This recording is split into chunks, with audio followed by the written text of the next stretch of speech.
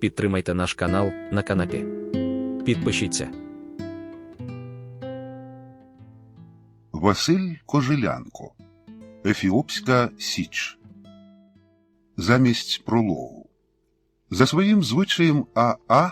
прокинувся о 10 годині ранку. А що, коли засинати не раніше 6 години ранку, то можна. Тому А.А., не встаючи з ліжка, так як є у нічній сорочці, переглянув ранкові газети, дуже термінові телеграми, інші важливі папери. Переконавшися, що світ рухається за його А.А. волею, він пішов умиватися і голитися. Головне – вдало підстригти вусики, які, ніде правди діти, маскують за широкий некрасивий ніс. Але що там ніс, коли очі? Очі! Це його А.А. і краса, і гордість, і сила. Великі, гіпнотичні, неземні, горять цілодобово, крім кількох годин сну, фанатичним, холодним, голубим вогнем. З волоссям теж що і з вусами. Зачіска гарна, навскіз від проділу наліво, але лупа. Її вивести А.А. не міг нічим. Тому, аби не сипалося постійно на комір сірого мундира, він щедро змащує волосся брильянтином. Нічого, що французьким. Потім одягається самостійно, зазначте, не те, що той розпещений корсиканець, якого одягало 3 слуг, тому й бито його було в холодній Гіпербореї. Але А.А. не такий, А.А. солдат. Окопи, колючий дріт, планетні атаки, поранення, залізні хрести. Ні, А.А. одягається сам. Простий мишистий мундир, партійна краватка, чорні штани, начищені до дзеркального блиску черевики. Об 11 годині камердинер чемно постукав у двері спальні, так наче він уже не заходив сюди і не приносив свіжі газети та інші папери.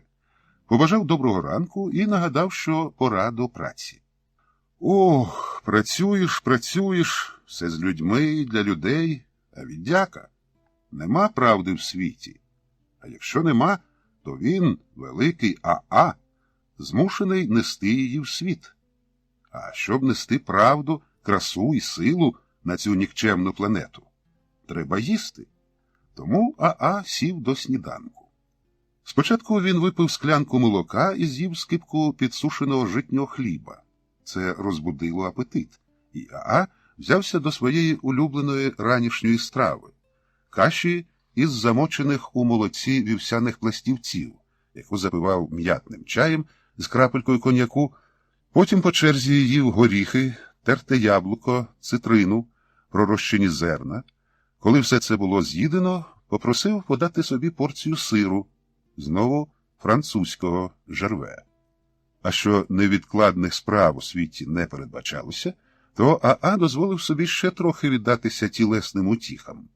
Замовив ще чаю, цього разу ромашкового, і цілий таріль шоколадних тістечок. А.А., насолоджуючися смаком, зізнався сам собі, що по-справжньому в цьому житті любить ось цю несолдатську їжу, вівчарку блонді, ну і все. А народ, а батьківщина, а Єва. А.А. зітхнув. Важко бути самим собою. Лише починаєш ставати чесним із собою, як зовнішній його образ, чорний, як чорний шкіряний плащ-дощовик, якого А.А. терпіти не міг, вторгається на внутрішню територію. Це важко, але це необхідно. А.А. зовні працював, як завжди. Проводив наради зі співробітниками і радниками, приймав офіційних гостей, віддавав розпорядження підлеглим, працював з документами, а водночас жив своїм відокремленим внутрішнім життям. Спочатку він ставив захист від зовнішніх обставин, потім поволі концентрував увагу на самому собі, а коли досягав гармонії, пускався вплав хвилями істинного буття. Справжнього буття, а не цього короткого і здебільшого нікчемного життя у тілі людини. Бо то лише блиск риби над поверхнею озера, яка виплигне з води і зависне на якусь безконечно малу мить і знову щезне в глибинах. Назавжди. Лише геть тупий намагається впіймати там ту рибу і втримати її в руках. Тупий, дурний, обмежений, бо це те саме, що ловити вітер. Або сперечатися з вітром, що є вершиною профанства, бо, як учив Будда, вітер краще знає, куди йому віяти. А подивився у вікно. Так і є. Повіває лагідний травневий вітерець, створює дивовижні хвилі на молодій бірюзовій траві, розносить довкола білі пелюстки вишневого цвіту, а яблуневі 3 відтінків рожевого ще ні, ще не настав їхній час. Травень, а знав, що до якогось травня йому не дожити, але достеменно проглядати рік не хотілося. Хіба не все одно? Щось старахкотіли генерали, а дав сам собі слово, поки ще не облетів увесь цвіт, узяти відгул хоча б на день і вийти з етюдником на пленер. Давненько він не брав до рук фарб і пензлів. Він водив долонями стратегічними мапами, а істинний АА напустив на себе божественний стан сабі, стан спокійної радості й світлої печалі, який дає лише бажана висока осмислена самотність. Та самотність, про яку його улюблений філософ Артур Шопенгауер, чию книжку «Світ як воля і уявлення» АА носив у своєму солдатському ранці разом з маршальським жезлом. Казав, що вона великому розумові дарує велич, тоді як нікчема в самотності нарешті усвідомлює свою жалюгідність. Це справді так, бо ні з ким АА не було так добре, як із самим собою. Навіть вірно піддані його обтяжували. АА зосередився на одній вишневій пелюстці, яку вітер носив як човен без вітрила штормовим морем, і на полях якогось надсекретного донесення записав своє щойно складене хайку. Вишневий цвіт, як човен без вітрила у шторм, носить вітер. Потім, коли ці безхвості мавпи, обвішані хрестами з мечами та дубовим листям і без них, розійдуться. АА перепише це нове хайку до свого секретного, ось де справжня державна таємниця зошита у палітурках з помаранчевого сап'яну. До цієї своєї особистої книг АА заносив найпотаємніші власні думки, спостереження про матеріальний світ, а також вірші хоку в жанрі хайку. Недавно, на свій день народження, АА написав таке: «Як шкіру змія, земля скидає відмерлий сніг, бо вже квітень». Лише хто це оцінить, бо АА заприсягнувся сам собі, що коли відчує наближення великого переходу, то першим чином таємно від усіх власноручно спалить цей помаранчевий зошит. Хай нащадки вважають, що в його легендарному житті існувала лише його не менш легендарна боротьба. Диваки, полонені ілюзіями, сліпці, хоча АА зізнавався собі, віднаходив таку мужність, що він і сам суттєво доклався до творення ілюзій у цьому матеріальному світі. Він оточував себе диваками, бранцями, сліпцями і переконував їх, що вони герої, лицарі свободи і прозорливці. Так, для забави, бо ще великий дзен-алхімік середньовіччя Парацельс, сміючись із зовнішніх ілюзій, прохопився, що ми, мовляв, постійно у грі. Хто збагнув це, той мудрець. Профани не збагнули, подумали, що то він про гру карти. Його, АА, смішну, хоча й криваву гру, світ сприйняв як замах на віднаходження істини. А навіщо? Навіщо, коли його улюблений поет Мацуо Басьо, ну і що японець, 250 років тому з приводу одного єдино правильного вчення написав: «Місячне сяйво для всіх напрямків, для всіх сект одне єдине». Тож ось вона, істина. Велике місячне ніщо, порожнеча. Є ще музика, звичайно, але не просто будь-яка, а винятково музика Ріхарда Вагнера. Це ж так очевидно. У його особистому просторі між АА істинним та АА фізичним пролетіли валькірії. Наближався час обіду, а треба було приймати ліки. Багато ліків від багатьох хвороб. Він дозволив увійти лікареві Морелю і по черзі почав ковтати антигазові пігулки Кеснера проти надимання живота, заспокійливе бромнервіцид, веритол для лівого ока, яке чомусь почало погано бачити, вітамультин з кальцієм, гліконорм від порушення травлення, глюкозу для покриття дефіциту калорій, гометропін для правого ока, інтелан для поліпшення апетиту, кардіазол і корамін для стимуляції кровообігу і дихання, кортирон проти м'язової слабкості, луїзім проти метеоризму, це після їжі, який регулює метафлор, мікрофлору кишківника, опталідон від голови, орхекрин, екстракт із сім'яників та передміхурових залоз молодих биків проти хронічної втоми і депресії, пеніцилін гаму для обробки правої руки, прогіон Б-олеозум від спазмів стінок шлунка і судин, простакрин від депресії, септоїд проти інфекції дихальних шляхів, симпатол від серцевої недостатності, строфантин проти склерозу коронарних судин, танофосфан для стимулювання гладкої мускулатури, хіневрин від застуди, евбасин від інфекції, евпаверин від кольок, евфлат знову від метеоризму, це доїди, і нарешті знамениту золоту, тобто загорнену в золоту фольгу, пігулку доктора Мореля, що містила в собі основні інгредієнти всіх вищезгаданих ліків, плюс кофеїн, колу, цукор і трохи кокаїну. Запивши всю матеріальну марноту водою, А.А. був готовий до обіду, бо тіло невинне. Хоче воно, бач, жерти, то на. А.А. зазвичай любив їсти сам, але в останні роки становище зобов'язувало виявляти гостинність, тож рідко який обід обходився без гостей. Ось і сьогодні Альберт і Йозеф з Магдою, ну і найближчі Єва, Ільза, Юліус. Якби А.А. обідав сам, він замовив би собі картоплю в мундирах, яку сам би лупив і мочав би в топлене масло, а так змушений їсти фальшивий бівштекс з овочів, аби не бентежити гостей, які їдять смажені шматки трупа тварини, що вмерла насильницькою смертю. Але перед цим усі з'їдають салат з цитриною, гості п'ють вино, на щастя не французьке, а просте рейнське, варені яйця з ікрою.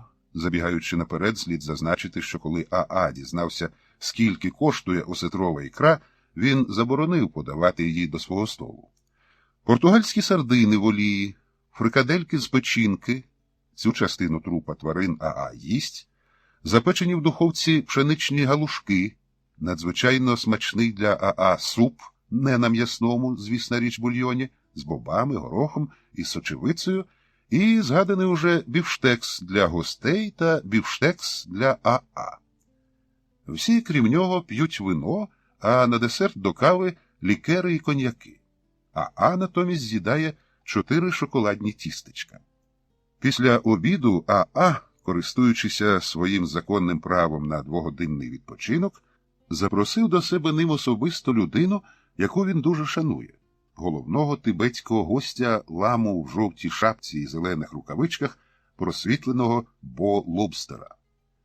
Гість був одягнений у звичний для цих місць чорний костюм зі срібними гудзиками, лише на голові мав символ свого сану, ту саму жовту шапку, ну і рукавички, звісно.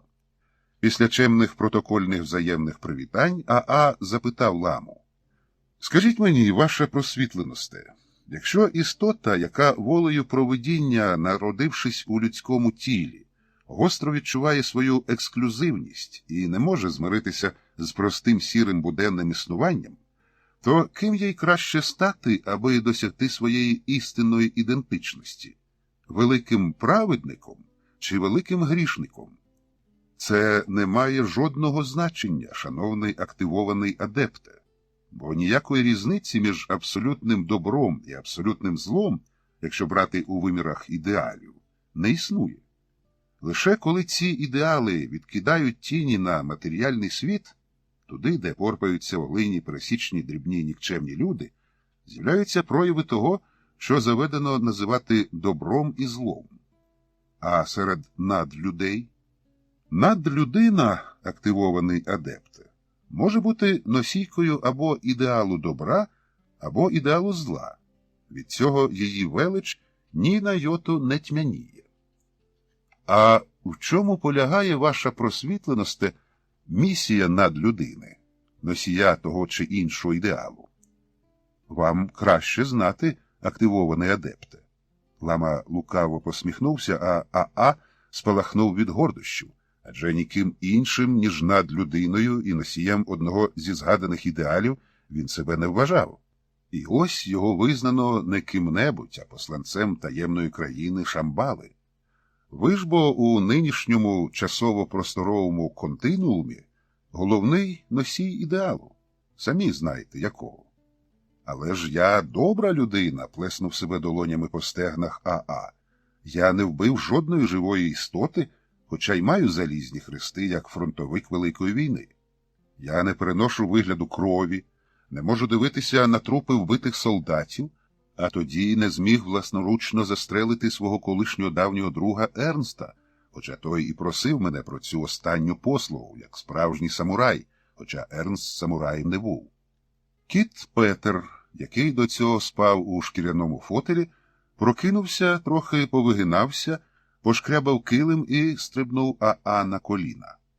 Аа почав його гладити. Петер у відповідь замуркотів. Та що там казати, продовжував Аа. Я навіть своїй кухарці не міг в очі сказати, що її звільнено, коли викрилися вади її генеалогії. Все сходиться, активований адепте, заспокоїв його лама у жовтій шапці. Річ у тому, що носій ідеалу гребує опускатися до спроб втілення цього ідеалу в грубі недосконалі потворні форми. Це як сонце і тіні на землі. Великий праведник не мусить творити добро на землі, так само як великий грішник не зобов'язаний чинити зло своєму ближньому. Тут справа у відданості тому чи іншому ідеалові чи запереченні його. У високому, позаматеріальному, духовному сенсі. А чи можна словами пояснити, що таке, наприклад, ідеал зла і гріха? Можна. Англійський брат лама Філус Акварті писав: «Гріх полягає в прагненні проникнути в іншу, вищу сферу забороненим шляхом. Святий намагається знову віднайти втрачений дар, а грішник прагне до того, чим він ніколи не володів. Назагал він повторює те перше гріхопадіння.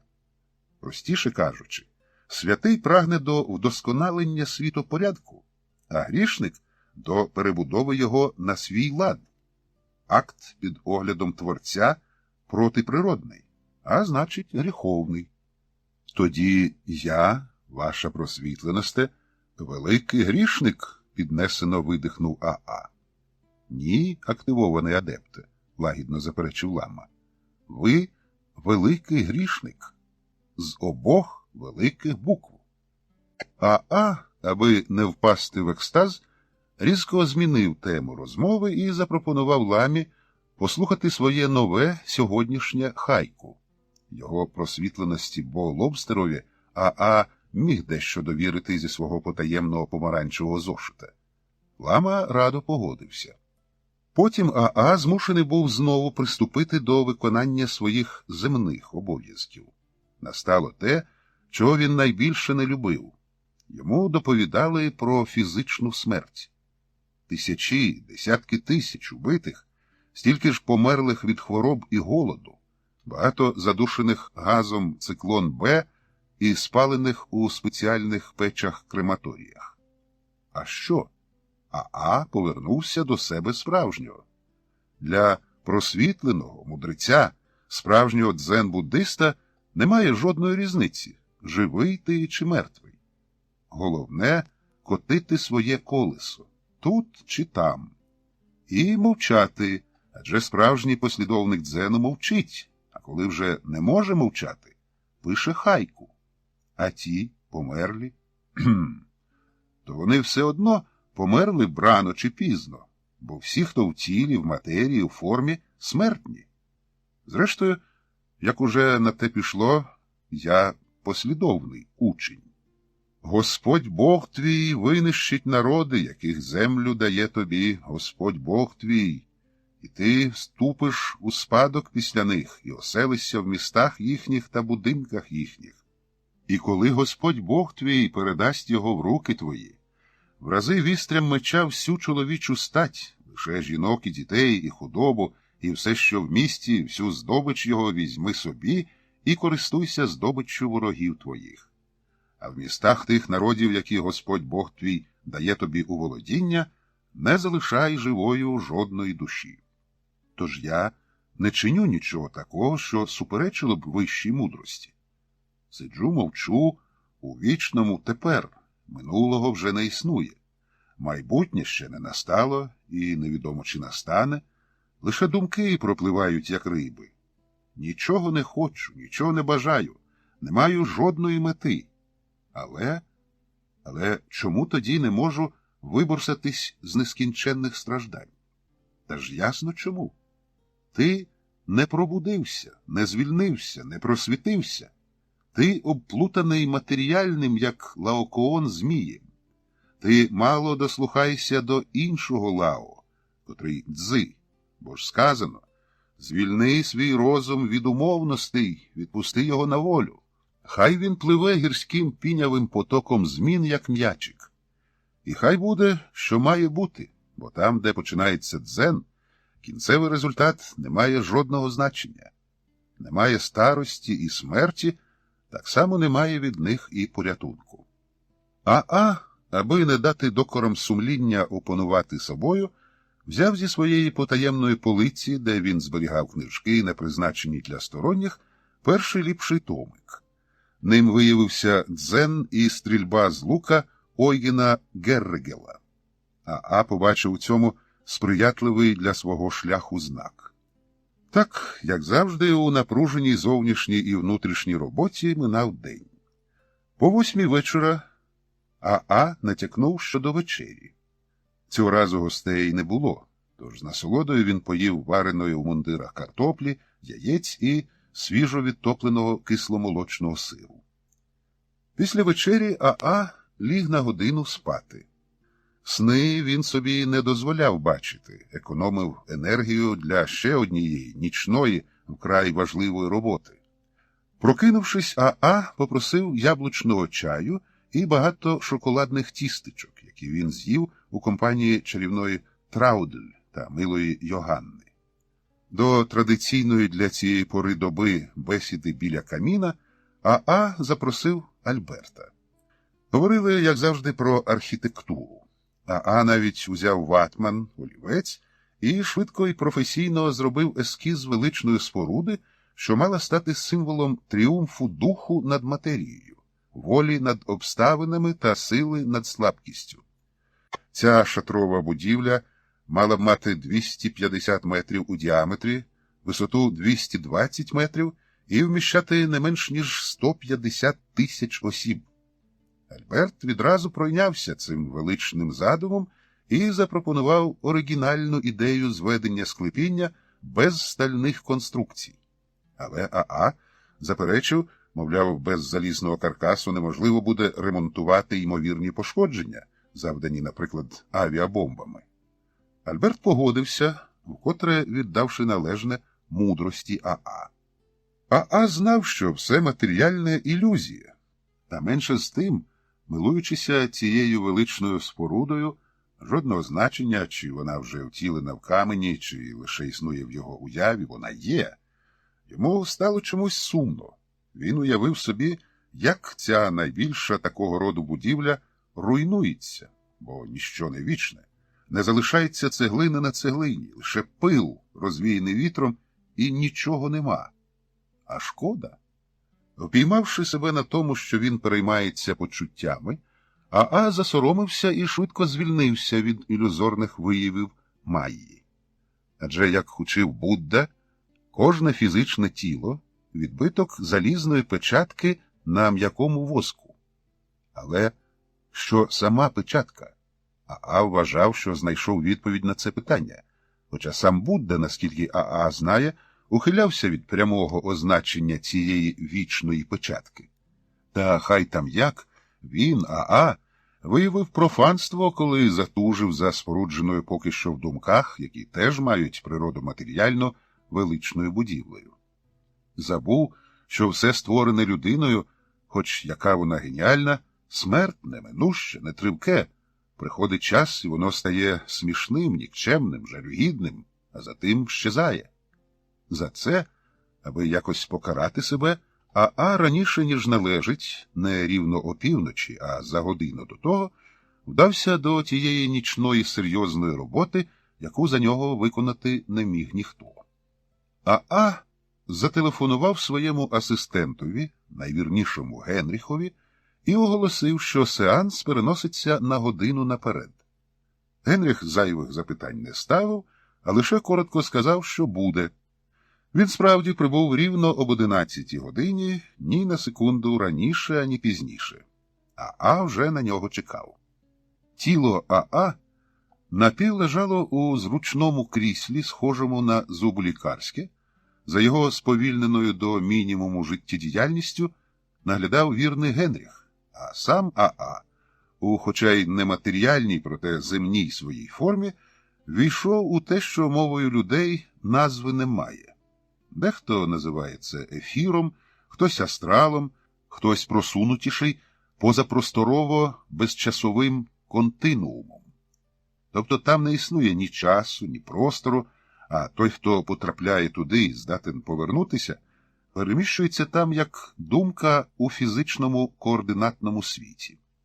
Тих людей, що можуть увійти в астрал, користуватимемося цим, хоча й профанним, проте найпоширенішим терміном, і повернутися назад у тіло, зберігши здоровий глузд, називають теж по-різному, але найадекватніший термін – дистанційний розвідник. Увійшов, побачив, повернувся, розповів. АА був саме таким дистанційним розвідником, до того ж єдиним у цих місцях, якщо не рахувати з десятка шарлатанів, які давно вже стали концтабірним пилом. Виконавши свою основну роботу, безпека і порядок, АА вирішив навідатися до друзів. Генерал Ф.Ф. полуднував. Він запивав здобні булочки гарячим шоколадом і підписував смертні вироки. Теж мені Цезар-рятівник. Нічого цікавого. Імператор? Зануда ранішнього сонця. Краще б хайку писав. Зате цікавість викликав братчик Б.А. Були часи, коли у фізичному світі АА навіть заздрив фортуннішому, ніж він, безмежно впевненому в собі Б.А. Тепер, щоправда, все інакше. Б.А. за порядком, заведеним останніми роками, прокинувся о 6 годині ранку. Швидко привів себе у вольовий стан і зробив коротку, але силову гімнастику. Випив кілька бокалів оранжадо і склянку виноградного соку. Тепер найвища насолода для фізичного тіла – прогулянка верхи. Б.А. одягнув бриджі, свої ортопедичні високі чоботи спеціальної конструкції із замаскованою застіпкою-блискавкою для лівої, скаліченої на великій війні ноги, і звелів підготувати коня. Цього разу з-поміж улюблених гнідої Нед і білої, подарованої англійцями Авріль, Б.А. обрав найулюбленішого – Фру-Фру, якого він особисто об'їздив у Тріполі. Цього розумного коня Б.А. якось задля розваги заманив грудками цукру сходами аж до головного входу в палац. Мерзенні натяки на наслідування Калігули Б.А. придушив у зародку. Просто з усіх живих істот, після дітей, Ракела і Кларети, він найбільше любив коней.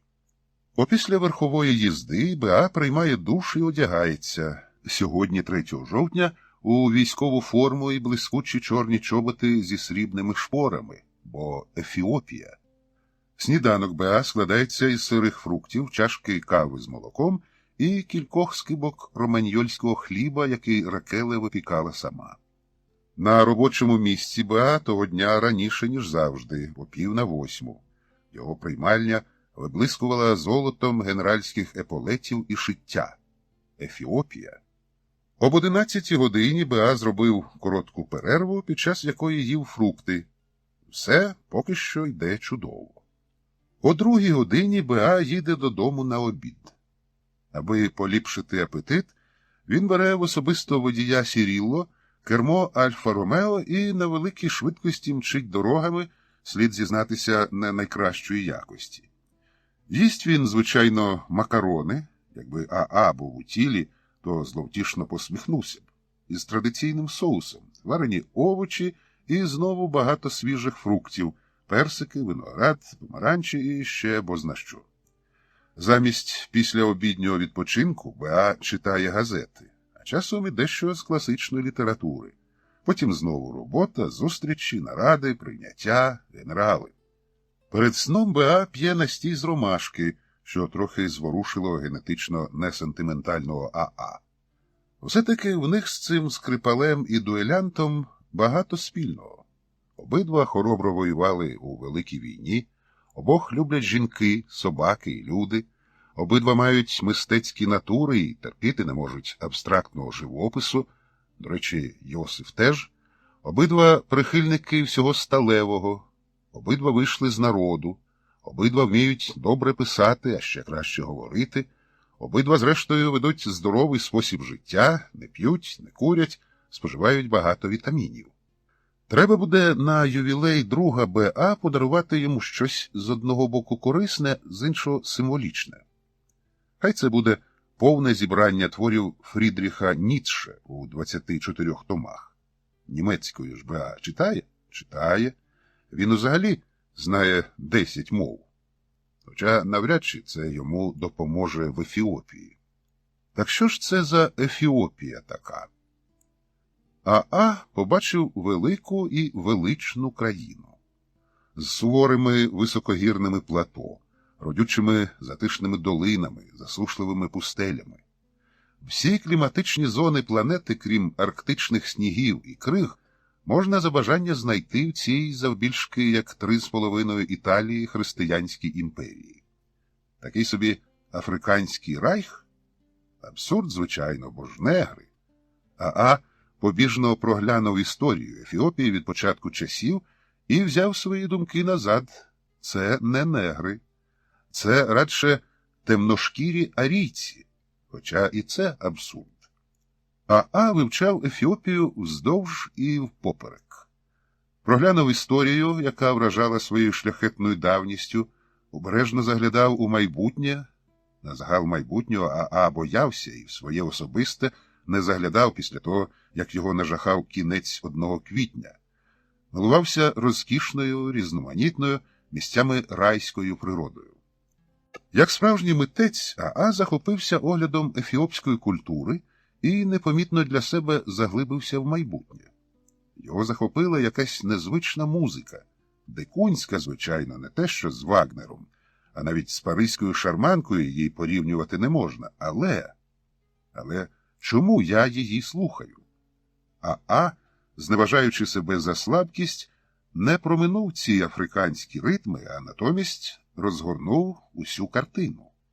На початку століття серед негрів Нового світу, а конкретніше на Ямайці, виник соціально-містичний, за своєю суттю націонал-соціалістичний, зізнався собі АА, рух назад до Африки. А де суспільні збурення, там і вождь. Отож маси висунули лідера.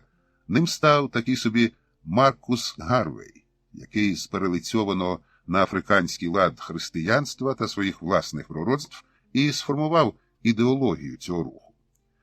В одній зі своїх промов Маркус Гарвей оголосив, що слід очікувати вищого знамення для чорної раси – коронації темношкірого короля в Африці. Бо за його інтерпретацією Біблії, негри, як і іудеї, народ богообраний, відданий Богом-творцем на ім'я Раста у рабство білим за гріхи, як ізраїльтяни в Єгипет. Але прийде Месія, Джа, і виведе всіх негрів з білого полону на землю обітовану. До Африки, звичайно. Коли 1930 року Растафарі Маконен коронувався імператором Ефіопії під ім'ям Хайле Селасія І, послідовники бога Расти, растафаріани, повіривши, що він є прямим нащадком біблійного царя Соломона, оголосили його реінкарнацією Джа, месією для чорної раси. Від нього растафаріани почали очікувати відтворення раю на землі, в Африці для негрів. І Негусе Негест Хайле Селасія І не розчарував їх. Відвідавши Ямайку, він надав землю для початку кільком сотням растафаріанів за 250 кілометрів від своєї столиці Адис-Абеби. Ось вам, браття, священна ефіопська землиця, живіть, працюйте, вирощуйте коноплі во славу Бога Расти та Месії Джа.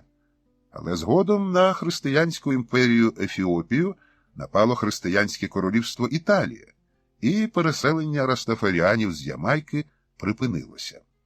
Аа зі сміхом дивився, як італійці вивозять до Риму зі стародавньої ефіопської столиці Аксуми обеліск на честь цариці Савської, споруджений понад 2000 років тому, і як вони його повертають уже республіканській Ефіопії на початку 21 століття. Але міф про рай для темношкірих растаманів у Ефіопії не те що не зник, а навпаки сакралізувався і набув поширення як релігія з культом бога Расти, месії Джа та рослини конопель. А коли бог Раста на небі, а месія Джа далеко, то не міг не з'явитися гуру в людській подобі. Ним став уродженець Ямайки, містичний поет, геніальний музика і, як уже було сказано, космічний гуру Боб Марлі. Ось його музикою і заслухався вагнеріанець Аа. Він слухав і проглядав цього Боба Марлі з дредлоками, що звисали на плечі, велике варварство так обходитися зі своїм волоссям. Та музика заворожує. Яскраве, але коротке життя. Створення власного музичного раста-стилю регій. Містичний вселюдський космічний культ. Я не стою ні на чиєму боці, ні на боці чорних, ні на боці білих. Я на боці Бога, який спонукає мене говорити від імені всіх людей, незалежно від кольору шкіри. Канабіс, всесвітня слава, поїздки до Ефіопії, радість від виявлення схожості растафаріанства і ефіопського монофізицького християнства, соціалізм, травма ноги під час гри у футбол, саркома, надія на Бога, смерть у віці 36 років. Аа побачив далі, як зі смертю Боба Марлі закінчилася сонячна ера регію, а в музиці запанувала якась попса, слухати яку було вже вище непересічних Аа-сил. Відірватися від чарів Боба Марлі було важко. Аа слухав його, хай не арійську, але дивовижну музику, вирішив, повернувшись у тіло, покурити святої трави. Дивився, як удова Боба Марлі Рита оголошує, що має намір перепоховати його тіло в ефіопському поселенні Шашаманні, де колись імператор Хайле Селасія І виділив землю растафаріанам і не помітив, як до нього підкрадається несподівана загроза. В Австралії, де перебував Аа, присутній ще хтось. Сильний, сконцентрований, ворожий. Перш ніж відбити його потужний енергетичний удар, Аа проглянув тіло нападника. Дикий чоловік, нестрижений, неголений, з ороговілими заокругленими нігтями на руках і ногах, брудний, майже голий, але з великим хрестом на шиї. Аа зосередився і завдав сильного удару цьому посідачеві немитого тіла у відповідь. Та той теж вправно його відбив. Почався бій майже рівних суперників, який заповідав тривати вічно. Аа вже втямив, що не переможе цього дикуна, очевидно, християнського схимника, як також бачив, що той не зможе перемогти його. А що робити? Просто так утекти, полишивши поле битви, бо буцімто земні справи кличуть, це накликати на себе ганьбу, презирство і зневагу всього втаємниченого загалу. То невже вони так і вкарбуються у вічність, два астральні рівні за собою бійці? великий білий арійський маг і великий ефіопський християнський святий. Що ж, це теж варіант. А вже почав миритися з думкою, що він залишиться тут навічно, а його тіло омертвіє, стане трупом, а згодом і розсиплеться прахом. Не шкода. Жаль лише, що задумане і почате у фізичному світі йому не вдасться довести до кінця. Раптом Аа відчув, що його суперник спрямовує на нього струмінь якоїсь неприсутньої дотепер надзвичайно потужної енергії. Невже він підключився до сили свого егрегора? Так і є. Проти Аа почали працювати сили його 2000-літнього християнства. Аа не мав що цьому протиставити. Його егрегор лише формується. Він ще не має надійного зв'язку з давніми дохристиянськими силами, тож поки що ще слабкий. Тому Аа, відбивши струмінь тим, чим мав, мусив утікати. Аа з великими труднощами повернувся у своє тіло, розплющив очі і побачив ще бліднішого, ніж зазвичай Генріха, кількох переляканих лікарів і Єву вже в чорному жалобному вбранні. Ви б ще священика привели, пробурмотів Аа і жестом дав знак усім покинути його. Єва загаялась, але Аа мовчки кивнув їй, вказуючи на двері. Вона ображено вийшла. Аа довго обдумував, що з ним сталося, і зрозумів, що тієї астральної поразки він не переживе. Гірко це усвідомлювати, але не лише він, обраний. Є також інші, за якими стоять недружні до нього потужні сили. А що ж ти хотів? Хіба ти до тих сил сам не ворожий? Ні до чого втішного не додумавшись, Аа заснув. Через якийсь час, не суттєво який. Отже, через якийсь час той, хто давно не бачив Аа, його не впізнавав. Аа змінився. Він більше не писав хоку-хайку, не медитував, не малював, не кохався з Євою, не проєктував архітектурні витвори, лише безконечно слухав Вагнера. Аа постарів. Та що там казати, Аа став зношений, як старий костюм, що вже не підлягає ремонтові і оновленню. Аа став ще сутуліший, обличчя ще сіріше, мішки під очима ще більші. Мова його стала тихою і якоюсь невластивою йому раніше, покірливою. Ліва рука Аа помітно тремтіла, і впоратися з цим він самостійно не міг, тому постійно шукав для цієї руки якогось опертя. Він став неуважним і ні на чому не міг зосередитися. Руки його були ще потворніші, ніж обличчя, із синіми, як у мерця, нігтями. Перейти з однієї кімнати до іншої вимагало від нього зусиль, рівноцінних подвигові. Дорогою він змушений був сідати на стільчик для відпочинку. Налиті кров'ю очі відмовлялися бачити, тож Аа носив окуляри із сильними лінзами. З кутиків його рота постійно капала слина.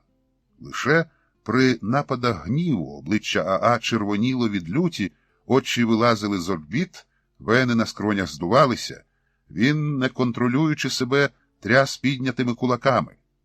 Проте ніхто вже Аа не боявся. Аа швидко і безповоротно йшов до свого кінця. Козацьке щастя. Якби волинський шляхтич Петро Павло Горностай Лазаревський наперед знав, що писар війська низового запише його під таким незначним прізвищем, як просто Павло і просто Лазаренко, він утікав би не на Запорізьку Січ, а в інший бік. Щоправда, вибір йому видавався невеликим. Або на Московщину, на царську службу, або на Балкани, де, можна кажуть, улаштуватися у військо якогось тамтешнього підосманського деспота. А втікати з Речі Посполитої шляхтич Петро Павло Горностай Лазаревський мусив, бо дуже хотів мати. Важко працювати на князівській чи королівській службі, аби на старість доробитися до маєтностей, йому терпіння не вистачало, а мати хотів. І коли шляхтич Гнівош Дулевич Шпакоспіванський запропонував молодому Горностаєві Лазаревському, що не довчився в Острозькій академії через батогування со ізгнанням за зело пристрастіє ко вінопітію, костирство, суть ігра в кості і карти дьявольські, а також неуйомну схильність ко стяжательству вчинити хвацький наїзд, Петро Павло майже без вагань погодився. Тим більше, що предмет наїзду – чоловік походження неясного, чи не з татарів, шляхетства непевного, а зростання в кар'єрі нахабного і прізвища відповідного, якийсь сірик. Брали лише дороге. Посуд срібний і скляний, турецьку шаблю з хоросанським килимом, на якому вона висіла, трохи шовку з жіночих скринь і, теж вартісне, 9 книг у руській і польській мовах. Знайти скриньку із золотими дукатами не змогли, а катували челядь, аби сказала де, не було часу. Треба забиратися. Згодом, коли ділили добро, молодий Горностай і підтоптаний Дулевич схопилися за шаблі. За що пізніше, коли це минуло, Дулевич Шпакоспіванський від правосуддя якось відкупився, а вину за наїзд на шляхетного юристу Сірика склав на мало що винного молодого свого поплічника, і Петро Павло утік на низ. Дорогою, коли не треба було ховатися від татарів і людей, відбиватися від вовків і волоцюг, шукати воду і нічліг, він думав. Гарний ось я шляхтич, Горностай Лазаревський, але не князь. Є правда. Добра мій батечко Іван Іоанн Янош Горностай Лазаревський, окрім прізвища і шляхетства, мені не залишить з причини великих боргів і малих маєтностей. Від матінки володію хіба що подвійним ім'ям, бо народилася матінка моя Ганна Романівна в православ'ї, коли мала мене, то вже конвертувалася у католицтво, тому я отримав подвійне ім'я. Затим перейшла в кальвінізм, потім повернулася у православ'я, а останній раз, коли я був удома, вона перебувала в лоні з'єднаних з Римом. А хто я? Достеменно сказати не можу. Так, християнин, бо маю гарний срібний хрест з позолотою на шиї, а комунікую рідко і де доведеться. Чув, що недавно весь запорізький кіш разом зі своїм гетьманом Петром Конашевичем Сагайдачним описався до Київського православного братства. Тож я ниньки православний, ось хрест. А грошей багато як не було, так і нема. На Січі запитають, звідки? Ну, з Волині. Якої віри? Це ми вже обговорили. Ім'я? Гордо маю відповідати: аз єсмь Петро Павло шляхтич Горностай Лазаревський. Якби ж то знаття, що підпилий писар із Слобожанщини так його опростолюднить. Хіба такого життя я хотів для себе? Ні, не такого. Хотілося якимось одним звитяжним учинком здобути собі славу і маєтності у золотошитому жупані і підбитому соболем кунтуші, одружитися з вродливою Галшкою Олельківною з побічної гілки роду князів Острозьких і далі наживати добра, примножуючи шляхетський гонор, лицарську славу і дукати у бочівці. Натомість я обдертий, брудний, голодний, волочуся степом вздовж Дніпра, ховаюся від роз'їздів реєстрових козаків і гризу коріння, запиваючи річковою водою. Нема правди. На Січі запитають, чому втік від маєтностей батькових, шляхетства і служби, ймовірно, хлібної у князя. Сказати, що втік від кари за розбій? Ліпше не треба спокушати. Треба придумати щось таке, аби запорожці засміялися, повірили і більше за такі дурниці не питали. Скажу, що мене хотіли оженити. На дуже негарній, літній, рудій дівиці з дому князів Заславських. І посаг не такий уже великий давали. Тому втік і добре зробив, скажуть запорожці. Але запорожці щось такого прибулого Петра Павла не питали. Поцікавилися, якої віри і чи вміє вояцької справи, а коли Петро Павло трохи пофехтував ятаганом і влучно вистрілив з мушкета і пістоля, записали Павлом Лазаренком і відправили у Переяславський Курінь. Там йому дали миску кулешу і сушеної риби. Курінний довго дивився, як він жадібно їсть, а потім запитав, що це в нього за хрест такий на шиї. До Петра Павла після миски гарячого кулешу повернувся розгублений довгою дорогою шляхетський гонор, і він почервонів. На шиї в нього на пасмі вербового личчя висів власноруч змайстрований з двох обкоркованих зубами паличок, зв'язаних витягнутою із сорочки ниткою, трохи кривуватий хрестик. «Дорогою мене пограбували розбійники», – пояснив Петро Павло. Хоча насправді свій срібний з позолотою, освячений свого часу раз з попом і раз з ксьондзом хрестик з ланцюжком, він ще в Білій церкві обміняв на півторби сухарів, кусень вудженого сала, ну і, що сказати, баклагу оковитої, хоча вже тоді, коли вгамував лютий голод і ковтнув горілки, збагнув, що страшно продешевив, за чим згодом тужив цілу дорогу аж до Січі. «До зброї, бачу, привчений», – сказав Курінний. «Та ж так», – підтвердив Петро Павло, бо змалку готувався до лицарського хліба. «За 2 дні ми йдемо в похід. Зі зброї я тобі дам хіба оце». Курінний простягнув Петрові Павлові коротку рогатину, дрючок з прив'язаним до нього уламком коси, з яким козаки ходили на велику рибу. А справжню зброю, одяг і все решту здобудеш у бою, якщо турки не вб'ють тебе ще до того. Ми що, йдемо проти турків? За закликом його королівської величності круля Жигімонта III вирушаємо під Хотин на підсилення війська звитяжного гетьмана Яна Хоткевича.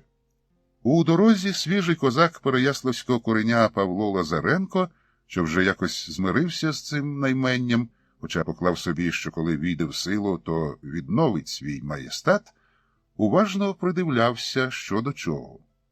Досить швидко він збагнув, що більшість війська і старшини не дуже полюбляють нинішнього гетьмана Якова Бородавку, якого було обрано завдяки Голоті та польській інтризі, а схиляються назад до Сагайдачного.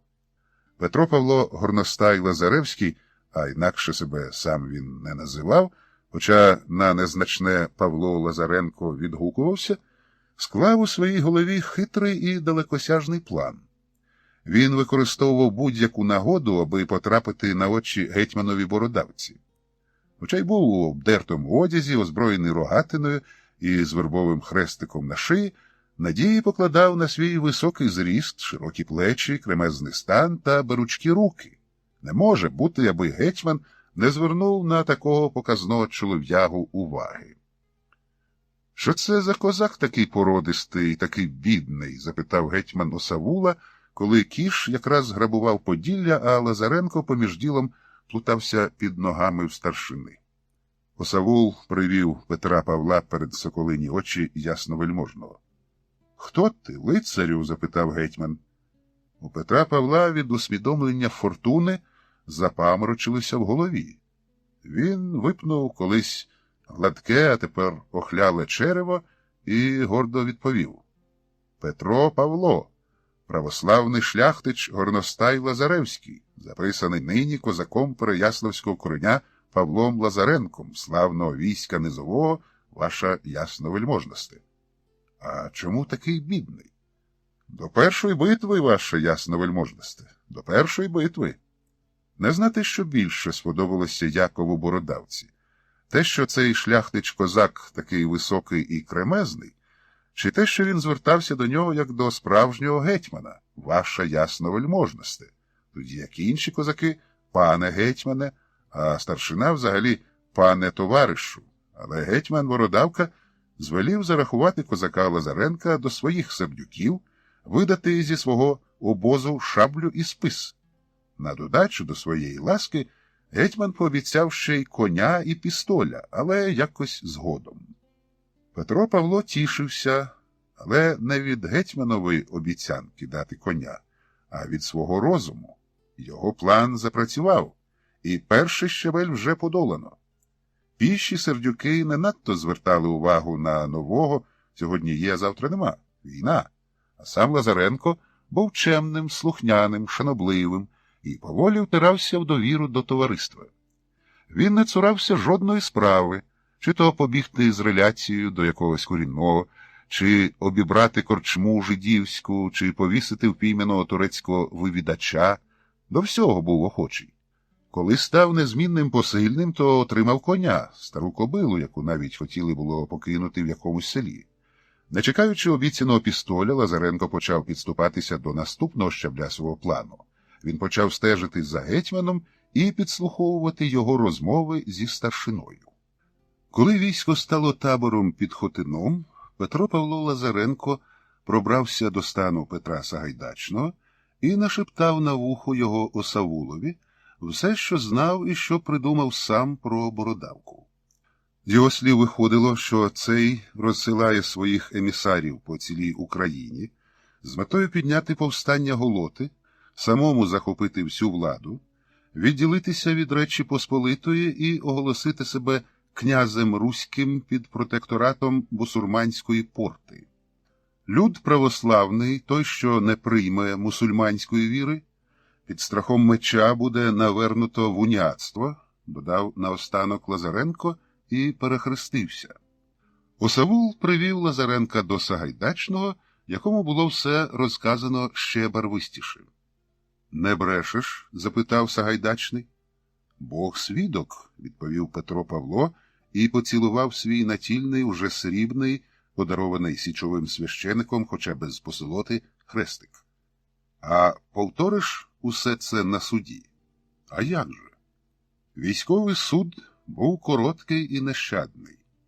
Крім Лазаренка, проти бородавки свідчило ще кілька козаків і старшин, тож підсудного визнали винним у самозванстві, підбурюванні посполитих та замислюванні заколоту і засудили на смерть. Наступний день видався таким, що лише жити. Літо вже почало переходити на осінь, було свіжо і прохолодно, хто хотів міг дихати просто безхмарним синім небом, але й іншим дихалося легко. Лише деякі дерева у довколишніх лісах, які вже бралися жовтим, нагадували, що ніщо не вічне. Серед усього вишукуваного козацького війська це, мабуть, найкраще розумів засуджений колишній гетьман Бородавка. Генеральний суддя зачитав вирок і дав знак генеральному Осавулові виконати його ось тут перед усім чесним товариством. Осавул запитав Бородавку, чи той висповідався, причастився і залишив заповіт на своїй маєтності. Засуджений ствердно кивнув головою.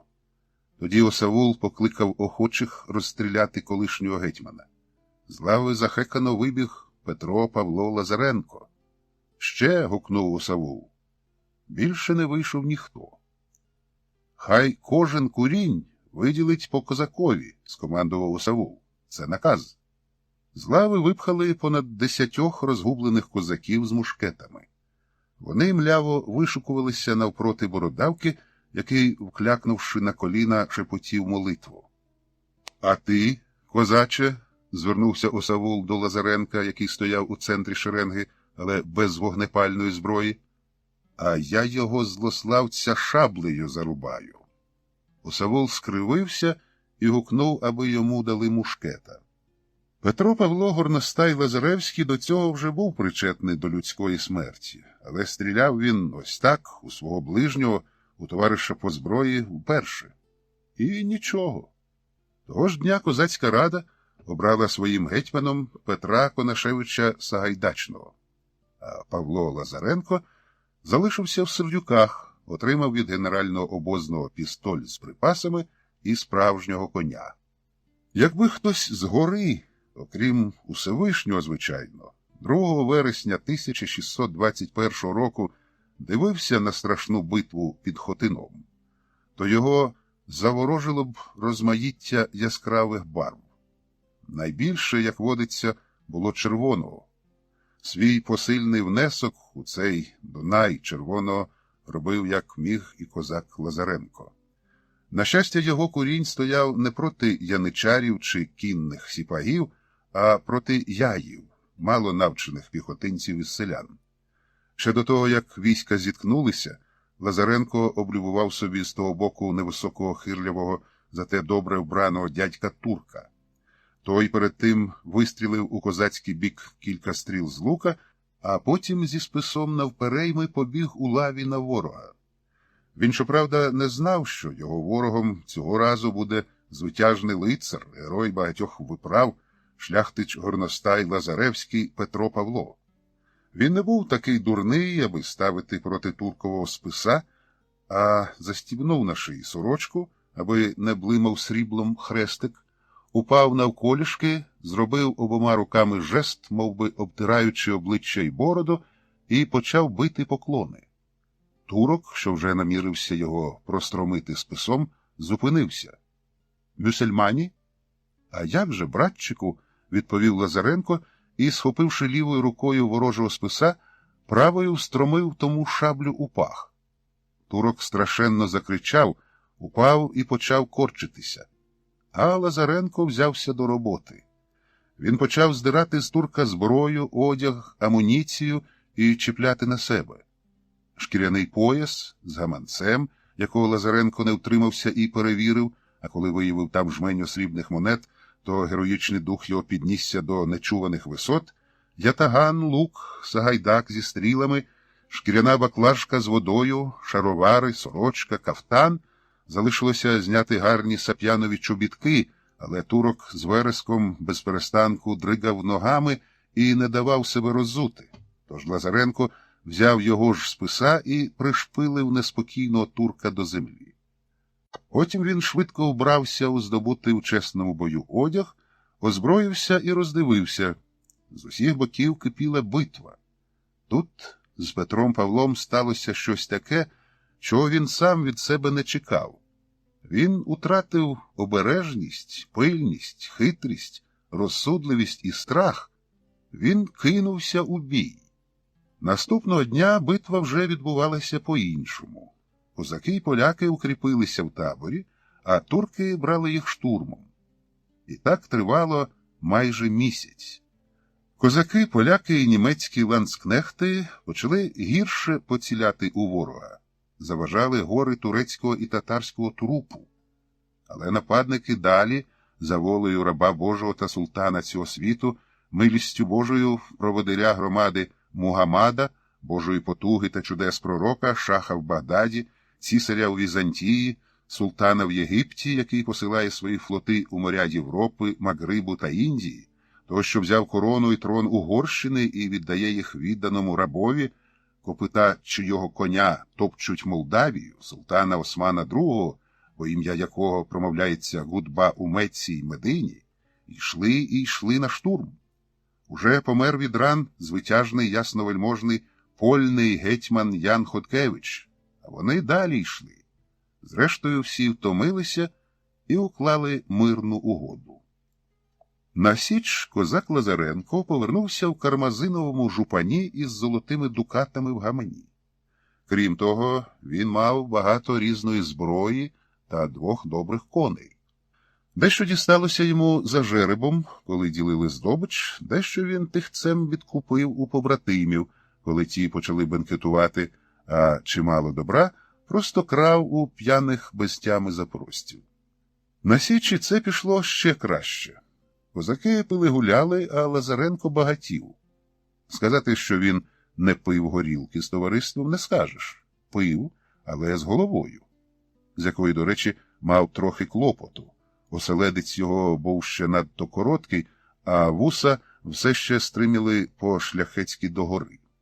Після того, як помер гетьман Петро Конашевич Сагайдачний, козаки затужили і, як християни, заходилися ревно поминати його праведну душу.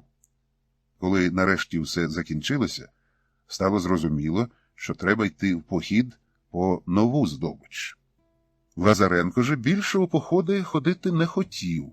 Двічі, порахувавши свої статки, побачив, що цього вистачає, аби купити собі якусь землю на Україні, тобто на пограниччі між Річчю Посполитою та Московщиною, де можна буде закласти маєток, завести родину, з часом надвірне військо і поволі розширюватися в усі боки. Та не так думало товариство. Воно, зібравшись іти в морський похід на турків, обрало Павла Лазаренка, який засвідчив свою відвагу і квітливість під Хотином, отаманом Чайки. Петро Павло відкашлявся, зняв шапку, тричі низько поклонився чесному товариству і відмовився, мовляв, не знаю морської справи, панове. На це товариство відповіло, що, знаючи його повну всякої розумної всячини голову, впевнене, він швидко опанує це ремесло. Лазаренко ще раз відмовився. Козаки ще раз нагадали про непорожню голову. Петро Павло захвилювався, згадав про добро та золоті дукати і, мало не плачучи, відмовився втретє. Тоді козаки повідомили йому, що обрати його отаманом Чайки порадив сам гетьман Михайло Дорошенко, і якщо він ще раз відмовиться, то його буде оголошено зрадником війська Запорізького і, відповідно, покарано. Переламано буде залізним прутом руки-ноги і візочком вивезено в погану балку. Наступного дня, коли козаки смолили чайки, Петро Павло крадькома смолив бочівку. Вночі, коли всі спали, він склав у неї більшість свого добра, капшук з дукатами, турецький кинджал, обсипаний самоцвітами, золоті ланцюжки з медальйонами і хрестиками, здерті з ший пань і панянок, що мешкали в містечках на шляху козацького війська, багато перснів з камінням, сердоліками, топазами, рубінами, сапфірами, смарагдами і навіть діамантами, причому чимало перснів було разом з відрізаними пальцями. Воно вросло, а козак не має часу гратися. 2 разки перлів, один як горох, другий як квасоля. Окропивши все це гіркими сльозами, Петро Павло забив днище, засмолив і закопав у місці, яке запам'ятав на все життя. Моря Петро Павло Горностай Лазаревський у своєму житті ще не бачив. Кажуть, що воно як степ. А степ для Петра Павла – це щось таке велике, що нищить одне його «я» і віднаходить інше. Степ – це таке, що перетинає його наполовину і з'єднує з іншими світами. Степ – це почуття, яке не має назви. Степ – це як небо, але тоді, коли небо крихке, мов скло, що його можна розбити клевцем. Степ водночас надміцний. У нього хоч з гармати стріляй. Степ – це, мов велетенський гриб з пласкою шапкою, на якій росте трава, а коріння його сягає центру землі. Аж у степу Петро Павло зрозумів, що він смертельно закоханий у жінку, тобто панну. До того, як він побачив степ, він ділив жінок лише на тих, які можуть завдати йому тілесної насолоди, і тих, з якими можна вигідно одружитися. Першою у цій когорті стояла Галшка Олельківна з побічної гілки дому князів Острозьких, багата і вродлива. Але тут, у степу, серед запорожців, де жіночим духом і не пахло, до Петра Павла прийшло щось третє – велика, хоча й безтілесна любов. Вони зустрічалися чи не щоночі. Рівно посередині круглого, як полумисок степу, під небом з блискучими, як нові дукати, зорями, і місяцем добрим і теплим, мов киплячий куліш у корінному казані, лежали вони, Петро Павло та його панна, і безперервно кохалися душами. Одне слово, степ одурманив Петра Павла, але не так, як оковита, що жбурляє чоловіка в прірву пітьми, а підносив його до безодні верхньої. Море не розчарувало отамана Чайки Павла Лазаренка, воно діяло на нього так само піднесено, як і степ, незважаючи на те, що він лежав у калюжі морської води на дні човна і страждав від хитавиці. Темної ночі, освітленої лише вузьким ятаганом молодого місяця, що, як завжди, допомагав запорожцям, вони проминули Очаків і вийшли з Дніпровського лиману в чисте море. Взяли на захід, бо мета була ще раз обкурити мушкетним димом мури царгородські. Пливли довго. Обраний отаманом Чайки Павло Лазаренко лежав на дні, мокрий та нещасний, і блював зеленим шлунковим соком. Човном керував старий досвідчений козак Никифор Смолій, який ходив у славетний морський похід на Трапезунд. Тоді, як було товариство, розповідав Никифор молодим козакам, коли чайку гнав вітер і не треба було гребти, нас десь зо 40 чайок намірилися вдарити на турецьке місто Самсун. Взагалі-то здобичі такої можна було взяти й де-інде, але один татарин розповів, що до цього міста прийшов великий караван шовку з Персії, і ми, власне, пішли саме по цю тканину. Потім звіялися вітри, ми вже помолилися Богу і зібралися йти на дно, як нас прибило під якесь місто. Згодом з'ясувалося, що це Трапезунд. Місто було гарне, ситне, багате. Ми його взяли не з моря, а з суші. Шовку там багато не знайшли, але іншого добра набрали стільки, що якби не очеретяні снопи кругом бортів, то чайки могли б і потонути. Ясир ніякий не брали, бо ми не татари якісь нехрещені, а просто всіх до ноги вирізали. Кого можна було перед тим зґвалтувати, зґвалтували, місто спалили, коли вже зібралися відходити, дивимося, суне на нас турецька ескадра з 6 галер і безлічі дрібних човнів. Ми спустили щогли, відійшли у море і трималися так, аби сонце світило туркам в очі. Таким чином нас вони не бачили, і коли прийшли до Трапезунду, то застали лише згарище, вкрите трупом. А вночі ми на них ударили і потопили 3 галери. Решту втекли. Згодом ми дізналися, що адміралові цієї ескадри Сикарі Паші з генуезців султан послав шовковий шнурок на шию. Від полоненого Чауша, якого ми згодом утопили, стало відомо, що більшу частину свого Чорноморського флоту султан послав під Очаків, думав, що ми там, і хотів нас знищити. А ми пішли на Царгород, попалили всі, що були кораблі, погуляли трохи побід мурами, нанали жаху султанові і пішли собі геть.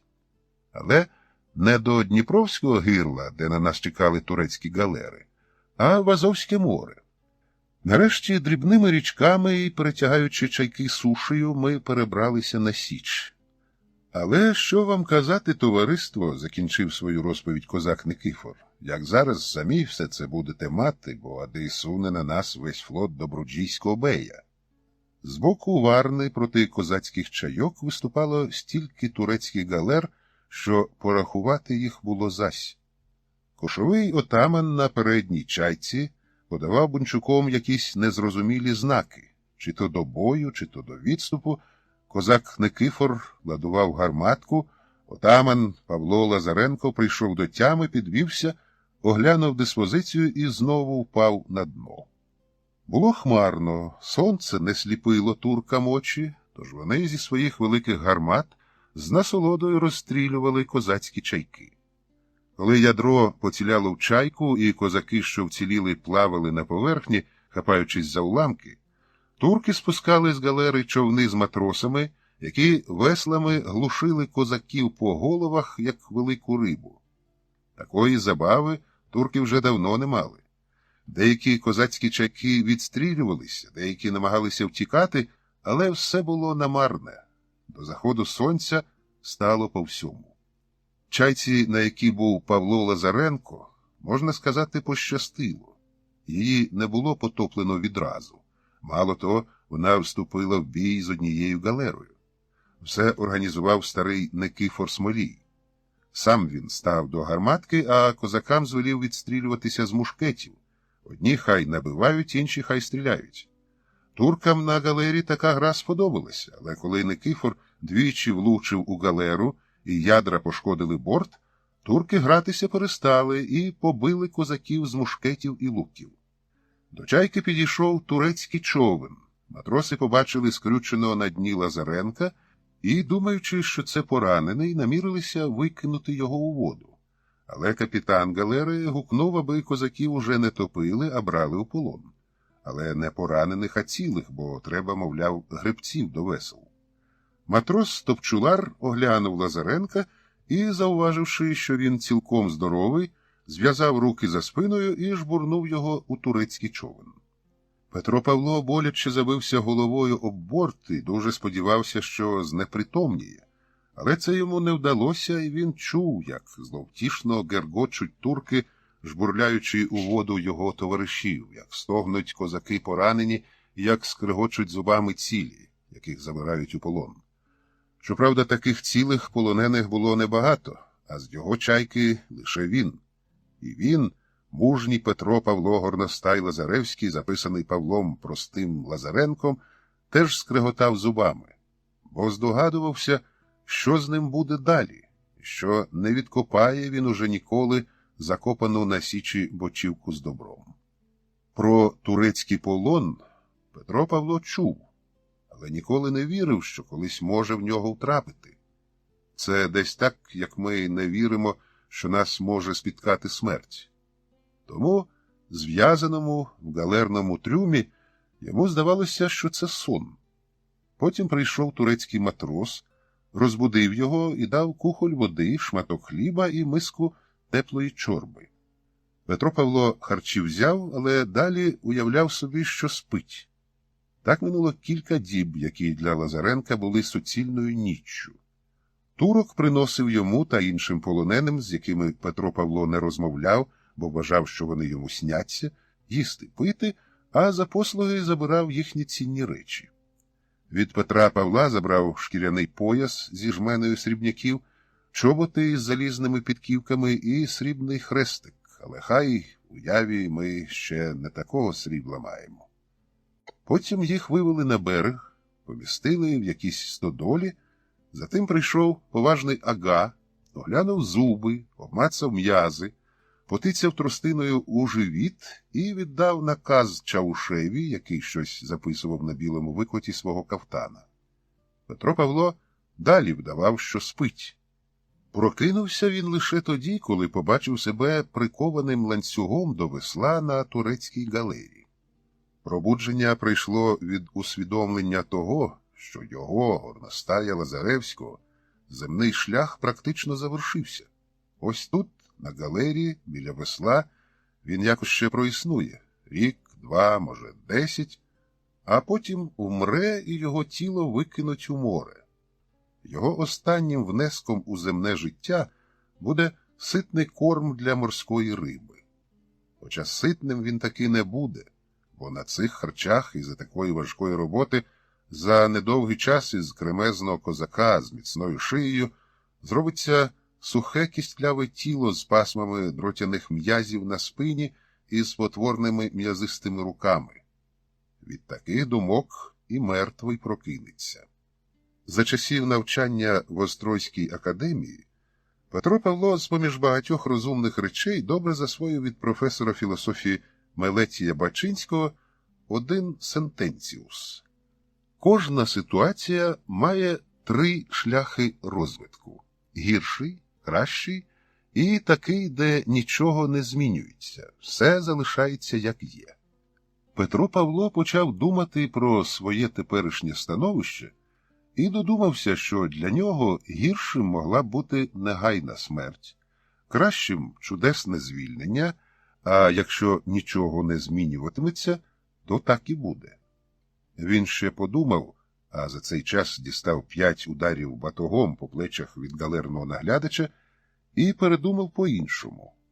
Так, гіршим залишається смерть, але якщо нічого не зміниться, то це ще гірше. Отож, 2 з 3 можливих виходів з'єдналися для нього в один. Залишилося або-або. Або гребти цим важким веслом, рік, 2, 10, що теж дорівнює смерті, або... І Петро Павло зосередився на цьому або. Для початку він роззирнувся нижньою палубою, оглянув своїх товаришів по веслах і мало не зомлів. За винятком найближчого його сусіда по лаві, решта гребців-невільників була з голови до ніг вишмарувана дьогтем. Коли Петро Павло ще ніби спав, йому снилися наяву темні примари в людській подобі, а тепер вони з'явилися наяву. «Господи, Татку Небесний, що це таке?» – запитав він сам себе вголос. Йому несподівано відповів його білий, тобто незамурзаний сусіда по лаві. Що, мовляв, він має на увазі? Петро Павло спитав, за що цих нещасних вимастили дьогтем. Сусіда відповів, що вони не обмальовані, а це в них така шкіра, бо вони ефіопи. Петро Павло не повірив, що в людини може бути така шкіра, але з сусідом розговорився. Він виявився сербом на ім'я Желько, вірою православної, походження шляхетського, талану невтішного. На галери він потрапив тоді, коли треба було вибирати між цими веслами і болісною смертю на палі, бо він убив небожа воєводинського деспота. Зарубав його в чесному двобої, 1 на 1, за білошкіру панну Йорданку з дому Каричів. Але на мене звели наклеп, нібито я на нього напав ззаду, із засідки, вночі, як отать. Але це не так. Ти віриш мені, брате Петре Павле? Чому б не повірити, якщо на самого шляхтича горностая Лазаревського свого часу теж набрехали, нібито він зробив наїзд на сумнівно шляхетного сірика? Розмовляли вони кожен своєю рідною мовою, Желько сербською, Петро Павло руською, але багато чого розуміли. До того ж, Лазаревському стала в пригоді слов'янська мова, яку він трохи вивчав в Острозькій академії. З часом вони дуже добре порозумілися, а щоб хоч якось розважитися, Желько навчав Петра Павла турецької мови, якою володів не гірше за твого яничара. Коли вони ще більше зблизилися, Желько сказав, що не має наміру до скону ось так гребти невідомо куди, а збирається визволятися. Тебе, мабуть, викуплять родичі? Запитав Петро Павло. Викуплять, засміявся Желько. Мене із задоволенням би викупив там той деспот, аби посадити на кіл, якби знав, де я. Ні, я збираюся втекти, брате. Але ж це неможливо, Петро Павло побрязкав ланцюгами на ногах. Неможливого нема нічого. Желько в свою чергу побрязкав ланцюгами на руках. Я знав одного чоловіка, що міг змусити Дунай текти в інший бік. Він казав, що коли з'єднати Божу силу і людську волю, то можна все. І що, він повернув Дунай?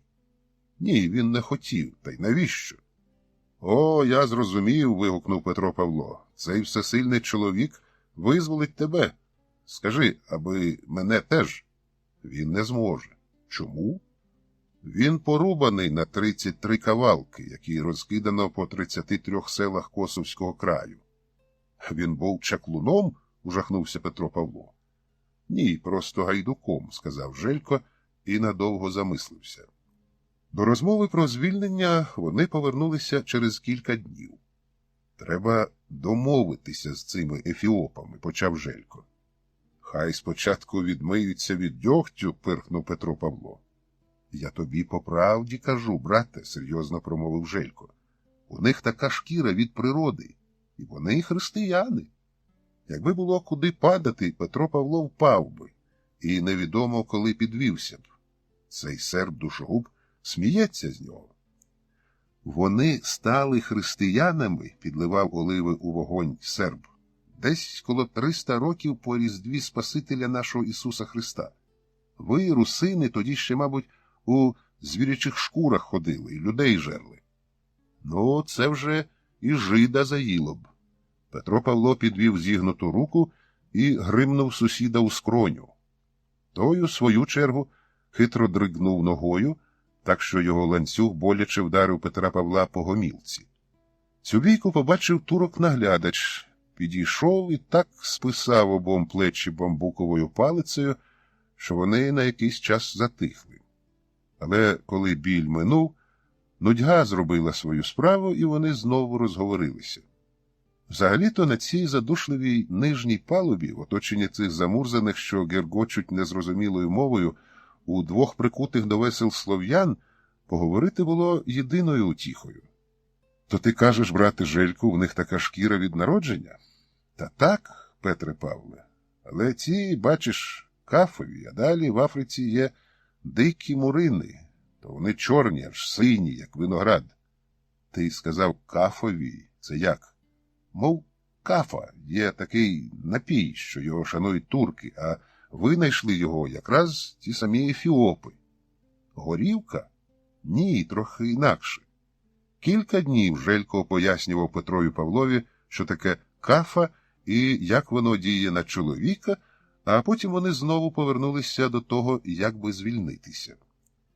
«Якщо ми не домовимося з ефіопами, Петре Павле, – міркував Желько, – то залишимося тут до кінця своїх днів». Петро Павло мало не заплакав. «Ні, я погарячкував, – заперечив сам собі серб, – не до кінця своїх днів, а до того часу, коли ми знесилимося і не зможемо більше вергати ці весла. Тоді турки просто викинуть нас у море». «Дякую, брате, втішив», – ковтнув сльози колишній запорожець. «Я розумію, Жельку, що нам треба домовлятися з ефіопами. Я здогадуюся про твій намір. Ти ж хочеш повстати на турків, так?» «Так, а що? Але я не можу збагнути, як ті чорні, тобто кафові, можуть бути християнами». «Ти Святе Письмо читав?» «Читав. Трохи». «До послання апостола Павла Галатам дійшов?» «Щось не пам'ятаю». «Несть ні Елліна, ні Іудея, ні раба, ні вільного, ні мужеского пола, ні женського, ібо всі во Христі Ісусі». «А, пам'ятаю. Тому, брате Петре Павле, мусимо з ними говорити». Желько щось запитав турецькою найближчого ефіопа, і той йому відповів теж турецькою. Після виснажливих багатоденних переговорів ефіопи пристали на Жельків план, але відразу застерегли, що після великої перемоги всі вони цією галерою йдуть до Ефіопії.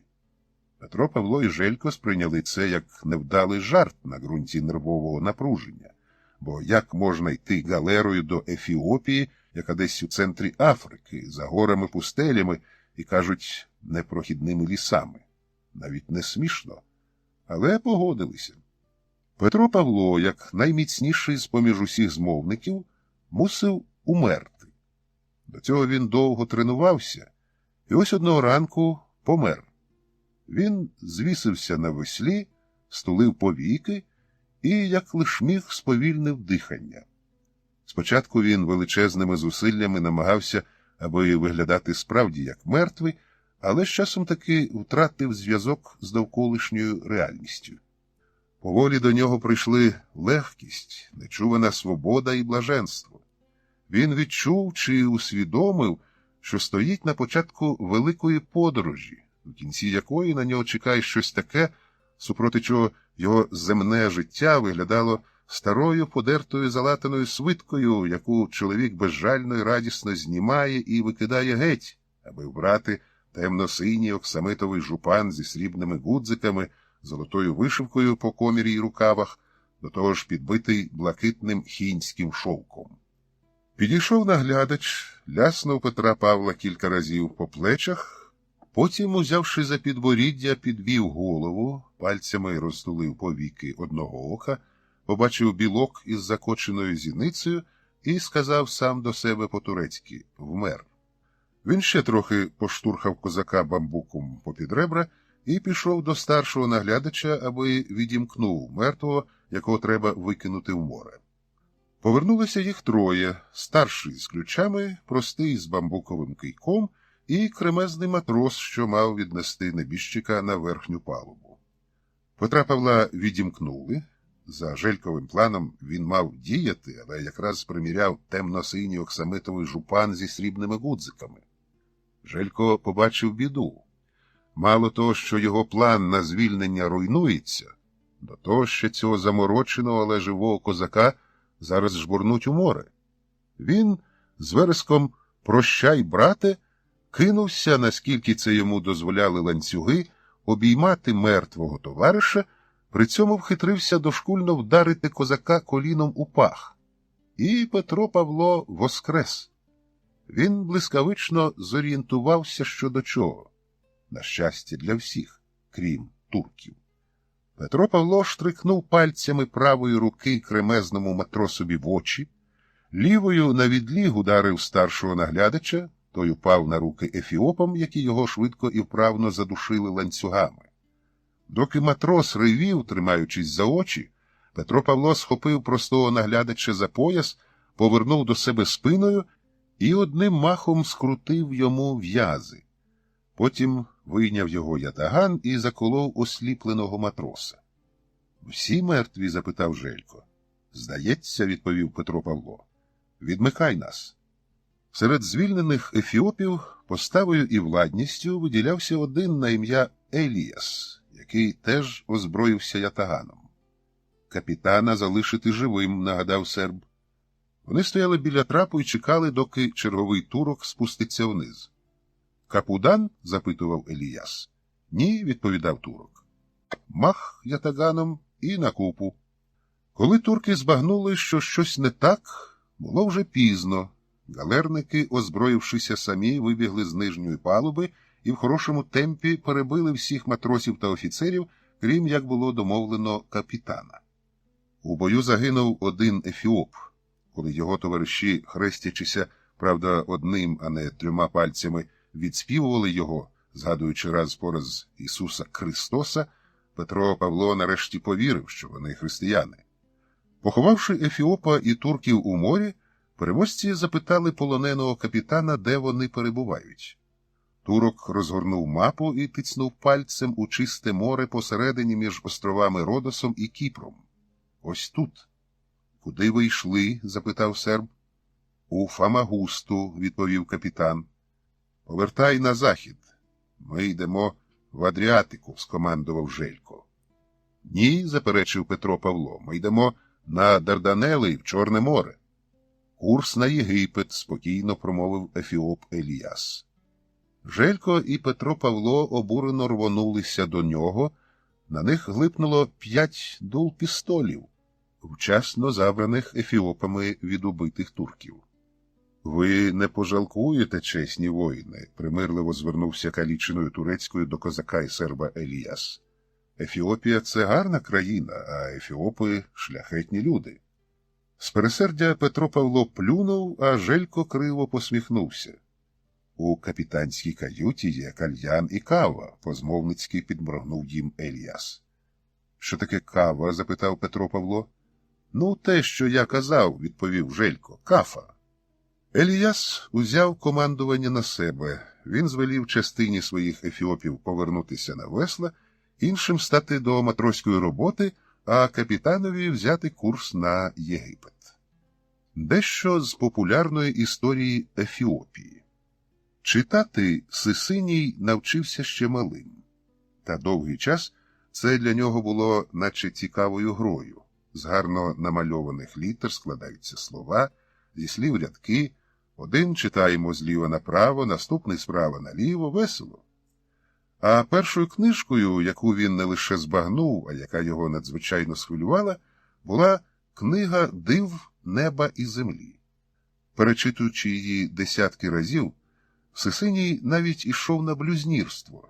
Він уявляв себе на місці ченця Єсахаку, якому дає откровення ангел, а місце про білих птахів, усіх жіночої статі, Сисиній, майбутній воїн, і, якщо цього захоче Всевишній імператор, без сліз читати не міг.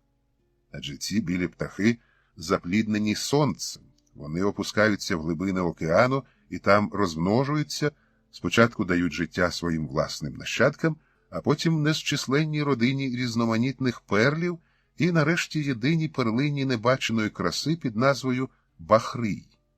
І сказав собі малий Сисиній, стану Негусе-Негест, царем царів, імператором усієї Ефіопії, і знайду ту перлину небаченої краси. Згодом, коли він вивчав Слово Боже, їхній домашній священик, праведно вчений Фелфулос, розтлумачив йому глибокий символічний сенс освітленої зсередини перлини. Бахрий означає водночас і перлину як матеріальну річ, і поняття «єдина сутність». Це головна зброя послідовників віри отців проти єретиків халкідонітів. Сказано «любов – золото, а віра – перлина». до однієї міри золота можна додати і 2, і 12, і ще мір, а до перлини пилинки не додаси, бо ні вилита вона, ні вирізблена, ні викувана, а суть вроджена. Так і Христос єдино сутнісний, єдино єственний, єдино божественний, а халкідоніти на своєму Махабара Калабат, собачому соборі, навчені нечестивим відступником папою Левом, додали до перлини, що є абсурдом, наділили Христа людською природою. Сисиній вірив, але знайти перлину, для описання краси якої і слів нема, не відмовлявся, а заодно й стати царем царів, якщо буде на те воля Всевишнього, звичайно. В домі батька свого Абетохуна, себто принца крові, члена імператорської родини, а якщо точніше, то онука царя царів Лебна Денгіля, Василіда жив малий Сисиній добре, але недовго. Він сидів у кам'яному домі біля вікна, якраз вправлявся у каліграфії і все бачив. Як вбіг на подвір'я один з батькових воїнів з 2 стрілами у плечах, крикнув «Галла!» і впав замертво, як батько його, Абетохун Василід, шикував свою нечисленну гвардію для оборони дому, як з усіх боків розсипним строєм, що називається Чефра, як згодом дізнався Сисиній, нападали Галла, як мужньо билися амхарські воїни, і як вони всі полягли разом з батьком його Абетохуном Василідом. Сисиній знав, що робити. В нього була зброя, повний комплект ефіопського воїна-кіннотника, меч, кінджал, спис, набір дротиків, лук зі стрілами, португальська кіраса і шолом, 2 бойові щити, більший гоша і менший валата, обтягнуті бичачою шкірою і оббиті залізними пластинами, щоправда, все дещо в зменшеному вигляді, але те, що мало бути гострим, гостре. Він узяв у праву руку меч, у ліву щит і приготувався до бою, як учив його старий воїн Цев, колишній боєць імператорського полку Лук-бджоли, звитяжний Азарієс. Вбігли галаси і, побачивши такого грізного супротивника, засміялися. Один з них узяв Сисинія під пахву і поніс. Сисиній боровся до кінця, дряпнув мечем того по гомілці, вкусив за руку і плюнув на коліно. Галас дуже здивувався. Закінчилося все тим, що малий Сисиній потрапив у полон до Галла-Орому. Коли вже в їхньому селі вождь і старші дізналися, що цей малолітній воїн-амхарець, прямий нащадок Негуси-Негест Лебна Денгіля, а через нього царя Соломона, і має право претендувати на імператорський трон, вони його всиновили. З далеким, але дуже вигідним розрахунком. Чому народу Оромо не допомогти принцові крові Сисинію посісти трон усієї Ефіопії, коли прийде на це час? А новому цареві царів, чому б згодом за це не віддячити Оромо добрими землями і різними привілеями в Шоа, Годжамі, Амхарі? Сисиній жив серед Галла як звичайний їхній хлопець, але так, аби не було дуже помітно, кілька воїнів за ним пильнувало. Коли настав Ефіопський Новий рік, прийшло літо і припинилися дощі, Галла за своїм звичаєм зібралися у похід.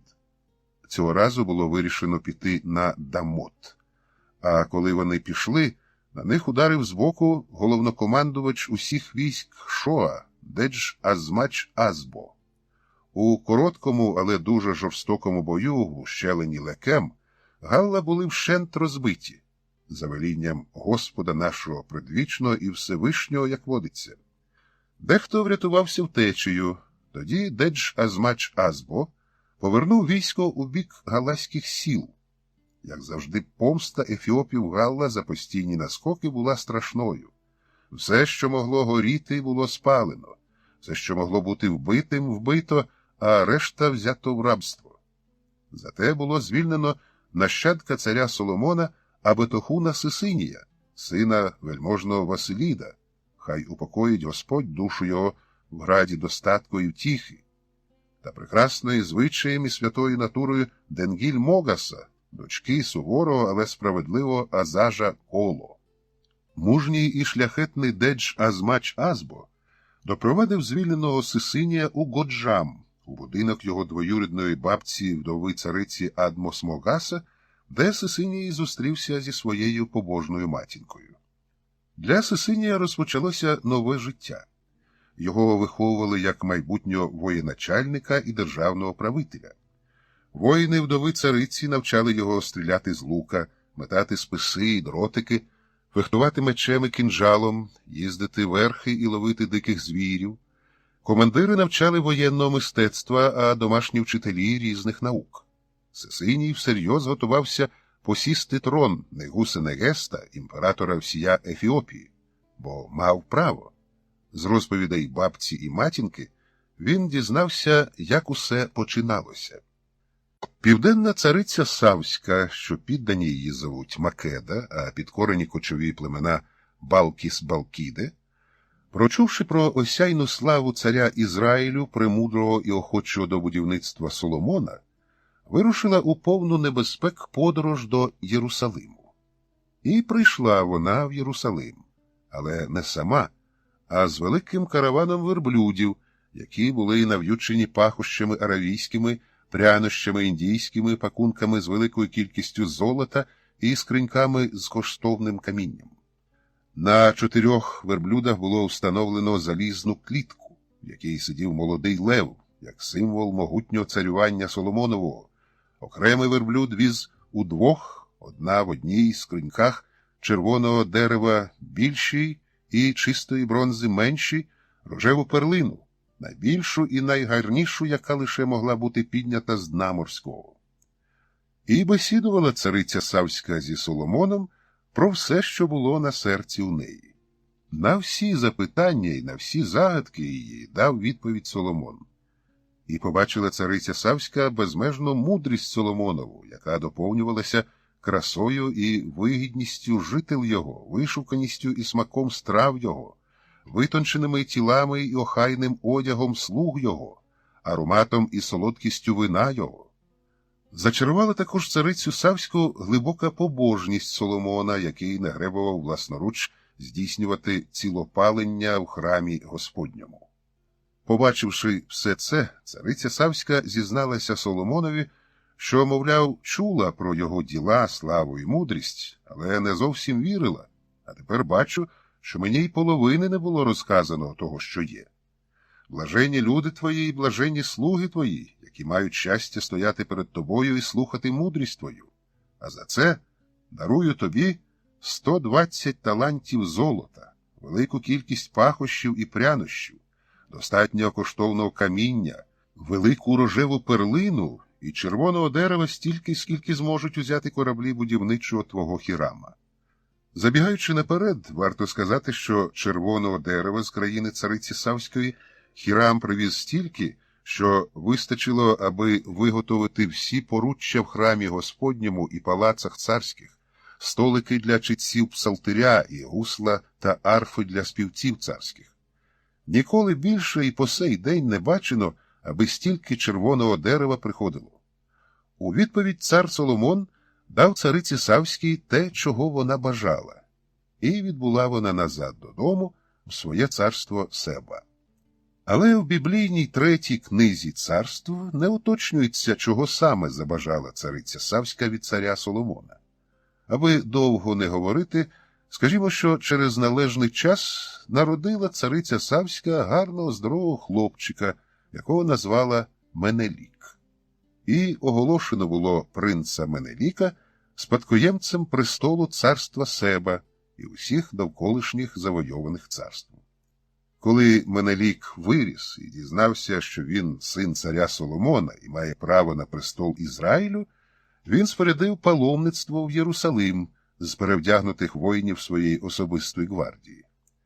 В Єрусалимському храмі паломники із землі Себа довго і ревно молилися, а коли храмова варта втратила пильність, вкрали ковчег завіту і втекли. Таким чином, головна святиня Ізраїлю перенеслася у Південне царство, а Менелік став законним спадкоємцем ізраїльських царів. Після цього земля Себа лише розширювалася і процвітала. Спадкоємці Менеліка переправилися через Червоне море на західний берег, де й заснували на високогір'ї славну Абісинську імперію, завоювавши місцеві князівства Пунт і Куш. Спочатку було невеличке сільце Ава, а вже через 100 років там постало могутнє розвинене царство Аксум.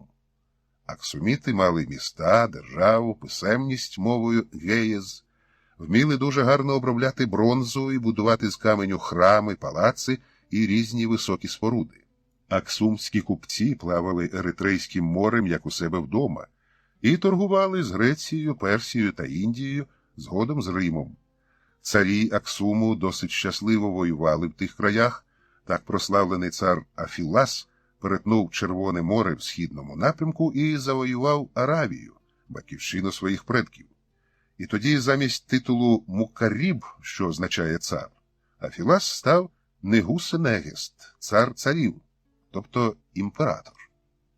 Та найбільшим царем-імператором в історії Аксуму слід визнати Езана, бо це він відмовився від поганського місячного божества Алмакаха, верховного в Аксумі, і поступово запровадив у державі християнство.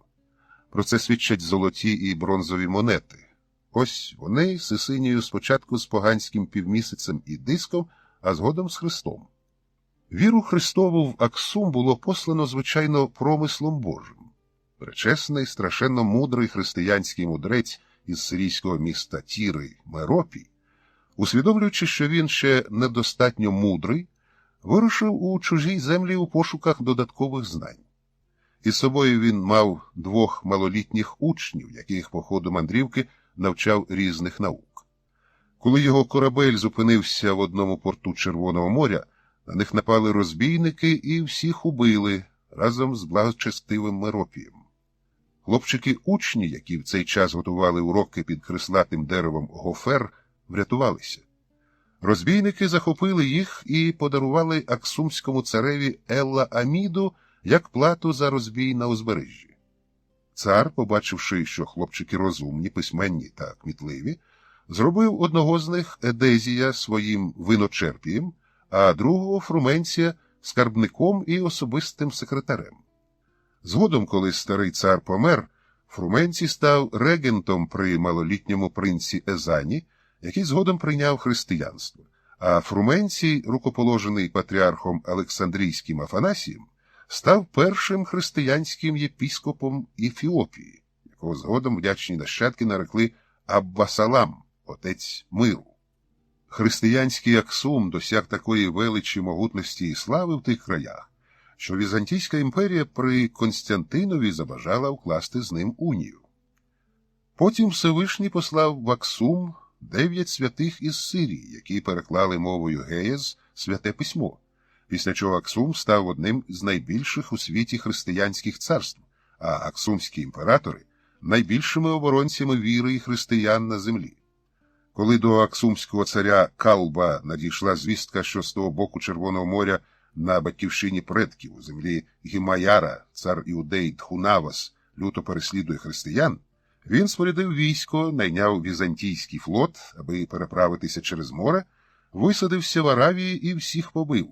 Аксумське царство тепер охопило обидва береги, а військо Аксуму почало завойовницькі походи. На Мекку аксуміти нападали, маючи в своєму війську бойових слонів, але вже персам вони не змогли протистояти і змушені були залишити батьківщину своїх царів Соломонової династії. Шляхетність царів Аксуму, як і їхня звитяга, теж не мала меж. Коли перших мусульман, послідовників Мухаммада, погани вигнали з Мекки, аксумський імператор Армах дав їм притулок. І що? Минуло трохи менше як 1000 років, і мусульмани, які вже війшли в силу, захопивши не лише Мекку і Медину, а й добрий шмат білого світу, геть сплюндрували Ефіопську імперію, законну спадкоємицю Аксуму. Імперія якраз переживала пізню фазу свого золотого періоду, коли незчисленні полчища воїнів ісламу під орудою імама Ахмада ібн Ібрагіма Аль-Газі, прозваного Гранем через свою ліворукість, напали на Ефіопію. Натиск мусульман з Харару був таким потужним, що ефіопи змушені були постійно відступати і кілька разів ледве не дозволили ворогові захопити свого імператора Лебна Денгіля. Його перевозили з Амби, гори з пласкою вершиною, на Амбу, аж поки Негусе-Негест на одній з них не помер своєю смертю. Зупинив, а згодом розбив мусульман і вбив Граня біля озера Тана новий імператор Кавдийос. Але не сам, а з допомогою португальського полку мушкетерів під командуванням генерала Кріштована де Гами, сина славетного мореплавця Вашку де Гами. Якраз тоді, вперше в історії, на благословенній абісинській землі сталася битва із застосуванням вогнепальної зброї. Португальцям, які воювали в складі ефіопської армії, протистояли нари, турецькі мушкетери, що допомагали мусульманам Граня. Перемогла, як уже було сказано, християнська коаліція, і невдовзі імператор Сарце Денгіль відновив імперію у кордонах до вторгнення Граня. Португальських же мушкетерів оголосили героями, сильні й доблесні воїни, що прагнуть війни, подібно до вовків і б'ються за здобич, як леви, надали їм гідне утримання і одружили з найкращими амхарськими дівчатами з поважних родин, аби вони ушляхетнювали і без того шляхетну ефіопську породу. Царська Соломонова династія, яку започаткував Менелік І, син царя Ізраїлю Соломона і цариці Савської, тривала. Щоправда, були прикрі обриви. В один час княгиня кушицького народу Агау на ім'я Юдит скинула останнього аксумського царя, винищила всіх царських нащадків і заборонила християнську віру. І чекав би занепад на Ефіопію, якби не рука Господня, яка захистила одного єдиного аксумського принца Дилнаада з династії Соломона від мечів юдитиних катів. Він дав потомство, і його нащадок Їкуно Амлак з допомогою знаменитого святого Текле Хайманота повернув собі трон Ефіопської імперії. І ось тепер Соломонова династія перейшла на особу шляхетного, але бідного Сисинія. Маючи права щонайменше на титул Месафинта, тобто князя з імператорського роду, Сисиній не мав нічого. Бабця, яка утримувала їх з матінкою, померла, і вони залишилися без засобів до існування. Дійшло до того, що мати Сисинія, шляхетна і свята натурою Денгіль Могаса, змушена була зайнятися торгівлею косо, лікувальною травою для шлунка.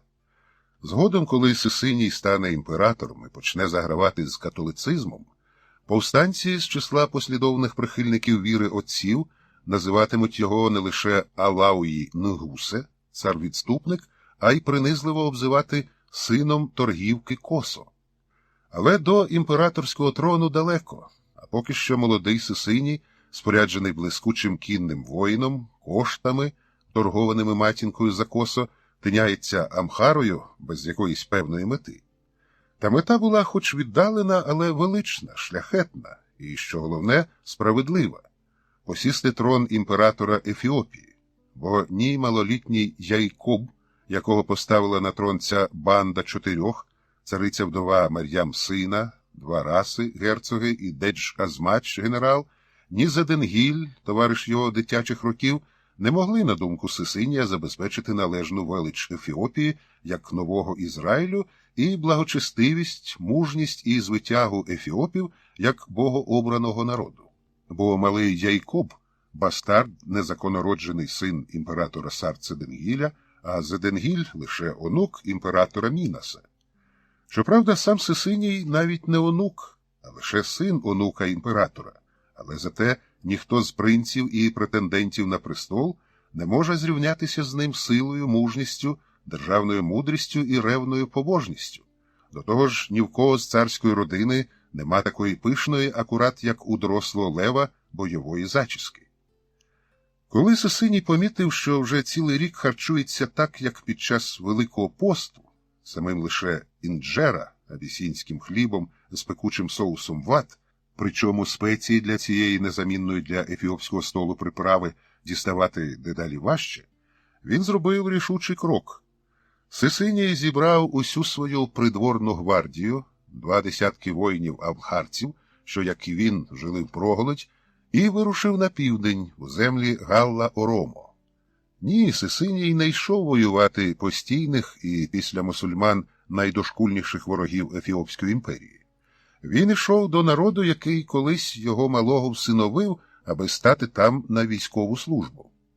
Моральне питання, що він воюватиме проти своєї батьківщини, Сисиній розв'язав просто, що в нього дві батьківщини – Амхара і земля Орому.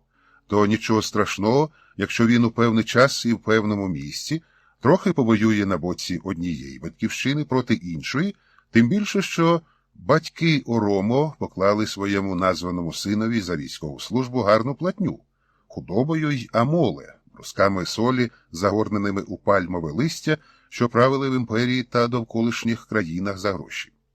Сисиній зі своїми воїнами в гостях у Галла-Оромо від'їлися, заблищали шкірою, розпушили свої бойові зачіски, поправили зброю, спорядження, збрую коней, які теж відгодувалися і стали готовими до бойової роботи, яку й виконували як могли. Прийшов Ефіопський Новий рік, закінчилися зимові дощі, і з настанням літнього місяця Тикимта Оромо, як завжди, зібралися в похід на Годжам. Сисинієві доручили командувати корпусом кінноти, яка була озброєна і воювала за зразком Ефіопської регулярної армії. Першими йшли Кондала, молоді хлопці, які ще не вбивали людину. Вони воювали чефра розсипним порядком і мали здійснити гуту, вбити ворога, відрізати в нього уд, аби після такого подвигу отримати право одружитися і, що головне, поголити голову, аби вивести нарешті живність, що замешкує у волоссі з малих літ. На правому березі річки Аббай на них напав тодішній правитель Годжамура Сеела Кристос. Битва була короткою, але дуже жорстокою. Страшна ефіопська кіннота вдарила на Оромо з такою силою, що ті не встигли вишукуватися в бойовий порядок, а чефра тут була безсилою, бо ця тактика передбачає напад, а не оборону. Оромські командири кинулися до Сисинія, аби він зі своєю кіннотою готував контратаку, але Сисиній, побачивши, як на нього несуться кінні гвардійці Раса Сейла Кристоса, з важкими списами із залізними вістрями і великими щитами Гоша, дав команду своїм особистим воїнам повернути коней у бік Амхари і втікати щосили. Це не їхня війна. І вона сама. Галера вже йшла Нілом до гори, коли до Петра Павла і Желька, що вбрані як турки стояли на палубі, дійшло. Ці Еліяси справді можуть завести їх у тамту Ефіопію. Тож вони почали діяти, знову взялися до змови. Для початку своїми слов'янськими мовами заходилися лякати один одного. Може, та Ефіопія і християнська країна, брате, але те, що вони жеруть людське м'ясо, це достеменно. І запивають цією своєю кафою. І знаєш, що я думаю? Що? М'ясо вони споживають не будь-яке, а лише білої людини. Я собі думаю, спробував би ти зварити мурина. То що, треба готуватися бути звареним живцем у мідному казні на обід нашим друзям-християнам? Ні, я так не думаю. Що, вважаєш, вони нас не з'їдять? Чому ж не з'їдять? З'їдять. Але я не певен, що в них є мідні казани. Просто спечуть на вугіллі. Шкода буде? Шкода. Треба щось робити, брате. Неодмінно, брате. Про те, як воно водиться далі розмов, справа не дійшла. Брати слов'яни на словах дедалі лютішали, але позаяк ефіопів було більше, до того ж озброєних, то про змову білих людей на цій галері, крім них обох, так ніхто більше й не дізнався. Зате ефіопи ставали дедалі веселішими і дружелюбнішими. Своїх білих братів-християн вони звільнили від усякої роботи і мало на руках не носили. Петро Павло і Желько мали один обов'язок – вдавати турків на палубі і при наближенні справжніх турків чемно і за військово-морським статутом порти обмінюватися вітаннями. А тим часом вони дійшли до перших нільських порогів. Побачивши їх, Петро Павло розхвилювався і сам не знав, чого він зараз хоче – сміятися, плакати чи гризти це відполіроване водою каміння, так схоже на дніпровські пороги. Він сам собі ще не міг пояснити, що з ним коїться, але він твердо сказав Желькові – вони не їдять людятини. Щоправда, коли пороги вже були позаду, Петро Павло повернувся до їхньої з Жельком улюбленої справи снувати змову. Снували аж до других нільських порогів. Тут Петро Павло ніби додому повернувся. Повернувся вкритим славою, пороховою кіптявою, шрамами, звитяжним лицарем-запорожцем. Ну і в калитці, відповідно. Таке було важко тримати в собі, тож Петро Павло мусив поділитися з ближнім. Почав розповідати Желькові про Січ. Уяви собі, брате, Дніпро – це така річка, та це лиш одна назва, що річка, а так ціле море, бо не всякий птах долетить до середини.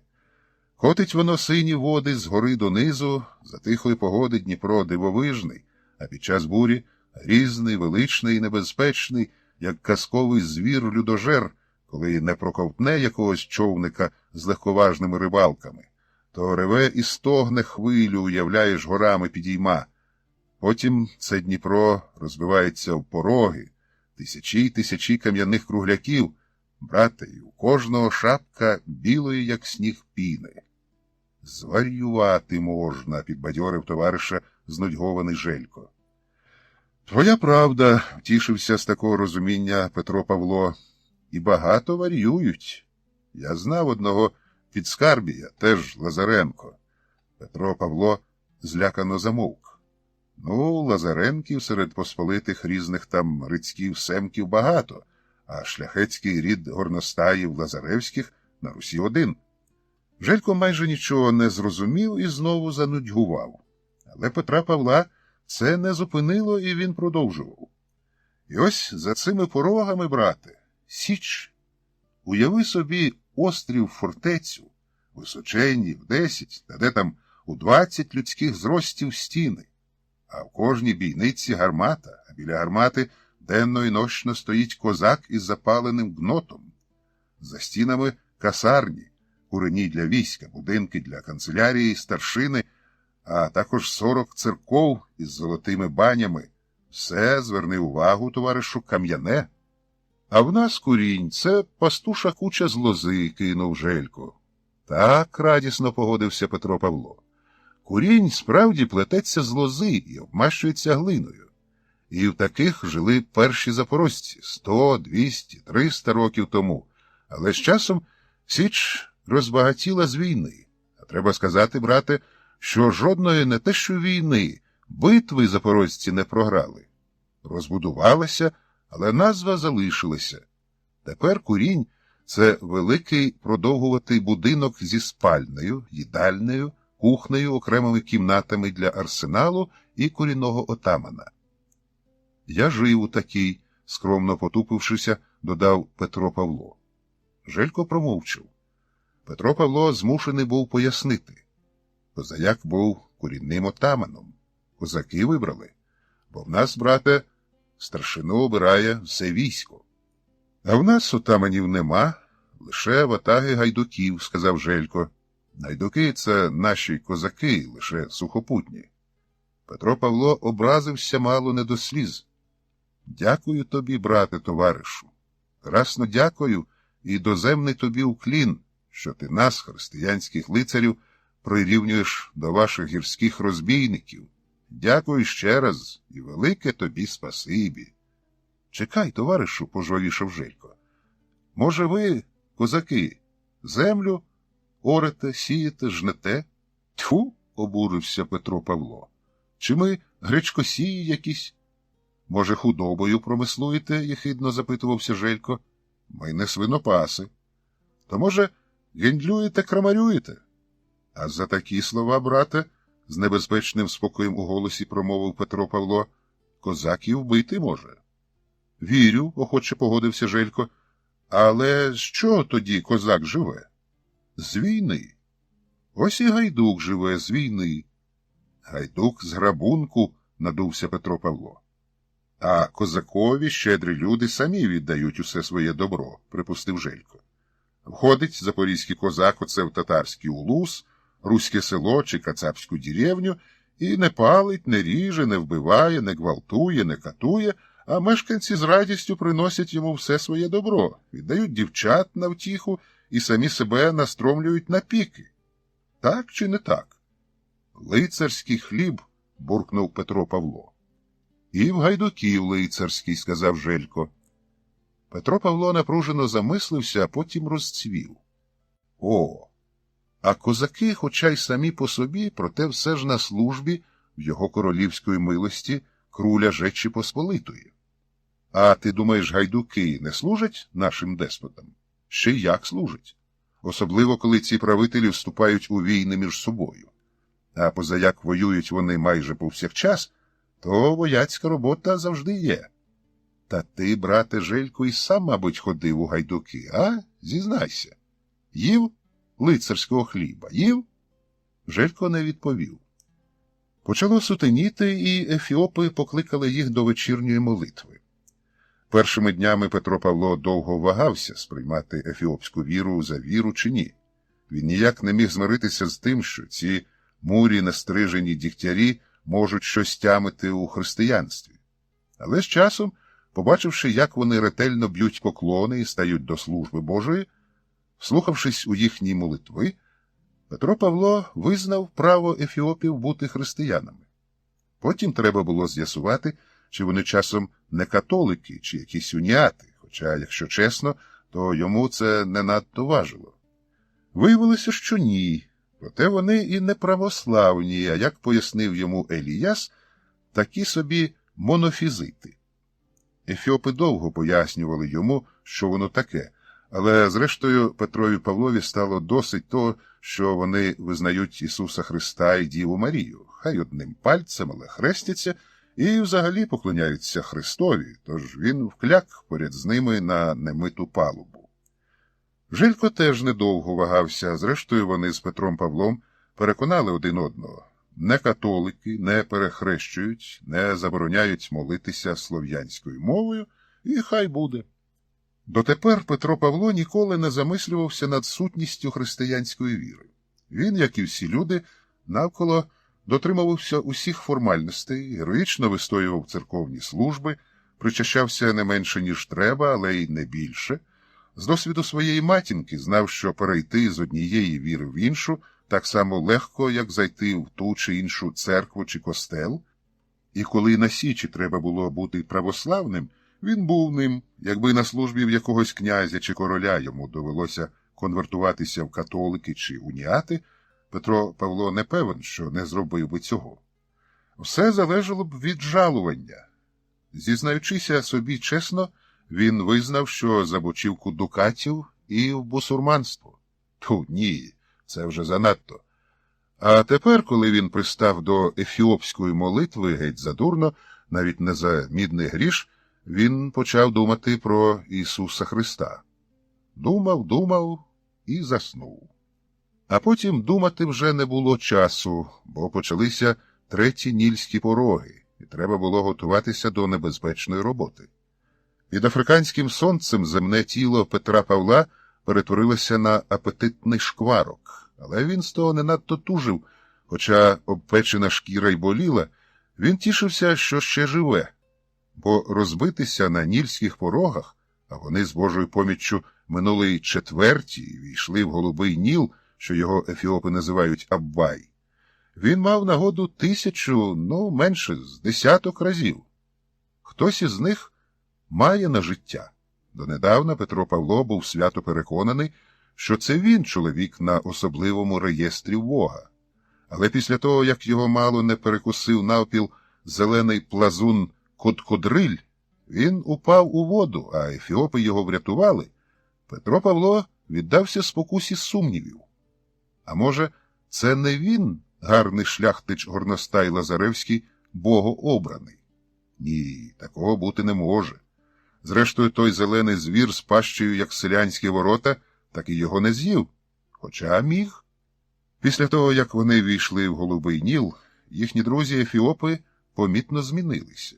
Між ними встановилася ієрархія, що відтворювала їхні стосунки до турецького полону, і з'ясувалося, що Еліяс, який дотепер верховодив, належить до бідної третьорозрядної шляхти, а малопомітний скромний красень Хайле Василід – представник князівського роду. Він син Тигре Меконина, правителя провінції Тигре Василіда і Якоба. До того ж, розмовляти вони почали своєю мовою. Еліяс, який змушений був відійти на другій ролі, зблизився з Петром Павлом та Жельком і з нічев'я навчав їх ефіопської мови. Якось між ефіопами сталася завзята суперечка. Княжато Хайле Василід щось наказував ефіопам, а вони, схоже, не хотіли коритися. — Що, майбутню воєнну здобич ділите? — поцікавився в Еліяса Петро Павло.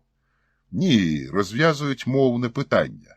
— І ви туди ж, — зітхнув Петро Павло. — Чому і ми? — запитав Еліяс. — У нас у Речі Посполитій не можуть вміститися дві мови – польська і руська. — Тут не те, — пояснив Еліяс. Просто син правителя Тигре вимагає, аби ми говорили його мовою. А навіщо нам їхня мова, Тигре, коли ми амхарці? — А ти нас якої мови вчиш? — запитав Желько. — Звісно, річ амхарської. — Тоді, може, це, — ніяково потупився Петро Павло, — може, це княжато за борт? Коткодрилям. Еліас мовчки з докором у погляді подивився на Петра Павла і одним пальцем за їхнім звичаєм перехрестився. — Я пожартував, — пробубнів Петро Павло. Коли ефіопи, змінивши статус білих, посадили їх у порядку черги за весла, Петро Павло, обливаючись потом, гріб і за своїм звичаєм думав. І поки від виснажливої роботи він геть не отупів, додумався до того, що тут теж неправда.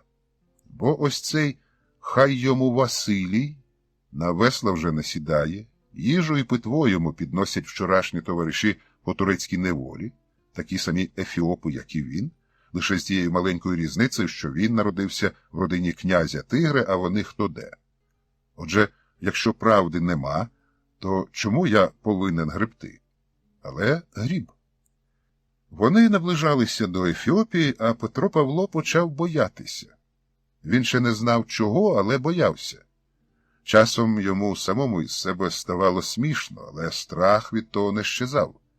Що найцікавіше, страх безпричинний, а ще липкий, волохатий, наглий, нахабний, підступний, вогкий, слизький, сліпучий, темноокий, бридкий, гидкий, сильний і страшний.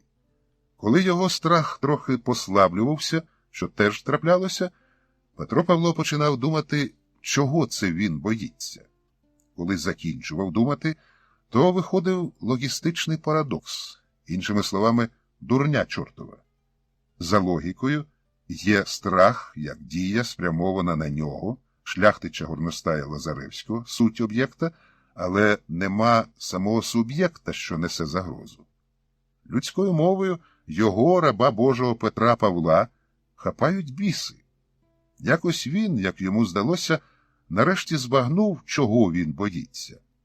Желько йому якось розповідав, що в Ефіопів є звичай білих людей, що потрапляють в їхню країну, назад не відпускати, а залишати в себе і одружувати на ефіопках.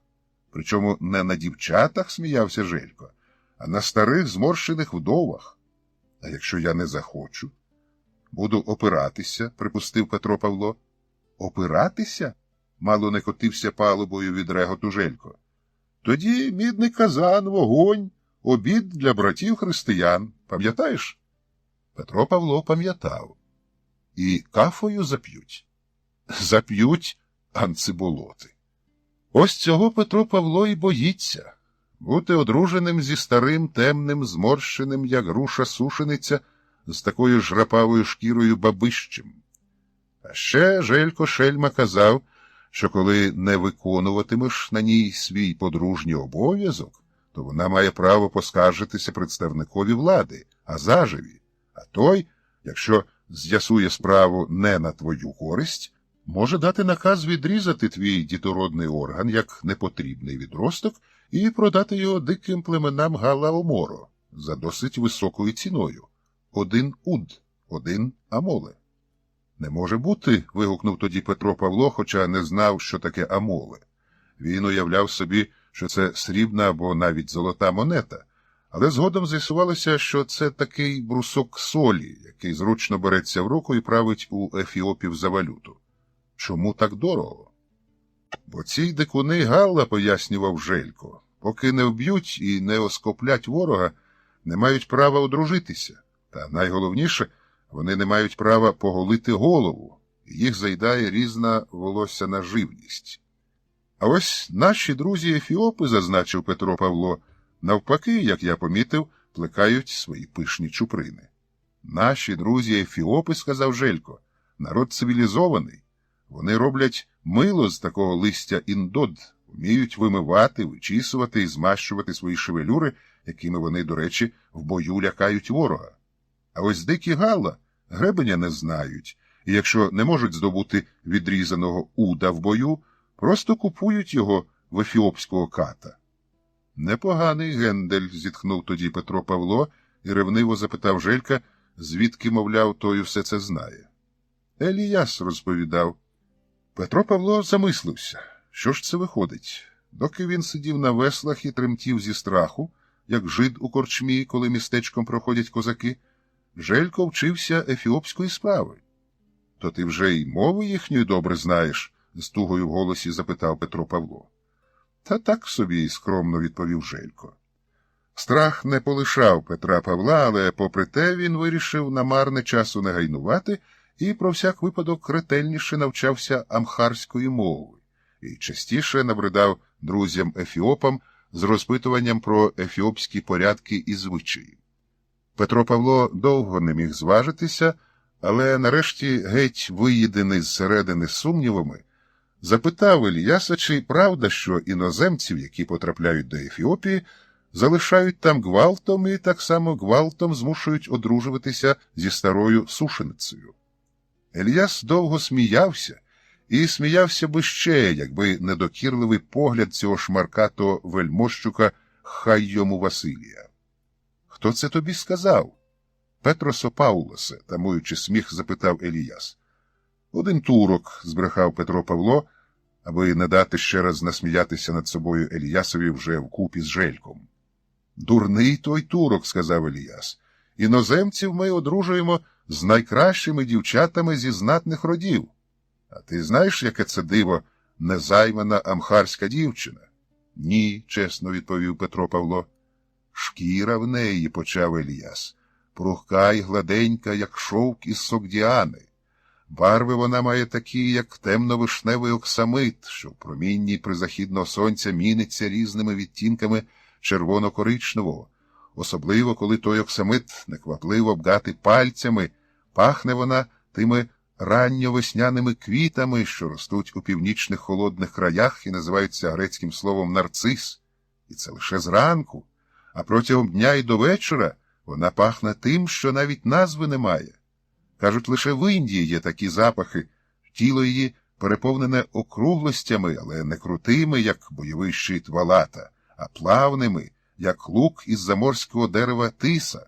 Груденята її стирчать догори пипками, як ріжки у молоденького цапка, відгодованого до столу самого імператора, царя царів, не гуси, не геста. Стегна її мають таку силу, що коли їх торкнутися одночасно двома руками, б'ють по нервах залізною палицею.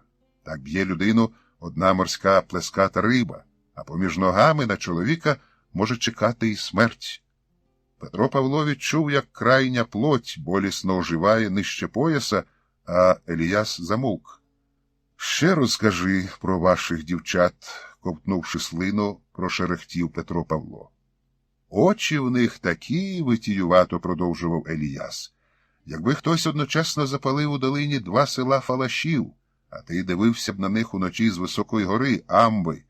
Для губ мені бракує слів, а зуби, коли вони сміються, це як подвійна корона жриці острівних поган, для яких великі перлини дешевші за вимиті дощем, настромлені на палі у їхньому требищі черепи тварин і людей, які вони приносять ними у жертву своїм ідолам. Еліяс ледве виплутався з цих словесних нетрів і закінчив уже просто. І це, зазнач, Петросопаулосе, без одягу, без тонкого підмальовування, без прикрас. Уявляєш собі?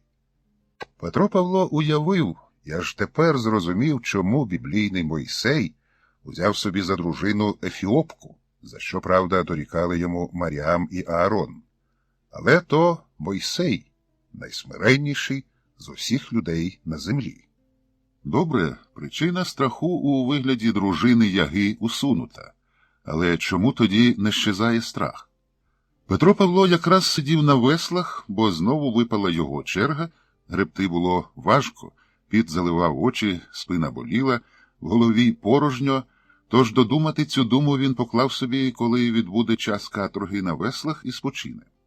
Щойно він завершив свій час греблі і почав формувати струнку думку про свій страх, як у щоглу якраз навпроти грудей вп'ялася стріла.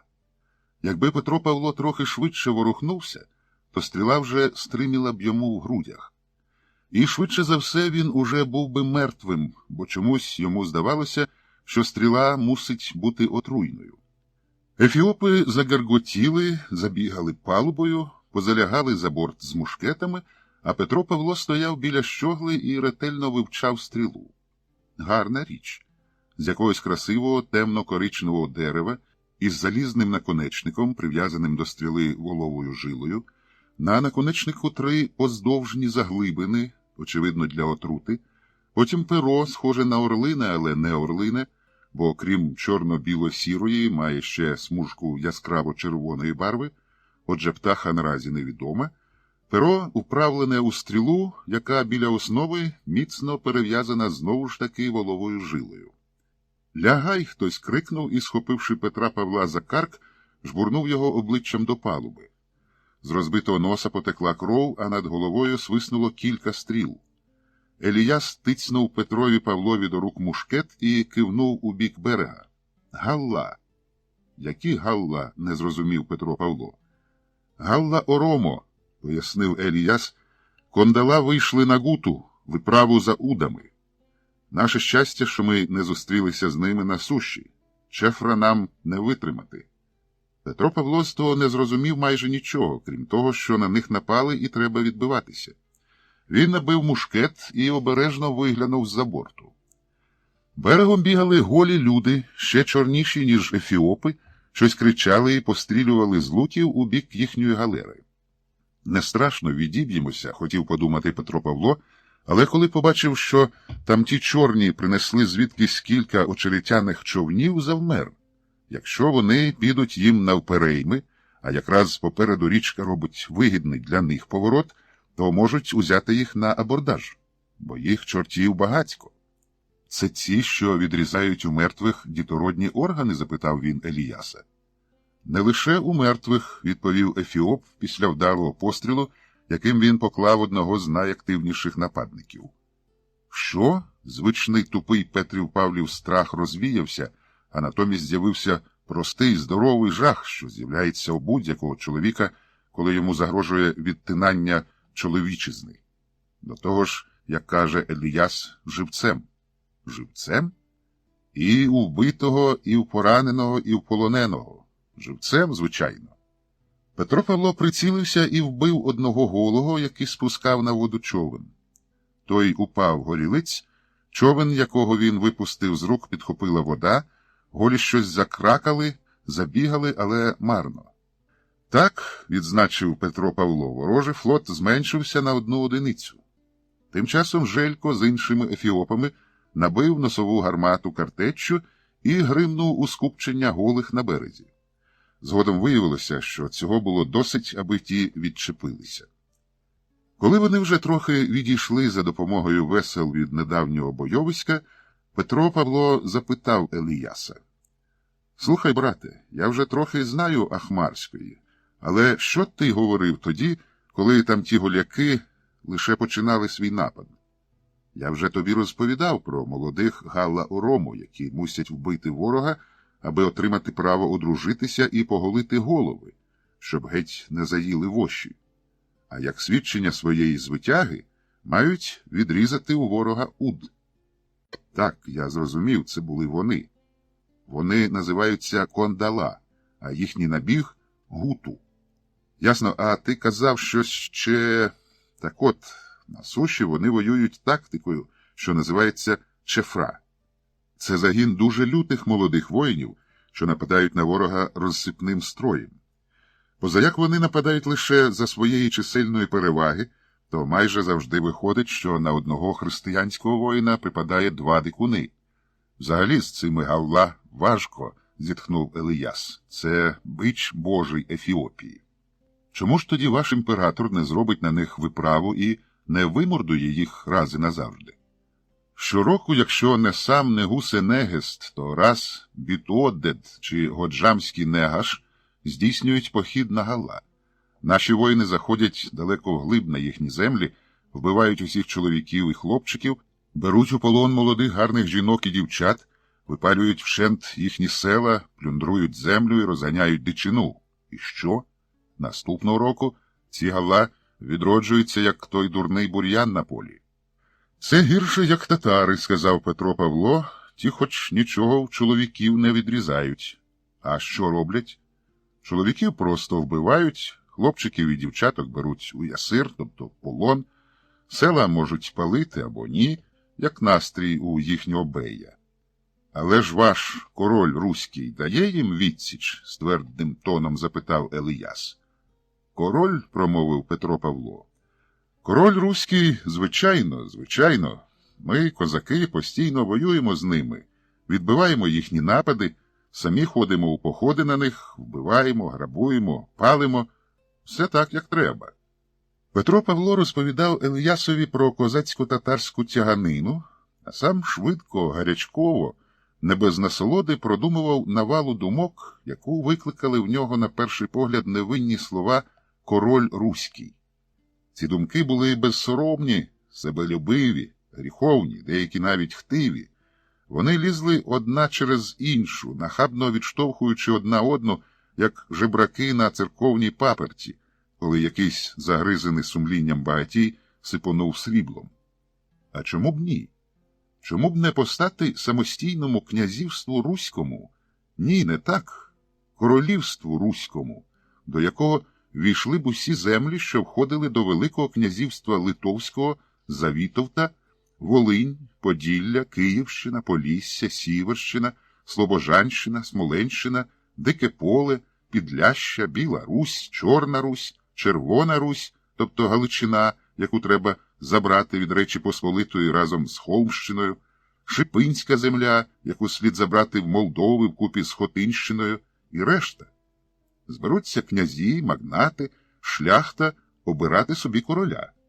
А перед тим мусять бути тяжкі війни за збирання земель руських з Річчю Посполитою, Москвою, Молдовою, Кримом і Портою, в яких надзвичайну звитягу, а також розум, мудрість і кмітливість виявить сотник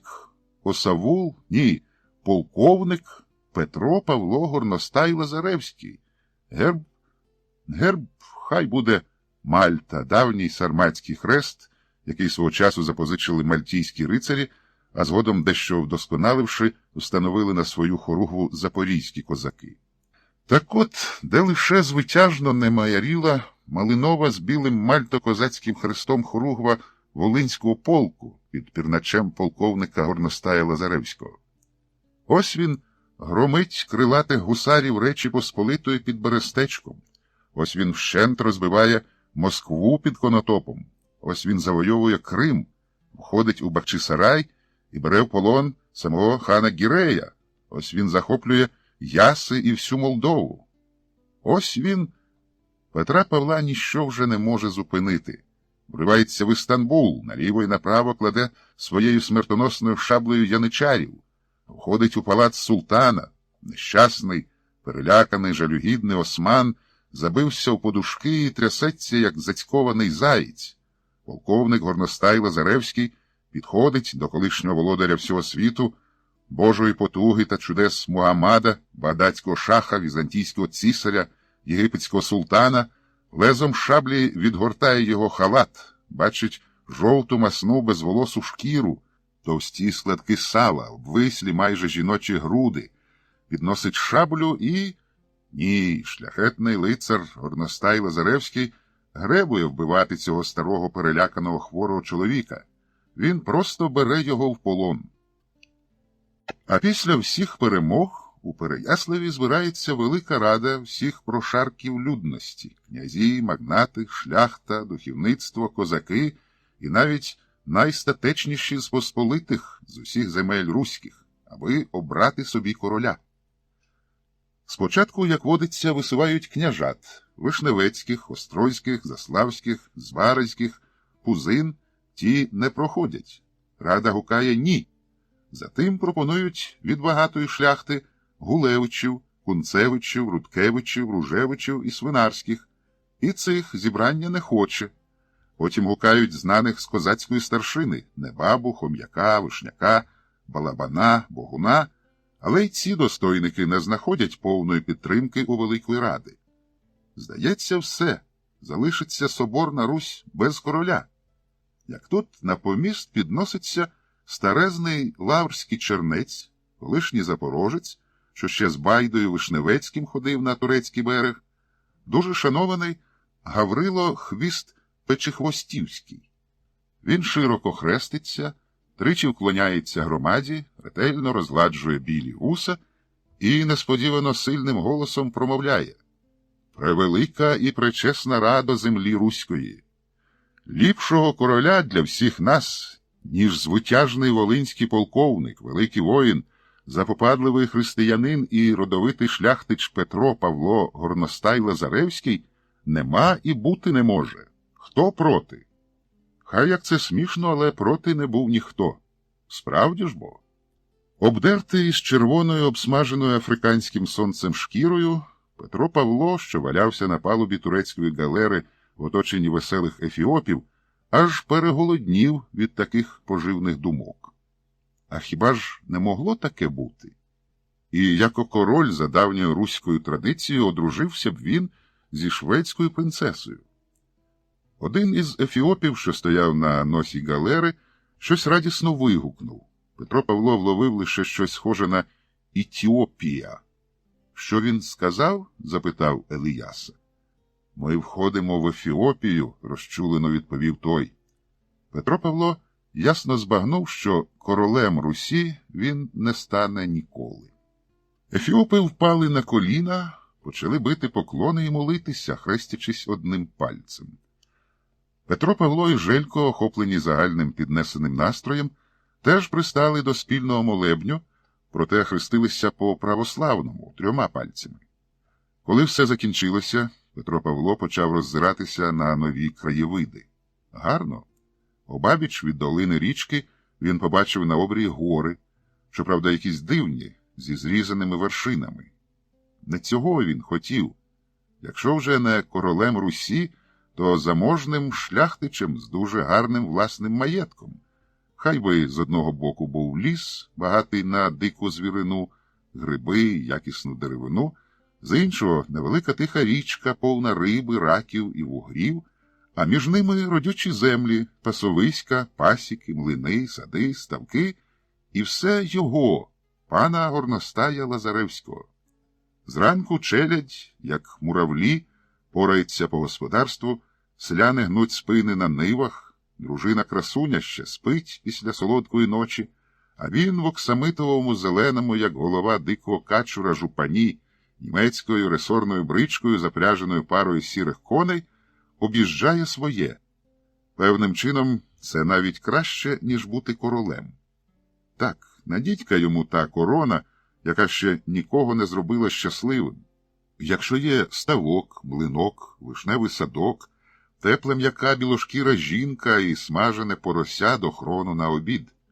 Господи, де все це? Натомість ти даєш мені ненависний безкрайній степ, небезпечне, ще безкрайніше море, і оці дурні обрізані гори. Від думки про щось обрізане Петро Павло стривожився. Він згадав, що ефіопи, як послідовники Олександрійського християнства, дітей не лише хрестять, а й обрізають їм кратню плоть за традицією Старого Завіту. А може, і його, дорослого вже чоловіка, християнина від народження, забажають дохрестити шляхом втручання ножем у тілесну будову. Татку небесний і збав. Пригнічений Петро Павло сумно тинявся паливою і з подивом дивився на своїх друзів-ефіопів. Вони вже геть змінилися, стали статечнішими, поважнішими і мовчазними. Вони познаходили в каютах шматки якоїсь матерії і робили собі плащі, віддалено схожі на тоги римських патриців. Дотепер вони ходили голі лише з пов'язкою на стегнах, на відміну від вбраних, як турки, Петра Павла і Желька. Наступного дня зранку хай йому Василій звелів кинути якір і відправив 4 ефіопів човном на берег. Десь на полудне ті повернулися зі зв'язаною живою антилопою. Петро Павло радісно підморгнув Желькові. На обід у них буде справжня свіжина, а не турецька солонина з бочки. Ефіопи ж були дуже серйозні і урочисті. Вони акуратно зарізали антилопу і всю до останньої крапельки кров зібрали у великий мідний таз. Потім Ілияс узяв квача і тією кров'ю малював на полах ефіопських плащів тог-смугу завширшки у 4 пальці. Перше він намалював смугу вдвічі ширшу за інших на одязі сина правителя Тигре Хайле Василіда, далі собі, а вже за тим решті. Коли справу було закінчено і ефіопи почали смажити антилопу, Петро Павло і Желько запитали Ілияса, що це було. Ми виготовили собі шамма, білі, наскільки це можливо, плащі з червоною смугою на полях, що є ознакою вільного знатного ефіопа. Раб не має права на шамму. До речі, що нам з вами робити? Ілияс критично подивився на турецький одяг Петра Павла і Желька. Він трохи подумав і сказав: «Гаразд, залишайтеся, як є, лише розмотайте ці мусульманські тюрбани». Через якийсь час їм навперейми з берега відійшов човен, повний озброєних людей з дуже пишними, схожими на лев'ячі гриви, зачісками. «Стійте!» – вигукнув один з них, схоже, командир, якщо судити за найпишнішою зачіскою. «Хто ви такі?» Ілияс по-амхарськи швидко розповів тому їхню історію, мовляв, утікають з турецького полону. «Киньте якір і всі виходьте на берег», – наказував командир. «Без зброї. А цих 2 турків, яких я бачу на палубі, зв'яжіть». «Це не турки», – відповів Ілияс. «Це наші брати-християни, один русин, другий серб». Петро Павло і Желько підійшли до борту і повільно, аби бачили ті в човні, тричі перехрестилися. «Добре, вірю», – вигукнув той у човні, «але все одно я маю привести вас перед безстрашні очі азмача полку Крута гора Давида, його шляхетності Теуофолоса Текле». «Гаразд, ми охоче йдемо», – сказав Ілияс і дав знак своїм ефіопам спускатися в човни. «А хто тепер імператор, цар царів, Негу-Сенегест благословенної Ефіопської імперії?» «Як хто?» – здивувався той у човні. «Його величність Селтан Сагад Владика. Йому поклонися, що при хрещенні отримав християнське ім'я Суснийос».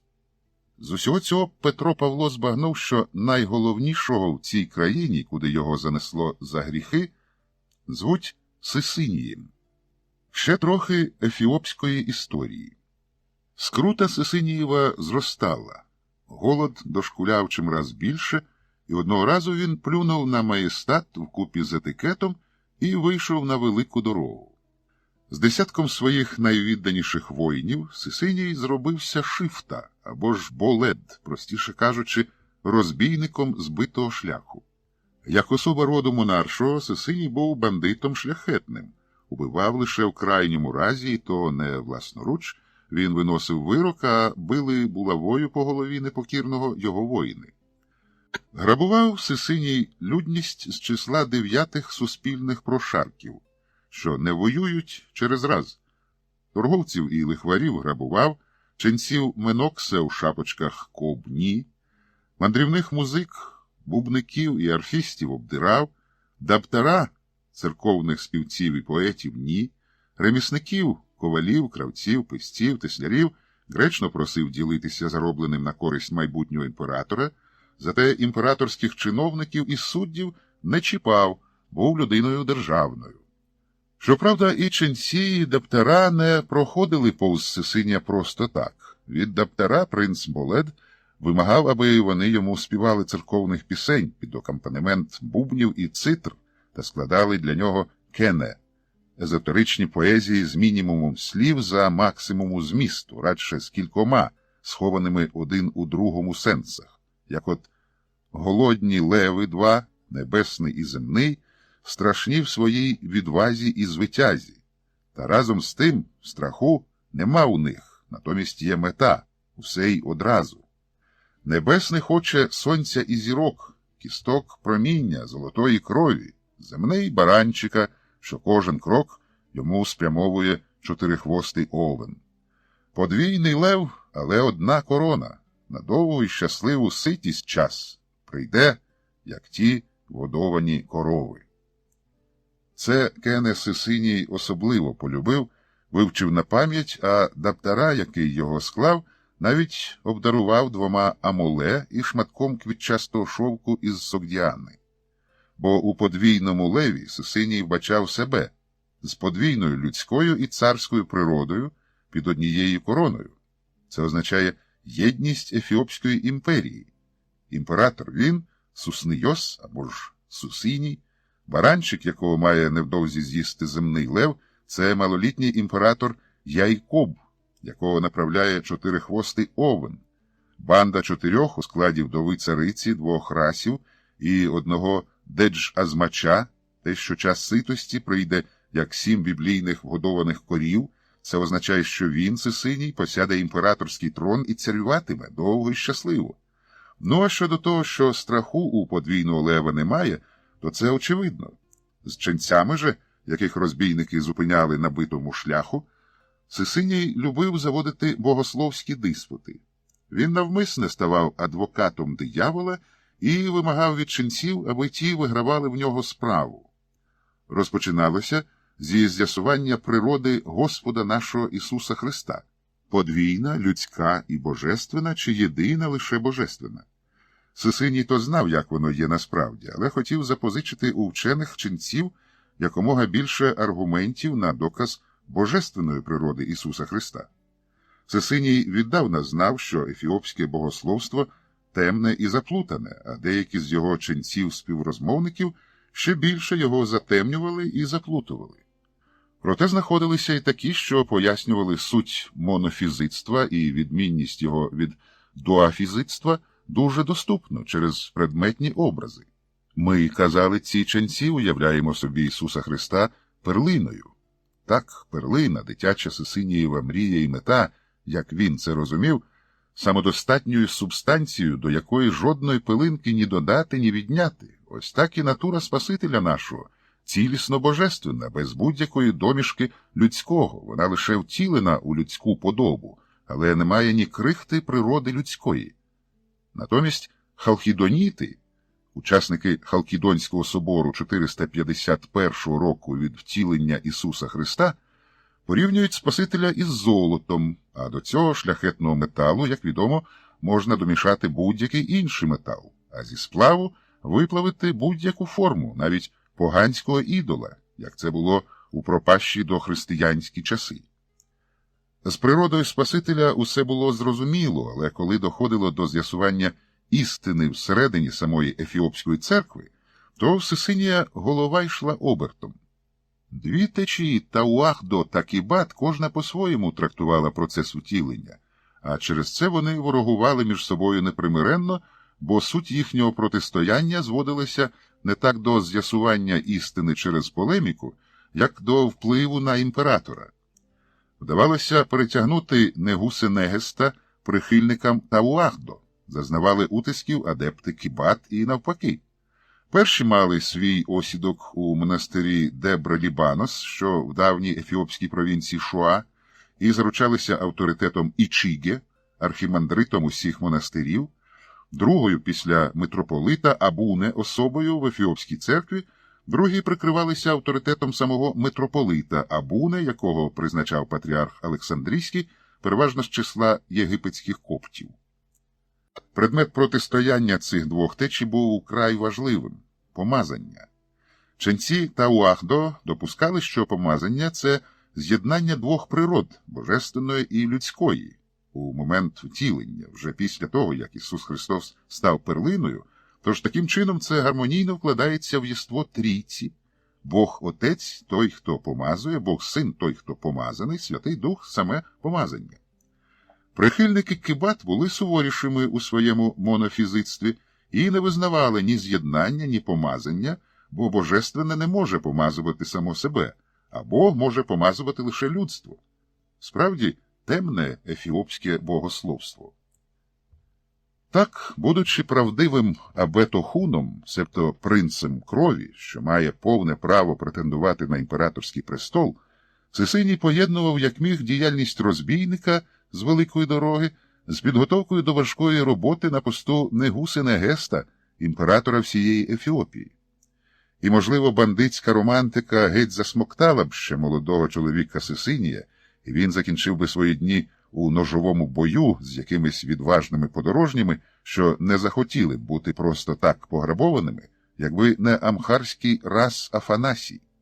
Цей мудрий правитель дивився далеко наперед, тому послав Сисинієві кілька телят з побажанням, аби молодий Абетохун припинив шифта, тобто бандитизм, а зайнявся стягуванням сил для боротьби за трон Негуси-Негеста, на який він, Сисиній, має законне право, а Рас Афанасій зі свого боку надалі посилатиме йому худобу і інші харчі, щоб Сисиній їв і не розбивав подорожніх на битому шляху.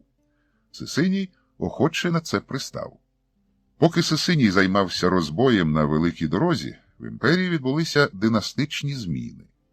Донедавна малолітній імператор Яйкоб підріс, усвідомив свою богообраність, порфироносність і причетність до династії великого царя Ізраїлю Соломона. Надумав розігнати банду 4, тобто своїх регентів, які правили імперією від його імені як собі хотіли, і перебрати всю повноту влади у свої мужніючі руки. Але 4 ще достатньо не нацарювалася і з Яйкобовим планом політичної реформи в імперії не погодилася. Один з 4 правлячих регентів Рас Атнасийос із Бегедмиру організував вищих державних сановників, і ті, відчайдушно переборюючи генетичний страх перед імператорським самодержавством, підбадьорюючи один одного наріканнями на цього нигуса-шмаркача Яйкова, зібралися і, так би мовити, висловили молодому імператорові недовіру. А поки він опам'ятовувався від почутого, не зволікаючи заслали його до Інарії, тобто Судану. Палацовим переворотом відразу скористався ще один претендент на престол – Зеденгіль, онук імператора Мінаса. Він мав беззастережну підтримку в багатій провінції Годжам і з допомогою війська тамтешнього Раса Сеела Кристоса швидко захопив владу. Імператорський трон Зеденгіль посів із задумами грандіозними.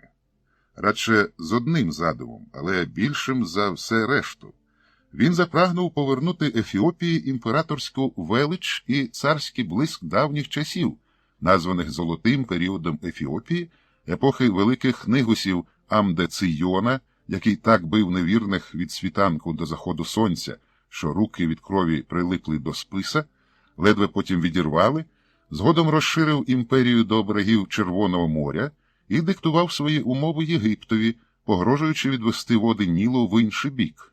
Чи Зара Іакуба, що зміцнив християнство, безжально вимордував поганів, повелів усім підданим християнам носити хрестики на шиях і мужньо відбивав мусульманські наскоки, чи навіть порівняно недавнього Негуси-Негеста Сарце-Денгіля, останнього перед династичною руїною царя-воїна, що не допустив розпаду, якому імперія повільно піддається тепер. Зеденгіль знав, що для відродження Великої імперії і звитяжного протистояння ісламській загрозі йому потрібна підтримка великих і сильних християнських королівств Португалії та Іспанії, а також особисто глави всього католицького світу Папи Римського. Він написав дружні послання, папі Климентові VIII та королеві Об'єднаних Королівств Іспанії та Португалії Філіпові III з пропозиціями папі допустити єзуїтів до Ефіопії, королеві поріднитися династіями, а за це християнські католицькі королівства мають створити з Ефіопією коаліцію проти турків, аби відбити в них узбережжя Червоного моря. В разі успіху порт Масава відходить до Іспанії, а порт Аркіро до Ефіопії. А поки що хай королівства негайно посилають імператорові військову допомогу і фахівців з виготовлення вогнепальної зброї. З усього цього католицький світ устиг лише послати до Ефіопії єзуїтську місію на чолі з повноважним представником Святого Престолу іспанцем Педро Паесом. Вчений єзуїт першим чином відвідав священне для ефіопів джерело Чокке, з якого витікає річка Малий Аббай, що впадає в озеро Тана, з якого, в свою чергу, витікає Великий Аббай, Голубий Ніл. Цим єзуїт Паес дав зрозуміти, що шанобливо ставиться до місцевих традицій, а це прихилило до нього багатьох ефіопів. Більше нічого такого Зеденгіль зробити не встиг, бо вмер. На трон повернувся Яйкоб, що заручився підтримкою митрополита Абуне Петроса. Навчений гірким досвідом попереднього царювання, Яйкоб під час другого свого піднесення в імператорську гідність вже не був такий дурний. Він уже не довіряв нікому. Крім Абуне Петроса, який навчив його рятувати імперію від католицької єресі, Яйкоб добре подумав і вдався до половинчастих заходів. Єзуїтів з держави він виганяти не почав, аби не сваритися з королем і папою, а весь гнів справжнього ефіопського християнина спрямував на покійного царя-єретика Зеденгіля. Вже мертвого, викопаного з могили, Абуне Петрос відлучив від церкви. Йому було відрізано палець з діамантовим перснем, символом царської влади, виколото очі, а тіло розтоптано кіньми. Підданим Негуси Негеста давалося зрозуміти, що так буде з кожним, хто спокуситься на халкідонську єресь. А тим часом Сисиній зібрав достатньо сил, аби піти війною на Яйкоба і відбити в нього імператорський трон. Війська амхарського раса Афанасія було замало, тому Сисиній запросив до битви за трон племена Галла, одне з яких колись його всиновило, пообіцявши після великої перемоги надати їм землі у провінціях Дамот, Агау-Медир та південній частині Годжаму. І ось року Божого 7107 від сотворіння світу або 1607 від втілення Спасителя нашого Ісуса Христа на одному амхарському плоскогір'ї зустрілися армії чинного імператора Яйкоба і претендента на трон Суснийоса, простіше Сисинія. Воїнів Яйкоба надихав Абуне Петрос, воїнів Сисинія прагнення наживи. Для початку за давньою традицією Сисиній спорядив посла до суперника, аби розв'язати суперечку миром. Яйкоб віддає Сисинієві престол Негуси Негеста, а Сисиній за це дарує Яйкобу життя. Яйкоб, як водиться, звелів відрізати послові уд і вуха й відправити назад. Посол дійшов до Сисинієвого стану, але сказати вже нічого не зміг, бо вмер від болю і втрати крові. Але й так все було зрозуміло. Тоді Сисиній сам під'їхав на безпечну відстань до стану Яйкоба і вигукнув: «Хай Бог нас розсудить». За ефіопськими правилами це означало оголошення війни до кінця. Розпочалася битва. У центрі зійшлася грізна ефіопська кіннота, з обох боків вершники на добрих бойових конях, у панцирах і шоломах, із важкими списами і великими щитами. Тут сили були рівні, але з флангів на армію Яйкоба ударили Сисинієві союзники Галла. Вони наступали розсипаним строєм, якому ефіопська піхота не могла належно протистояти, і Сисиній почав перемагати. Спочатку було вбито Ліка Макваса, псевдоімператора, тобто простого воїна у пурпуровій імператорській мантії та в золотих сандаліях, оточеного імператорськими атрибутами царства Ізраїлевого, Давидового, Соломонового, червоним шовковим шитим золотом парасолем, трубами Кани Галілейської та бубном під назвою «Ведмідь Лев». Потім молоді воїни Галла з числа Кондала Вбили самого Яйкоба, що за давнім імператорським звичаєм воював у вбранні простого воїна, і відрізали в нього уд за давнім гальським звичаєм. Згодом надійшла черга митрополита Абуне Петроса. Спочатку якийсь Сисиніїв вершник вихопив у Абуне Петроса золотий священицький хрест, яким митрополит благословляв Яйкобових воїнів віддати життя за царя. Пізніше інші Сисинієві воїни, побачивши світлошкірого, бо він був єгипетський копт, чоловіка у стані ворога, сприйняли його за турка, що загубив свій мушкет та ятаган, і швидко вбили його двома майже одночасними ударами в голову – бойовою сокирою і булавою. Коли стало відомо, що загинули імператор і Абуне, Яйкобове військо припинило битву і попросило в Сисинія пощади. Той, уже почуваючись Нигусом, подарував усім життя в обмін на присягу йому, як новому імператорові. Сисиній так довго йшов до царського трону, що коли пробив його час, вирішив узаконитися з давно вже небаченою урочистістю, величчю та святістю. Він повелів, аби його вінчання на царство відбувалося у давньому Аксумському соборі. Після коронації Сисиній подивився у венеційське дзеркало і сказав сам собі: «Ось я цар у золотій короні». Таким чином, Сисиній хотів подати себе як спадкоємця не лише ізраїльських царів Давида і Соломона, не лише перших християнських нигусів, а й дохристиянських аксумських муккарибів. Він, Сисиній, монарх, звичайно християнський, але править і такими підданими імперії, як мусульмани в Шоа, Агашу, Фалаша, чорні іудеї в нагір'ях Дембії та Годжаму, різного штибу погани з племен Галла на всьому півдні держави. Все для Сисинія складалося б дуже добре, якби не одна дошкульна неприємність. Його не злюбило ефіопське духовництво.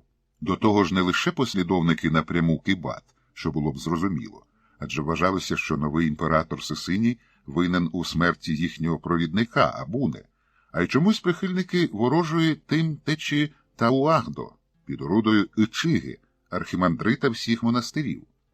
Сисинія це не так обурювало, як дивувало, адже він здобув чудову богословську освіту. У своєму оточенні вважався незаперечним авторитетом у питаннях, пов'язаних з вірою, церквою і спасінням душі. Крім того, він мріяв, посівши царську владу, раз і назавжди примирити помазаних і з'єднаних Тауагдо і Кибат. А вийшло он як. З усього цього вже імператор Сисиній почав дедалі частіше запрошувати до себе єзуїта Педро Паєса і вести з ним довгі богословські розмови. Але до спасіння душі ще далеко. Він молодий, сильний, здоровий, а на царство сів усерйоз і надовго. Тож узявся за зміцнення своєї територіальної влади. Для початку Нигус Сисиній заручився підтримкою її імператорської величності, цариці, вдови великого Нигуса Сарцеденгіля Ітеге Мар'ям сина, віддавши її висуванцям дещицю високих державних посад, потім на найважливіші посади в державі поставив своїх братів Сахле Христоса, Ємане Христоса, Мелька Христоса й Афе Христоса, дав повну господарську свободу правителям провінцій і нарешті прихилив до себе частину племен Галла-Оромо, виділивши їм землі на південному заході імперії в обмін на надання цареві при потребі військової сили. Зате з іншими племенами Галла, які не ввійшли з ним у союз, а продовжували спустошливі наскоки на імперію, Сисиній боровся нещадно. Після кожного вдалого походу на розбійних галасів Сисиній велів відрізати всім убитим голови і складати такі собі піраміди біля бродів через річки, якими зазвичай користувалися нападники, вторгаючись у ефіопські землі. За якийсь час голови перетворилися на вибілені дощем і вітром черепи, тож це мало нагадувати тим галас, що йдуть на Ефіопію, якою буде їхня подальша доля. Але тих це не зупиняло. Мало того, вони почали об'єднуватися у великі армії, що змушувало Сисинія воювати з ними не як з розбійниками, а як з організованою ворожою силою. Одного разу людина народжується і вмирає теж одного разу. Якщо судилося нам померти, то й помремо сьогодні, а якщо судилося життя, то хай коїться воля Божа і благословення Його. Так промовляв Сисиній перед великою битвою з Галла-Оромом. Після таких слів ефіопських воїнів уже ніщо не могло зупинити. Вони ставали безстрашними, як голодні леви, що побачили телицю. Після бою, коли відрізали убитим ворогам голови для спорудження курганів залякування, намагалися рахувати голови, але дійшли до 1500 і збилися. Полонених же кастрували, відрубували носи й вуха і з милостивої царської волі відпускали. Але й такі страшні відплатні дії не змусили Гала припинити набіги на ефіопські землі. Сисиній збагнув, що Гала – це таке саме стихійне лихо, як надмірні дощі, бурі та повені, тож якщо від них неможливо цілком захиститися, слід якось рятуватися іншим чином. Гала вже захопили частину Шоа і чимраз більше дошкуляли Годжамові, центральній провінції Ефіопської імперії. Тож Сисиній вирішив зробити Годжам прикордонною землею, своїм щитом від кочових розбійників, а серцевину імперії перенести до Дембії. Це був благодатний край з родючими ґрунтами довкола озера Тана. Імператорську вигоду посилювало те, що Дембію замешкували не християни, а Фалаша-Агау, котрі сповідували іудаїзм до талмудичного кшталту. Отож їх можна було утискати, грабувати і вимордовувати без страху погубити християнську душу. Це Сисиній з успіхом і робив. А що Фалаша-Агау були дуже працьовиті, займалися землеробством, скотарством, ремеслами, то грабувати завжди було що. Крім того, Сисиній коштом Фалаша-Агау розв'язував питання утримування своєї армії, яка складалася з так званих цевів, полки яких носили такі гучні назви, як Блискавки, Гієни, Лук бджоли, Крута гора Давида, Хрест, Стріла та іншого війська. Перших імператор за традицією наділяв землею, а ось другі годувалися з війни. Власне, як і сам Сисиній до того, як зацарював. Походи на Фалаша-Агау були найкращим способом для гамування голоду царевого війська. Для збереження сякої такої пристойності такі напади виправдовували збором податкових недоплат. Але коли ефіопське військо вже входило у землі Фалаша-Агау, то поводилося відповідно. Вбивало все живе, а тих, хто якимось дивом рятувався, забирало у полон і робило рабами і рабинями. До речі, Сисиній перший з ефіопських імператорів зробив работоргівлю суттєвою статтею доходів державної скарбниці. До того ефіопи, як християни, гребували торгівлею рабами і захоплених у війні полонених відразу продавали мусульманським купцям. Цар Сисиній ввів походи за рабами у перелік справ державного значення. Ходило ефіопське військо за цим товаром, як правило, вглиб Африки, де брало рабів кольором шкіри, як виноград. Самі ж ефіопи, хоч і темношкірі, неграми себе не вважали, та й такими вони не були, а називали себе червоними, коли деякі європейці, особливо португальці та іспанці, називали себе білими, ефіопи сміялися. Які ви білі, сіль біла, а ви червоні, як і ми. До людської вроди ефіопи ставилися дуже поважно, бо краса – це не лише приємна зовнішність, а й ознака правдивої шляхетної ефіопськості. Якщо чоловік красивий, то з коліна Ізраїлевого, тобто людина причетна до нащадків царя Соломона і цариці Савської. Водночас чорних євреїв, агаумовних Фалаша, ефіопи за шляхетних нащадків Ізраїлю не вважали. Щоправда, Фалаша у відповідь платили їм тим самим, і імператорів Ефіопії за своїх правителів не визнавали.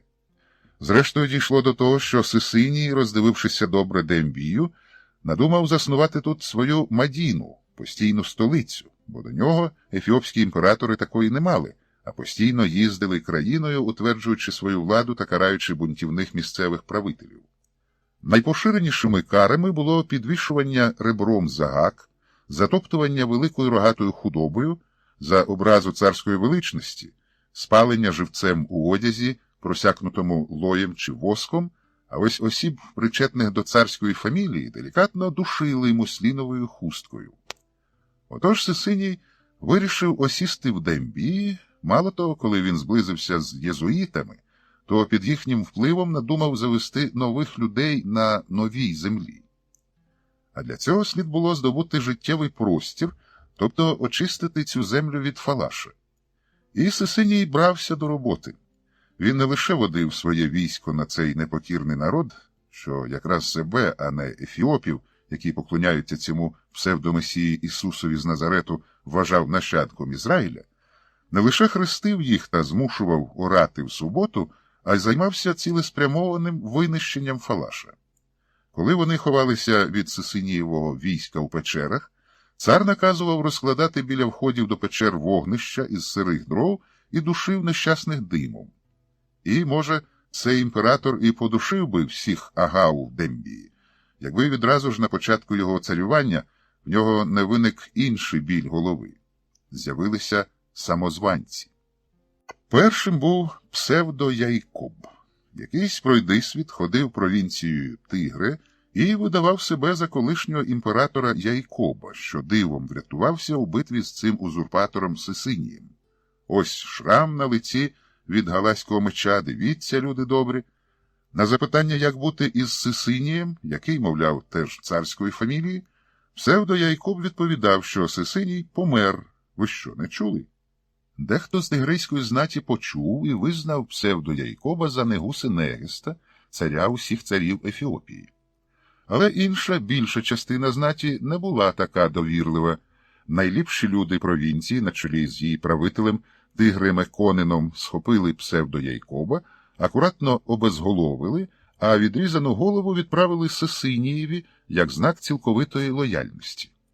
Коли про це дізналися ті інші, ліпші, що визнали псевдо-Яйкоба за імператора, то швидко втекли у бік моря, де їх з радістю зустріли турки і забрали в полон з подальшим продажем у рабство. Далі з'явився якийсь Зикхей, що оголосив себе спадкоємцем роду Амдецийона. Сисиній йому лише відрізав вуха. Потім Сисиній вже не був таким милосердним. Чергових псевдо-Яйкобів, що з'являлися то тут, то там з регулярною періодичністю сезонних дощів, просто підчіплював ребром за гак. Тим часом до Сисинія з обох боків підступали послідовники двох ворожих напрямів у Ефіопській церкві – Кибат і Тау-Ахдо, з метою схилити царя на свій бік і ушкодити суперників. Як такий, що вважав себе вченим богословом, Сисиній розсудив помазаних і з'єднаних так. Помазання Христа єсть благодать Духа Святого, дана людству під час з'єднання людини з Богом. Хто проти, на того чекає в'язниця. Якщо чесно, то імператор Сисиній сам до кінця не розумів того, що він проголосив, бо чимраз більше вільного від війни часу він проводив з єзуїтом Паєсом і поволі, але неухильно схилявся до католицизму. Це не могло довго залишатися таємницею, і не забарилося виникнення опозиції. З часом шляхи імператора Сисинія з купкою його прихильників і шляхи цілої країни з її духовництвом, знаттю, військом і посполитими почали розходитися в різні боки. Сисиній утримував владу значною мірою завдяки боєздатним частинам з іновірців, які не втручалися в релігійні справи Ефіопії. Це дивізіон португальських мушкетерів під командуванням капітана Жуана Габріеля, загін нарів турецьких мушкетерів під орудою паші Мустафи та кінний полк Коккаб, цілком укомплектований мусульманами з Адалу.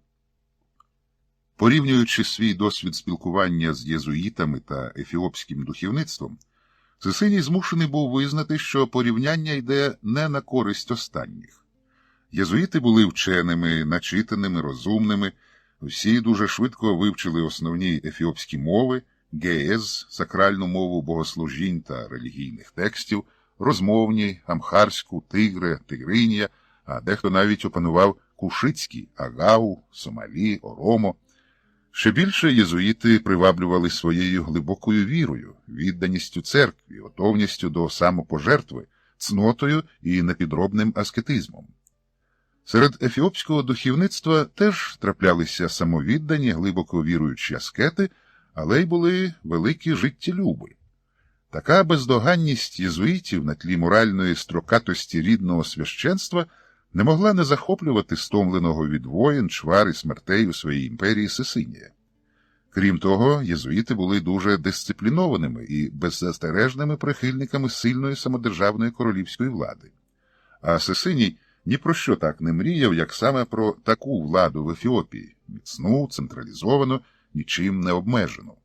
А про що ще можна мріяти в державі, яку розтягають місцеві володарі, на яку постійно нападають з одного боку гальські племена, з іншого мусульманські завойовники, підтримувані Портою, котра страждає від релігійної міжусобиці і яку підточують бунти і повстання чимось невдоволених підданих. Вступ до ефіопства.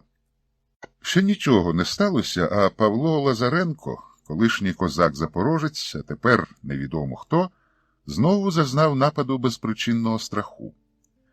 Він ще не знав чого, але боявся дуже.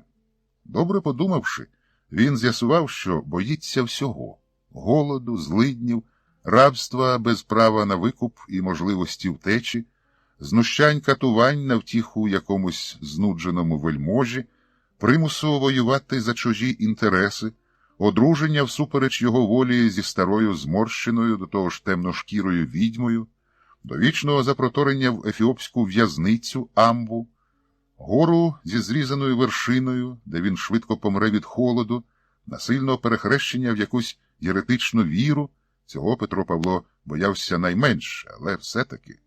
Поміщення у гарем якогось туркбаші з нестримними нахилами до збочинських любощів, через голоду та злиднів і, як наслідок, вимушеного жебратства, що означає постійні нещадні бої з укоріненими під церквами і на базарних майданах місцевими жебраками, розбійництва на великій дорозі, яке дуже швидко закінчується однією з неприємних ефіопських страт – підвішуванням ребром за гак, затоптуванням великою рогатою худобою чи здиранням живцем шкіри.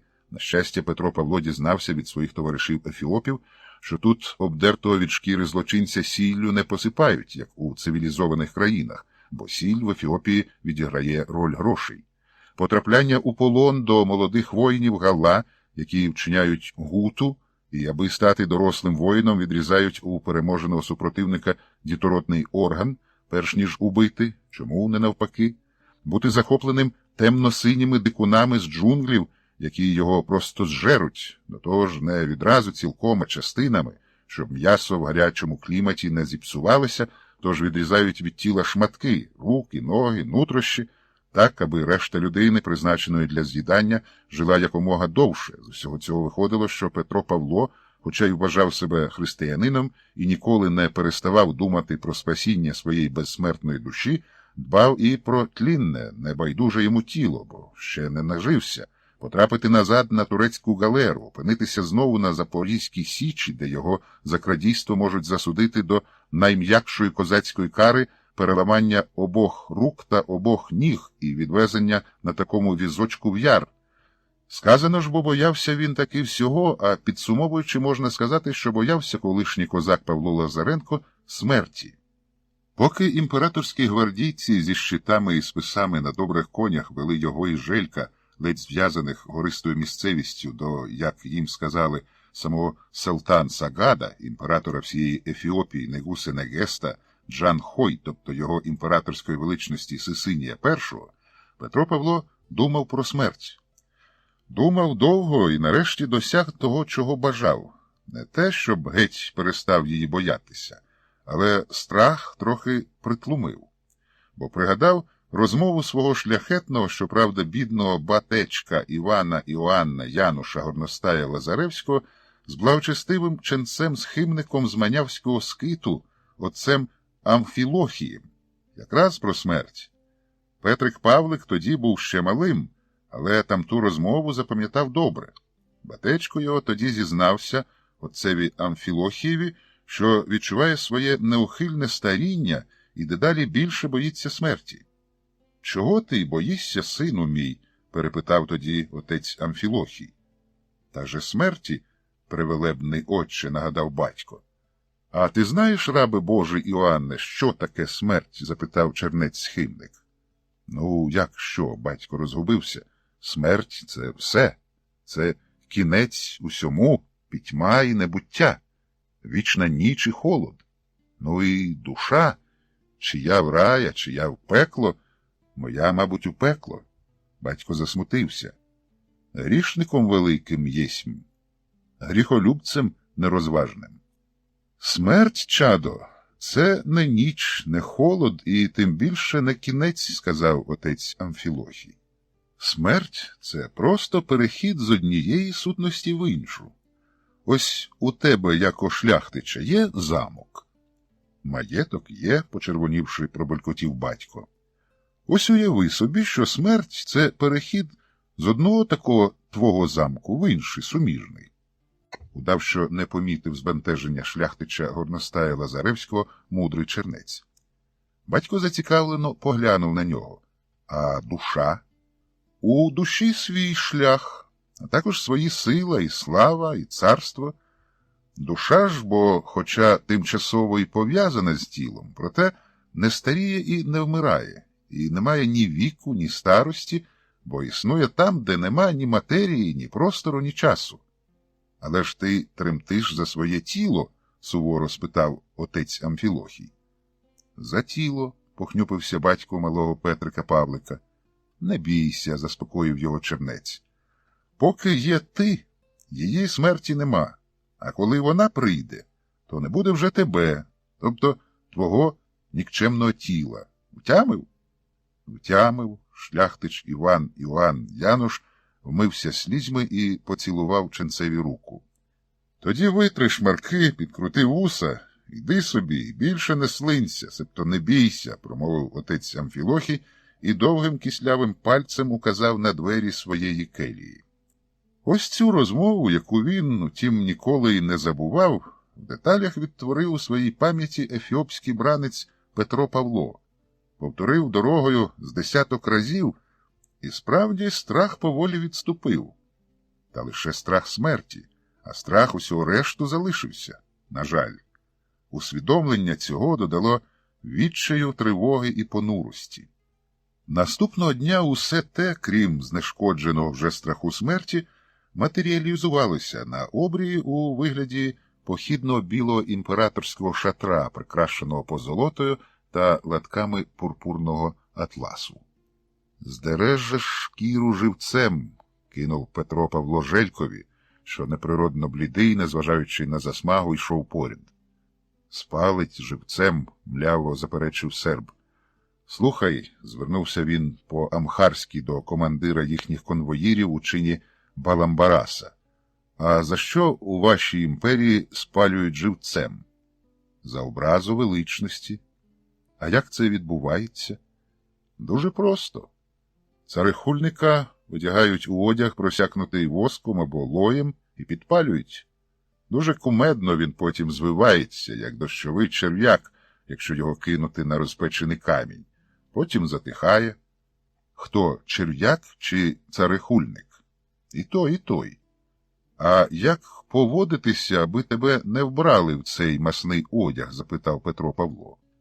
Поштиво, чемно, але гідно, тобто не надто підлабузнюватися, бо старий воїн Сесиній цього не любить. Не дивитися просто в очі, бо це буде розцінено як виклик. А куди дивитися? Десь на царський пуп. А як правильно звертатися до імператора? Джан-Хой. А позавочі бажано називати його або Сесиній перший, імператор всія Ефіопії, або просто Селтан Сагад, що означає «владика йому поклонися». Сам Селтан Сагад якраз тоді переносив свою столицю із Горгори, що на березі озера Тана, у царській провінції Дембії до Данказу. Справа в тому, що в Горгорі спалахнула пошесть холери, а за ефіопською традицією з цим лихом не боролися, бо навіщо? Всевишній краще знає, кому жити, а кому вмирати у страшних муках. Це ж зрозуміло. Якщо стається падіж худоби через засуху, то за волею Божою ориться людьми, а якщо і люди падають, то теж так хоче Господь. Навіть діти в Ефіопії знають, що голод стається не через брак дощу, а достаток через дощі рясні, а все робить Бог. Тож навіщо опиратися пошесті, якщо можна просто покинути прокляте Богом місце і перебратися на нове, чисте місце? Ось цар царів Сисиній, покинувши холерну Горгору, перебирається до Данказу і будує собі тут нову Мадіну, столицю. Так описує цей трудовий подвиг літописець. Напишемо тут дещицю з багатомножія краси і сотворіння побудови дому, який воздвиг цар царів Селдан Сагад, паросток Соломона царя. Доднесь зволікали ми, ліпше написати історію цю в місяць завершення. Наперед всього вибрав він Габре Кристоса з верхником над будівництвом, показав місце, де починати возведення дому, і повелів, аби не будувався цей дім стогнаннями бідних, як було при попередніх царях, котрі утискували люд і виснажували його, кажучи, жердини для даху забрали майно під приводом многих потреб будівництва. Сей же цар християнський повелів, аби робітники на будові, що носили воду, і теслярували, і підносили камінь, і товкли вапно, отримували мзду по труду своєму, сказано ж бо у Євангелії, трудящий достоїн нагороди своєї. І наказав Габре Кристосові наказом суворим не утримувати плату найманим. І зібрав Габре Кристос понад 1000 робітників, що отримували плату, і з ними завершив будівництво дому. І збагатилися ті, хто до того терпів нужду, і здобули вони нагороду сугубу за труд незначний і в тому немногою. Бо не били їх наглядачі і не підганяли їх, а самі вони запопадливо працювали, випереджаючи одне одного при переносі каміння та вапна, веселі й радісні, як тішиться селянин у місяць жнив. Понеже сила Божа допомагала цим робітникам, яко допомагала вона будівничим Єгипту і Риму. І заклали вони основу, закопавши палі на глибину 5 ліктів, пам'ятаючи пораду Писання, що гласить: «Той вибудував дім на камені, коли подули вітри і пішов дощ, розлилися річки і натиснули на дім той, то не змогли завалити його, бо ж був він закладений на камені, а не на піску». І будувалася ця споруда з вапна і каміння білого, подібних до снігу, красою своєю краще за мармур. Стіни зробили заввишки 10 ліктів, а завширшки 33 лікті чи навіть більше. А на стіни ті поклали сволоки дерева кедрового заморського, а на них влаштували стелю з дощок широких, яких не точить черв. А щоб настил не розійшовся, то скріплений він скобами залізними. І обмастили цей настил і покрили вапняркою так, що став він підлогою, на якій вибудували вже другий будинок. А число хоромів верхніх та нижніх 12, подібно до числа 12 каменів Ісуса Навина, взятих 12 колінами Ізраїля із середини Йордану. І всі ці хороми були прикрашені й розписані прикрасами і узорами барв різнокольорових, а головні хороми були повні килимів і тканин різноманітної роботи. Запинали же були з парчі золототканої, а балдахін трону був з найкращого дамаскина дивної роботи. І коли завершили спорудження цього дому і побачив цар Селтон Сагад, яким прекрасним є вигляд усієї споруди, то влаштував він торжество зі старійшинами народу свого. І священики співали псалми і духовні вірші і діставали дари золота творінь своїх. І тоді уклав Троїцю один з них, глаголячи: «Прославили умільці Єгипту і люди Риму дім твій, чертог радощів, вия котрого, наче вежа Давидове. Це місце, де висять обладунки, а долівка сяє світлом берила. На нього ж бо не ступить нога лжеця, а лише Сисиній, лев з коліна Іудового у цих хоромах на віки віків». А поза цим палацом спорудили водойму, як зробив праотець його Соломон, з міді море, і наповнив його водою з вишин небесних.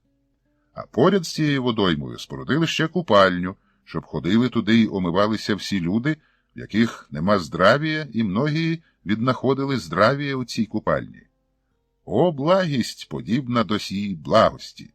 О, любов, подібна до сії любові чоловіколюбця! Чи ж цар цей християнський не віддав маєтності своїй любові заради? Тож хай воздасть йому Бог від благ своїх во 100-крат більше у світі цьому і в грядущому житті вічному. Будівничих же і всіх ремісників утішив цар роздачею срібла і злата, а особливо Габре Христоса за запопадливість його і службу вірною прикрасив він коштовностями і дав йому відзнаку ліпших з добрих людей – амбор, суть золоте обруччя на зап'ясток лівої, ближчої до серця руки. Бо ж цей цар часу нашого чинить волею Всевишнього Господа нашого і виконує повеління його, чиї великі й дивні діла, як у Господа Вседержителя. А позаяк ще, за словами апостола істинного Павла, нема влади не від Бога, то й покладаємо ми на нього і віруємо в допомогу його, царя царів землі Ефіопської, прасина великих царів Ізраїля, Давида та Соломона, лева з коліна Іудового, великого звитязця будівничого і благодійника Салтан Сагада, Негуси Негеста Суснийоса, священною мовою Геєз або ж Сисинія першого розмовною мовою амхарською. Ось цей такий благочестивий, шляхетний, мужній, миролюбний, але звитяжний щодо ворога як зовнішнього, так і внутрішнього, прозорливий очима, щедрий рукою, правосудний шукач законів і їхній встановлювач, той, хто сподівається на Бога пречистого і Всевишнього, котрий укріплює буття того, хто покладається на нього, як укріпив він небеса, допоки рухається місяць і триває обертання зірок, імператор Ефіопії Сисиній дивився на двох приблуд у обдертому турецькому одязі. «Я чув, що ви мелькити халкідоніти», – промовив Сисиній. «Розкажіть мені, з яких ви земель і як потрапили у благословенний під небом ефіопський Ізраїль?» Петро Павло пошукав очима серед офіцерства і придворних колишніх товаришів по галері, молодого Хайле Василіда, сина Тигри Меконена та Елияса. Перший, що стояв серед сановників, підбадьорливо кивнув, а другий у задньому ряду командирів гвардії навіть підморгнув. І Петро Павло з Жельком, перебуваючи один одного, розповіли Сисинієві свою спільну історію, не забуваючи через кожен десяток слів шанобливо вставляти в свою мову Джан Хой. Хто може все це підтвердити? Спочатку виступив молодий Хайле Василід, а потім, спитавши дозволу в Недж-Азмача, до нього приєднався Елияс. Обидва підтвердили розповідь Петра Павла і Желька. «Накажи їх розіп'яти. Вони схизматики», – сказав Сисинієві призначений папою римським католицький патріарх Ефіопії єзуїт Мендес, що сидів по праву руку від імператора. Сисиній подивився на Мендеса, потім на прибульців, подумав трохи і запитальним тоном відповів єзуїтові. «Як мелькити халкідоніти, вони визнають подвійну природу Спасителя нашого Ісуса Христа?» «Це так», – мусив визнати Мендес. «То, може, їм легше перейти в істинну католицьку віру, ніж нашим монофізитам?» «Ці візантійці дуже затяті», – зітхнув Мендес. «Але спробувати їх переконати можна. Звели поселити їх у шатра наших братів з Товариства Ісуса. Хай навертають». «Ні», – вагаючись, заперечив Сисиній. «За їхніми розповідями, підтвердженими моїми підданими, вони непогані воїни. Тож я направляю їх у якийсь полк, як простих цевів, з правом вислуги. А Ісусові товариші хай працюють з ними у вільний від служби час. Але я ще не вирішив, у який полк їх послати. Не в круту ж гору Давида». Придворні та генерали догідливо засміялися. Названий полк вважався найкращим серед частин цевів, поселенців, які несли військову службу за володіння землею, на відміну від імператорської гвардії та дружин помісних феодалів, що отримували за службу платню, хоча нерідко платнею було право пограбувати якийсь нехристиянський народ імперії, фалашів іудеїв, мусульман, поган, а з посиленням впливу єзуїтів на імператора, його схиляння до католицизму і християн, вірних давній ефіопській церкві. «Повеліваю», – після нетривалих роздумів проголосив Сисиній, – «хай прибульців запишуть у полк гієни, з правом вислуги та отримання землі після 5 років бездоганної служби і виявленого героїзму в битвах за християнську віру і богообрану землю і такий же народ Ефіопії. Єзуїти зловтішно посміхнулися. Полк Гієни вважався найгіршим у Збройних силах Ефіопії, але мало хто хотів знати, чому це так. Справа полягала не в тому, що гієни не були хоробрими, невправними чи недисциплінованими, а в тому, що цей полк перебував у найгірших в усій ефіопській армії умовах. Він розміщувався на Голубому Нілі або Абаї, який розділяв з одного боку землі, захоплені Галла у провінціях Гафат і Дамот, з іншого споконвічні амхарські землі в Годжамі.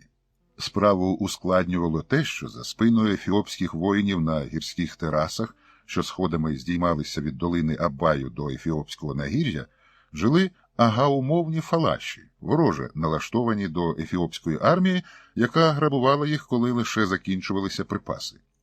Крім того, цеви з полку Гієни насправді не мали землі, бо землею імператор їх наділив на територіях на лівому березі Абаю, які вже давно захопили Гала, і на правому, де ще давніше мешкали фалаші іудейської віри. Тож гієнам, аби посісти землю, треба було або вибити Гала з Гафату і Дамоту, або остаточно вимордувати фалашів на півдні Годжаму. Ні одне, ні друге полк Гієни не міг зробити, бо був бідний, погано озброєний, недогодований і прикордонну службу із захисту південних рубежів імперії від поганського галського агресора ніс лише завдяки своїй нечуваній мужності, самовідданості, а якщо відверто, то просто безвихідному становищу. Вони змушені були воювати, аби їх не знищили войовничі Гала Оромо, і не могли відступати, аби їх не покарали імператор за боягузтво, тим більше, що відступати слід було терасами і ущелинами, де живуть фалаші, які не упустили б нагоди поквитатися з деморалізованими гієнами за всі кривди, зазнані від християнського війська. Отож гієни стояли не на життя, а на смерть. Їхній головний осідок був, звісна річ, на правому березі Абаю, біля кам'яного мосту, через який любили повертатися з походу в Годжам і Амхару Галла зі здобиччю, переважно худобою. У похід Галла йшли порожняком, тож переходили річку в брід, а ось назад треба було захоплювати міст. Гієни зазвичай з ними билися, але через численну перевагу Галла перемагали рідко. Так цей цевський полк і існував. Харч здобував з грабунку фалашів, рекрутів набирав з поблизьких амхарських поселень, а духовний харч отримував від ченців найближчого монастиря віри отців Дебре Маркос. Поки імператор Сесиній думав свою царську думу, а затим проголошував свій теж царський указ, Петро Павло, ризикуючи нарватися на страшне звинувачення в образі величності, крадькома з-під опущених повік спостерігав за Сесинієм та його почтом. Сам цар був уже не молодим, але ще дужим і владним та грізним на вигляд чоловіком з гордою поставою. Він був вбраний у шовкове пурпурове шамма з широкою червоною муаровою смугою, позолочені сандалі та в якусь чудернацьку корону з тоненького срібного дроту. Придивившись, Петро Павло збагнув, що на царській голові не корона, а красива сивина у припишній бойовій імператорській зачісці. Сидів Сесиній під червоним шовковим розшитим золотом парасолем, ознакою імператорської влади, на похідному позолоченому троні червоного і чорного дерева, слонової кістки та перламутру. В руках він мав страшенно дорогу вервечку з рожевих перлин зі срібним католицьким розп'яттям. Час від часу перебирав її і щось бурмотів собі під ніс. Петро Павло, який, побачивши стільки католицького чернецтва в оточенні ефіопського царя, уже збагнув, що тут, як і в його коханій вітчизні Русі, йде війна за душі між корінною церквою та католицькою експансією з його бойовим авангардом єзуїтами, тож міг припустити, що Сесиній проказує патер ностер. Серед царського оточення Петро Павло звернув увагу на одну молоду жінку чи дівчину, яка, незважаючи на те, що була темна, мов каштан, так вразила його своєю вродою, що він ледь не знепритомнів. На голові вона мала діадему з рубінів і смарагдів, тож Петро Павло здогадався, що це Вейзаро, принцеса крові, і, мабуть, Сисинієва дочка. Вбрана вона була в одяг з якоїсь дуже легкої тканини, на якій було виткано тигрів, павичів і жирафів, і коли принцеса вставала зі свого стільця, ходила туди-сюди і знову сідала, то тварини на її одязі рухалися, мов живі. Тигр підкрадався і нападав на білосніжну свійську козу, павич розпускав і згортав свого знаменитого хвоста, а жираф об'їдав якісь плоди на верхівках дерев, ішов до водопою, пив. Всі розуміли, що Вейзаро не має жодної потреби вставати зі стільчика і проходжуватися довкола, окрім як показати своє казкове вбрання. Водночас усі присутні це дуже цінували, захоплювалися, а дехто просто млів від такої краси. Петро Павло вже погодився з тим, що його спалять живцем у просякнутому лоєм мішку, і, впіймавши принцесин погляд, подивився їй прямо в вічі. Це тривало якусь мить, але він устиг роздивитися ці очі достеменно. Розріз, як два складені тятивами докупи великі тисові луки, вії довгі й мохнаті, як крила чорного оксамитового метелика, що його Петро Павло впіймав, коли вони йшли Нілом. Білки акурат, як рожеві перлини на верветці її татуся, а зіниці глибокі, як твої колодязі у Нубійській пустелі, з яких вони під час тієї подорожі брали холодну і смачну воду. Коли жовта нільська вода для пиття ставала непридатною, пам'ятається, що в глибині тих колодязів виблискувало те, що інакше як чорне срібло й не назвеш. Хтивий біс, що весело прокинувся в єстві козака Лазаренка, звертав увагу на принцесине тіло, по-жіночому пишне, звабливе, розкішне і водночас по-дівочому струнке, вироблене, гнучке. Все. Козакові горіти живцем, а православній душі повік варитися в гієні вогненій, або бути поверженій у пітьму зовнішню, де плач і скрежет зубовний. Хоча за гріхи на спасення душу його чекає водночас і те, і се, лише незрозуміло, як душа має скреготати зубами. Якраз тієї миті, коли в нього з'явилося це дурне запитання, принцеса наблизилася до свого батька-царя і щось тихо сказала, показуючи рукою в коштовних перснях і браслетах на Петра Павла. У нього від страху пішла носом кров. Сисиній згідливо кивнув головою і, підкликавши найближчого генерала, дав тому якесь розпорядження. Згодом, коли вони вже вирушили в дорогу, Петро Павло дізнався від Елияса, який теж попросився у полк гієни, бо не хотів розлучатися зі своїми новими побратимами-мелькитами, крім того шукав пригод, слави, подвигів і, звісна річ, можливості вислужитися перед царем і піднятися по військовій ієрархічній драбині, що принцеса, яку звали Вангельявіт, тобто Євангельська, попросила батька, аби цим прибулим християнським воїнам дали коней, одяг і зброю її, принцеси, коштом. Коли Петро Павло дізнався про це, то страшенно високо піднісся духом і дозволив, аби в ньому заплодилася люциферівська за своєю гординою мрія. Вголос сам до себе вимовити її Петро Павло не смів. Елияс, якого вони вже називали Елияс Георгіс, намовив їх дорогою до полку гієни зробити гак і завернути в Шоа, де його батько Георгіс Їсах був баляге, тобто дрібним шляхтичем-землевласником.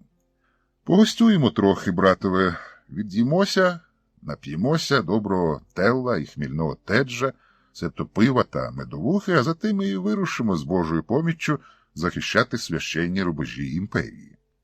Імперію тим часом струшували безконечні бунти, і цар царів Сисиній збирався у похід на Ласту, де спалахнуло Беальге, повстання усіх верств населення, як тих, хто воює цевів, гвардійців, найманців, так і 9 розрядів тих, хто не воює, вкупі зі священиками, ченцями та ієрархами Ефіопської церкви, які, власне, й були натхненниками цього бунту.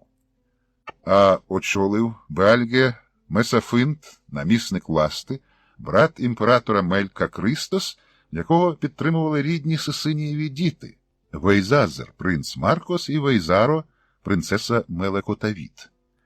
Як і було сказано у біблійного пророка Ісаї, настало горе землі, огорненій крилами по той бік рік Ефіопських. Почав воювати брат проти брата, друг проти друга, місто проти міста, царство проти царства. Ніхто не сховався в ущелинах скель та норах землі від страху перед Господом, який на мить у палкім гніві своєму сховав своє обличчя від дітей своїх. І тривала та мить 3 днів і 3 ночей, протягом яких 2 ефіопських військ невтомно винищували одне одного в долині річки Таказе. Різниця між цими 2 арміями полягала лише в тому, що в одній з них, якою командував Алауї Негусе, цар-єретик Сисиній, перед боєм відслужив месу за католицьким обрядом єзуїт Дієго де Маттос, а іншу під родою Мелька Кристоса благословив Ічіге, архімандрит усіх монастирів, друга особа в ефіопській церковній ієрархії Бетра Георгіс. Сисиній виходив до бою, за словами його придворного літописця, як голодний лев, що уздрів телицю. І недаремно, бо зрештою переміг.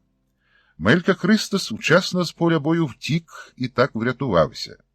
Син Сисинія, спадкоємець імператорського трону, Лидж Василід, зажурено дивився на поле після битви і казав своєму батькові цареві: «Ось лежать мертві побиті не якісь язичники погані, не мусульмани, і навіть не фалаші іудеї, а самі християни». Сисиній від цих слів уперше відтоді, як узявся запроваджувати католицьку віру в Ефіопії, замислився, звелів більше не вбивати полонених ефіопів-схизматиків, тобто вірних монофізитів, а натомість відпустити їх з Богом. Єзуїти запротестували, але цар їх не послухався і слідом за своїм сином засумував. Зате раділи і веселилися звірі польові і птиці небесні, бо вдосталь наситилися вони плоттю і втамували спрагу кров'ю. Коли блудний син Еліяс Георгіс прибув додому батька свого шуанського баляги-дідича Георгіса Єсаха, той за біблійним звичаєм звелів зарізати бичка вгодованого. А позаяк блудний Еліяс прибув не сам, а з 2 своїми друзями-мелькитами з північних заморських земель, то старий Георгіс наказав також щодня різати баранця, бо лише тиждень, як з Божої ласки було відсвятковано Пасху Господню. Тож тривали святкові скоромні тижні, а крім того, син, що його за мертвого вже вважали, повернувся. Петро, Павло і Жилько переконали старого Георгіса Єсаха, що вони, хоча й мелькити, проте християни, і попри те, що вони в силу волі Всевишнього на цей час волоцюги бездомні, все-таки походження шляхетського, тож він подарував їм гарні шамма з широкими червоними смугами, ознакою вільної людини шляхетного походження. Петро, Павло з Жельком чемно подякували і, аби не образити господаря, всіма силами користалися з його безмежної гостинності. Вони вже зранку пили телла, їли свіжоспечений місцевий хліб, інджера з гострим соусом ват, що опікав рот, різні смачні овочі і фрукти, а згодом звикли пити і буно, ту саму каву. Для приготування цього напою Гіріс Єсах тримав окремого слугу.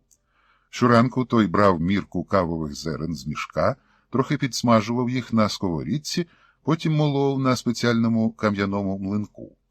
Тим часом на плиті закипала вода у залізному горшку. Далі він брав 3 джезви з 3 різних металів – мідну, срібну й олов'яну, клав у них однакову кількість меленої кави, ставив на розпечену кам'яну плиту і стежив, аби вода не перекипіла. Як лише з'являлася світло-брунатна піна, він швидко знімав джезви з плити і клав їх у гарячий пісок. Настоюватися воно мало чітко визначений час, тож слуга-кавовар користувався маленькою, дуже красивою клепсидрою роботи єгипетських майстрів, і коли остання крапля цього водяного годинника показувала, що вже час, розливав напій у фарфорові кухлики, порівну з кожної джезви. Ефіопи пили каву 3-4 рази на день. Петро Павло теж пив, але винятково з ввічливості, аби не образити відмовою гостинного господаря. То одного ранку йому відкрилося. Напередодні вони ходили полювати на пітонів, з яких кухарі, хоча й небагато, але такого, що пильнував панські традиції шуанського дідича Георгіса Ісаха, готували надзвичайно смачну страву під назвою тешо.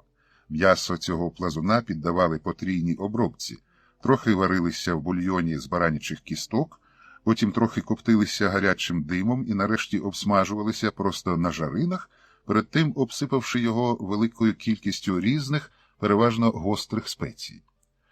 Гарно було їсти таке м'ясо з охолодженим телла і запашним теджем навперемінки, але цікаво також було полювати на самого плазуна. Ефіопи це робили так. Мисливець приходить туди, де люблять бувати пітони, прив'язує до ступні ніж і, коли з'являється змій, дає йому заковтнути частину ноги, а потім трохи піднімає ногу і тягне на себе, розпорюючи пітона аж до очей. Петра Павла, як почесного гостя, вшанували довірою вполювати таким чином плазуна, і він зробив це. Щоправда, надлюдськими зусиллями, поборюючи огиду і тамуючи блювотні спазми. Зате ввечері багато пили, а вранці, страждаючи важким похміллям, Петро Павло не випив, як завжди, глечик холодного телла, а чомусь 2 кухлики кави, запивши їх холодною водою. І ось тоді він зрозумів, що таке ефіопське буно, або та сама кафа, якою ще на галері лякав його Желько. Він відчув себе легким, безтурботним і дуже щасливим. Причому щастя це розповсюджувалося не лише на нього, окремо взятого козака Павла Лазаренка. Він відчував щастя своїх друзів – Елияса, Георгіса і Желька, старого дідича Георгіса Ісаха, його кухарів, слуг, жінок, дітей, воїнів. Та що там казати, щастя заполонило все поселення, все Шоа, всю Ефіопію, весь світ. Петро Павло хотів сміятися і плакати водночас, говорити теж водночас з усіма, хто поруч і хто далеко, та безконечно дякувати Творцеві на небесах за те, що так є. Відтоді він став переконаним кавником, але лише в першій половині дня, а опісля пив уже тедж і телла, запаси яких у дідича Георгіса Ісаха, здається, були невичерпними. Петрові Павлові дуже сподобалася ефіопська доба, що порівну ділилася на день і ніч. День розпочинався із сходом сонця, коли він ще спав, а закінчувався із заходом, після якого вони ще довго пили й розважалися. Тож не так впадало в вічі, що більша частина доби минала у безперервних бенкетах. Власне, якщо врахувати час сну і неминучий час молитви у круглій кам'яній з очеретяним дахом церкві, то свято завжди було з ними. З церквою спочатку виникло непорозуміння. Петро Павло і Желько зізналися, що вони мелькити-халкідонці, себто православні дуафізити, і ніби не мають права заходити до ефіопської віроотцівської церкви. Але старий Баляга розсудив інакше, запитавши своїх гостей, чи вони християни, і, отримавши ствердну відповідь, сказав, що богословські суперечки – це справа ченців та церковних ієрархів, а ми, прості смиренні християни, маємо харчуватися духовно тим, що є під руками.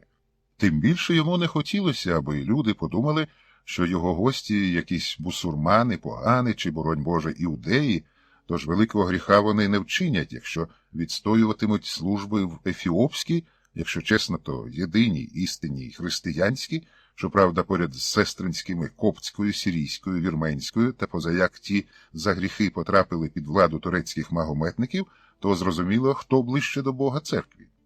Петро Павло із Жельком і відстоювали, а що служба правилася мовою геєз, яку вони не розуміли, то змушені були нудитись і розглядати ікони і оздоби. Дуже їх забавляло те, що всі святі, включно з Богородицею і самим Спасителем, були зображені темношкірими і винятково в анфас, зате лиходії, Змій-спокусник, Іуда Іскаріот та сам Вельзевул зі своїм нечестивим воїнством лишив профіль, до того ж чимало з них було білими, як сіль. Мабуть, таким чином ефіопські богомази насміхалися над прибулими європейцями, що називали себе білими. Ефіопи, які не вважали себе ні негроїдами, ні чорношкірими, казали їм, мовляв, як ви білі, це сіль біла, а ви червоні, як і ми. Дуже веселилися Петро, Павло і Желько від споглядання фрески святого Мамоса, верхи на левові.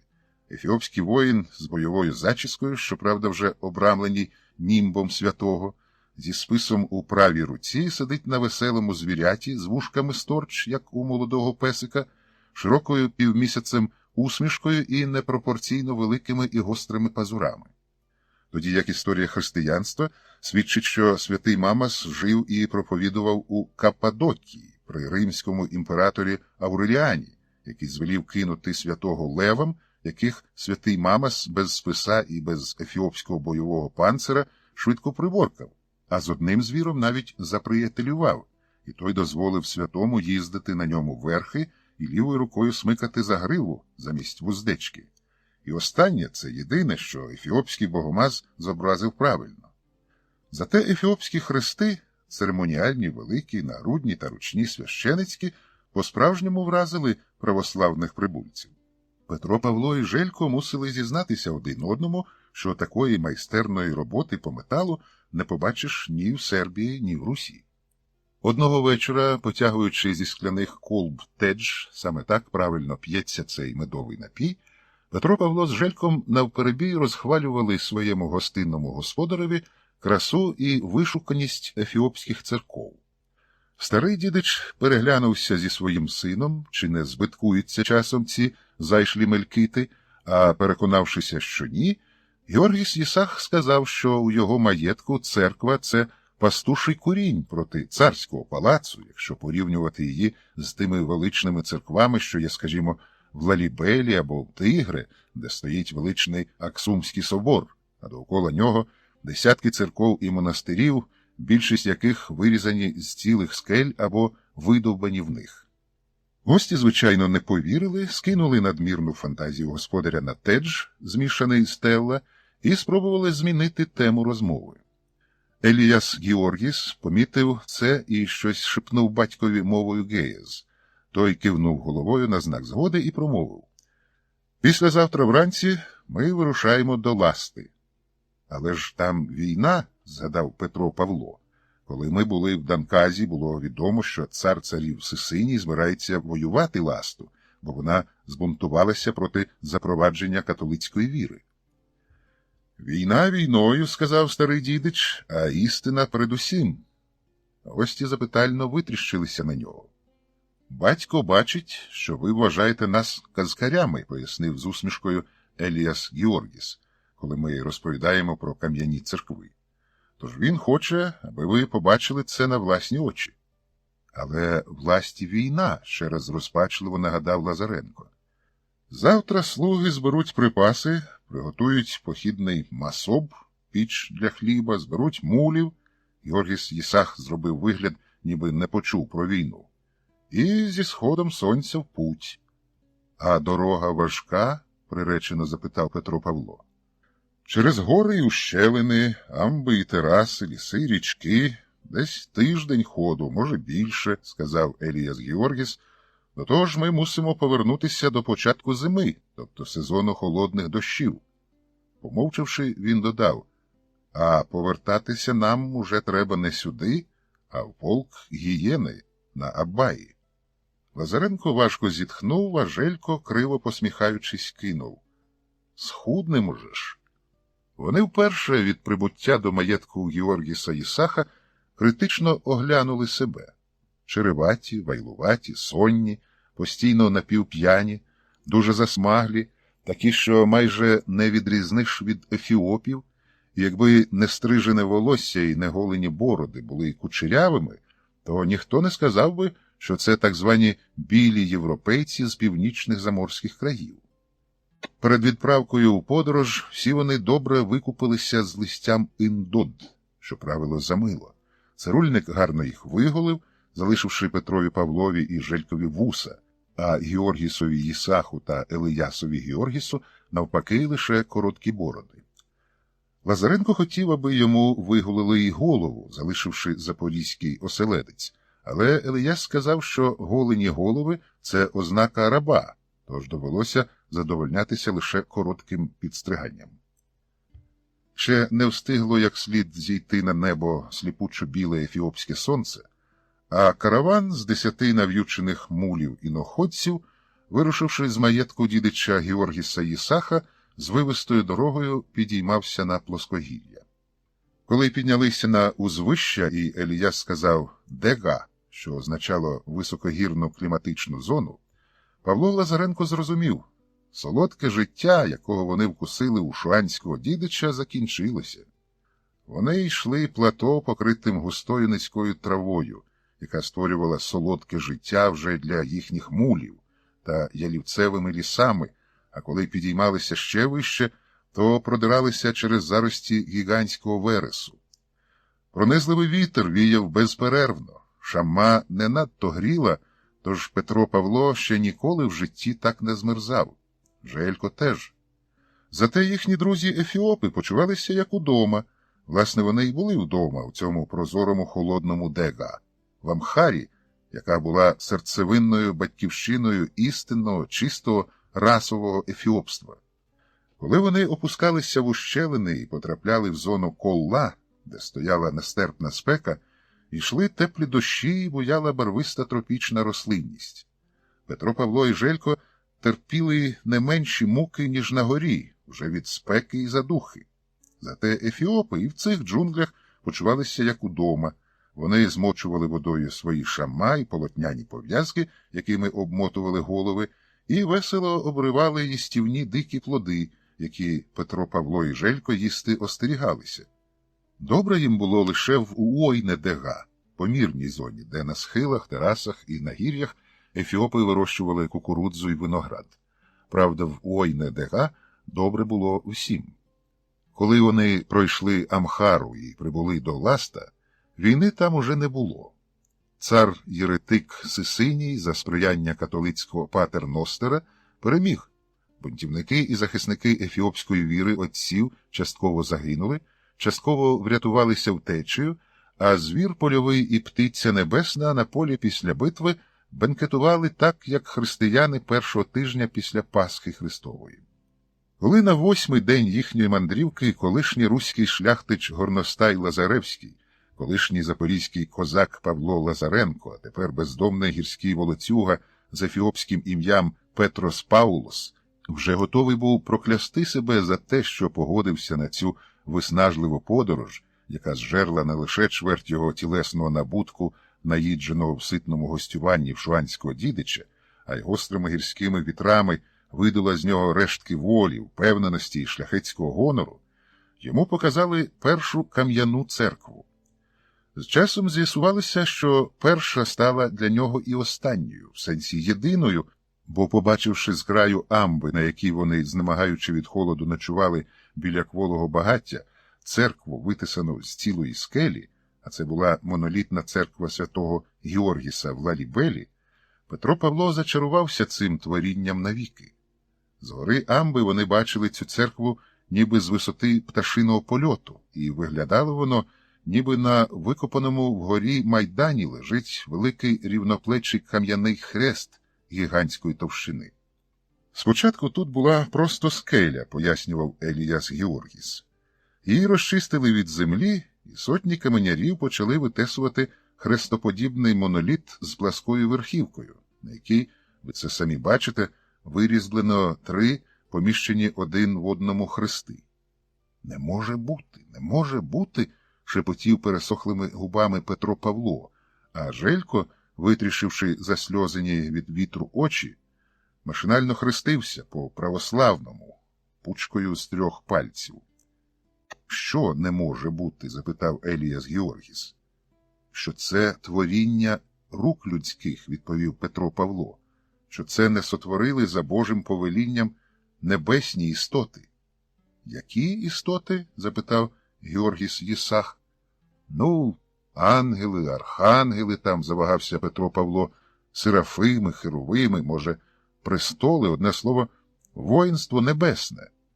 «Тесати камінь може лише чоловік», – сказав Георгіс Їсах, «бо лише йому дано Творцем пізнати світ у всій повноті його. А як вони зробили з цього блока церкву? Запитав Желько. Так само, продовжував розповідати Еліас Георгіс.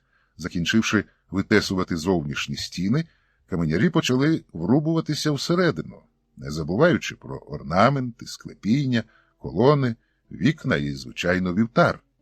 І все із суцільної скелі? Все. Але спустімося, і ви самі все побачите. Зблизька церква святого Георгіса ще більше справляла враження дива неземного.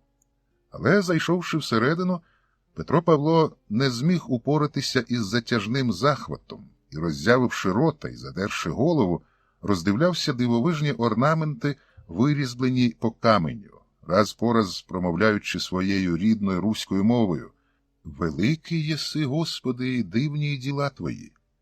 Його навіть не привела до тями велика кількість коштовного металу, хрести церемоніальні і священицькі, кадильниці, оклади на іконах, чаші, підсвічники, пуделка – все було, якщо не з чистого срібла, то із щирого золота. Павло Лазаренко в своєму житті ще не грабував церкви, але завжди, коли він бачив багато цього коштовного металу, який до того ж ніхто належно не охороняє, його охоплювало солодке хвилювання мисливця, що несподівано для себе побачив, як у його сильце, поставлене на лисицю, потрапив соболь. Та наразі замість цього хижого хвилювання він відчував щось зовсім інше. Йому хотілося плакати від щастя, обіймати весь світ, молитися довго і натхненно, сповідатися святому схимникові в гріхах і не може бути, водночас хотілося грішити ще. Бо, споглядаючи цю кам'яну божественну велич, козак Павло Лазаренко не хотів бути земноплазом у поросі сущим, червом нікчемним, прахом многоплачевним. Ні, йому прагнулося блиску, слави, багатства і особи в плоті, статі жіночої, крові бажано царської. Вони опісля ще оглянули кілька кам'яних церков Лалібелі і монастирів, келії яких теж видовбані у скелі, але такого екстазу, як від церкви святого Георгіса, ні Петро Павло, ні Желько більше не пережили. Потім вони розлучилися. Старий Георгіс Єсах зі слугами і 4 мулами повернувся додому в Шуа, а його син зі своїми православними товаришами вирушив на Абай до місця розташування полку Гієни. На військову царську службу.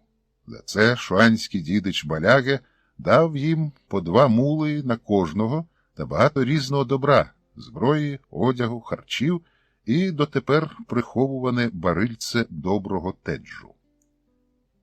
Чинник віри. Сисиній, цар усіх царів Ефіопії, зважився. Він надумав ні багато, ні мало, а як перевести Ефіопію, яка майже 1300 років сповідувала монофізитське християнство, у католицтво. Але перед тим сталася ще одна прикра подія, яка посилила ворожнечу Сисинія з ефіопським духовництвом. Було вбито ще одного абуне-митрополита Симеона. Все розпочалося, як уже повелося останнім часом, з повстання чергового претендента на імператорський престол – Юлія. Але це був уже не просто черговий самозванець, його підтримувало ефіопське духовництво на чолі з Абуне Симеоном. Країною поширилася звістка, що Негусенегес Сисиній, його брат Сахле Христос, Азаж Тіпо та ще кілька вищих державних чиновників перехрестилися на католиків, що таки було правдою. Ефіопія спочатку глухо, потім чимраз гучніше заремствувала. Від Сисинія відвернулися найближчі його люди – рідний син Маркос, дочка Мелекотавіт, брат Ємане Христос, не кажучи вже про частину вельможного панства та всіх посполитних. Абуне Симеон відлучив імператора Сисинія від церкви і благословив вірних уживати щодо нього прізвисько Алауї-Негусе, що означало «цар-єретик». І тут якраз з'явився Юлій, особа царської крові, і за підтримки духовництва та частини помісних володарів пішов по імператорський трон. Зранку, в саму Страсну п'ятницю, Сисиній дізнався про заколот Юлія, на бік якого став і його брат Ємане Христос, а благословляє усе те антидержавне воїнство Абуне Симеон. Того ж дня Сисиній з вірною йому армією вирушив назустріч бунтівникам. У короткій, але дуже жорстокій битві переміг Сисиній. Серед численних убитих опинився й Абуне митрополит Симеон. Таким чином, на Сисинієвому сумлінні стала загибель уже 2 митрополитів, за що решта ефіопського духовництва у черговий раз його дружно прокляла. Щоправда, Сисиній на це не зважав, бо вже вважав себе правовірним католиком. А в ефіопській церкві, тим часом там, де мав сидіти верховний ієрарх, Абуне митрополит, утворилося порожнє місце. За правилами митрополита в Ефіопську церкву призначав глава Коптської монофізитської церкви патріарх Олександрійський, а позаяк добиратися новий ефіопський абуне з Олександрії до Ефіопії мусив через Сеннар та Іннарію, тобто ісламізований Судан, то за традицією його захоплювали в полон мусульманські лицарі з Великої дороги, і ефіопський імператор змушений був кожен раз або відбивати нового абуне силою, або викуповувати його золотом. Ефіопські гроші, стандартні бруски кам'яної солі, амоли мусульманські розбійники не визнавали. Так було і цього разу. Нового абуне митрополита Ісаака, посланого патріархом Олександрійським Марком до Ефіопії на місце вбитого Симеона, захопили суданські мусульмани і взяли його під ключ. А позаяк імператорові Сисинію було не до нового абуне, захоплення католицизмом, бунти, заколоти, самозванці, 3-10, то з часом Авва Ісаак у мусульманській в'язниці і помер. Усім цим скористалися католицькі місіонери, і після битви, де загинув Симеон, різко посилили свою присутність у Ефіопії. На місце померлого Сисинієвого духівника Паеса прибув з десяток не менш учених, розумних і хитрих ченців-єзуїтів. Проте новоприбулі не мали дипломатичного такту, доброзичливості та простої людяності Педро Паеса, який зі щирою повагою ставився до ефіопських традицій, звичаїв та мов. Він вивчив і геєз, і амхарську, і тигри та інші мови, чим заслужив непідробну повагу та популярність у колах ефіопської знаті. Зате мали більш ніж треба католицького фанатизму. Єзуїти почали впроваджувати в Ефіопії католицькі ритуали та церковні церемонії, як у якійсь південноєвропейській провінції, цілком не рахуючись із місцевими традиціями.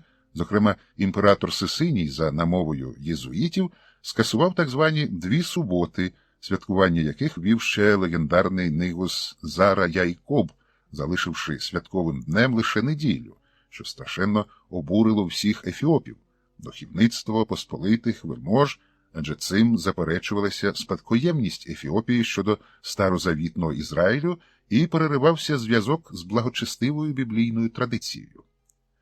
А католицькі місіонери йшли далі. Папа Римський Урбан VIII призначив єзуїта Альфонсо Мендеса католицьким патріархом Ефіопії. Цей уже геть не церемонився зі старосвітськими звичаями, він був глибоко переконаний, що своєю персоною несе світло християнства у темну напівдику поганську країну. А для цієї мети, як воно водиться в єзуїтів, усі засоби добрі. Про те, що Ефіопія прийняла християнство майже у часи римського цезаря Константина, який дозволив християнство в імперії, збагнувши, що коли процес неможливо зупинити, його треба очолити, Мендес не знав або знати не хотів.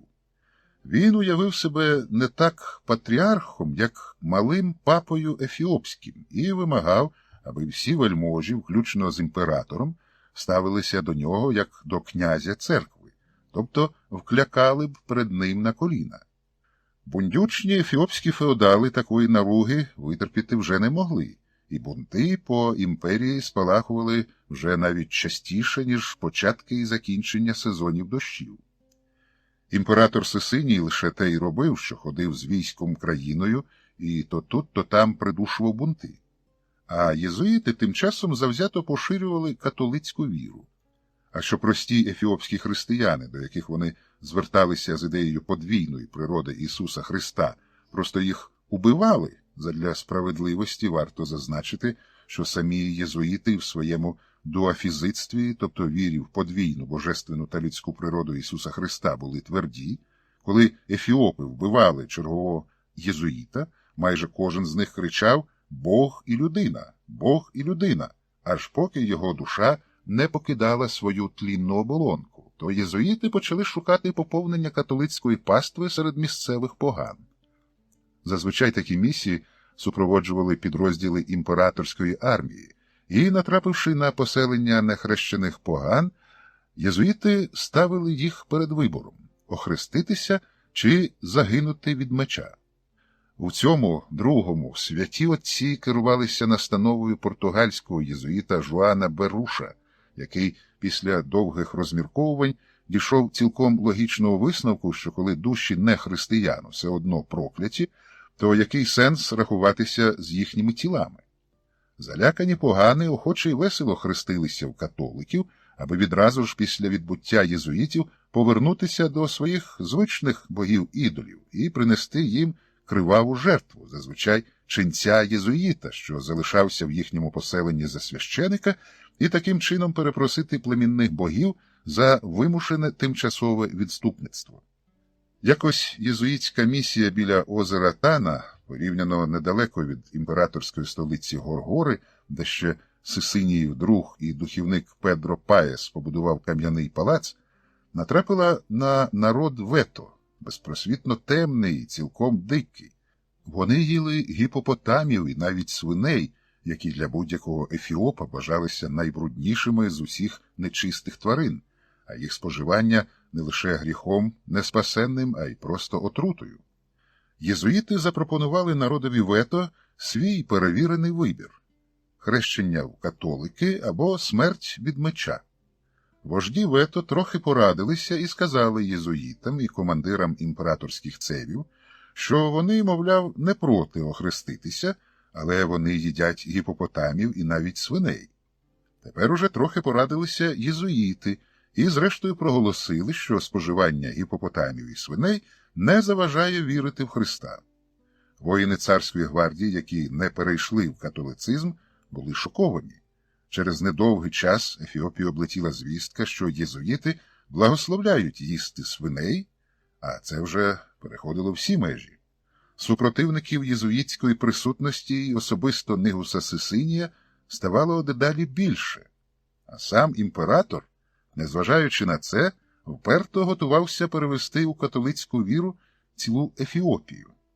У цьому своєму прагненні він покладався не так на хрест, як на меч. Якось йому повідомили, що Бахир-Негаш Текла Георгіс, правитель приморської землі, до того ж імператорський зять, тодішній чоловік його дочки Вангельявіт, який було свого часу окатоличився, збунтувався.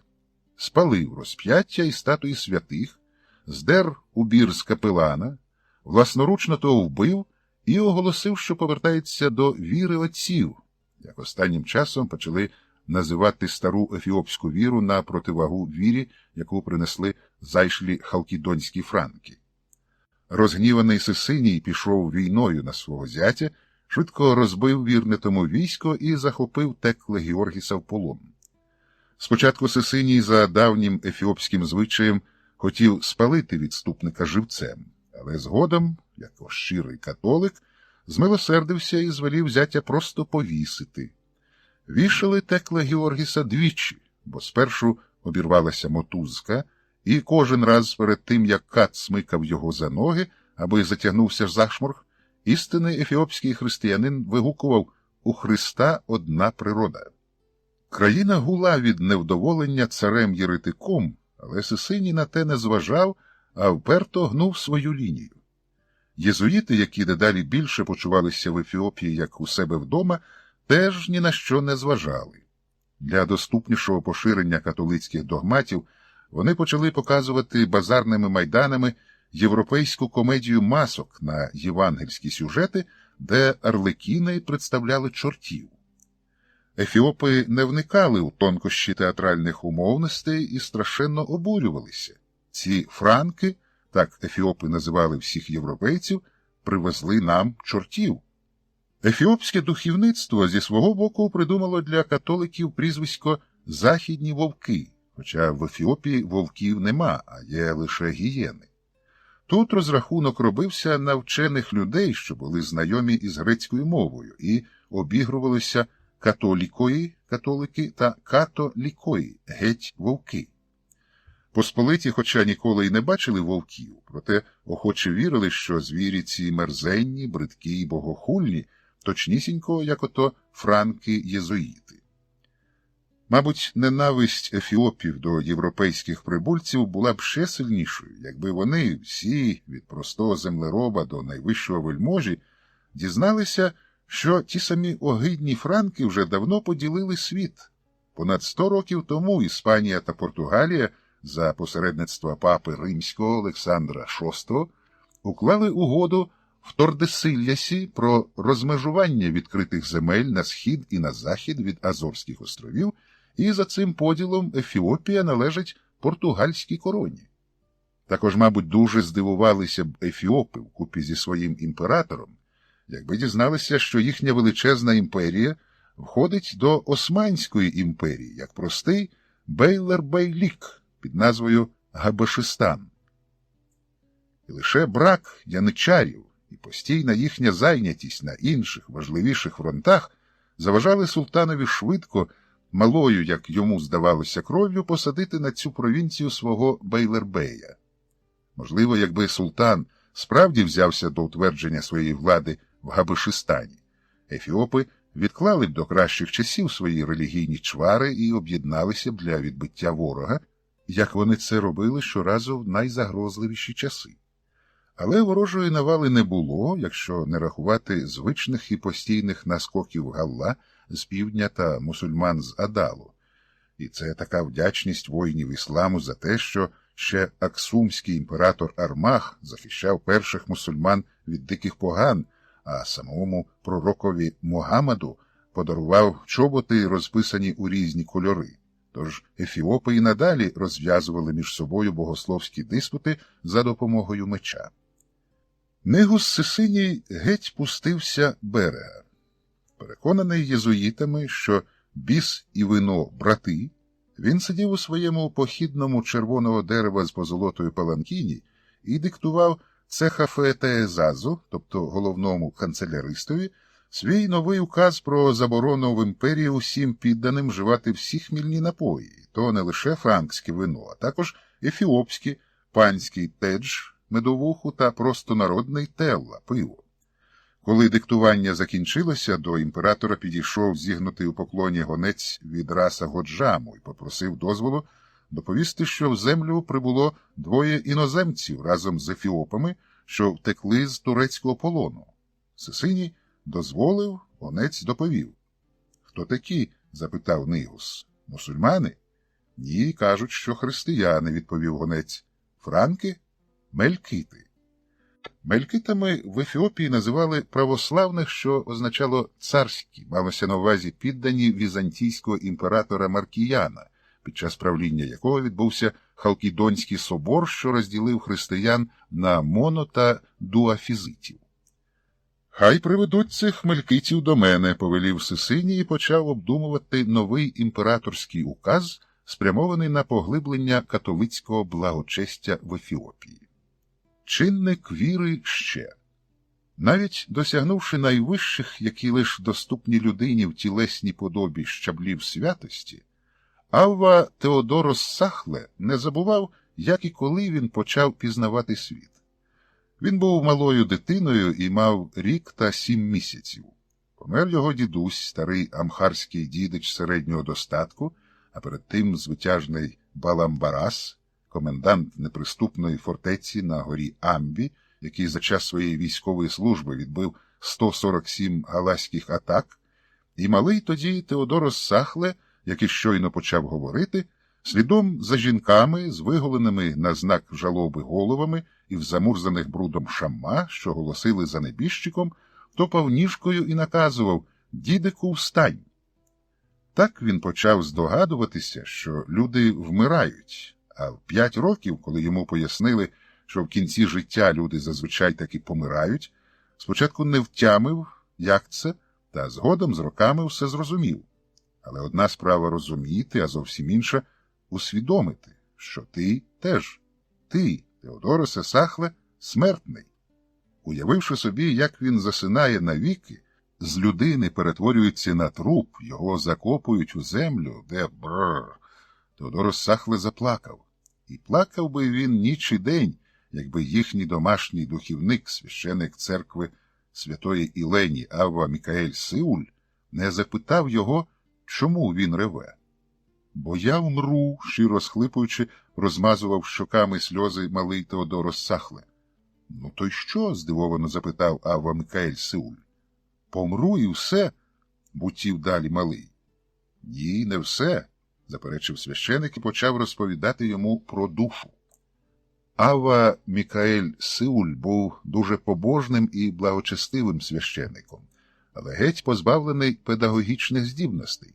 Тому замість того, аби поступово від простого до складнішого пояснювати малому, що таке душа, відразу виклав суть, як він, вчений отець, що побував у більшості ефіопських монастирів, її розумів сам.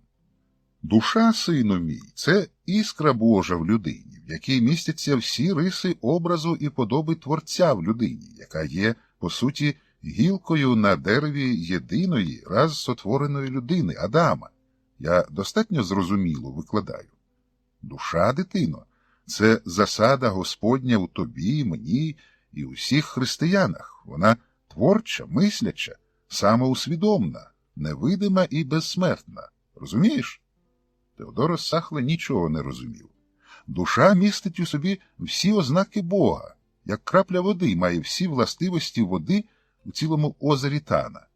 Душа не старіє, не має ні віку, ні статі, бо вона, хоча й з'єднана на час нашого земного життя зі смертним тілом, проте перебуває поза світом нашим видимим, тобто, хоча слово «перебуває» тут не точне, бо ні часу, ні простору там нема.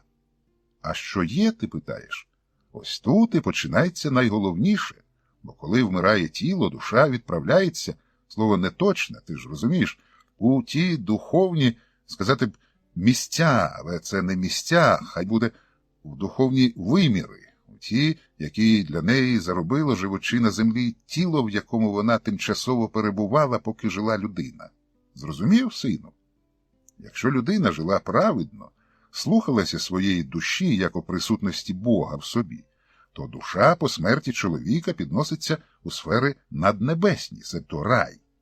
Коли ж чоловік жив мерзенно, гріховно і розпусно, зневажав свою божественну душу, за те, як міг потурав своєму тлінному тілові, гріховних хтивостях і беззаконствах його, які лиш можуть бути, то душа буде скинута у безодню огненну, в Шеолад, пекло і пітьму зовнішню, де плач і скрегіт зубовний. Але за що? Вигукнув вражений такою несправедливістю тоді малий ще Теодорос Сахле. Адже вона, душа, невинна, якщо смертне тіло грішило. Невинна, замислився трохи спантеличений священик, невинна. Невинних немає. Нарешті знайшовся він. Душа, вона, хоча й представляє Бога в людині, проте не сама по собі, а разом з тілом становить цілісну суть людини, і коли Адам тілесний, тобто чоловік, помирає, то тіло йде гнити в землю, а душа, яко нетлінна сутність людини, дістає відплату за земне життя, потрапляє або в рай, або в пекло. А що таке рай і пекло, Авво Мікаелю Сеулю? Уяви собі, малий Теодоросе Сахле, маєток своїх батьків під час Маскалю, свята віднайдення істинного Христа святою Єленою.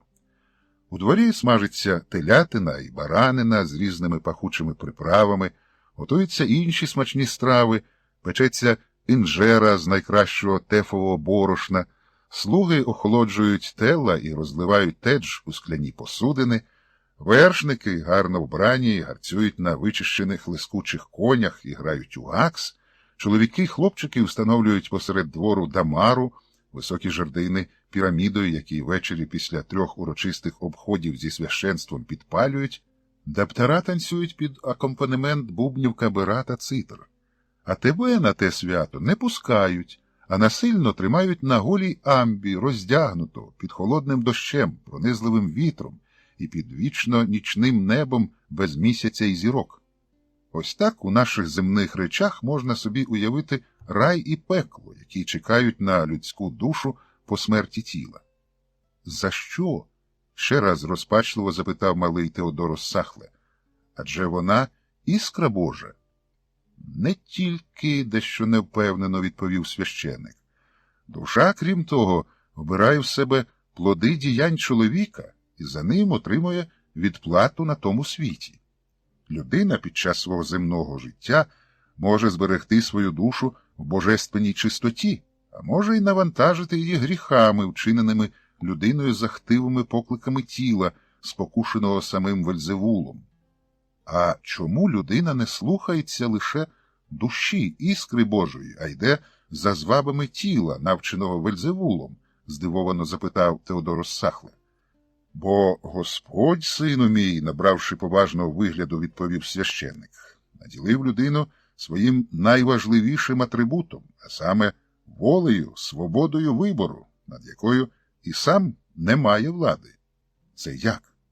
А так, ти маєш право вибору, і від тебе, від твого земного шляху, залежить потойбічна доля твоєї безсмертної душі. Тоді ще геть малий Теодорос Сахле для своєї душі обрав рай. Він поклав собі не потурати тілесним хтивостям і беззаконством, не слухатися Вельзевула з його лихим воїнством, а прожити земне життя так, аби безсмертна душа його після смерті тіла без жодних затримок відправилася в рай. А для цього не можна йому готуватися ні до військової чи державної служби, ні до управління маєтностями, ні до одруження та заснування родини, ні його шлях пролягає прямо до священицтва. Він розповів про свій намір батькам, і ті, так як у родині було ще 4 хлопців і 3 дівчат, згідно з його бажанням віддали малого Теодороса Сахля до церковної школи.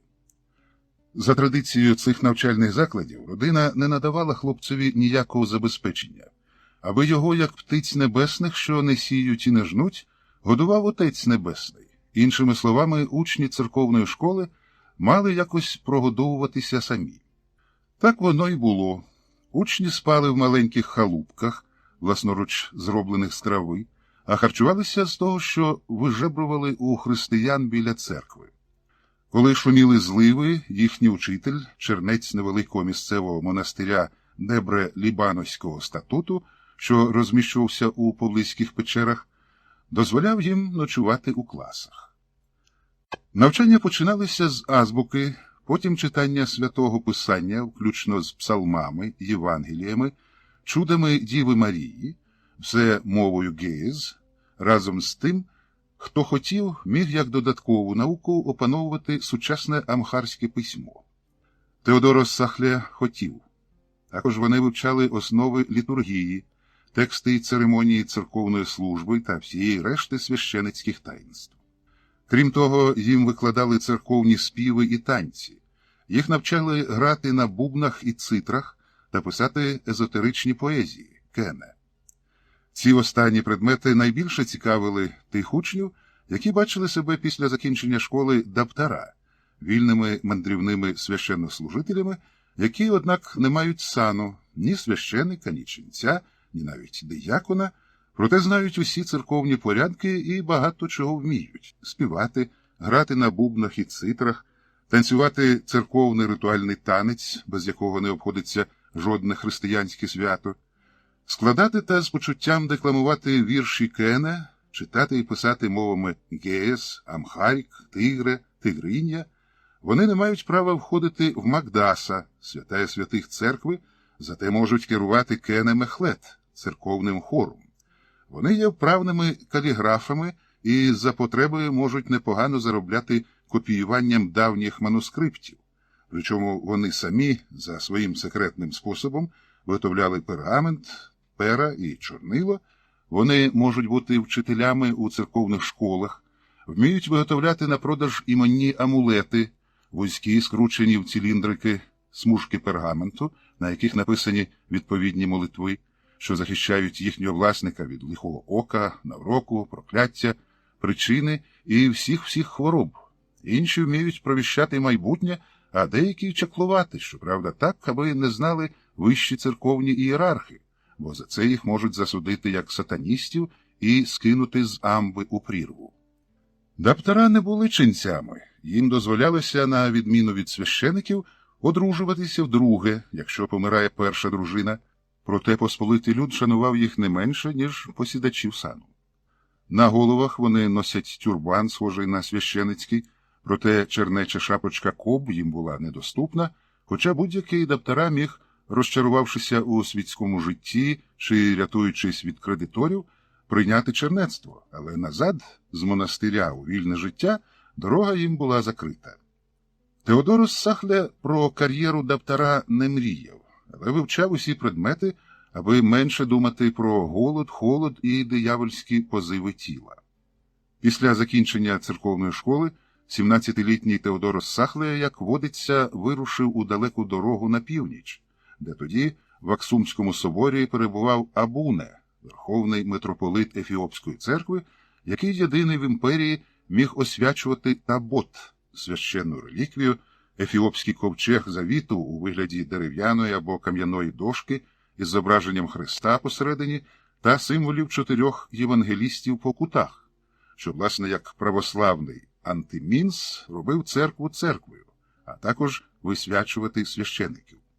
Теодорос Сахле йшов з великим ризиком для життя, бо якраз тоді імператор-воїн Сарце Денгіль відновлював державу після спустошливого вторгнення мусульманського воїнства Граня і після винищення решток ісламістів з Харару йшов війною на Бахр-Негаша, намісника приморських територій Ісаака Ноада. Сатана увійшов у серце цього достойника, і він уклав угоду з турками. Повстав проти імператора Сарце Денгіля, користуючися тим, що Ате, його імператорська величність, воював з Гранем-магометником, віддав отоманцям порт Масаву, упустив їх у країну, де турки-бусурмани першим чином узяли, розграбували й осквернили християнський монастир Дебре-Даму, чим позбавили імперію виходу до моря, що, крім торгових збитків, перетнуло шляхи постачання ефіопської армії вогнепальною зброєю. Звичайно, цар Лев Сарце-Денгіль переміг. Він розбив заколотників, вигнав турків з узбережжя, злупив з Ісаака Ноада шкіру і скасував сам титул Бахр-Негаш. Але це сталося згодом, а коли юний випускник церковної школи йшов до Аксуму, ще невідомо було, як воно обернеться. Цього разу ангел-охоронець оберіг молодого священнослужителя. Він отримав від Абуне сан священнослужителя і благословіння на денно-ношні, живоначальні, многодобрі труди винограднику Господньому. Коли після церемонії рукоположення Хіротонії Абуне приватно запитав молодого священика, де він збирається стати кесом, себто сільським парафіяльним попом, худий, вогненноокий, освітлений зсередини Теодорос Сахле відповів десь так. «О, преподобне, богоблаженне, богоносне отче, во избежание искушения дьяволом, врагами видимыми и невидимыми, во соблюдение чистоты сердца и отвержение користи для тіла похитливого, во укрепление сили меча духовного, яко захисту від розтлення наших душ і тілес, хотів би-с піти в монастир». Абуне благословив молодого страстотерпця, і Авва Теодорос Сахле відбув не менш важкий і небезпечний зворотний шлях до Шоа, в монастир Дебре-Лібанос, головний осередок з'єднаних Тауагдо, однієї з 2 течій Ефіопської церкви. Промовивши фразу відречення «Хай світ буде втрачений для мене, я повертаю своє обличчя до Бога» і, отримавши чернечу шапочку коб, Теодорос Сахле не заспокоївся.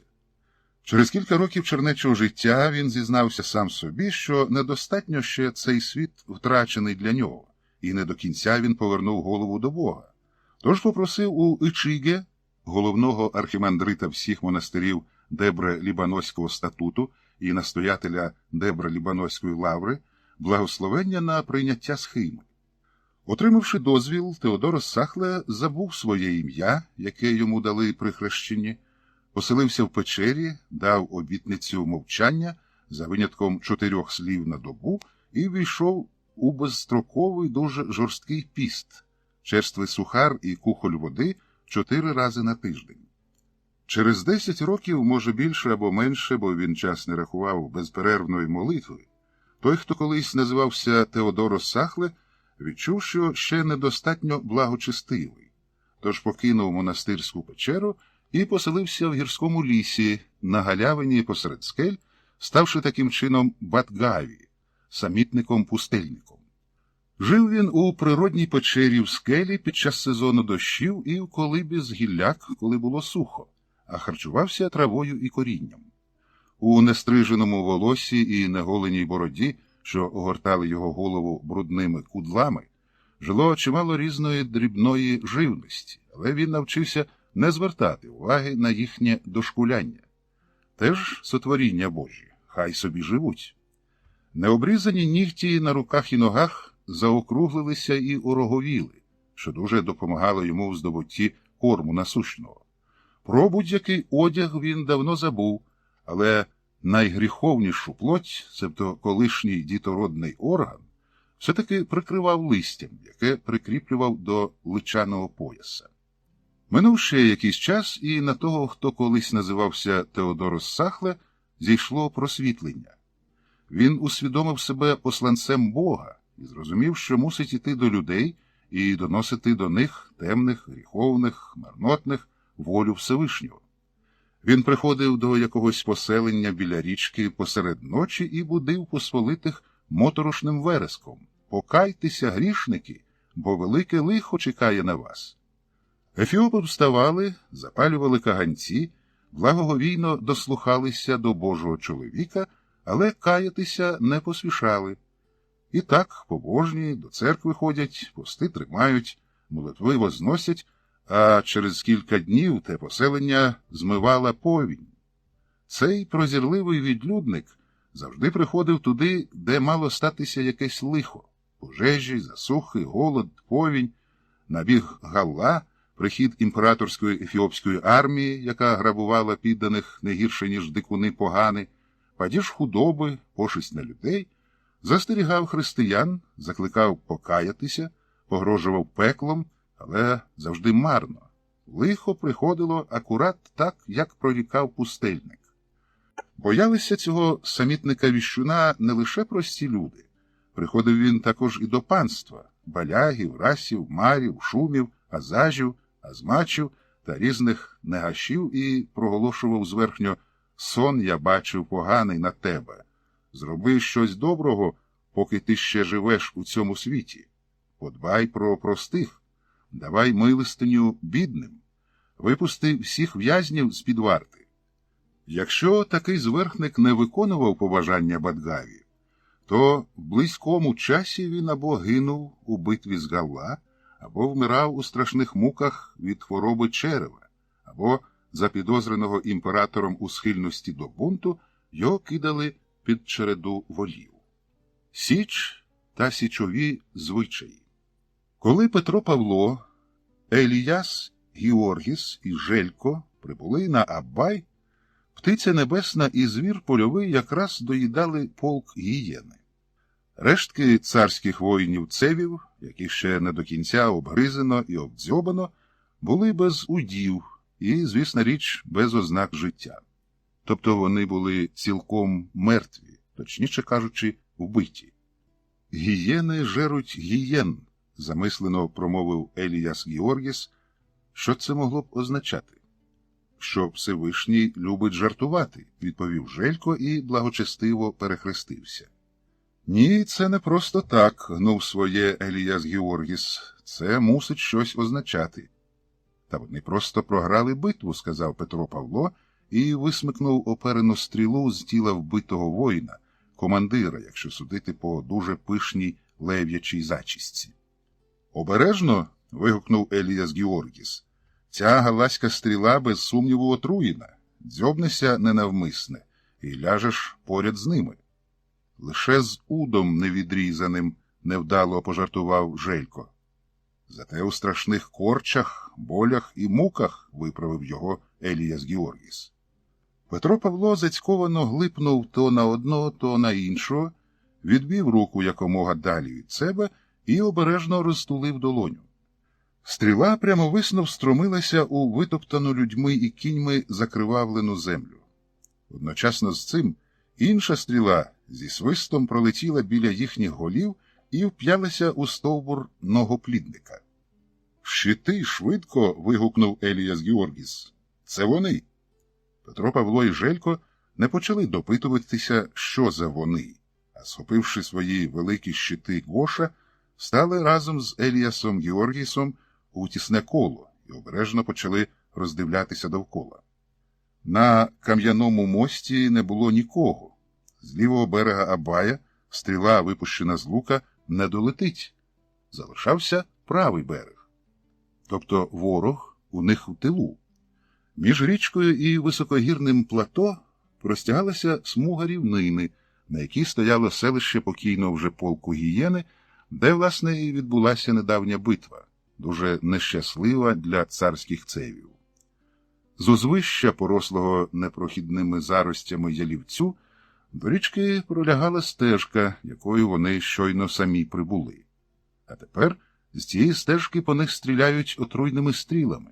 Без сумніву, Гала зі складу авангарду загону, що повертається з походу до Годжаму. Дуже може бути, що саме це галаське військо розбило полк Гієни, застосувавши, очевидно, нову для Гала тактику. Вони, мабуть, розділилися, чого не робили ніколи, на дві похідні колони. Одна перейшла Абай в брід, інша підтягнулася до кам'яного мосту, а потім вони одночасно вдарили на Гієн з обох боків. І ось результат. Розбивши ефіопський прикордонний полк, Гала, безперечно, вирушили на Годжам, тепер з награбованим добром. А для них найбільша цінність – це худоба. З полоненими жінками для одруження, молодими чоловіками для рабства та хлопцями для виховання вони повертаються додому. Молоді Гала, що до походу були кондала, як найбільший трофей несли дітородні органи, відрізані у ворога. Живого чи мертвого – неважливо. Знаючи, що кам'яний міст уже ніхто не охороняє, Гала весело, безпечно і майже безтурботно гнали табуни коней, череди корів, отари кіз на свій бік. Причому вони зазвичай вислали наперед групу молодих озброєних воїнів, а основна частина війська йшла лише зі своїми короткими, схожими на турецькі ятагани мечами. Важку ж зброю, щити, списи, луки зі стрілами вони склали в обоз, караван мулів з поклажею. Бо чого і кого боятися? Орому воїни, щоправда, і так нічого і нікого не бояться, а тут взагалі навіть і остерігатися нічого. Лише за традицією вислали наперед авангард, який, всупереч сподіванням, наштовхнувся на трьох, судячи з одягу, ефіопських воїнів, що ошелешено роздивлялися поле слави оромської зброї і поле смерті зброї ефіопської. Побоїще, тобто бенкет для звіра і птиці. Що ж, і цих трьох туди ж. Гала обстріляли їх з луків, але, диво, не те, що нікого не вбили, а навіть не поранили. Мало того, ті троє фахово згуртувалися, утворили зі своїх щитів непробивну стіну і без втрат відступили у бік хатин, де за життя мешкали цеви полку Гієни. Це селище складалося з кількох десятків халуп із хмизу і очерету під солом'яними дахами, розташованих у формі двох концентричних кіл, у центрі яких був майдан, на якому провадили військовий вишкіл, ділилися здобич і в похідній переносній каплиці служилися службу Божу. Авангардні Гала не розгубилися, бо ж були всі як один у цьому поході ініційовані на воїнів. Для них це було гуту. Кожен убив людину і мав на шиї по одному, а дехто й по 2-3 відрізані ефіопські уди. Тож вони перейшли зі стану кандала до групи Луба і, самовпевнено, не пославши гінця до основної частини війська, вдарили по 3 зухвальцях ефіопах. Власне, їм так здавалося, що вдарили, бо коли вони звичним оромським розсипним ладом чифра прибігли на долину, ті троє вже втекли і сховалися поміж хишками. Неподалік лежала їхня поклажа, паслися мули, але молоді оромські воїни виявили залізну витримку і не кинулися хапати чуже добро, поки не вбито і не оскоплено його власників. Та й троє тих усього проти 7 молодих відважних звитязців. Тому воїни Галла відклали свої луки зі стрілами, не такі великі, як у ефіопів, щити, значно коротші списи і з оголеними мечами вдарили на очеретяні казарми полеглих гієн. Та виявилося, що знову їм лиш так здається. Жодного опору вони не зустріли. Вибігли на майдан посередині селища, роздивилися сюди-туди, здивувалися. Потім здивувалися ще більше, бо навколо них обидва кола хмизно-солом'яних халуп майже одночасно загорілися. Задиміли, затріскали, запалали. Галла, яким і без того було гаряче, кинулися вибиратися з вогняного кільця єдиним, що залишився виходом, стежкою, яка ялівцевим чагарником спускалася до річки. І йти вони могли лише вервичкою, дихаючи один одному в потилицю. Коли вони, засліплені кіптявою і попелом, заглибилися в чагарник, на них напала ворожа армія і швиденько списами всіх позаколювала. Втретє цього дня і вже востаннє їм здалося.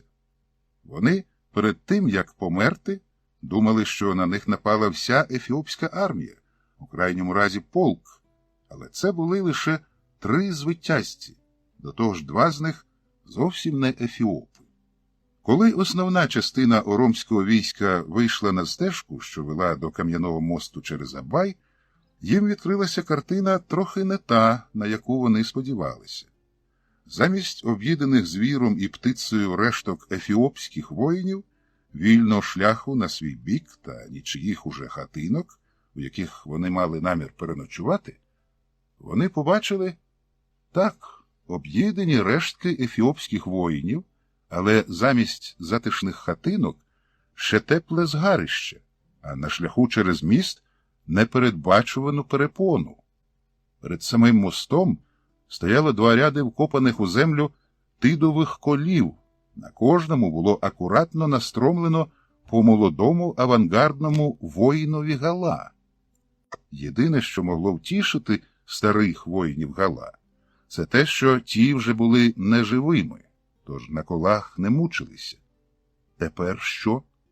Треба швидко знайти тих зухвальців, які повбивали їхніх молодих товаришів і позбиткувалися з трупів, вимордувати їх, завдавши вишуканого і тривалого, такого, як це дозволяє похідний час, болю, переночувати під відкритим небом з ризиком серед ночі, що тебе розбудить дощ, а завтра за Абай, додому. Все так і сталося майже, бо зухвальців воїни Галла не знайшли і не вимордували, а спали під відкритим небом, серед ночі їх розбудив дощ, але не простий, а дощ отруйних стріл. Те, що серед ночі стріляти отруйними стрілами можуть лише демони, у крайньому разі злі духи, та аж ніяк не людина. Ясно, як те, що земля тверда і рівна, а сонце мале і кругле. Тож залишається одне – рятуватися. Воїни Галла, щиро не розуміючи, чим вони розгнівили демонів, можливо, злих духів, покидаючи все – награбованих корів, буйволів, коней, кіз, полонених, жінок, дівчат, хлопців, чоловіків, своїх товаришів, убитих завидна, настромлених на коли та поцілених уже в темряві отруйними стрілами, і котрі помирали у страшних конвульсіях, не запалюючи смолоскипів, майже навпомацьки кинулися до мосту. І ті, що зуміли через нього перебратися, втікали. Деякі з них зривалися в кам'яні ущелини, інші потрапляли в пазурі нічних хижих звірів, дехто божеволів від власного крику. Одне слово, цей похід Гала-Оромо на амхарські землі не вдався. Коли зійшло сонце, і Петро Павло, Желько, Еліяс Георгіс почали спускатися стежкою з першої тераси, з якої вони вночі осипали стрілами з луків пристріляне за днини точно визначене місце ночівлі Гала, їм було що бачити. Той самий ненаситний звір польовий і птиця небесна енергійно снідали свіжими трупами і ласо поглядали одним оком на живих, полонених ефіопів, що збилися докупи і відганяли дику звірину і хижу птицю криком, бо були зв'язані сирицевим реміняччям. Побачивши трьох озброєних людей, нещасні бранці закричали голосніше. У криках порівну поєднувалися розпач і надія, але коли вони помітили, що то не Гала, а ефіопи, то переважила остання. Визволителі розв'язували полонених. Водночас Еліяс Георгіс розповідав їм історію цього подвигу. Желько по-християнськи лагідно всміхався до вродливих дівчат, а Петро Павло дивувався, як воно є і якою мінливою буває доля. Ось він колись був народжений у шляхетстві з найширшою перспективою кар'єри, від можливості стати руським магнатом, що зазвичай у Русі досягалося двома шляхами, безконечною звитягою на полі бою, як князь Костянтин Іванович Острозький, або входженням у княжу родину через вигідне одруження зі старшою князівною, до сумної вірогідності залишитися вічним захребетником, тобто служити якомусь великому панові своєю гідністю і шаблею за харчі, а якщо чесно, то просто бути нахлібником. Потім він став запорізьким козаком Павлом Лазаренком, теж з двома розгалуженнями кар'єри – дослужитися до кошового отамана, а то й гетьмана, або потрапити в полон, що і сталося. Варіант бути вбитим у бою не розглядається, бо це вже юрисдикція волі Божої. Там, у бусурманській неволі, теж є два основні виходи. Здохнути, як беззубий пес від голоду і побоїв, або втекти, і сталося, як бачимо, останнє. А що далі? Як вижити в цій, хай християнській, але геть незрозумілій країні, куди його занесло? Виходить, що юрисдикція волі Божої простягається не лише на терен життя і смерті, а на геть усе, звісна річ, занесло за гріхи.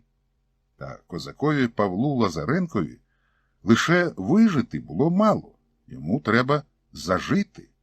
Добре і довго, а по можливості й щасливо.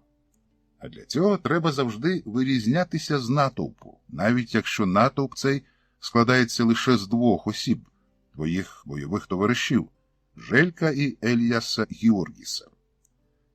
Тому Петро Павло нелюдським напруженням серця, як називають у цих краях розум, і придумав цей зухвалий авантюрний на перший погляд план ушкодження цілої армії галасів силами трьох мужніх християнських лицарів. Це і вдалося якнайкращим чином.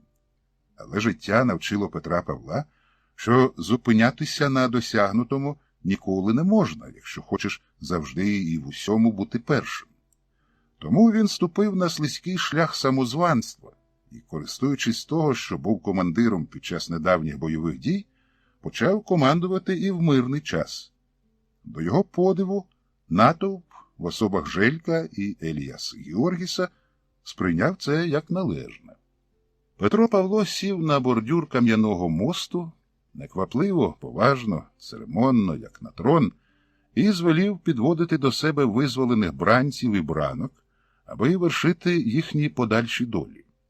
Першими приходили чоловіки, і, навчені Еліясом Георгісом, уклінно дякували Дедж-Азмачові, звання генерал-лейтенант Еліяс Георгіс присвоїв Петрові Павлові самовільно, залишивши собі і Желькові нижчі генеральські звання Азмач, Петрусу Павлосові за своє звільнення. Затим Дедж-Азмач милостиво дозволяв їм підвестися з колін і запитував, чого цей чи той хоче, і цей, і той звільнений відповідав, що хоче додому. Це ж саме казали і хлопці, і жінки, і дівчата. Петро Павло побачив, що користі з цих звільнених його полком з 3 осіб він може не отримати жодної. Тому звелів їм готувати обід з припасів, покинутих забобонними Галла, а сам скликав військову раду. Деч азмач Петро Павло Лазаренко Лазаревський Горностай, азмач Еліяс Георгіс Заабайський та азмач Желько Мілошевич посідали посеред мосту на паки з трофейним добром. «Я так гадаю», – почав Дедж азмач Лазаренко, «панове товариші, отамани, судіявши чин великий звитяги над галаським супостатом і звільнивши нещасних сих з неволі поганської, ми маємо повне римське право мати від них чогось більшого, аніж уклінні подяки. Хто, що і як міркує?» Слово взяв Ефіоп азмач Заабайський. «Я гадаю, що так як вони люди вільні і християни, то ми не маємо ні державного, ні Божого права силувати їх до того чи іншого. Але ми можемо запропонувати їм таке. З 3 найкращими дівчатами ми одружуємося, хлопців і молодих чоловіків записуємо до нашого війська, адже щораз у 3 перемагати галаські чифра ми не зможемо, а людей старших можемо найняти собі слугами. Дедж азмач велично кивнув, мовляв, вас зрозуміли, і запитально подивився на азмача Мілошевича. «Я згідний з тим, що нам украй необхідно набрати людей для військової служби, бо ще раз таку військову хитрість, я б навіть сказав мудрість», Желько всміхнувся і позмовницьки підморгнув Петрові Павлові, але той на грайливий тон не повівся і набудючився ще більше, нам повторити не вдасться. Слуги для господарських робіт нам теж потрібні, а ось одружуватися, хай навіть на першій красуні Ефіопії, я не готовий, адже це означає зв'язати себе на все життя. А я ще маю намір повернутися до своєї рідної Сербії, обірвав Желька і закінчив за нього думку Петро Павло. Добре. Вас, панове отамани, я зрозумів. А тепер, брате Еліясе Георгісе, запроси всіх визволених бранців, я буду тримати промову.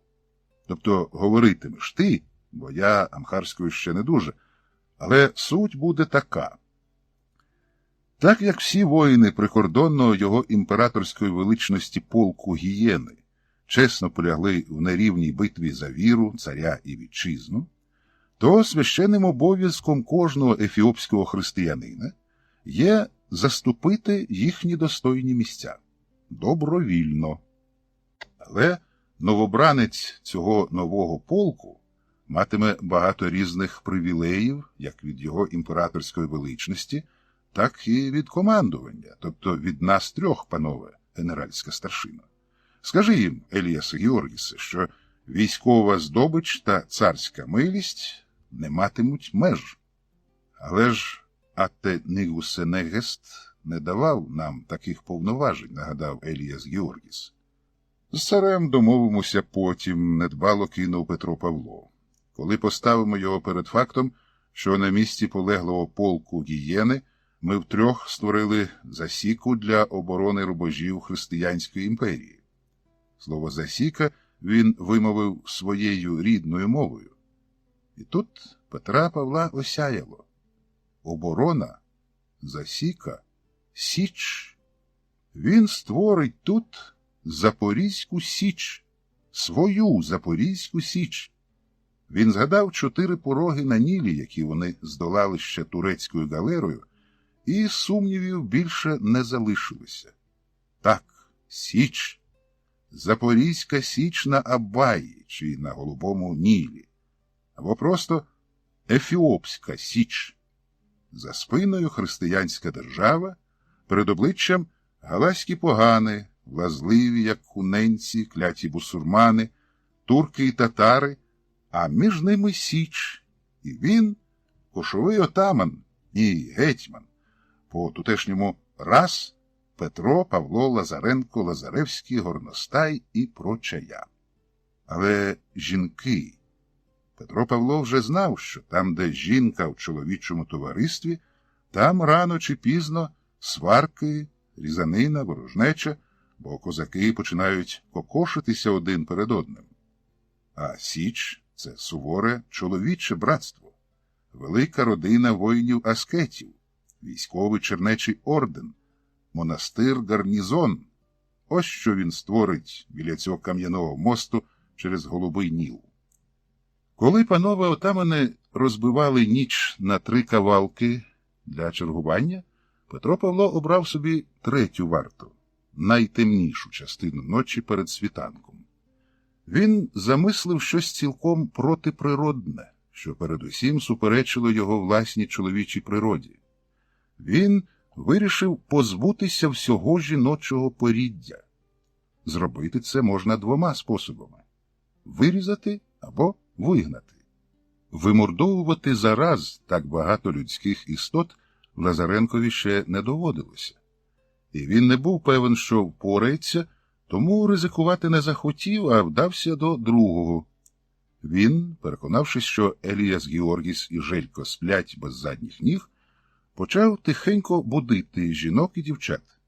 При світлі смолоскипа він бачив, як вони розкривалися, вставали цілком голі і поволі обмотувалися своїми шамма.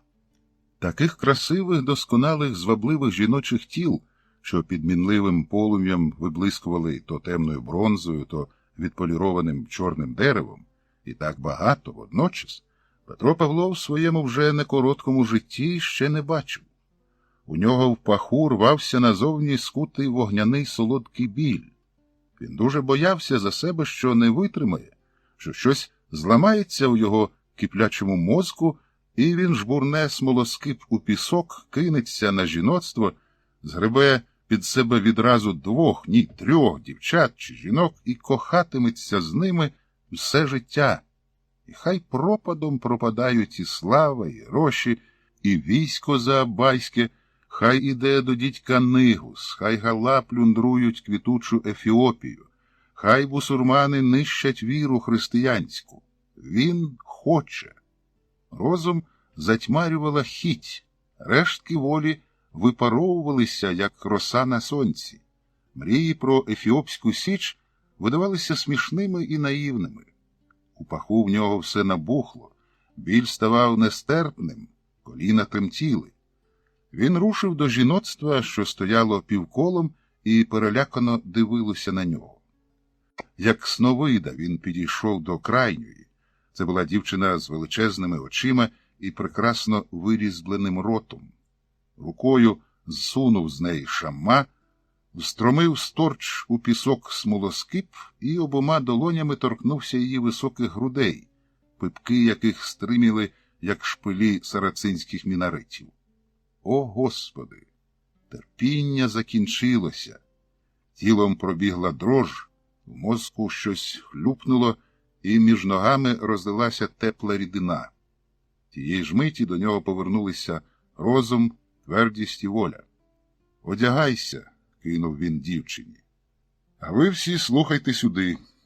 Жіноцтво оточило його. «Ви мусите негайно втікати звідси. Вже, і то бігом. Бо мої командири задумали вчинити з вами лихе, всіх зґвалтувати, потім старших продати бусурманам у рабство, а молодих залишити собі на втіху, поки вистачить вашої вроди. А потім туди ж. Я був проти, але я один, а їх 2. Та як християнин я не можу цього допустити. Хочу вас врятувати, втікайте. Стежкою, а там вийдете на битий шлях. А коли зустрінете чати годжамського раса, хай старша з вас попроситься до нього на поклін, і хай скаже, що, мовляв, на Абаї біля кам'яного мосту прибульці з християнської півночі Петрос Паулос та Желіас Мілошус разом з християнськими воїнами Ефіопії створили засіку, себто укріплення проти Гала та іншого супостата. Скажіть, що вони, мовляв, заприсягаються вірно служити його імператорській величності Нигусе Негестові Сисинію, боронити віру християнську і захищати благословенну землю ефіопську. А тепер втікайте. Жіноцтво втекло, а Петро Павло загорнувся в шамма і з легким серцем заснув біля тліючого багаття. Вранці його не зовсім поштиво розбудили Желько і Еліяс Георгіс. Вони були люті, як чорти. «Де жінки? Де дівчата?» – кричали обидва, термосячи його за плечі. Петро Павло зрозумів, що настав переломний момент, від якого залежить подальша доля задуманої Січі, його перспективи як кошового отамана, дисципліна у війську, покора підлеглих, авторитет у товаришів, та зрештою все залежить від того, як він поведеться тут і тепер. Тому він вирішив вдатися до крайнощів. Він зневажливо, як бридких комах, самими пальцями лівої руки скинув зі своїх передпліч руки панів отаманів, поволі підвівся, важким поглядом обвів Желька та Еліяса Георгіса, взяв до рук найважчий кавалерійський спис і повагом сказав: «Панове отамане, будіть усіх і скажіть, хай кожен з чоловіків та хлопців визначиться, хто хоче бути воїном, а хто працівником. Того, хто не побажає бути ні тим, ні іншим, а надумає повернутися додому, вбийте на місці. Ніхто не покине Січ просто так». «А де жін?» – почав Желько, але Петро Павло стиснув спис до побіління кісточок пальців і так поглянув на Желька, що той заткнувся на півслові. «Коли всі визволені будуть поділені, наказую отаманові Азмачу Желиясові займатися з новобранцями-козаками військовим вишколом, а отаман Азмач Еліяс Георгіс хай будує зрештою курені». Петро Павло говорив владно, твердо, бундючно, до того ж піднявши спис так, що тупий його кінець націлювався на груди панів отаманів. Кошовий Лазаренко цілком серйозно готовий був гупнути в груди того свого товариша, котрий знову заікнувся б за жінок. Желько і Еліяс Георгіс це зрозуміли і дивилися на вчорашнього побратима, якого самі возвели в ранг кошового отамана, Дедж Азмача чи самого гетьмана Раса, з подивом, змішаним зі страхом. Змінився брат Петро Павло за ніч. Дуже змінився. «Виконуйте, панове отамане!» Лазаренко врочисто, як архієрей посохом, ударив списом об землю. «Я ж вивчатиму місцевість, складатиму диспозицію і думатиму думу. Тому прошу до обіду мене не турбувати. Йдіть!» Желько і Еліяс Георгіс розгублено глипали один на одного і стояли як укопані. Петро Павло грізно дивився на них і раптом розплився у хитрій посмішці. Отамани Азмачі теж полегшено заусміхалися. Гра закінчилася. Брат Петро Павло побавився трохи у зверхних Кайгоді. Тепер вони допитають його з пристрастієм, де він заховав жінок, бо їм не терпиться. «Ви, мабуть, хочете мене щось запитати, хлопці?» Петро Павло дивився на них насмішкувато. «Щось про ребро Адамове, як я зрозумів?» Хлопці, хтиво посміхаючись, закивали головами. «Так от», Петро Павло спохмурнів, у його голосі знову задзвенів метал. «Ви знаєте, чому я проспав останню годину третьої варти, військові мої товариші? Та тому, що цілу ніч зв'язував і жбурляв у річку жінок та дівчат коткодрилям. Бо не буде на Січі жіночого духу. Так постановив я, якого ви обрали своїм кошовим отаманом. Тому тепер або підкоряйтеся мені, як озверхникові, або вбийте чи відправте вслід за жіноцтвом. А самі пропадайте тут без мене. Хлопці довго своїми африканськими і балканськими мізками не ворушили, а відразу погодилися підкорятися своєму Деч-Азмачеві чи кошовому отаманові. Біс його знає. Хай керує. Добре їм казати «хай керує». А як керувати і, головне, ким? З молодих чоловіків і хлопців з числа визволених полонених Петро Павло сформував бойовий курінь численністю аж 2 десятки, який віддав під командування чужинця, православного серба Желька Мілошевича, якого звелів ефіопам називати азмачем Желіясом Мілошосом. Желько ледве розмовляв амхарською, мов тигри, тигриня, не кажучи вже про сакральну геєз, яку не знав зовсім, тож мілітарна доцільність підказувала, аби бойовою частиною командував ефіоп. У цьому разі азмач Еліас Георгіс, але Петро Павло мислив далеко наперед, тобто політично, економічно і стратегічно. Першим його завданням було зміцнювати до безконечності свою особисту владу як верховного самовладнаного А ось це вже ні. Бо Горностай Лазаревський, як династичний лицар від давньої руської шляхти за поняттями, і міг стати якомусь королем, а в часи, коли сумління спало, не раз і солодко мріяв про київський трон і корону монарха всієї Русі. Проте тверезий розум спонукав визнати реалії, здати собі справу, що королем йому не бути, тим більше у цій величезній африканській країні, де є свій не просто монарх, а цілий цар царів. Тож якщо він, Павло Лазаренко, який самочинно присвоїв собі чин Деч-Азмача, посаду кошового отамана і титул, це щойно йому спало на думку, Лазаренка раса Преаббайського, то він мусить визнати себе вірним васалом, нікчемним підданим і ницим рабом за тутешнім придворним етикетом його імператорської величності Нігусенегеста Сисинія І.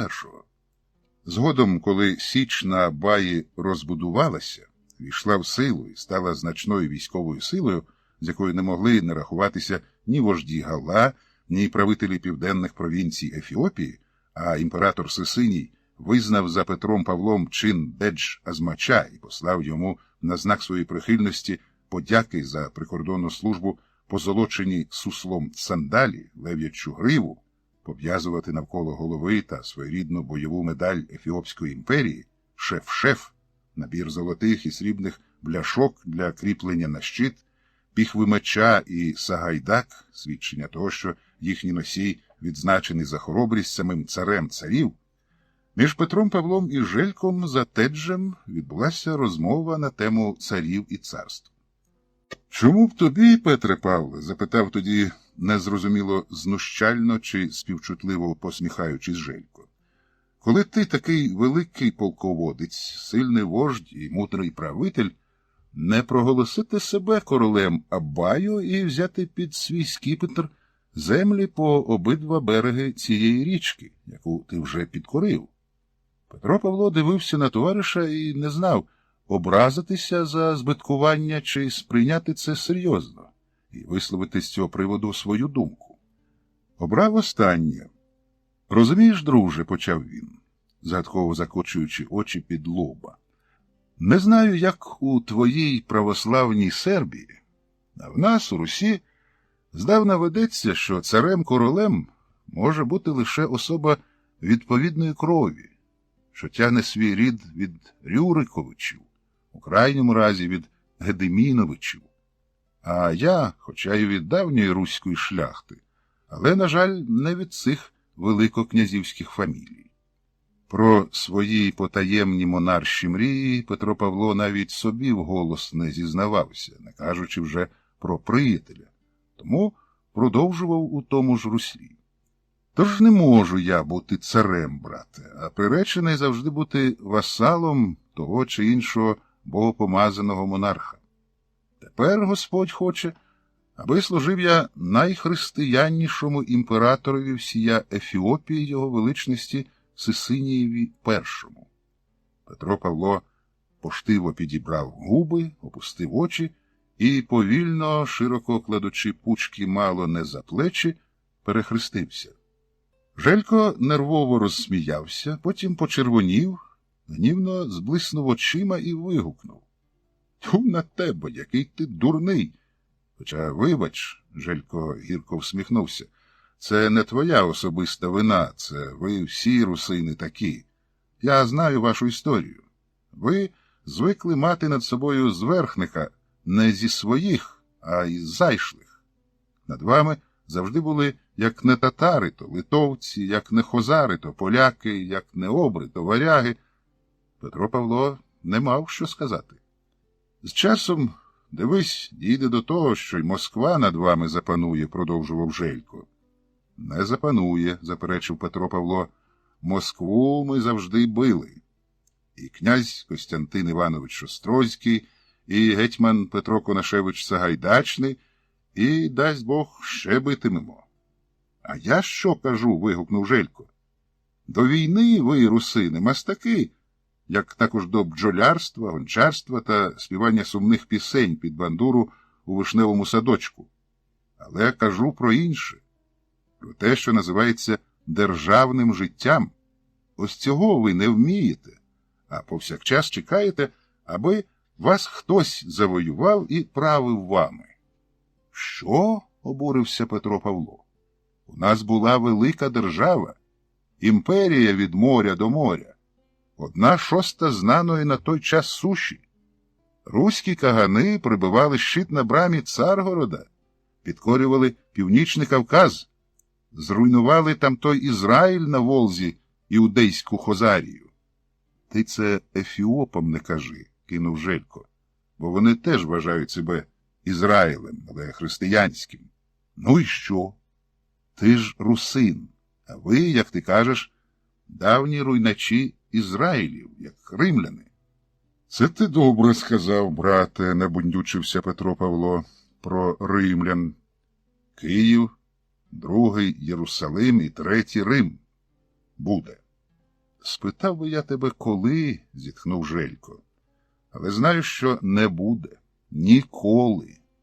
Бо якщо ви залишаєтеся самі, як у Київській Русі, то так воюєте між собою, що від держави каменя на камені не залишається. Ви, русини, не здатні до державотворення. Зате ви, сербини, здатні, в'їдливо кинув Петро Павло. Хіба прийдуть якісь зайди, продовжував, зробивши вигляд, що не почув закид про державний інстинкт сербів, Желько, і влаштують вам державу. Неньку Русь від Сяну до Дону, може знов татари, може якісь кочові іудеї, а може Москва? Москва? Визвірився колишній запорізький козак Павло Лазаренко. Що вона, ординська підстилка, знає про високі решпекти, про розбудову держави і національне відродження? Тьфу! Мізерія чужих історій і сльози п'яних гуслярів.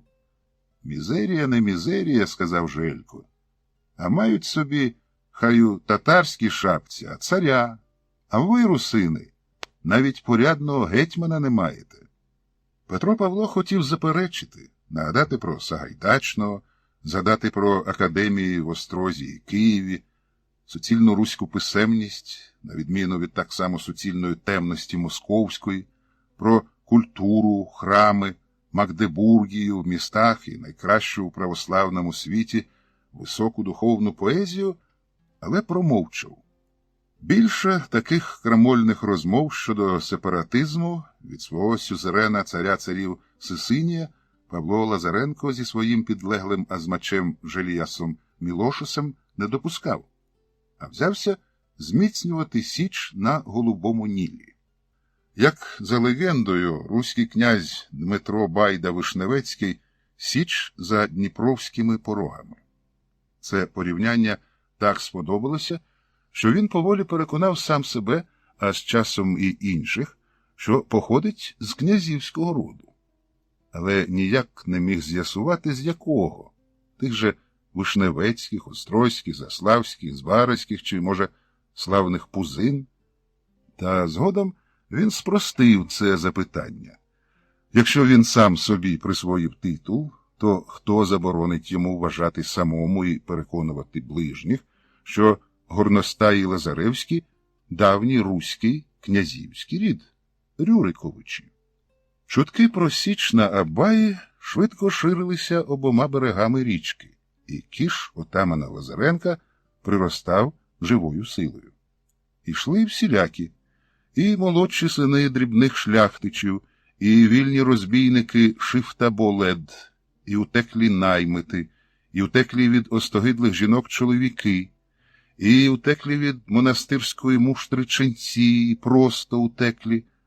А ще йшли різноманітні банкрути, вільні списоносці, веселі даптара, бездомні волоцюги, вигнані з армії офіцери, скоморохи, бубнярі, арфісти, безробітні зброярі, підозрювані в отруєнні кухарі, спраглі слави письменники та інший суспільний непотріб. Лише жіноче поріддя не йшло на січ, бо вже вся Ефіопія знала, що з жінок там здирають живцем шкіру для найманців, а м'ясо продають племені Вето, як свіжу поросятину.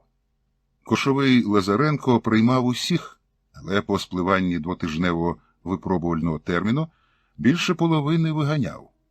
Таким чином, з часом у нього зібралося кількатисячне військо, яке прагнуло війни, здобичі, слави, а ще більше їсти, до того ж щодня. Тому січ на Абаї мусила без перестанку воювати. Зазвичай з гала, але Кошовий не гребував і виправами на чорних іудеїв, високогірних фалашів, на адальських мусульман і навіть на іннарійських негрів. Лазаренко, побачивши, що січ уже є, і військо самоорганізувалося, існує вже за своїми мілітарними законами, тобто буде воювати, зміцнюватись і розростатися, аж поки якась сильніша армія не розіб'є його вщент, почав менше приділяти уваги власне військовій справі, а став думати, як збагатитися. Бо нічого він від життя так не хотів, як мати, володіти, нагромаджувати, збирати докупки. Крім цього, Павлові Лазаренку дошкуляв ще один внутрішній біс. Це нестримне бажання зрадити свого володаря, сюзерена, зверхника. Це прагнення навіть не містило звичної для нього корисливості. Радше це була спрага помсти за те, що хтось там, володар, сюзерен, зверхник, а він ніхто. До часу цього біса зради Павло Лазаренко в собі притлумлював, бо наразі ним цілком оволодів біс мати, себто збагачення, наживи, зиску. Але він уже достеменно знав, що так довго не буде. Тож, переклавши військові турботи на своїх отаманів-азмачів, Петро Павло почав займатися господарством. Для початку він розвів на січі свиней. За весь час, відколи з волі Всевишнього його було відірвано від рідної землі, Петро Павло не куштував сала. Справжнього, бажано копченого, надзвичайно смачного від вгодованої свині. Сала, без якого сумно. Спочатку Петро Павло, знаючи, що ефіопи свиней не їдять і, відповідно, цих тварин не тримають, надумав упіймати і приручити диких. Але не знав, чи дикі свині водяться в цих краях. А коли почав розпитувати місцевих на цей предмет, йому повідомили, що на березі озера Тана живе цілком нечестивий народ Вето, який розводить і жере цих паскудних тварин. Мало того, він тевкає не лише свиней, а й, гидко навіть подумати, гіпопотамів, суть бегемотів. Коли цей народ, Петросе Павлесе, католицькі вовки надумали прилучити до своєї халкідонської віри, ті Вето відповіли, що не проти хреститися, але ж вони їдять гіпопотамів. Тоді цар-відступник Сисиній зібрав раду вищих ієрархів католицької церкви, і ті по довгих роздумах і дискусіях винесли вердикт: поїдання гіпопотама аж ніяк не заважає вірити в Ісуса Христа. А потім інші єзуїти із заморських земель Португалії та Іспанії, яких тепер стільки на біблійній ефіопській землі, як Саранию, забутий Всевишнім рік, Сказали, що не проти, аби хрещені вето їли гіпопотама і, звичайно, свиню. Тож ці дикі християни тріскають свиню, як нормальні християни телят. «Нічого», – сказав Лазаренко і відправив Желька з кількома найнегідливішими козаками-ефіопами на берег озера Тана до народу вето купити свиней на розплід. Ефіопи в коші заремствували, але Петро Павло дохідливо пояснив їм, що нікого їсти свиню не змушуватиме, а розводить цих охайних симпатичних поживних тварин винятково для себе і азмача Желияса Мілошуса. Бо вони, православні слов'яни, без м'яса і сала від свині довго не годні. Забігаючи наперед, слід зазначити, що з часом ефіопські козаки переглянули свої біблійні ізраїльські смаки, почали їсти свиню і так призвичаїлися, що теж уже могли сказати, що без того м'яса і сала не можуть. Перед тим, як вирушити за свинями в землі вето, Желько з ефіопами, зібравшися, прийшли до кошового Лазаренка по гроші. Бо ж не будемо ми, Петросе Паулесе, шляхетні християнські лицарі, красти у цих нікчемних людей цю паскудну живність. Одне слово, давай отамане гроші. Грошей у Павла Лазаренка не було, а ті, що були, а дещиця таки була, призначалися для зовсім інших, ніж закупівля свиней планів, а саме задля примноження скарбів його, Петра Павла, Кармазина Січового, отамана й Деч-Азмача земних. Але ж і свиней треба. Можна піти війною на цих вето, вимордувати всіх у пень і взяти свиней як здобич. Але шкурка не варта вичинки, бо ті вето бідні, крім свиней нічого не мають, а опиратися будуть і можуть убити кількох ефіопських козаків. Але ж і гроші їм не платити. І тут до Павла Лазаренка прийшла хитромудра думка, завдяки якій він згодом справді став багатою людиною. Що править за гроші в Ефіопії? Правильно, амоли, бруски кам'яної солі, завбільшки з долоню, загорнені в сплетене пальмове листя. Сіль завозять до Ефіопії з важкодоступних копалень у пустелі Данакіль. Вона, сіль, дуже коштовна, тож природно, що ходить як гроші. А чим відрізняється брусок кам'яної солі від бруска просто білого каменя? Зовні нічим, лише на смак. Саме так на ефіопських ринках торговці перевіряють правдивість амоли, розгортають пальмову обгортку і лижуть брусок язиком. Це як у Європі беруть срібну чи золоту монету на зуб. Петро Павло відклав похід по свині і звелів козакам обозного кореня витесувати з білого каменя бруски, достеменно схожі на амоли. Потім мочити їх, обкачувати у потовченій солі і загортати у пальмове листя. Таким чином Павло Лазаренко налагодив на Січі потужне виробництво фальшивих грошей. За них купили і свиней у вето, і багато худоби у годжамських дідичів, і зброю в шуанських майстрів, і дорогі тканини у мусульман Адалу, і багато чого іншого. Правда, двічі в одних і тих же осіб Лазаренко і його люди не купували.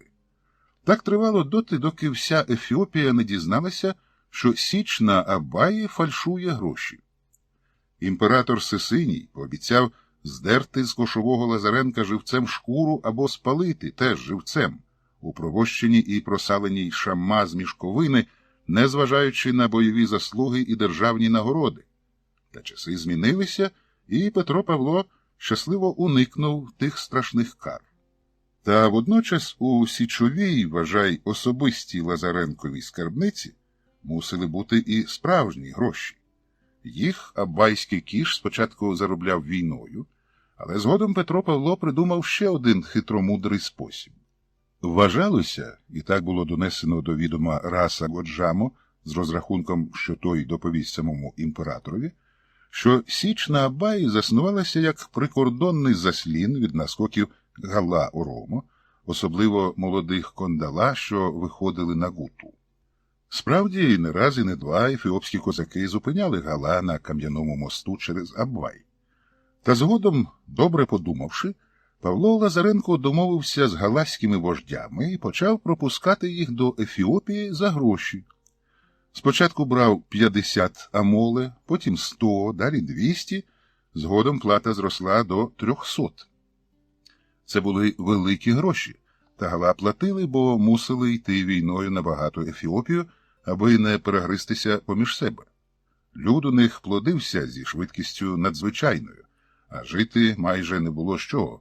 Залишалося одне – натиск на північ. Павло Лазаренко багатів, та водночас він не хотів зажити поганої слави зрадника Ефіопії. Тому, пропустивши за гроші через міст Галаську Орду, він навздогін їм посилав таємних гінців до Годжамського Раса, Шуанського Dedж-Азмача та Біттоудеда у Олеги зі звісткою про похід Гала, їхню мету, кількість, озброєння. Таким чином, майже всі галаські походи, проплачені хабарем кошовому Лазаренкові, зазнавали невдачі. Підготовлені ефіопські воєначальники їх розбивали. Сам Павло Лазаренко теж не гребував тим, аби вдарити галасам у спини, але лише тоді, коли похід їм вдавався і вони поверталися з Ефіопії додому зі здобиччю. Крім того, Лазаренко нападав тільки на невеликі загони гала з таким розрахунком, аби перемогти і вимордувати всіх до одного, щоб ніхто не вцілів, не втік і не повідомив своїх одноплемінників, хто насправді той Dedж-Азмач Петросо Паулос, що бере грубі гроші за пропуск через міст. Полонених ефіопів, яких гала вели в рабство, Павло Лазаренко затримував, першим чином виганяв жінок, аби не спокушати козаків і не спокушатися самому, а потім роздивлявся чоловіків і хлопців, молодих і сильних брав у козаки, решту відпускав.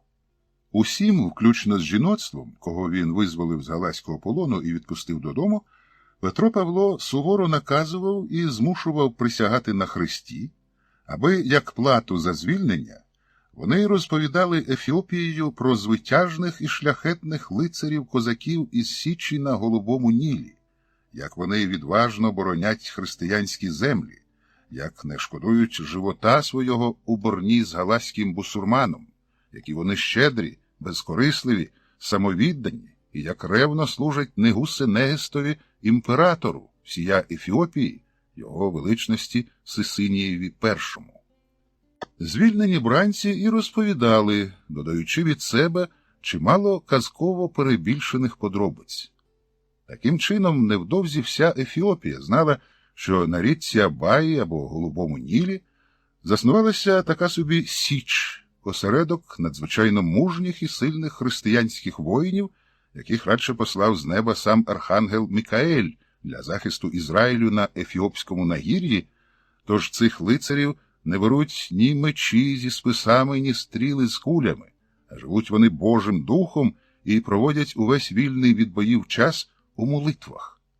Наслуханий про цю благочестиву Січ, імператор Сисиній розпорядився, коли закінчаться дощі, зібрати військо, похідний двір і особисто вирушити на Абай, подивитися на цих уже не фальшивомонетників, а бездоганних лицарів власними очима. Крім того, може, саме там його остання царська надія і державна опора. З ним виявила бажання піти і його дочка Вейзаро Вангельявіт, що якраз розлучилася зі своїм черговим чоловіком, новим правителем провінції Тигре, Бахр-Негашем Зекристосом, якого вона за своєю звичкою свого часу відібрала у молодшої сестри. Цього разу Вангельявіт вирішила зберегти пристойність і обвінчатися з черговим обранцем за католицьким обрядом. Але для цього треба було розірвати теж католицький шлюб Зекристоса з молодшою принцесою. Католицький патріарх Ефіопії, затятий єзуїт Альфонсо Мендес, відмовився давати розлучення задля подальшого перелюбства і кровозмішування, тож Вангельявіт почала жити із Зекристосом на віру, таємно від батька перейшла в антикатолицьку партію і почала плести інтриги проти єзуїтів. Подружнє щастя її тривало недовго. Невдовзі вона покинула Зекристоса, зате ненависть до єзуїтів і всієї римської віри зберегла.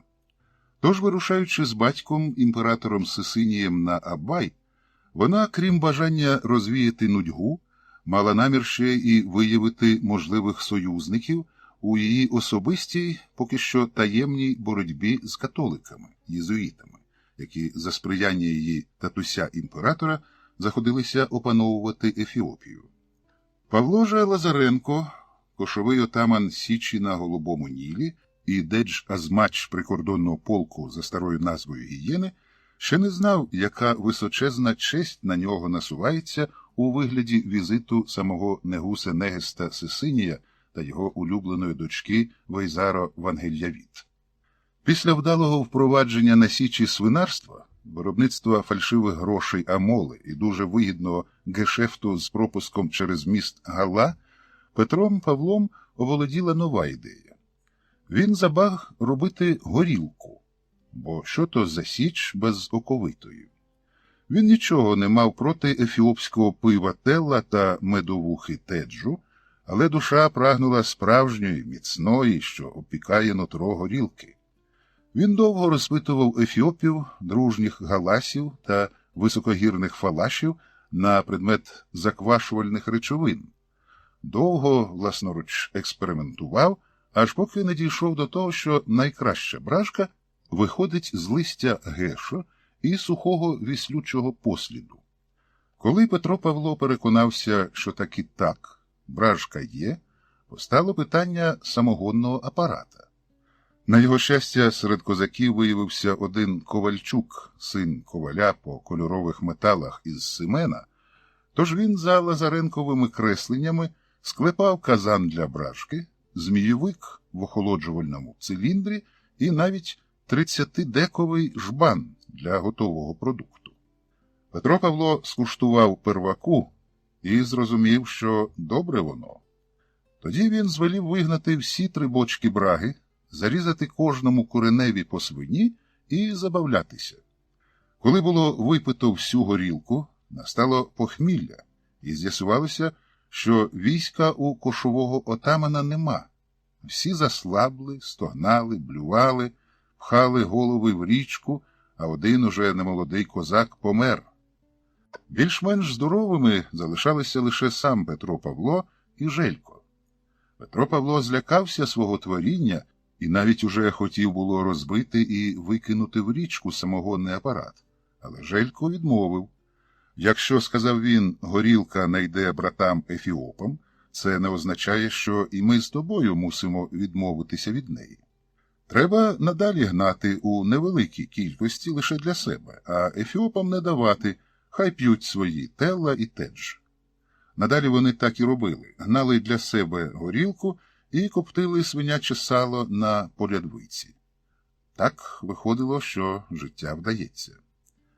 Усе було б добре, і Січ на Абаї міцніла на пострах ворогам християнської віри, якби одного дня не прибіг гонець-скороход від Раса Годжаму зі звісткою, що Січ бажає відвідати сам Негусе Негест Селтан Сагад, себто імператор всія Ефіопії Сисиній, зі своєю неземної вроди дочкою Вангельявіт, власними персонами.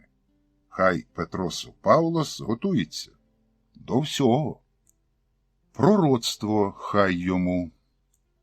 Одного разу, коли той, хто колись називався Теодорос Сахле, якого в Шоа, Амхарі і Годжамі називали святий Кара Божа, повертався додому після попередження Дамот Негаша про неминучу біду, так воно й сталося. Через 3 дні намісник землі Дамот став жертвою Кондала, молодих Гала, які вийшли на виправу за дітородними органами, йому ще живому вони його і відрізали. На нього із засідки напали шифта, розбійники з великої дороги. Побачивши, що це святий чоловік Кара Божа, залізяки й боледники чемно вклонилися і почали перепрошувати самітника за те, що сплутали його з багатим купцем-фалашем. Натомість той, хто колись називався Теодорос Сахле, сам схилився у поклоні перед їхнім ватажком, ставним розбійником з лев'ячою гривою, пов'язаною навколо голови від знака хороброго воїна, взутим, на відміну від своїх товаришів, у позолочені сандалі, свідчення царського походження. «Вітаю тебе, Салтане Сагаде, Негусе Негесте, імператоре всієї Ефіопії Сисинію перший». «Але ж я», – забелькотів ватажок розбійників, та відлюдник лише у відповідь загалалакав щось нерозбірливе і щез у хащах, мов привид. Ставши імператором, колишній розбійник збитого шляху Сисиній про шуанського святого відлюдника, який побачив у ньому тодішньому залізяці майбутнього царя царів, не забував і постійно плекав намір запросити його до двору, аби він віщував майбутнє державі і династії. Та завжди якось руки не доходили. А потім Сисиній зблизився з єзуїтами, перед якими запрошувати святого у вигляді дикої лісової звірини було соромно. Але коли держава уверглася в жахи бунтів, пожеж, хаосу, кров і смерть, коли почали з'являтися безконечні псевдоімператори, псевдомитрополити, навіть псевдохристоси, яких гвардія не встигала вішати, коли проти нього повстали рідні діти, Сисиній дав наказ знайти шуанського святого самітника і дуже чемно, проте переконливо, запросити до царя царів у гості. Коли Сисинієві посланці знайшли святого Кару Божу на одній гірській галявині серед ялівцевого лісу і передали йому царське запрошення, той закидав їх своїм калом, який місяць збирав саме з цією метою, і заверещав, що хай той цар-єретик Сисиній, який привів у богообрану ефіопську землю чортів у подобі франків-єзуїтів, сам прийде до нього сюди, до того ж з каменем на шиї, як ознаком покори й каяття. Може, тоді вони й поговорять.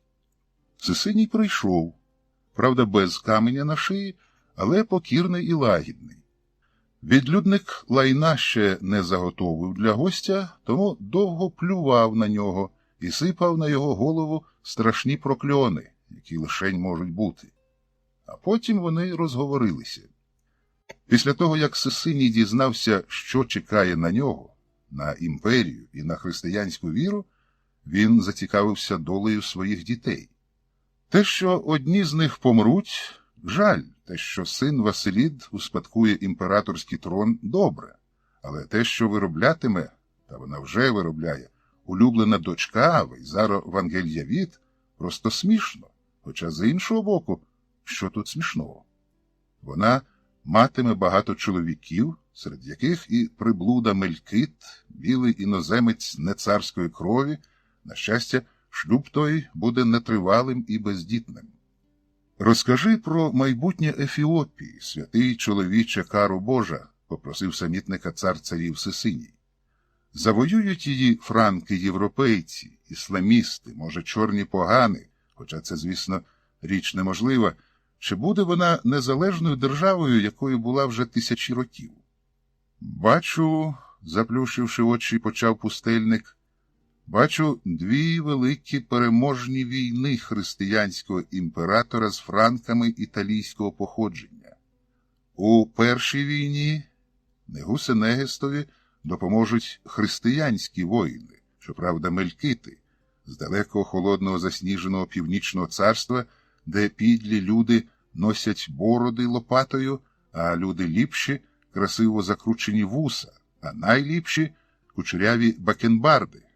Ось один зухвалий і сміливий сидить під великими абісинськими зорями, загорнувшись у білий бурнус, дивиться у триверстову мапу місцевості, світло факелів кидає хиткі тіні на прилизане волосся, а біля ніг його сидить новий друг, ефіопський хлопчик Васько.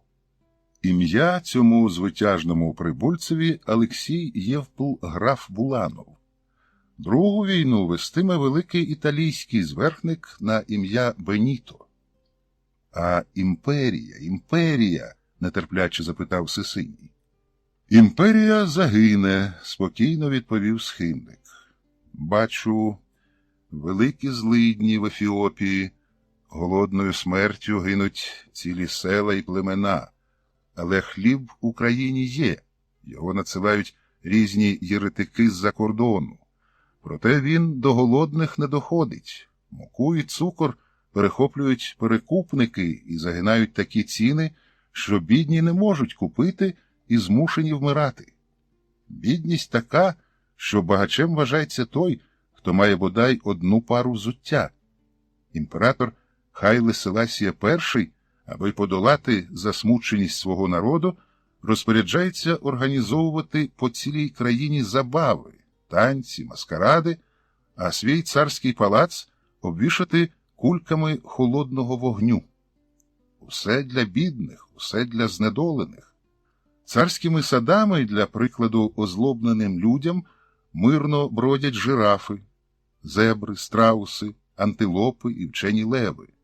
Але спокуса бунту нестримно лине від молодих людей, учнів високої школи в місті Адис-Абебі.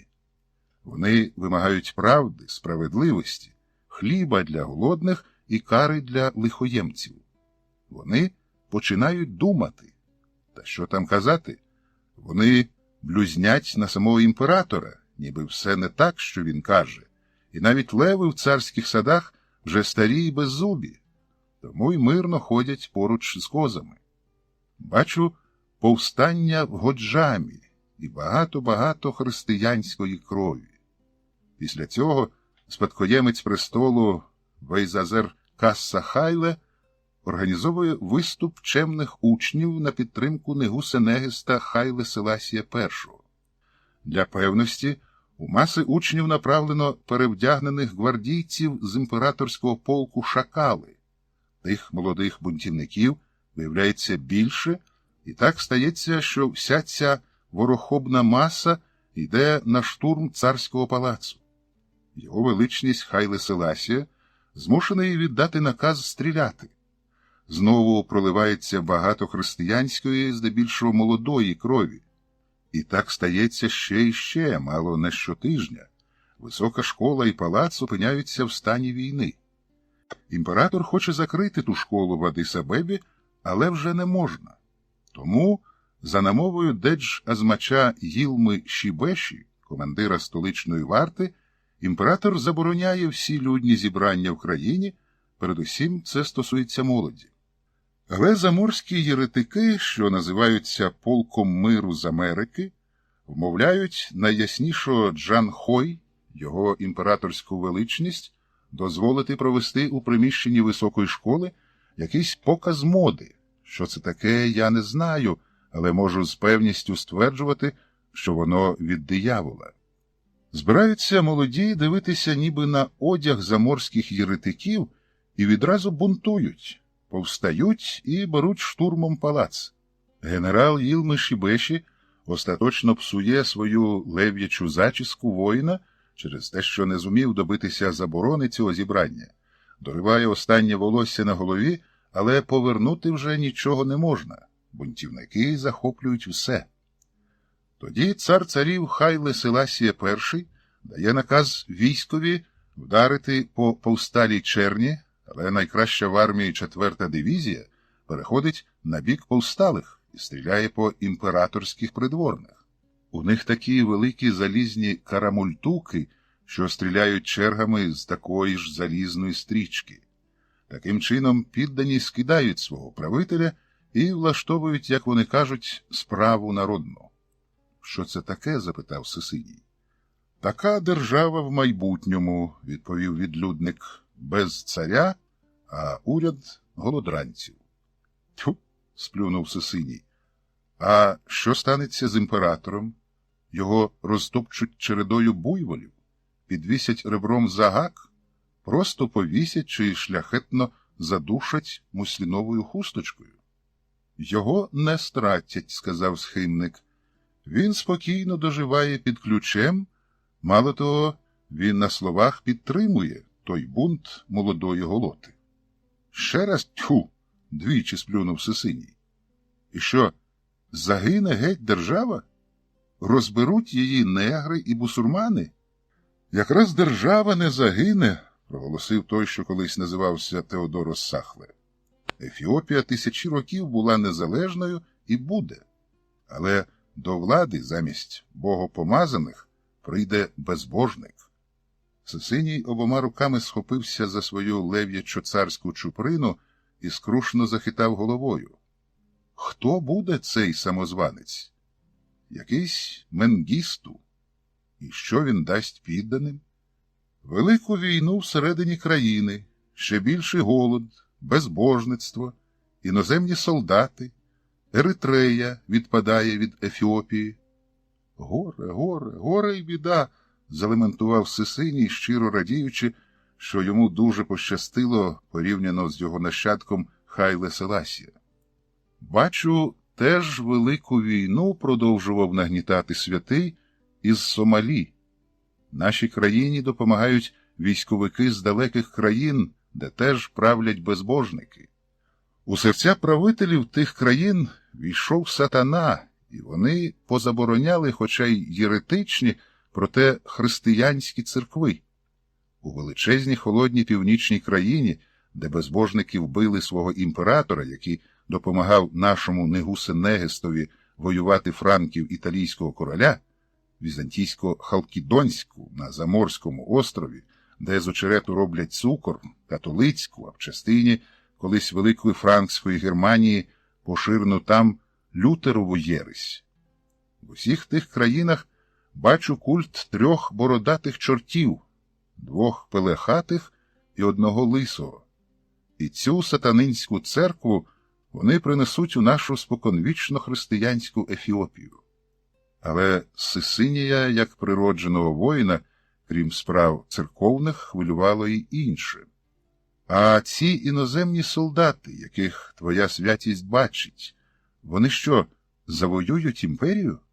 Ні. Вони прийдуть як союзники, але поводитимуться не краще, ніж завойовники. Острівні бородаті мулати, що замість повітря дихають димом через брунатні цурочки, запалені з одного боку, їздять на залізних гарбах, що плюються руйнівним вогнем з довгої трубки, а на базарах забирають у торговців те з краму, що впало в око, задурно або платять смішну ціну.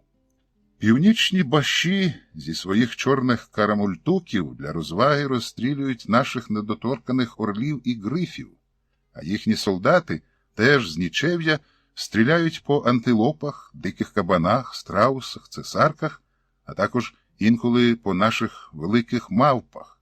Крім того, найпохитливіші з тих північних вояків оскверняють наших жінок за 3-4 бир. Що за бир? Запитав Сисиній. Це, я бачу, такі гроші, відповів схимник. Скільки це буде в амоле? Поцікавився цар. Точно не знаю, замислився відлюдник. Здається, на ніготь зі шкрябаної солі буде десь 10 бир. Дешево, нахмурився Сисиній. Та це не амхарки, заспокоїв його святий чоловік, а жінки народу Афар. Шамани носять, а завжди ходять голими до пояса, спокушають служивих і самі спокушаються.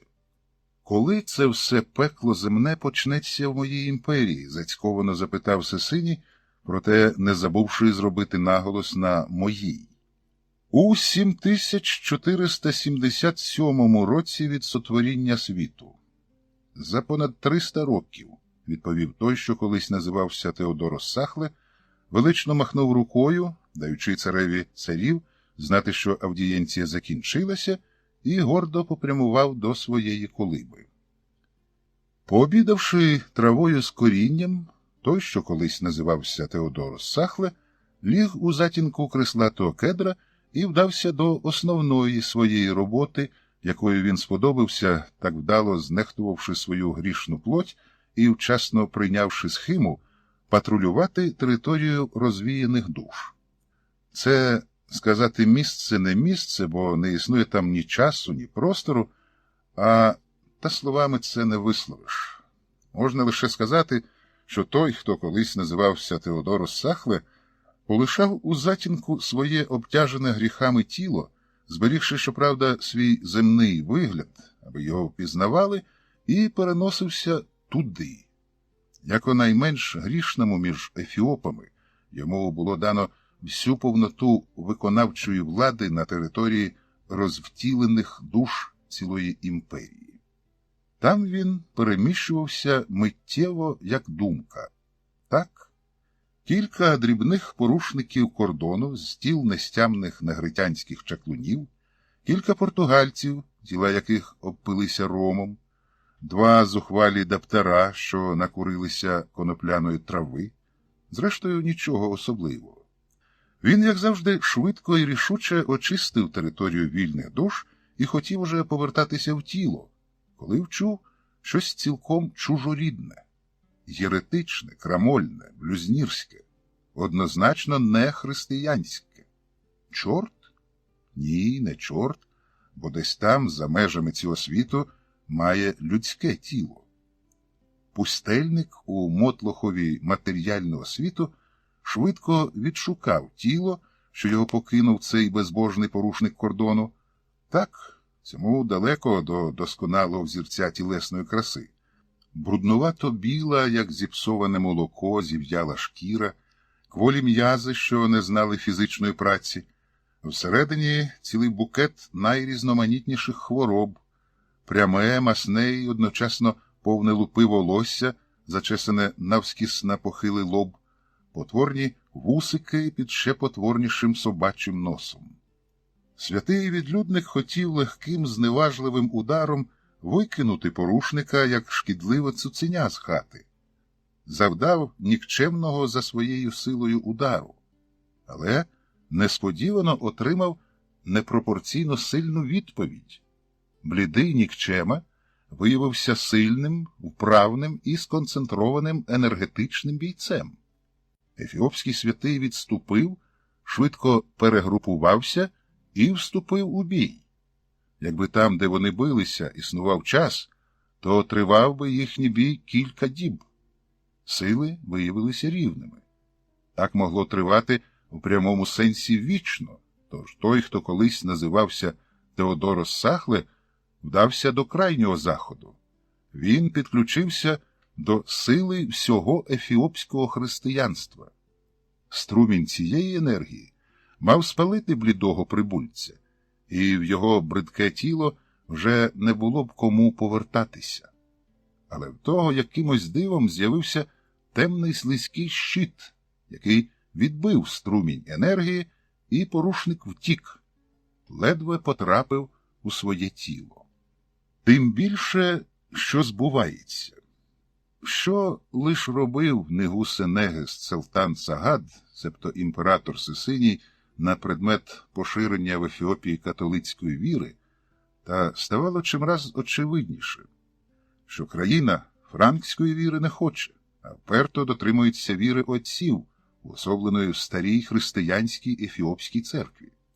Сисиній намагався було впровадити нововведення силою меча і карами для єретиків, але це спричинило значну кількість повстань Беальге, виступів одночасно всіх верств підданих, і банальний бунт переріс у громадянську війну.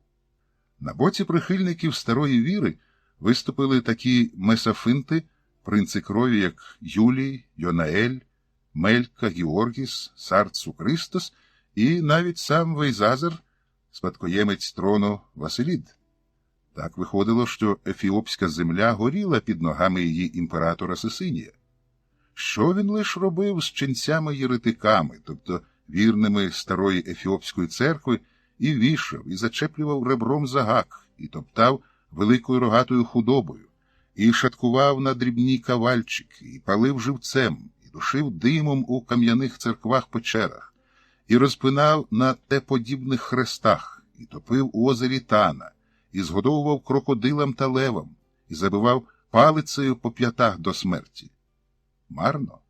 Ефіопське духовництво і чернецтво лише набували більше поваги в поспільстві, а повстання вибухали з новою силою, ставали дедалі частішими і жорстокішими. Сисинієва влада трималася лише на ятаганах мусульманського полку Коккаб, мушкетах португальських кондотьєрів під командуванням капітана Жуана Габріеля та рушницях турецьких мушкетерів-нарів на чолі з пашею Мустафою.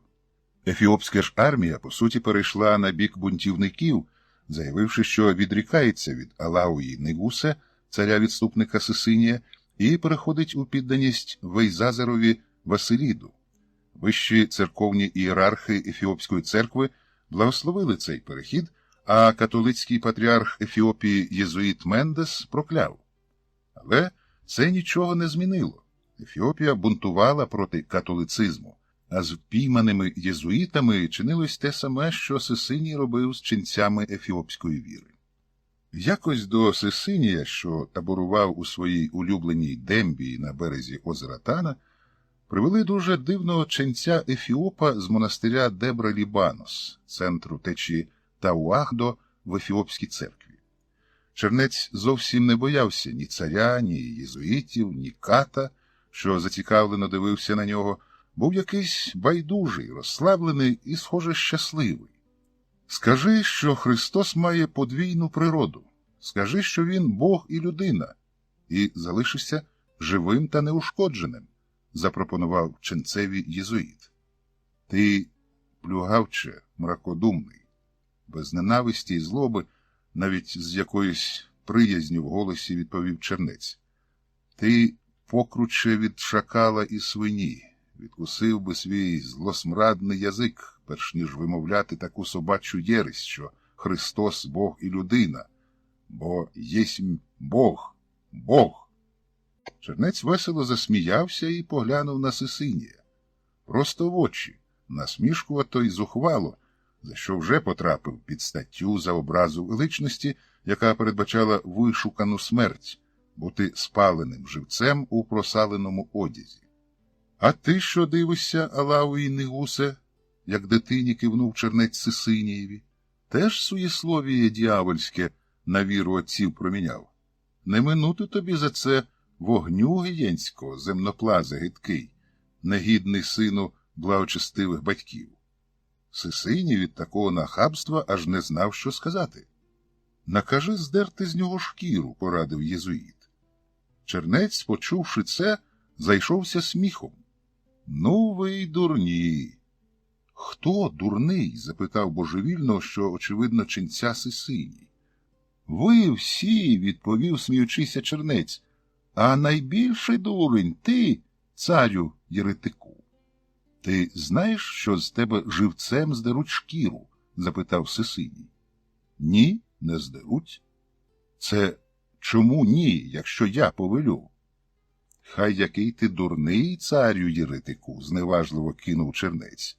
«Навіть ти мусиш знати, що за образу величності належить інша, ніж оббілування кара, а саме спалення живцем у просаленому одязі. Так каже давня традиція. Чи ти, окаянний віслючий хвосте, разом з вірою отців відрікся і від традицій предків?» Сисиній від надмірної люті обм'як, мов порожній бурдюк, і ледве ворушив мізками. Звісна річ, цей чернець-варіят заслуговує найлютішої кари, але водночас бути впійманим на порушенні предківських традицій перед придворними, що ще не перебігли до сина Василіда, на додачу до зречення віри отців і прийняття католицизму, теж не з руки. Тому Сисиній змушений був оголосити вирок. За образу величності велю спалити цього святотатця у шамма, просякнутому цаповим лоєм. Варта схопила ченця. «Зачекайте», – зарепетував чернець.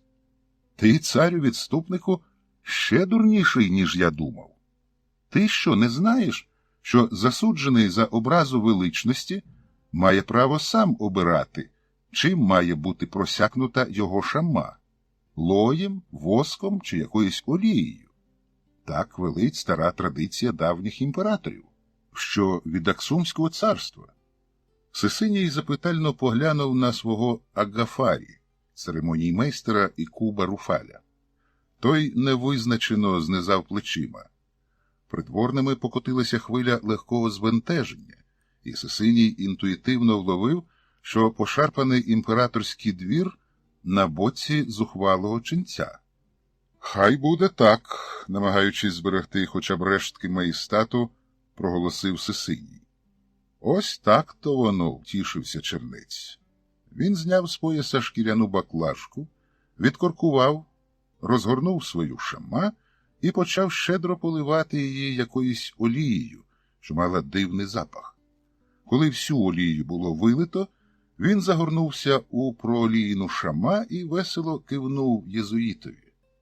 «Запалюй, чорт тебе з роги!»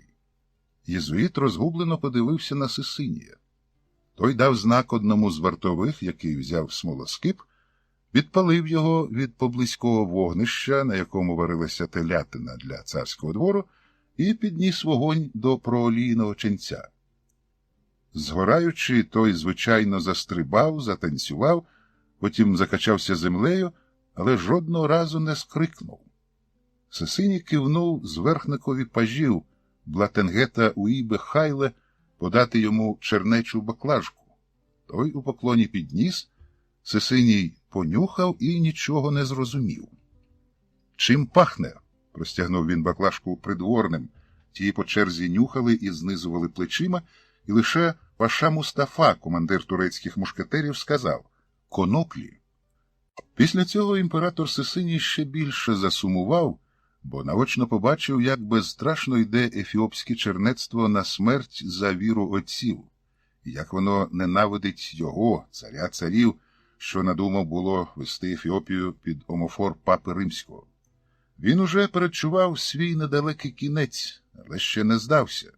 Вирішив ще один тур поборотися. Сисиній надумав залучити на свій бік військову потугу, що її заснував на Голубому Нілі той зайшлий мелькіт Петрос Паулос, яка називається Січ. Там ті воїни, що називають себе козаками, свого часу визнали себе підданими його, Сисинієвої імператорської величності. Тож тепер Сисиній чомусь думав, що з допомогою нільських січовиків він зможе розбити бунтівників і утримати верховну владу. Наступного ранку імператор викликав свого Агафарі і дав наказ негайно вирушати в похід на Голубий Ніл або ж Аббай. Його улюблена дочка Вейзаро Вангельявіт, яка так страшенно нудилася без чоловіка, що її не втішали навіть неземної краси шовки з Індії та дивовижно пахуча рожева пудра з далекої Хіни, без будь-яких вагань оголосила, що вирушає з батьком-імператором.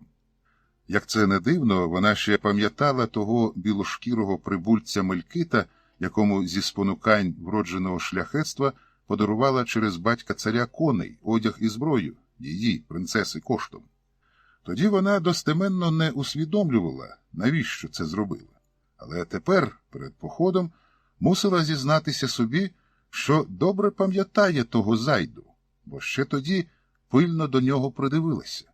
Високий, кремезний, аж трохи дебелий, з великими м'язистими руками, з могутньою обсмаленою сонцем шиєю, з густими бровами над по-дівочому ніжними карими очима, з кривим горбатим носом, під яким мало не до грудей звисали красиві пухнасті вуса. Принцеса уявила собі, що має бути, коли його роздягнути, і ледь аж не зомліла. Все-таки добре, що вона розлучилася з цим Зекристосом. З уже очищеної від пошесті Горгори, останнього осідку Сисинія, на Аббай через Годжам імператорський кортеж рухався немов ворожою територією.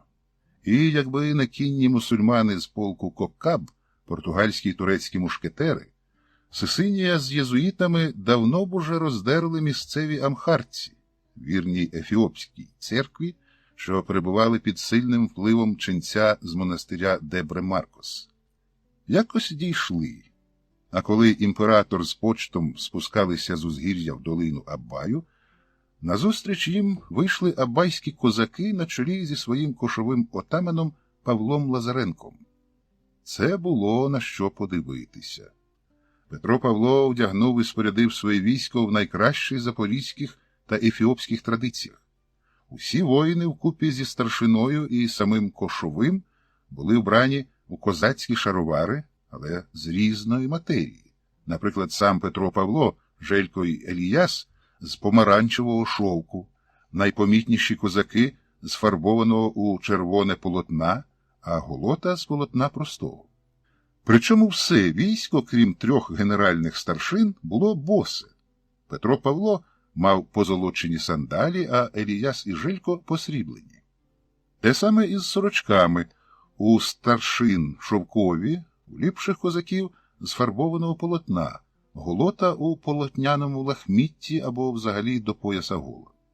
Зате Петро Павло подбав, аби все військо мало добротні бойові шкіряні пояси, на яких висіло багато зброї – ножі, кинджали, шаблі, ятагани, сагайдаки зі стрілами у лучників. За запорізьким звичаєм Кошовий хотів було завести моду на оселедці, але ефіопи, для яких ознакою воєнної звитяги були пишні лев'ячі зачіски, одностайно відмовилися голити голови, бо тоді, мовляв, вони стануть схожими на цих нікчемних диких гала. Тож у всій Січі був лише один запорізький оселедець у самого Павла Лазаренка. Зате все військо носило, якщо не золоті, то срібні натільні хрестики, а кошовий отаман особисто стежив, аби всі козаки справно відвідували службу Божу в церкві святих Петра і Павла, яку вони, за ефіопським звичаєм, спорудили круглою з каменю і вкрили очеретом. Священиком у церкві було поставлено вигнаного з монастиря Дебра Лібанос за пристрастіє к вінопітію ченця Соломона. Православні Петро, Павло і Желько не виявляли релігійного фанатизму і заради єдності війська, як і всі, чемно ходили до ефіопської монофізитської церкви. Був у Січі і мусульманський курінь, укомплектований втікачами з Адалу. Тож заради тієї самої щільності бойових шеренг старшина дозволила їм спорудити невелику мечеть теж із каменю і очерету. Чого лиш не зробиш заради зміцнення військової потуги, тим більше, що воїни ісламу, які через лише їм відомі причини прибилися на Січ, воювали досить непогано і, маючи зв'язки з турками, були звичні до вогнепальної зброї. Сисиній, за давнім царським звичаєм, їхав мулом. Величезний, темносиній, бо з глибин Африки, раб ніс над ним з атрибутів царської влади великий парасоль з червоного атласу, щедро розшитого золотом. Далі пажі несли інші царські відзнаки – труби Кани Галілейської та бубон Ведмідь-Лев. За ними Бітуодед Георгій Зера вів білого бойового сисинієвого коня на ім'я Раджаль у збруї, захищеній залізними пластинками. Сам Сисиній був у шовковій пурпуровій шамма з яскраво-червоною облямівкою та золотих сандаліях. Трохи збоку і позаду від імператора, у чорного дерева зі сріблом паланкіні, покритому синім штофом, на руках 6 дужих негрів сиділа Сисинієва дочка, принцеса Вангельявіт. Вона була в ясно-зеленому мусліновому вбранні, розшитому темно-зеленого шовку візерунками, що зображали листя тієї заморської рослини, яка росте лише в Індії. Її плечі і груди прикривала накидка з газу, такого прозорого, що кожен, хто мав сміливість нескромно дивитися на неї, міг споглядати високі й пружні груди принцеси, а також золоте кольє з 33 крупними смарагдами. На завершення, для виповнення зеленої гами, вона мала діадему із ще більшими смарагдами та сандалі із зеленої зміїної шкіри. Імператор Сисиній дивився на вишикуване в долині січове військо і не знав, тішитися йому чи боятися. Якщо ця потуга стане на його, католицького монарха, бік, він зможе зберегти владу і розпорошити бунтівників. Якщо ж Січ на Абаї виступить проти нього, йому, Сисинієві, кінець. Військо вишикувалося по куренях, причому кожен курінь мав свої кольорові значки на списах. У центрі за спиною кошового Павла Лазаренка стояли найнадійніші козаки з мушкетами і помаранчевими прапорцями на списах. Знаком самого кошового був бунчук з 3 кінських хвостів. Праворуч стояв курінь Желька Мілошевича, лучники з червоними відзнаками на списах, ліворуч ефіопська кіннота під орудою Еліяса Георгіса із синіми прапорцями, причому і Желько, і Еліяс мали двоххвостові бунчуки. Далі стояли інші курені під однохвостовими бунчуками, серед яких і мусульманський курінь із зеленими прапорцями на списах. Сисиній завважив на Петрові Павлові позолочені сандалі, майже такі самі, як носив він сам, і звична царська лють хлюпнула в його збентежений останніми подіями в державі мозок. Що собі дозволяє цей приблуда, єретик і самозванець? Та я його за образу величності у просалене вбрання, потім піднести вогню, щоб знав. Але, окинувши поглядом шеренги озброєних до зубів абайських січовиків, Сисиній змінив свою думку. Це ж сандалі у цього самозваного раса чи Деч-Азмача фальшиві, бо просто покриті суслом. До того ж, згадав, я сам їх йому подарував за воєнні подвиги, тоді як у нього, імператора, на дуже якісну шкіру сандалів нашита чистого золота фольга. Є різниця. Тим часом кошовий отаман Павло Лазаренко підійшов до Сисинія на поштиву відстань, за звичаєм європейських рицарів вклякнув на ліве коліно, покірно схилив непокриту голову, причому оселедець звісився до пояса, на що не змогла не звернути уваги принцеса Вангельявіт, і почав завчену напередодні промову ламаною амхарською мовою.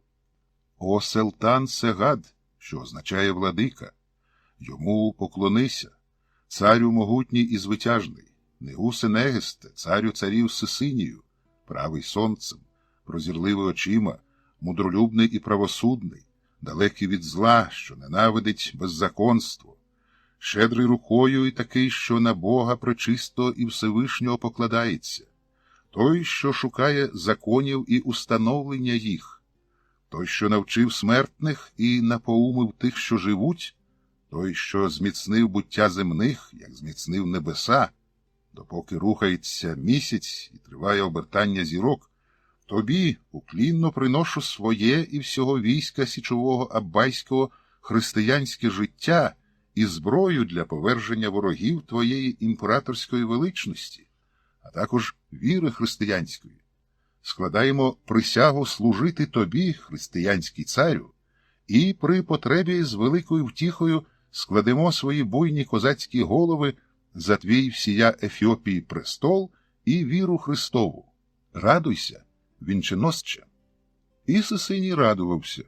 А який монарх, проти якого повстали більшість підданих, і навіть рідний син, спадкоємець престолу, не був би втішений? Сисиній з допомогою пажів зліз з мула і вмостився в оббитий різних барв шовками та оксамитами, прикрашений золотими тороками чорного дерева паланкін з вигадливої різьби хрестом на маківці. Такий паланкін правив імператорам Ефіопії, які, по суті, не мали столиці, а повсякчас мандрували країною, аби придушувати нескінченні бунти за похідний трон. Сисиній, хоча й мав мрію збудувати постійну столицю Мадіно, і навіть під орудою єзуїта Педро Паєса починав будувати кам'яний палац у Данказі, проте через те, що держава тріщала по швах, змушений був волочитися імперією з рештками вірного війська і утверджувати свою владу царя-царів.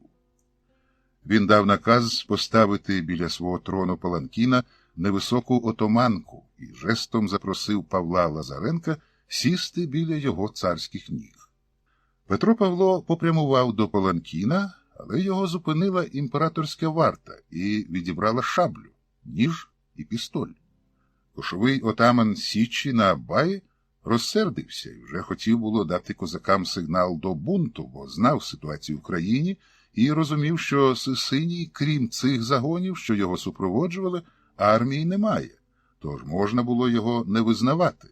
Але, побачивши, що із сусіднього паланкіна, ще красивішого, ніж у царя, на нього витріщилася своїми величезними чорними сяючими очима принцеса Вангельявіт, передумав. Він схилився у вірно підданому, водночас сповненому гідності поклоні і делікатно сів на отоманку в півоберта, аби бачити і Сисинія, і принцесу. Сисиній почав розпитувати Павла Лазаренка про його та його армії бойові подвиги.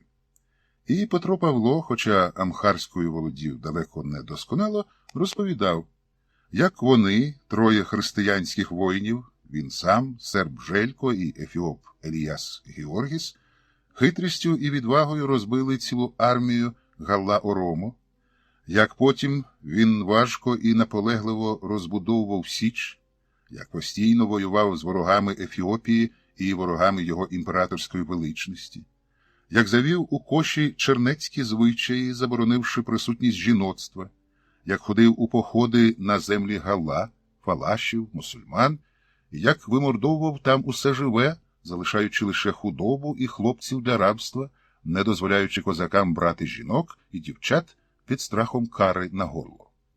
Сисиній, сам старий воїн і давній розбійник, захоплено слухав.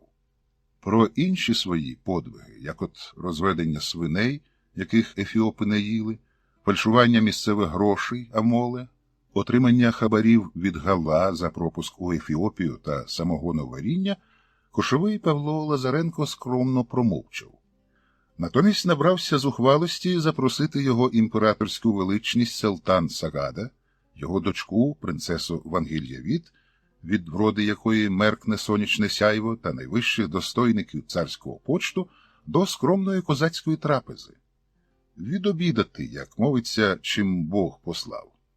Сисиній, хоча й був царем, але ще з тих часів, коли молодим не раз голодував і харчувався справді, чим Бог послав, дикими плодами, листям і корінням, виробив благоговійне ставлення до їжі, особливо доброї. Тож запрошенням козачого Дедж-Азмача не погребував, а навпаки, з ентузіазмом запитав, куди йти. Петро Павло, схиляючись у фальшивому поклоні, жестом указав на найкращий курінь у центрі Коша. Імператор узяв із собою з десяток командирів, придворних вельмож, звичайно принцесу Вангільявіт, і, не чекаючи більше припрошень, попрямував до означеного куреня. Петро Павло зі свого боку до царського столу взяв лише Желька і Еліяса.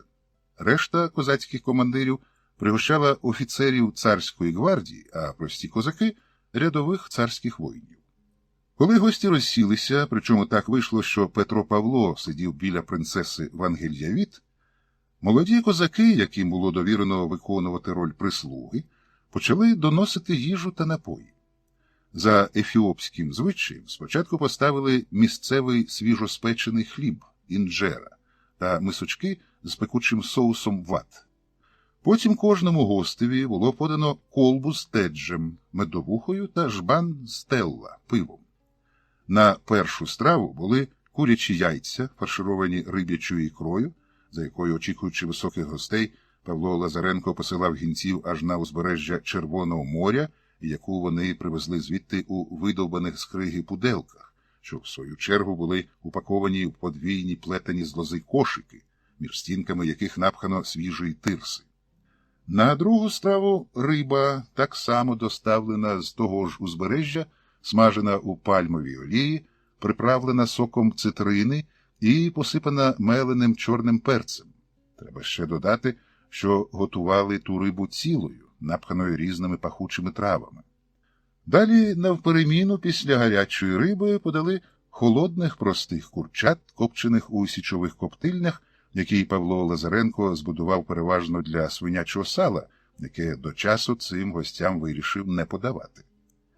Зате далі подали дуже гарячий і дуже перчений суп з курячих тельбухів.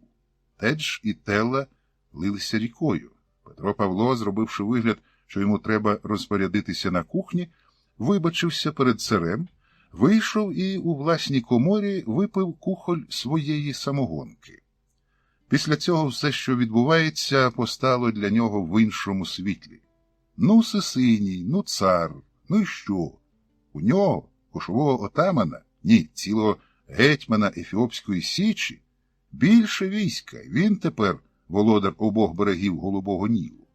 Що йому цей цар-єретик з його єзуїтами, якщо вся християнська Ефіопія проти нього, і християнська Січ? Петро Павло глипнув на принцесу Вангельявіт, яка ще більше світила очима і майже торкалася його своєю вогняною литкою, і не додумав до кінця своєї зухвалої думки. Ні, він не проти імператора Сесинія, він ще нічого не вирішив, але, зважаючи на запаморочливий солодкий жар, що йде від принцеси Вангельявіт, він, гетьман Січі Павло Лазаренко, радше за все стане на бік законного царя царів Ефіопії. Подали печеню з дикої кози, приправлену грибним соусом, зі смаженим турецьким горохом і кукурудзяними коржиками, покропленими чесниковим соком. Далі надійшла черга серйозніших страв. Подали цілого барана, печеного відкритим вогнем на рожні, якого годилося їсти без приправ, лише посипаючи сіллю і перцем. З'їли.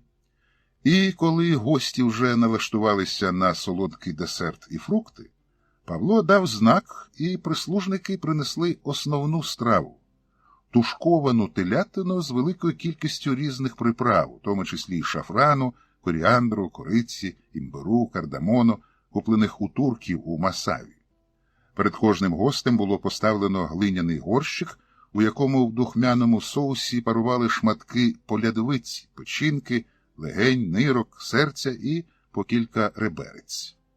Коли телятину було впорано і десерт уже не було як відкладати, Петро Павло зважився і попросив дозволу імператора та прекрасної принцеси запропонувати, правда, дорогі гості, якщо не хочуть, можуть не куштувати, козацьку страву і такий самий напій, поширені на його, Павла Лазаренка, першій батьківщині на Запорізькій Січі серед дніпровських козаків. Петро Павло ляснув у долоні, і козак-прислужник поставив на стіл перед ним тарілку з тонко покраєним копченим свинячим салом, свіжий хліб, миску з покришеною, посоленою, политою оцтом цибулею, дерев'яну баклажку із самогоном та кілька срібних чарок. «Ваша величносте і ваша чарівна високосте», – здалеку почав Павло Лазаренко. «Я недаремно згадав про свою першу батьківщину, бо другою, і це назавжди, моєю батьківщиною, є Богом зауважена благодатна християнська Ефіопія. Але звичаї моїх перших бойових побратимів, козаків Січі за порогами сивого Дніпра, зокрема в їжі та питві, які допомагають їм звитяжно воювати ворогів віри християнської, мені, отаманові і гетьману, себто Дедж-Азмачеві і Расу, вірному васалові вашої імператорської величності, забувати якось не годиться. Тож я дозволю собі, користуючись вашою імператорською великодушністю, відновлювати сили за звичаями моєї першої батьківщини». Петро Павло налив собі чарку самогону, одним духом випив, крякнув, поклав скибку сала на хліб, вкусив, потім захрустів цибулею. У царя Сесинія, хоча він був наїдений, як верблюд, від незнайомого йому збудливого запаху копченого сала і цибулі з оцтом потекла слина. Він жестом звелів подати те саме йому. Принцеса Вангельявіт, вже закохано витріщаючись на Петра Павла, теж забажала того самого. Потім до самогонки приклалася вся решта гостей, крім Сесинієвих офіцерів-мусульман, які алкоголь не вживали, і, подякувавши і вибачившись, вийшли на двір. Петро Павло тим часом учив Сесинія пити самогон одним духом. Принцеса Вангельявіт, сп'янівши від першої ж чарки, висіла на Лазаренкові, час від часу покусувала йому передпліччя і бурмотіла щось незрозуміле. Петро Павло вже здогадався, що далі буде, від чого протверезів і з жахом подумав про те, що життя підносить йому новий поворот, невідомо лише куди. Вже ясно, що Січ, чернеча, лицарська, безжіночна, зазнає краху, бо як він надалі заборонятиме козакам шукати собі жінок, якщо сам, а відмовитися від Вангельявіт, гарячої, як пісок у нубійській пустелі, м'якої, як дорога тканина з далекої землі Кашмір, і водночас пружної, мов шкіра на царському бубні лев-ведмідь, до того ж солодкою, як індійський плід манго, якого Петро Павло ніколи не куштував, але, як йому здавалося, воно солодше за мед. Ось так, кінець Січі, через бабу. Петро Павло згадав гетьмана Сагайдачного, зітхнув і обняв принцесу за стан. Вона обпекла його стегно своєю ногою, він посунув руку догори, намацав груди, тремтячими, ледь покусаними губами, точеними руками, простягнутими до нього, і впав у тяжкі вагання. Ось зараз на мене чекають палкі любощі. Неземна даптарів поблизу не знайшли, тож співали цареві його пажі, які з музичних інструментів мали лише вашінт, флейту на 4 отвори. Січ, звичайно, братство, в якому всі рівні. Майже. Павло Лазаренко, хоча й завів у своєму коші козацькі звичаї, що передбачали спільне володіння усім майном, проте, як кошовий отаман влаштував собі у найкращому курені, в якому наразі тривала учта, січову канцелярію, відгородив окрему кімнату, в якій тримали кошові клейноди, трихвостовий бунчук, вилиту з олова військову печатку, оправлену сріблом гетьманську булаву з кістки носорога, хоругву із зображенням святих Петра і Павла, січовий скарб, 3 скрині із срібними та золотими монетами, справжніми амоли та амоли фальшивими, а також самогонний апарат і достатній запас готового продукту. Крім того, тут було дерев'яне ліжко, на якому кошовий отаман спав. Коли імператор Сисиній заснув за столом, упавши обличчям у тарілку з десертом, шматками вощини з медом, а придворні офіцери розбралися хто куди, Петро Павло, делікатно підтримуючи принцесу Вангельявіт за груди, повів її до своєї канцелярії. Він зняв з неї всі шовки і сандалії, залишивши лише прикраси, поклав горілиць на своє ліжко, помилувався трохи красою досконалого жіночого тіла, блискучою, мов брунатний шовк, шкірою, сяючими, мов перлини, зубами, тремтячими, ледь покусаними губами, точеними руками, простягнутими до нього, і впав у тяжкі вагання. Ось зараз на мене чекають палкі любощі, неземна насолода і сатанинські гордощі, що я сплю з найкращою жінкою Ефіопії, до того ж принцесою. Але що буде потім? Адже з одного боку козаки мені не подарують того, що я забороняв їм жінок, а сам спокусився. Вони після цього скинуть мене з кошового, а може ще й покарають за козацьким звичаєм, заб'ють киями до смерті. З іншого, хто я такий, аби кохатися із самою ефіопською принцесою? Зайда, Мелькіт, тобто православний, безрідний, навіть не князівського роду плебей, одне слово. Тож Сисиній, коли проспиться і буде злий з похмілля, запросто може спекти мене живцем за образу величності, та й сама Вангельявіт, п'яна, не зовсім тямить, що чинить. Так, я їй і тверезі подобався, це було помітно, але хто знає, що буде коїтися в її принцеси голові вранці, коли вже не буде ні бажання любощів, ні спраги чоловічого тіла, ні алкогольного тепла. Що буде вранці? Він уявляв собі, що буде. Принцеса прокинеться, гола, з мокрим від поту і любощів тілом, і водночас із сухим від похмілля ротом, із страшенним болем у голові і попереку, з прикрістю від усвідомлення того, що віддалася першому ліпшому волоцюзі, з огидою до цієї стайні, в яку він її привів, та вона навіть розмовляти з ним не буде і не шукатиме лою чи воску для шама, аби спалити живцем святотатця, вона просто дасть наказ варті зарізати його, як цапа. Хоча чия тут сила більша? Козаків, як війська, звичайно, більше. Але чи слухатимуться козаки його, коли дізнаються, що він з принцесою замкнувся в канцелярії? То вони вже знають, тож чи зможеш ти, кошовий отамане, переконати їх, що привів молоду гарну жінку в свій барліг, роздягнув її п'яно і нічого не зробив, бо завагався? Тобі ніхто не повірить. Хіба що принцеса, як жінка шляхетна і не позбавлена мислення державного, виступить перед товариством і розкаже козакам, який залізний, кам'яний і вірний січовим правилам їхній отаман. Гетьман. Або що він нікчемний, ні на що не здатний. Принцеса тим часом, поривчасто дихаючи, нарешті розв'язала очкур на Лазаренкових шароварах, стягнула їх, торкнулася рукою його пульсуючої плоті. «Хай палять мене в мішку живцем, більше не можу», – подумав Петро Павло і пустився берега. Ранок був жахливий. Ті з ефіопів, включно з імператором Сисинієм, які пили козацьку самогонку, просто вмирали.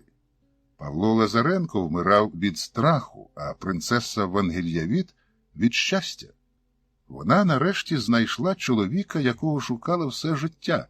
Міцний, великий, сильний, вродливий, хоча й шкірою світлий, і, звісна річ, не з Ізраїлю. Він пояснював, звідки з якогось північного холодного краю, де проповідував апостол Андреас, але хто то годен втямити. Головне, що він її любий, як чоловік справний, ніжний, головне, невтомний. Тепер треба з ним одружитися і тримати міцно, доки не набридне чи що. Принцеса, незважаючи на переповненість щастям, зізналася собі, що біляк з великим прутнем таки може колись їй остогиднути. Тоді вона просто викине його, як виганяла всіх попередніх своїх чоловіків. А поки що ходи сюди. Вона схопила Петра Павла, який, схилившись, блював у мідний тазик за згорблені плечі. Він хотів було роздратовано відмахнутися, не до любощів зараз, але згадавши, що ця ненаситна дівчина принцеса, чий батечко імператор тут, поруч, через стінку, вмирає від похмільних мук, вмився, витер писок платинкою і гепнувся на ліжко. Цар царів Сисинії зрозумів, що йому прийшла куца година. Сатана ввійшов у його серце і привів його на берег цієї проклятої річки, до цього чортового сина, приблуди Мелькита, що зібрав ватагу розбійників, яку своєвільно назвав військом, а собі самозвано присобачив чин Деч-Азмача чи навіть Раса. Сисиній замислився. Здерти з нього живцем шкіру, розтоптати худобою, розіп'яти на дикому дереві, по докарпусі, спалити у проолійному одязі чи просто зачепити ребром за гак і хай мучиться, як оце я від його диявольського трунку. «Поклич мені сюди цього нечестивця», – гукнув Сисиній до Агафарі і Кубруфаля. «Котрого, смію запитати, Джанхой, ваша імператорська величносте?» «А тут скільки їх?» – здивувався Сисиній, а трохи подумавши додав. «Хоча всі ви тут нечестивці, крім мене». Він глипнув налитими кров'ю очима на двох єзуїтів, що стояли поруч, і додав. «Та святих отців з ордену Товариства Ісуса, найвірніших синів Святої Католицької церкви». Сисиній перехрестився за латинським каноном, пальці на чоло, на пуп, на ліве плече і нарешті на праве. За цим благочестивим дійством він забув про своє розпорядження і здивовано подивився на Агафарі, що чекав у поштивому напівпоклоні. «Чого тобі?» «Наказував нечестивця привезти, Джанхой, то я питаю, котрого?» «Цього самозванця й отруйника царів Петроса Паулоса, отамана цієї розбійницької ватаги. Просто ж, аби він прийшов сам, без своїх зарізяк». Коли Агафарі постукав у двері канцелярії, сам пан Кошовий і принцеса Вангельявіт нарешті гармонійно прилаштувалися одне до одного і в любощах доходили до вершини. Агафарі стукав дедалі настирніше. Нарешті принцеса не витримала, вона вислизнула з-під Петра Павла, схопила його ятаган і з криком «Я заріжу його!» відчинила двері. Агафарі, побачивши цілком голу принцесу з ятаганом у руці і вловивши запах любощів, величезним зусиллям волі змусив себе не знепритомніти. «Чого тобі?» – верескнула принцеса. «Його імператорська величність бажає бачити отамана Петра Паулоса». «Він зараз прийде», – сказала принцеса, зачинила двері і, як була з ятаганом у руці, з розбігу стрибнула на Петра Павла, причому лише великим дивом не відрізала йому дітородний орган, що вигнутий стримів догори. Коли вони, щасливо уникнувши каліцтва, таки досягли, причому одночасно, за що принцеса ще вище поцінувала свого обранця вершини, відцапуючись, вона сказала, що Петро Павло мусить іти до імператора. «Що йому треба від мене?» – по-жіночому істерично вигукнув Павло Лазаренко. «Ніхто не знає, що на серці царя царів», – дещо загадково відповіла принцеса, змащуючи своє блискуче тіло пахучими мазями з Аравії, які вона носила в пуделку зі слонової кістки, із яким не розлучалися навіть на любовному ложі. Павло Лазаренко зблід, його знову знудило. «Він уб'є мене», – прошелестів він сухим ротом. «Можливо», – холодно промовила принцеса. «Ти так спокійно це кажеш, твоя високосте, ніби це не ти щойно тулила мене до себе як найкоханішу людину», – гірко кинув Павло Лазаренко.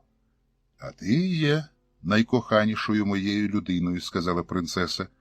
«Принаймні тепер, але цар царів – самодержавний деспот у цій країні і може зробити все, що захоче». «Що робити? Що робити?» – залементував Павло Лазаренко. «Є лише один вихід», – сказала принцеса. «Який?» «Він нічого не зробить тобі, якщо ти погодишся одружитися зі мною», – урочисто промовила принцеса Вангельявіт. «Так», – вигукнув Павло Лазаренко, кошовий отаман Січі на Головому Нілі, де його ж волею був заборонений навіть дух жіноцтва.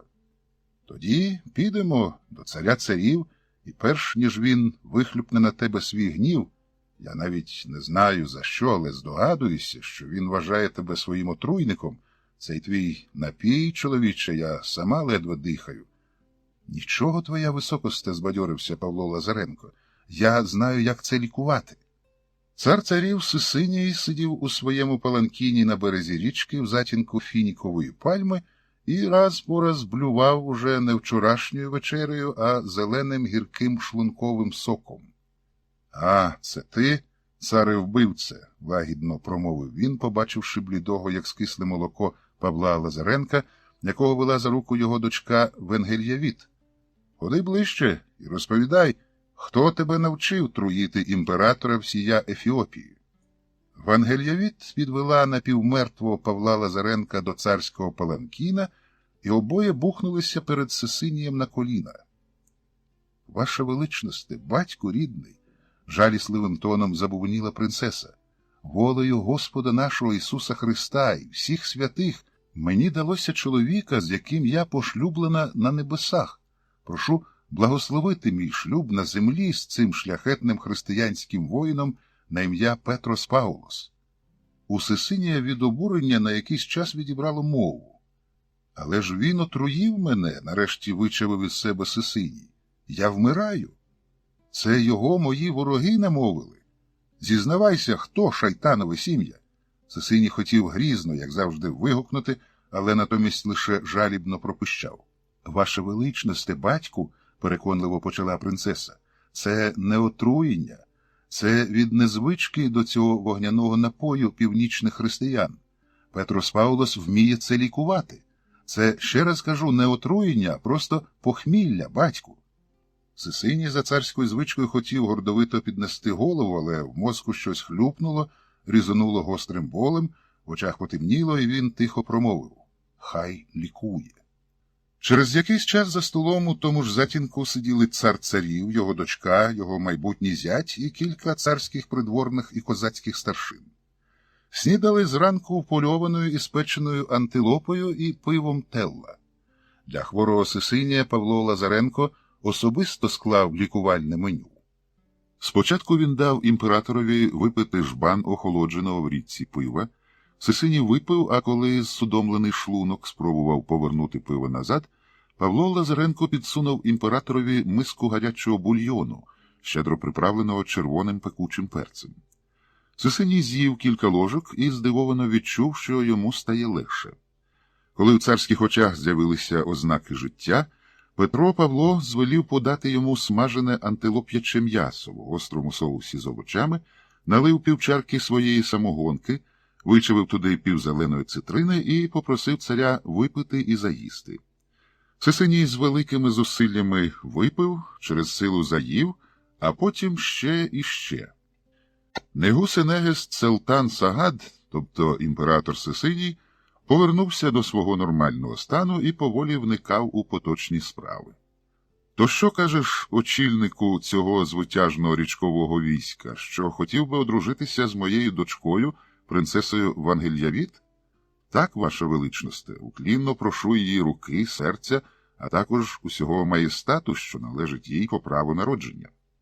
Сисиній, почувши про маєстат, нахмурився, але Павло Лазаренко підсунув йому чергову чарку своєї горілки, навпіл з цитриновим соком, після спожитку якої Сисиній подобрішав. Що ж, якщо це збувається пророцтва святого Кари Божої, то хай тим більше, що цей шлюб має бути нетривалим і бездітним. А вона? Я хочу, батьку, дуже, і прошу не позбавляти своєї дочки її останнього щастя. Що ж, почав Сисиній, але тут йому на вухо щось швидко зашепотів католицький патріарх Ефіопії єзуїт Альфонсо Мендес, що сидів поряд, алкоголю не пив і все чув і бачив.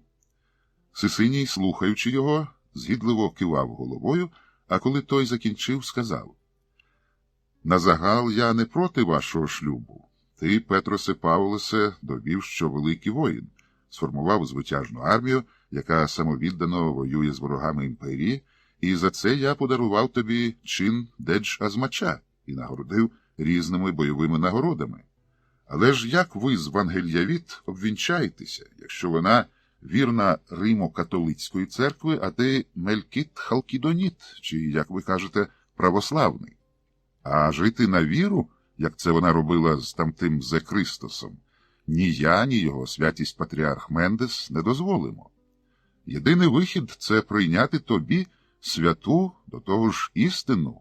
Єзуїт Мендес поважно кивнув головою з виголеною маківкою: «Римо-католицьку віру. Приймеш?»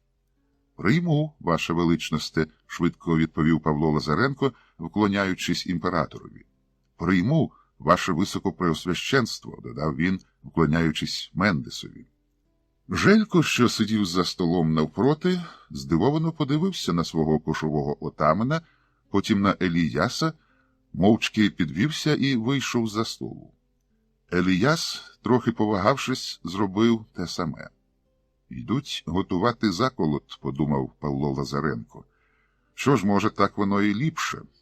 Хто кого, або вони мене, або я їх. В разі поразки – смерть, в разі перемоги – нове життя з солодкою жінкою в статусі зятя імператора, а там, дивись». «Чого це вони?» – кивнув Сисиній на Лазаренкових командирів, що так нечемно вийшли за столу.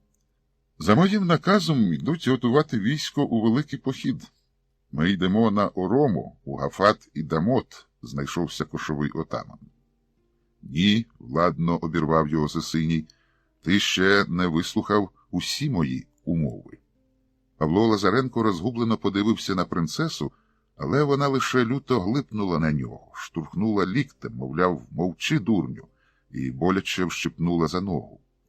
«Отже, крім того, що ти, Недж-Азмачу Петросе Павлосе, приймаєш істинну католицьку віру, що дозволить тобі обвінчатися з дочкою нашою Вангельявіт, ти ще складаєш, цілуючи хрест, присягу у вірності мені особисто, як цареві царів, а твою козацьку вольницю ми переформуємо у наш царський полк цевів під назвою, хай буде, лише не гієни», – вигукнув Павло Лазаренко.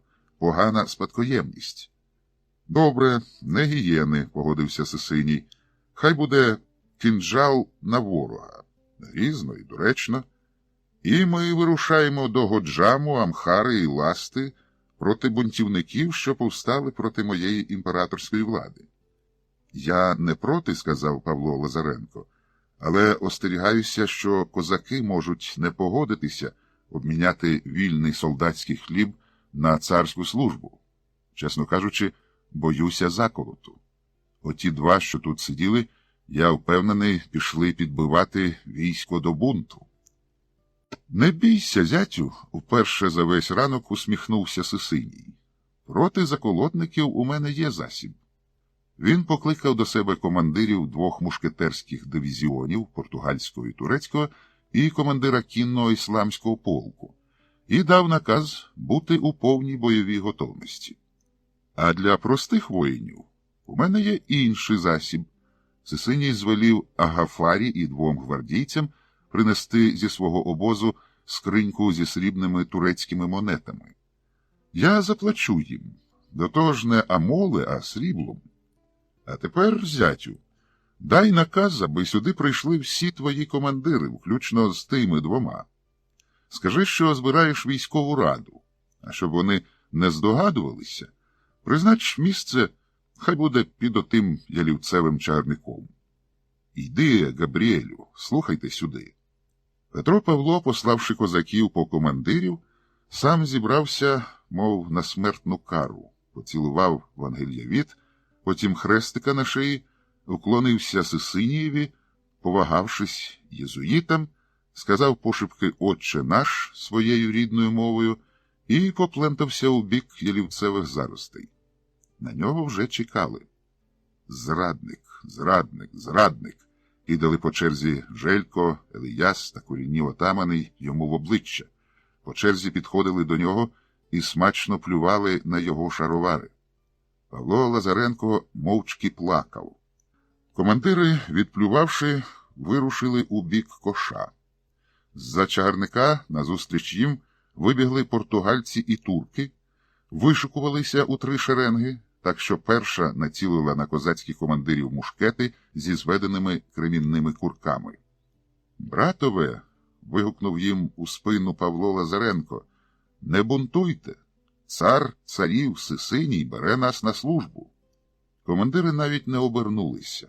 Натомість, за прикладом Желька й Елияса, оголили шаблі та ятагани і кинулися на мушкетерів. Залп, залп, залп. За третім разом мушкетери, які після пострілів обмінювалися місцями у першій шерензі, справу зробили. Усі козацькі командири лежали у калюжах крові.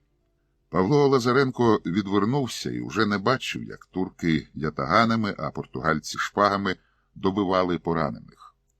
Сисиній заплатив колишнім козакам, але не чистим сріблом, як обіцяв Павлові Лазаренкові, а традиційною ефіопською валютою амоли.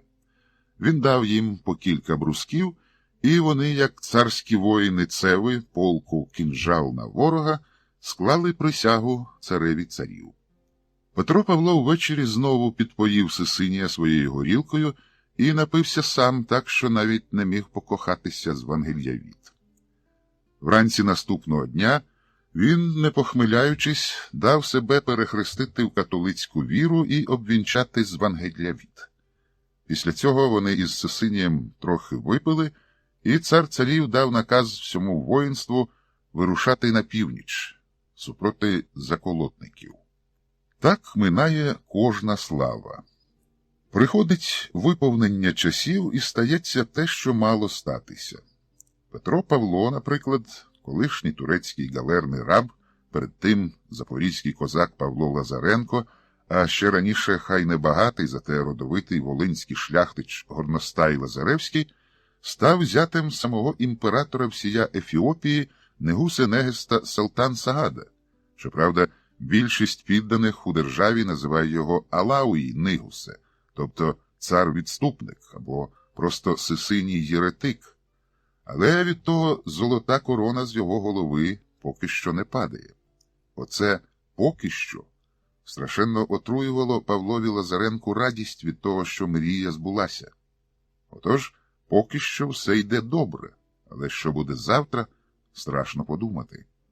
Страшно то воно страшно, але подумати треба. Почався сезон дощів. Сисиній перестав мандрувати країною і повернувся до свого осідку Горгори на березі озера Тана в своїй улюбленій Дембії. Зрештою, у нього, царя царів, не було особливого вибору, бо всі решту земель імперії – Годжам, Шуа, Ласта, Амхара, Семен, Тигре та інші – були охоплені прихованим чи явним бунтом. проти окатоличення і особисто проти нього, Сисинія, як провідника цієї єзуїтської справи. До того ж, за водіями непокори були близькі родичі імператора, рідні, двоюрідні та зведені брати, яких він, запопавши верховну владу, призначив було верховодити цими землями. Також проти виступали царські діти, а найперше спадкоємець престолу Абетохун Василід. Останню надію на отримання влади Сисиній покладав на колишній козацький кіш, а тепер цевський полк кинжал на ворога, під орудою цього блідошкірого чужинця-єретика, який так зненацька прийняв істинну католицьку віру і став його зятем, аби він уже зробився зятем диявола. Сисиній, хоча й покладався на той полк, але інтуїтивно самому полковникові не вірив. І після того, як в Україні запанує лад і спокій, мав намір оголосити шлюб Петроса Паулоса з принцесою Вангельявіт недійсним, а самого самозваного Дедж-Азмача затоптати баранами за зраду батьківщини. Дочка ж, якщо буде проти, піде в монастир до далекої єгипетської Олександрії. Петрос же Паулос, з величезним зусиллям волі, перемагаючи страх і жах перед завтрашнім днем, за своєю давньою звичкою почав думати, а місцями навіть мислити. Так, жодних переваг зі свого статусу імператорського зятя він поки що не спостерігав. Придворні з числа тих, що ще не перебігли на бік принца Василіда, ним відверто гребували. Колеги-командири турецькі, португальські та мусульманські офіцери трималися своїх, розмовляли рідними мовами і жодного бажання товаришувати із сумнівного походження полковником не мали.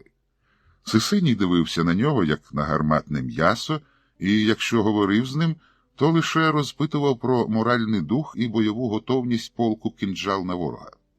Павлові Лазаренку самому було цікаво, який у його полку дух, яка готовність, бо після прибуття до Горгори він весь час проводив з коханою дружиною, а що з полком – не знав. Одного разу, коли Вангельявіт, обпившися грецьким вином, не могла зранку прокинутися до любощів, він зібрався і відвідав полк у відведених йому касарнях на околиці Горгори. Поговоривши з молодшими командирами, Павло Лазаренко зрозумів, що його воїнство хтось цілком розпропагандував. Всі солдати, включаючи мусульман, були вороже налаштовані проти католицизму, єзуїтів та царя, відступника Сисинія, і лише чекали зручної нагоди, аби перейти на бік Вейзазера Василіда. А якщо він, Дедж-Азмач, чи, якщо точніше, царський зять і віровідступник Петрос Паулос стане їм на дорозі, воїни, не вагаючись, прокрокують по ньому, у прямому сенсі, босими і взутими ногами, і, що головне, кіньми. Переповнений важкими думами, повернувся Павло Лазаренко у недобудований царський палац і зайшов у відведені йому з дружиною покої. Вона якраз прокинулася, накинула на своє блискуче від поту і різних пахучих притирань тіло напівпрозору пурпурну накидку, підійшла до столика, випила цілий жбан води з цитриновим соком. Потім лягла назад на ложе і вказівним пальцем владно поманила Петра Павла до себе. Зазвичай, упродовж медового місяця, який минув, його не треба було довго просити. У таких випадках він швидко стрибав на ложе, на льоту звільняючись від шамма. Але тепер, після відвідин полкової касарні і пов'язаних з цим неприємних відкриттів, йому нічого не хотілося, якщо не рахувати нестримного бажання хильнути своєї горілки, ба більше йому ніби полуда з очей спала, і він поглянув на свою роль у цій імператорській сімейці тверезо. Отож, якщо порфіроносний татусь тримає його як ефективну, як йому, Сисинієві, здається, бойову потугу проти свого народу, то хтива Вангельявіт має його за любовного слугу чи навіть раба. Він уже давно помічав, лиш не хотів собі зізнаватися, що крім як для любощів, він своїй дружині Вангельявіт більше ні для чого не потрібен. Вона з ним майже не розмовляє і не лише тому, що він поганенько володіє амхарською і зовсім не знає геєз, португальської та іспанської, як вона, а ще й тому, що говорити їм нема про що. Про шати, парфумерію, прикраси вона розмовляє з придворними дамами, про мистецтво і літературу з придворними кавалерами, про європейські справи з португальськими офіцерами, навіть з єзуїтами за всієї неприязні до них принцеса Вангельявіт має тему для розмов, наприклад, про природу Ісуса Христа, а ось зі своїм законним чоловіком тем для розмов нема. Залишається одне – випити разом вина і в ліжко. Петро Павло спробував розповідати їй про свою батьківщину, про Січ, про свої поневіряння і свою звитягу, але слухати їй таке було нудно. Він це помічав і замовкав. Тепер, усвідомлюючи все це, він відчував цілком фізично, як десь із ділянки шлунка до горла підкочується сліпуча хвиля протесної ненависті. Але зовні панував над собою. Вона ще раз вередливо поманила його пальцем. Він, широко всміхаючись, заперечливо похитав головою. В очах принцеси спалахнула лють, але вона прикрила її довгими обсипаними золотими блискітками віями. — Що сталося, любий Паулосе Петросе? Ти хворий, втомлений, чи, може, розлюбив мене? Від очевидної абсурдності останнього припущення вона весело розсміялася. Вродлива же ж, як сатана, мусив визнати Павло Лазаренко. Але я для неї теж треба визнати просто чергова забавка. Он навіть ім'я моє ефіопське навмисне перекручує. І вголос сказав: «Я не хворий, кохана дружинонько, і не втомлений. Просто не хочу». Роздратування опанувало ним. «Не хочу і все». «Я тебе не розумію», – холодно промовила Вангельявіт. «Не хочу», – гаркнув, як колись на недбалого козака Павло Лазаренко. «Що незрозуміло?» Вона зблідла, а він відчинив свою похідну шкіряну скриньку, вийняв срібну фляжку зі своєю рідною самогонкою, підійшов до столика, вихлюпнув з келиха рештки цитринової води, налив собі повінця горілки і випив. Вона ошелешено дивилася на нього і розпачливо ламала пальцями коштовне венеційської роботи віяло.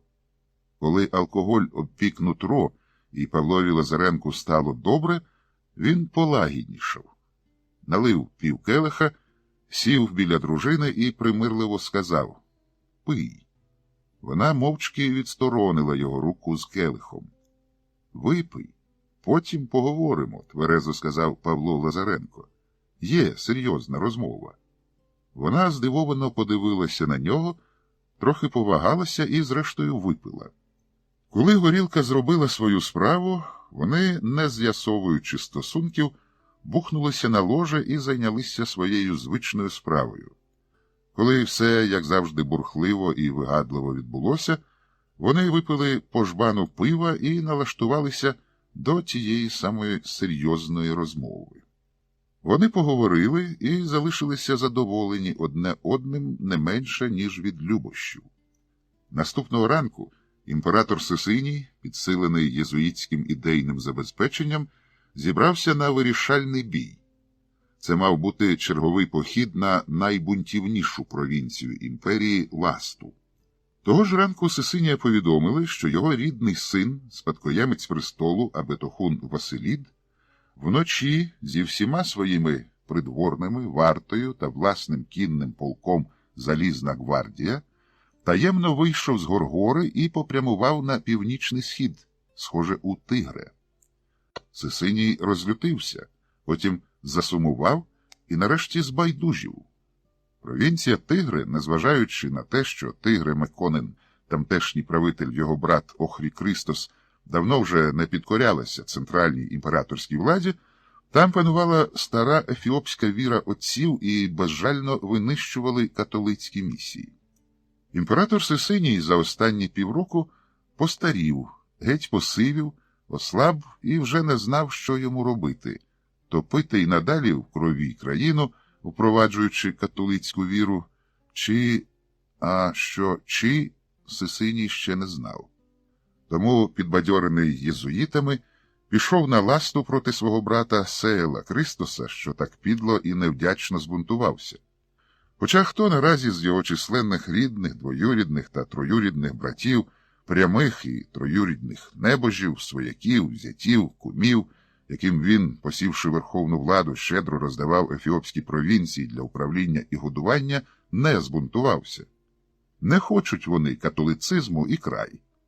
У Сисинієвому війську, власне, ефіопи становили меншість, бо в основному ударну міць становили португальці, турки, мусульмани Задалу і ці козаки його зятя Петроса Паулоса, які, хоча й за походженням були переважно амхарці, проте за час перебування у тій так званій Січі набралися стільки вільнодумного крамольного свавільного духу, що стали вже не вірнопідданими ефіопами, а розбійниками збитого шляху, без віри, царя і вітчизни. Тут Сисиній дещо помилився. Колишні козаки, а тепер цеви царського полку кинджал на ворога, мали віру, але не католицьку, а давню ефіопську. Визнавали царя, але вже не Сисинія, а його сина Василіда. І, звичайно, мали вітчизну, цей новий Ізраїль, благословенну землю із суворими нагір'ями, родючими схилами, лагідними долинами під величною назвою Етіопія. Тож, коли Павло Лазаренко вночі, перед тим, як вони мали перейти гірський перевал, що відділяє Годжам від Ласти, таємно в кущах зібрав своїх командирів та найпомітніших воїнів і розповів їм, що католицтво тоді він не приймав, а лише перекривляв той єретичний обряд, аби Сисиній, підюжений єзуїтами, не спік його, як баранця, а насправді він сповідує стару ефіопську віру отців, як і його дружина, принцеса Вангельявіт, яка ненавидить і єзуїтів, і саме зараз у супроводі своїх вірних охоронців переходить перевал, аби зустрітися зі своїм братом, майбутнім царем Василідом, і обговорити з ним умови переходу полку кинджал на ворога на його бік. Вони сприйняли це дуже схвально. Мало того, колишні козаки зізналися своєму колишньому гетьманові, що якраз цієї ночі мали намір убити його і вдосвіта з відрізаною головою Павла Лазаренка на списі перейти до Василіда. «Я радий, що ми порозумілися, панове козаки», – сказав Павло Лазаренко, і він справді був радий, та що там казати, він був просто щасливий і завзято подумки возносив хвалу Всевишньому, що наділив такою мудрістю його дружину Вангельявіт, яка навчила його зрадити Сисинія і перейти до Василіда. Правду кажучи, Павло Лазаренко сам обдумував, як би найкраще вийти з цього становища, в яке його загнали похідь, жадоба і страх смерті. Він хотів прийти до Василіда не з порожніми руками, а, скажімо, з відрубаними головами всіх єзуїтів і самого царя-відступника Сисинія. Але мила Вангельявіт, хай Господь благословить її панський розум, відмовила його від цих намірів, бо благочестивому милосердному Василідові це може не сподобатися, і він до принесених відрубаних голів звелить додати і голову самого Павла Лазаренка. Тому, радила ангельське серцем принцеса, не треба нікого вбивати, а слід перейти на праведний бік перед початком битви, на полі, де стануть одна проти одної дві армії, істинно християнського Василіда та кривоустого відступника Сисинія, аби всі з обох боків бачили, де свята правда, справжня віра і непідробна церква Христова, а де єресь, скверна і крамола. До того ж, сказала Павлові Лазаренку принцеса Вангельявіт, рідний її батько Сисиній і теж рідний брат Василід ніколи воювати між собою не будуть. У кожного з них занадто державний розум, аби множити міжусобне кровопролиття у народі ефіопському, яким один довгі роки правив, а другий збирається теж не один рік правити. Те, що вони зараз роблять, ведуть війська один проти одного, це гра нервів. Хто перший не витримає і відступить. Чи принц Лидж Василід бухнеться в ноги батькові імператору і попросить милості і милосердя, чи Негусе-Негест Селтан Сагад стане просто рабом Божим Сисинієм і зречеться трону на користь свого сина. Це протистояння не так двох військових сил, як однієї сили духу проти іншої. Такий собі моральний поєдинок двох характерів, воль, людських твердинь. Коли зійшло сонце в долині річки Таказе, на відстані, обумовленій польовим статутом ефіопської армії, вишикувалися одне проти одного два ефіопських же війська. З одного боку, імператор Сисиній на своєму білому бойовому коні, що звався Раджаль, у позолоченій іспанській кірасі та золотій цар-царській короні, в оточенні залишків своїх придворних, генералів і, звісна річ, єзуїтів. По праву руку від нього стояв дивізіон португальських мушкетерів, по ліву загін турецьких нарів, озброєних вогнепальною зброєю, на правому фланзі кінний мусульманський полк Коккаб, на лівому значна Сисинієва надія полк кінжал на ворога, сформований зі стійких і мужніх воїнів, колишніх козаків, а тепер дисциплінованих солдатів-цевів під орудою імператорського зятя, великого полководця і доброго католика Петроса Паулоса. З другого боку спадкоємець трону принц Василід, теж у позолоченій кірасі, краще, ніж у батька, бо роботи венеційської, зате без золотої корони, в оточенні найвеличнішого панства Ефіопії – расів, Дедж-Азмачів, Вітуодедів, Мерисів, Фітаурарі, Агафарі, Азажів, Месафинтів, Шумів, Баламбарасів, майбутнього візира Бехт-Вадада, канцлера по-європейськи, Тигри-Меконена, Бахир-Негаша, Коджам-Негаша, Дамот-Негаша та інших негашів, тобто правителів провінцій, які відвернулися від царя-відступника Сисинія. Благословляв це воїнство сам Ічиге, головний архімандрит усіх монастирів Дебре Лібаноського статуту, друга після Абуне митрополита особа в ефіопській церковній ієрархії, привелебний Бетре Георгіс. Військо Василідове було вишикуване для бою за класичною тактикою. Перша шеренга – лучники, друга – легка піхота, що воює оромським розсипаним строєм чифра, третя – важко озброєна піхота, по флангах ударна сила потужна ефіопська кіннота, на добрих конях зі списами і великими щитами гоша у залізних шоломах і обладунках. Поряд зі спадкоємцем трону на вороній, під колір її чорного хінського шовку шатів з маленькими вишитими сріблом трояндами кобилі, сиділа принцеса Вейзаро Вангільявіт. Вона тримала в руках дуже давню ефіопську ікону, написану на дерев'яній дошці не пізніше як 250-300 років від початку ери втілення, профанною мовою народження Господа нашого Ісуса Христа, на якій дивовижно, як того вимагає сакральна догма, було зображено сцену розп'яття на Голгофі, 3 хрести, на 2 розіп'яті розбійники обличчями до глядача, а третій центральний хрест повернений тильним боком до глядача, причому постаті Христа не спостерігається. Зате над цим хрестом зображений Агнець Божий, благодушний, сумирний, зворушливий баранчик з великим, глибоким, повним болю оком. Агнець за каноном перших християнських іконописців білий, тло брунатно-червоне, хрести жовті, небо темно-синє, сонце і місяць золоті, розіп'яті розбійники темно-шкірі, а римські легіонери білі. Сисиній, побачивши свою улюблену дочку на протилежному боці, ще більше постарів, змарнів, похнюпився і звелів зняти із себе кірасу. В нього защеміло серце.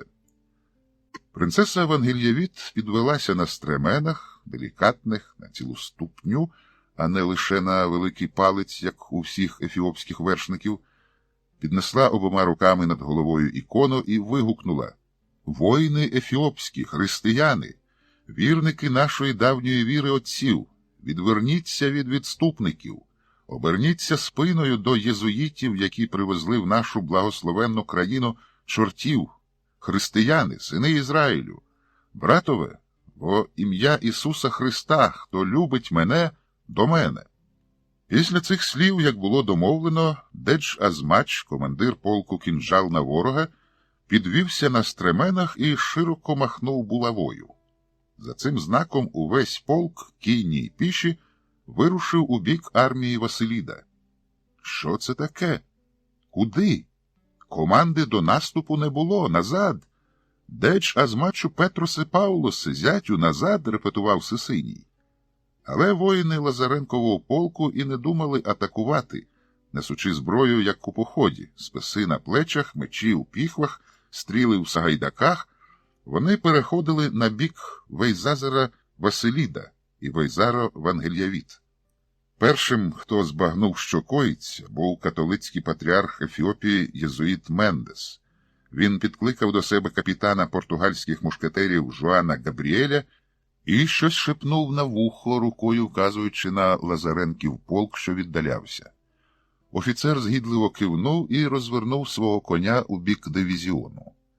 «Чекай, капітане», – зупинив його Сисиній. «Що ти зібрався чинити?»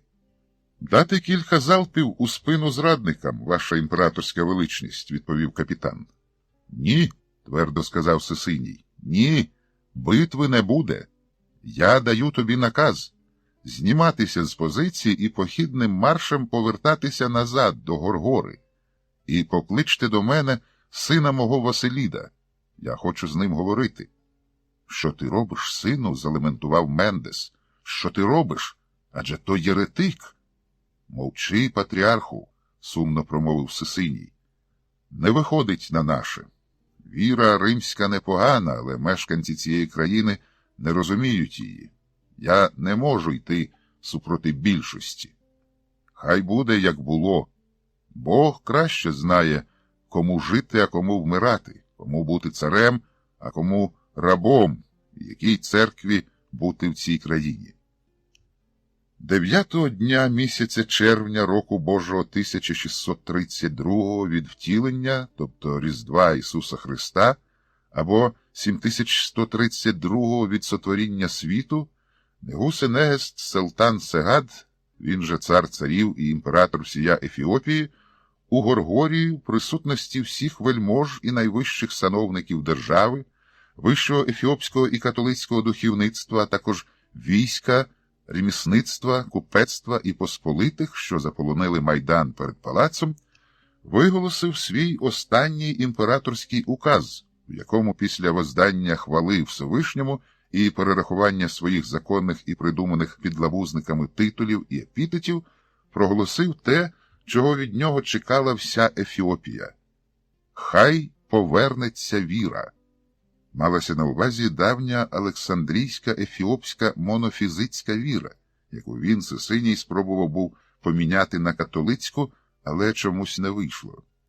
«Хай воцариться Василід, син мій».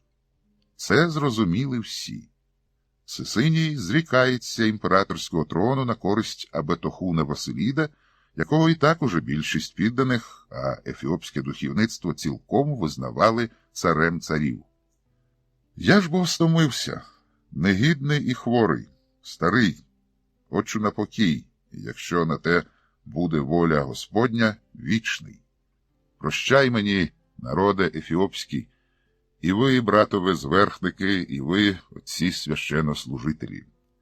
Це було аж надто зрозуміло, і чимало добрих ефіопів розчулилися і пустили сльозу. Після коронації Василіда імператором всія Ефіопії, і після того, як він отримав царське ім'я Алам Сагад, в Україні багато чого змінилося, особливо в церковному житті. Гнане і голодне за Сисинія і єзуїтської фавори духовництво завзято почало повертати собі втрачені позиції. Першим чином воно напосілося на єзуїтів. Але для початку, аби зберегти репутацію людей освічених і цивілізованих, ефіопське духовництво попросило нового імператора скликати великий збір священиків і ченців з усієї країни, на якому мали б бути знищені єзуїти, поки що морально. Василід, який обрав своєю столицею поселення Гондар у Семені, північніше від батькової Горгори, яку, до речі, треба було покидати ще й тому, що там знову вкотре вже спалахнула епідемія холери, розпорядився саме в цьому місті скликати зібрання духовництва двох непримиренних церков. До того ж, у Гондарі Василід відразу розпочав будувати справжній імператорський кам'яний палац і хотів, аби священики і ченці рознесли по всій країні звістку, що цар царів Василід на престолі всерйоз і надовго. Від імені ефіопського духовництва виступав Ічиге Бетра Георгіс, від єзуїтів Мендес. Довга, різка і люта суперечка, основним предметом якої було питання про природу Ісуса Христа, переможця не виявила. Єзуїти, керовані привченим і красномовним Мендесом, замість того, аби бути морально знищеними, навіть почали в окремих епізодах здобувати перевагу.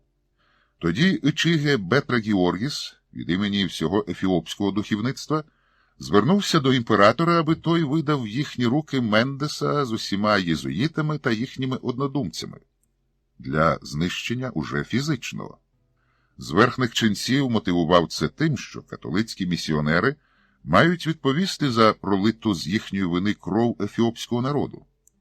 Однак Василід, добре пам'ятаючи, що народну кров проливали власноруч не так єзуїти, як царські гвардійці за командою його татуся Сисинія, видати Мендеса та інших єзуїтів відмовився. Він розпорядився, аби в них відібрали всю зброю і вислали до Тигрейської Фримони, де традиційно ще до Сисинія ефіопські імператори утримували в ізоляції різних римських місіонерів. Єзуїти недовго ниділи в засланні і за першої ліпшої нагоди втекли до Бахир-Негаша Йоанниса, який теж традиційно, як більшість правителів Примор'я, страждав на легку форму сепаратизму, тобто намагався стати незалежним від імператора. Василід, збагнувши, що Всевишній посилає йому нагоду виправдано розправитися з непокірним Бахир-Негашем, зажадав негайно видати втеклих єзуїтів, бо інакше піде на узбережжя війною.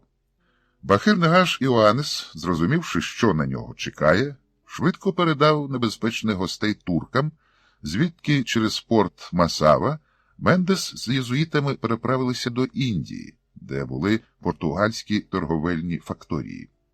Так Ефіопія позбулася єзуїтів, які перед остаточним вигнанням ще встигли поховати свого покровителя Сисинія.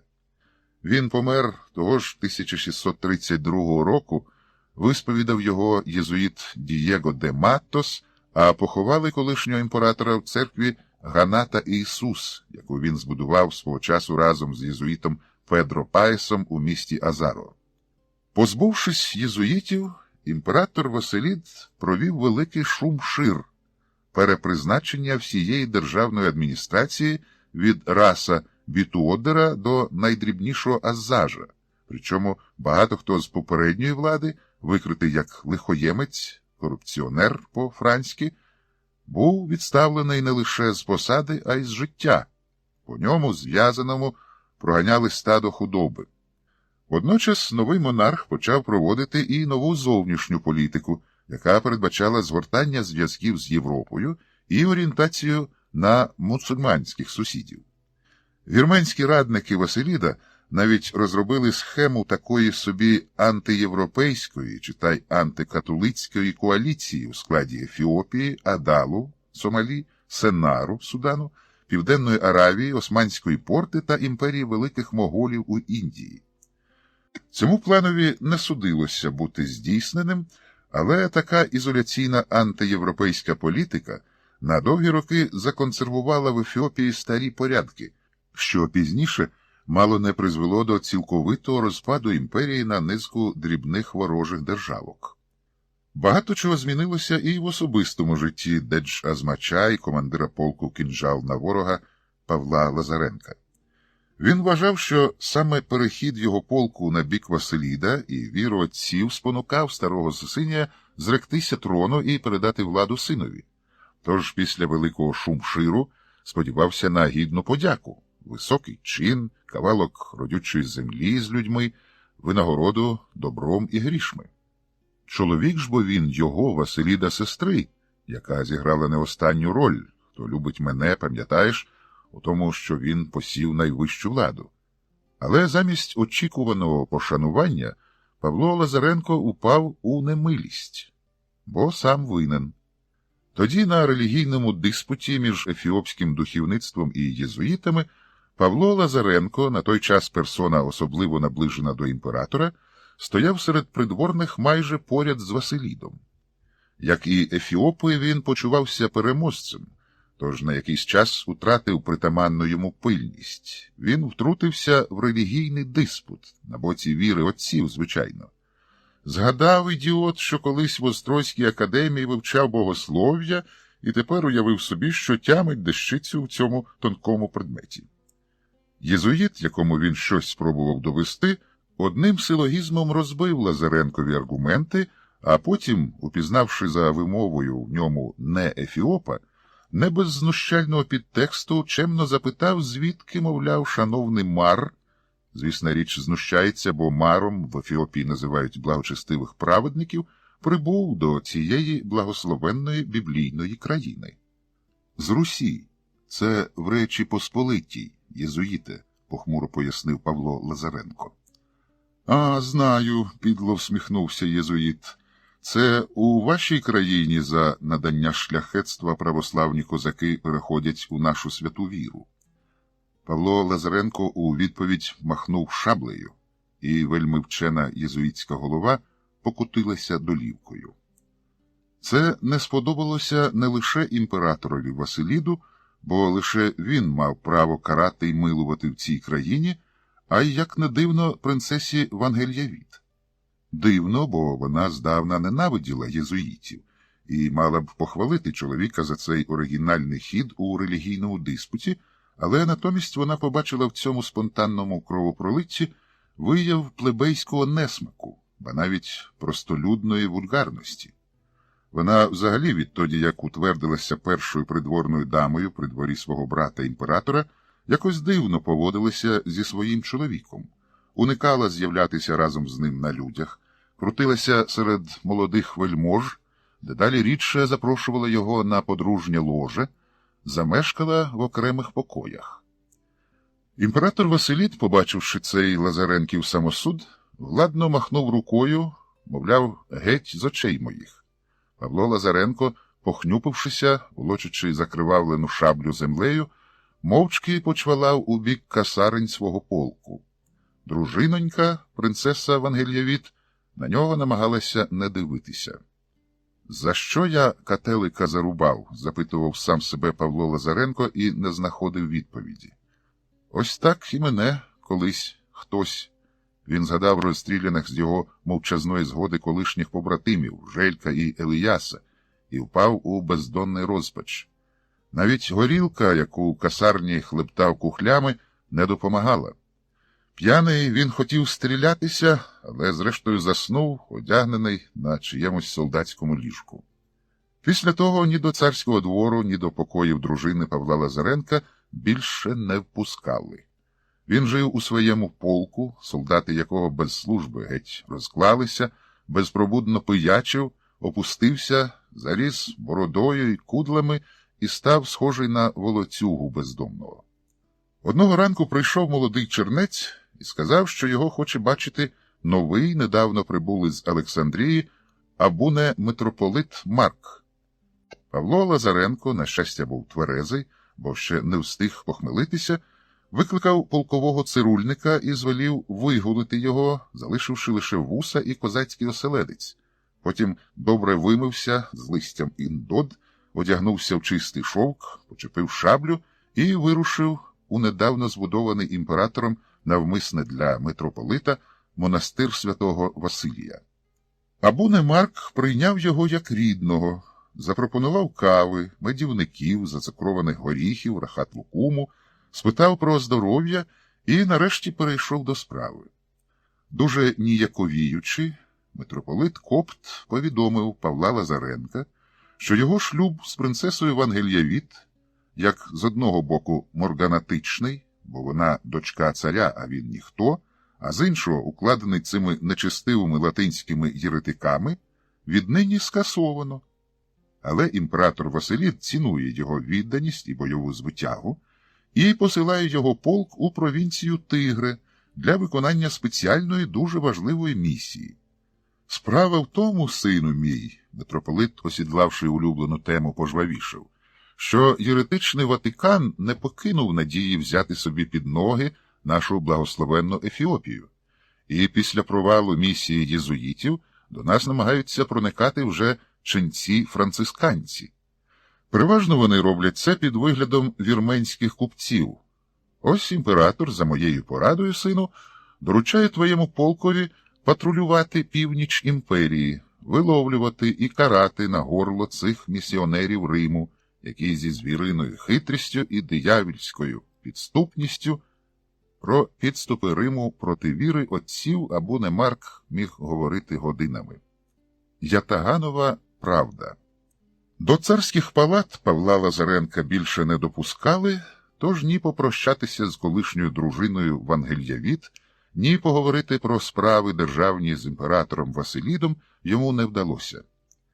Правду кажучи, він не надто цього й домагався. Так, поткнувся було до палацу, але, наштовхнувшись на тупі кінці списів царської варти, відступив. Більше в Гондарі його нічого не затримувало. Він дав наказ своєму полкові кинджал на ворога готуватися до маршу на північ. Перед самою відправкою Павло Лазаренко все-таки якось потрапив до нового візира Бехт-Ваддада і Раса Бітуоддеда, як він сам себе подвійно титулував, царського кума Петроса Елияса, і попросив на дорогу припасів, провіанту і, якщо можна, грошей. Імператорський візир, ще молодий, гладкий, вгодований чоловік, терпляче вислухав командира полку кинджал на ворога, а потім виголосив коротку, але полум'яну промову про велич ефіопського патріотизму, високу честь бути захисником істинно християнської віри отців і відповідальність місії захисту держави від проникнення нових емісарів Ватикану.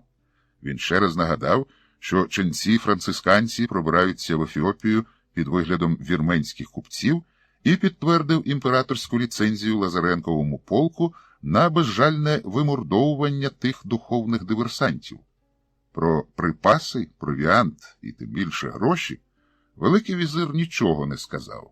А коли ж Павло Лазаренко спробував про це нагадати, то виявилося, що час аудієнції сплив, і варта виштовхала його з палацу у плечі. Не залишалося нічого іншого, як вирушити з тим, що було у полковому обозі. Було небагато, тож акурат через тиждень у землі Тигре, при спусканні з Семенського нагір'я у долину річки Таказе, полк дуже зголоднів, а їсти не було чого. Павло Лазаренко знав, що зазвичай ефіопська армія в походах годується з грабунку місцевого населення. Тож, недовго думаючи, напав на поблизьке поселення Адве. Козаки Цеви з голоду чи з якихось інших причин у тонкощі адміністративного поділу і державного підданства не вдавалися і грабували імператорських вірнопідданих християн-тигрейців як якихось поган чи мусульман, тобто діяли як на ворожій території, забирали харчі, напої, худобу, чоловіків, що чинили опір, убивали, жінок і дівчат гвалтували, і якби Павло Лазаренко не заборонив, то брали б і рабів. Командир полку кинджал на ворога, знаючи, що ефіопська армія живе з підніжного корму, тобто з поборів тих, хто трапляється на її шляху, не врахував декілька маленьких особливостей. По-перше, зазвичай військо грабує переважно агау-фалащів і галла-орому, а розоряти цих – справа богоугодна. По-друге, право на грабунок мала царська армія, тобто така, яку вів у похід або сам імператор, або хтось із його родичів, наділений відповідними повноваженнями. По-третє, регулярна армія не поводилася як на чужій землі. Харчі забирати забирали, але нікого не вбивали без потреби і жінок не гвалтували без їхньої згоди. Лазаренкові козаки Цеви переступили межу. Сам командир полку це розумів, але ж похопився трохи запізно. Село Адве було розграбоване, сплюндроване, збезчещене, зате полковий обоз вгинався від харчів, питва і різного добра. Лазаренкові козаки, як зграя котів, що жерли замариновану, призначену для копчення підшеревину, швидким маршем утікали з місця своєї звитяги.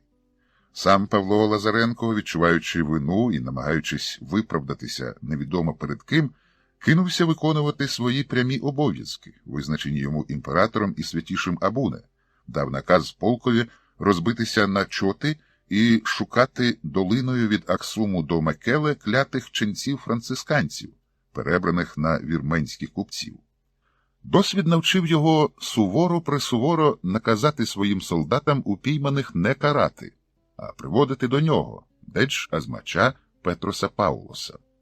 Коли воїнство розійшлося в різні боки, Павло Лазаренко з кількома найпритомнішими козаками, яких він залишив при своїй особі, швидко заколотив бражку.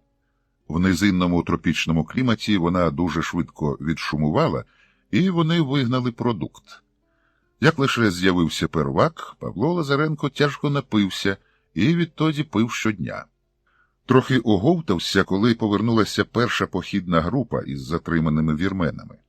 Купці везли до Гондару товар із самої Індії, казкової краси тканини, золоті прикраси, прянощі, пахощі і, невідомо для чого, кілька кошиків, розписаних красивими візерунками індійських кобр. Павло Лазаренко, як людина культури несхідної, пієтету до отруйних змій не мав, навіть навпаки, тож першим чином наказав своїм напівп'яним козакам порубати цих гадів на дрібні кавальчики і покидати в річку. Вірмени скрушно зацикали затиснутими між зубами язиками. «Чого ви?» – запитав Павло Лазаренко старшого серед вірменів сивобородого Мкртча, який знав амхарську мову. «Гроші», – відповів купець, – «великі гроші. Кожна з цих кобр коштує стільки срібних монет, скільки їх можна викласти ребром по довжині кожної з цих шляхетних і прекрасних змій». «Пропало ваше срібло», – буркнув Павло Лазаренко. «Мало того, ви заплатите мені за життя двох моїх найкращих воїнів». Справа в тому, що Лазаренкові наближені козаки, яким він наказав порубати цих вартих срібла змій, для хоробрості випили по доброму кухлеві самогонки, і поки п'яні кавальцювали там тих земноплазів заморських, двох козаків кобри встигли вкусити, і вони сконали з піною на губах у затінку карликових кедрів. Павло Лазаренко вже збагнув, що затримані ніякі не підступні ченці-францисканці, а правдиві вірмени, такої ж, як і ефіопи благочестивої монофізитської віри. Але від побаченого добра, яке вони везли до двору, як стверджував поважний Мкртч, самого імператора Василіда, у голові запаморочилося і замакітрилося. Він же знав, що під страхом найстрашнішої кари не відпустить цих вірменів з їхнім товаром. І ось тепер, коли ці гади індійські на смерть закусали його козаків, у нього з'явився законний привід пограбувати купців. Що він з легким серцем і зробив, забравши собі найкоштовніше, а решту довершили його козаки, які буквально обібрали вірменів до нитки, пустивши їх голими, босими, пішими, без харчів, лише з одним на всіх бурдюком води. Але Павло Лазаренко вже того не бачив, бо сидів у своєму похідному наметі, пив самогон, заїдав фігами і вибирав собі найгарніший, на його думку, зелений з червоно-вогняними квітами і синім листям шовк для нових шароварів. Як це не дивно, а вірменські купці, які без одягу, харчів і зброї мали швидко пропасти в долинах і ущелинах, не пропали, ба більше вони за незначним винятком вижили, добралися до осідку Тембен-Шума, тобто очільника округу Тембен, і поскаржилися тому на лютих розбійників, що вдають із себе царських цевів, під орудою чужоземця, очевидно, єретика Халкідоніта, якогось Петроса Паулоса, які не лише пограбували їх, чесних вірменських купців, до нитки, а ще й позбиткувалися над вірою отців і зневажили його імператорську величність та всіх його чесних підданих. Останні звинувачення вірмени додали від себе, виходячи з очевидної логічної конструкції. Якщо ті лиходії пограбували їх, то не може бути, аби вони не були святотатцями проти царя, віри і вітчизни. Тембен-Шум негайно відправив гінця з повідомленням про появу нових численних, добре озброєних розбійників, до Тигри Меконена у тодішню столицю Тигри, місто Мекеле. Так сталося, що гонець з округу Тембен прибув до Тигри Меконена майже одночасно з делегацією найліпших людей поселення Адве, теж зі скаргою на якихось розбишак, що орудують під виглядом царського полку кинджал, як вони самі казали, на ворога. То невже царський ворог найвірніші йому християни-тигрейці? Питання зависло у повітрі, бо Тигри Меконен не вдався розраджувати скривджених, а дав наказ своєму війську негайно збиратися у похід. А полк кинджал на ворога тим часом остаточно розклався. Командир з кількома своїми офіцерами безпробудно пив, наближені козаки полювали на дичину і грабували поблизькі села, аби було що їсти, а похідні чоти, яких він послав ловити таємних агентів Ватикану, ніяких францисканців, перебраних вірменськими купцями, не ловили, а розбрелися хто куди і перетворилися на звичайні банди. Одного похмурого ранку, коли в Павла Лазаренка був на приході перший кухоль перваку, його впевненість у тому, що життя вдалося, грубо зруйнували. У намет без дозволу ввалився сотник, що ходив зі своїми людьми у віддалене, але багате село по хліб інжера і борошна про запас, і доповів командирові полку. Наближається гаплик. Останнє слово він вимовив рідною мовою Петра Павла, який з нічев'я учив своїх підлеглих ефіопів запорізьких козацьких висловів. «Чому ти так думаєш, прехоробрий Теофолосе Або?» – весело запитав Павло Лазаренко, обрізаючи копчені антилоп'ячі реберця, щедро посипані перцем. «Їсти хочеш?» «Хочу», – відповів сотник. «То сідай ось тут», – припросив підлеглого Павло Лазаренко, «шкода, хліба нема». «Я приніс», – сказав сотник, виймаючи з похідної торби кілька хлібин. «То давай», – Павло Лазаренко налив сотникові й собі. Випили, поїли. Тоді сотник розповів, у чому полягає неминучість гаплика. «Ці місцеві тигрейці, ясновельможний гетьмане», теж мовою свого командира, щоправда зі страхітливим амхарським акцентом, геть позбавлені державного мислення. Вони не розуміють високої місії нашого доблесного полку з охорони найсвятішої християнської віри отців. Вони з якогось дива тримають нас за організоване злочинне угруповання, себто за розбійників збитого шляху. Темні же ж? Темні, погодився Павло Лазаренко. Не лише темні, продовжував сотник, відрізаючи собі черговий величезний кусень антилопи, а ще й підлі. Замість того, аби бути вдячними нам, що ми очищаємо їхній край від латинської скверни, вони замельдували, теж слівце з Лазаренкового лексикону, про нас самому Тигре Меконенові.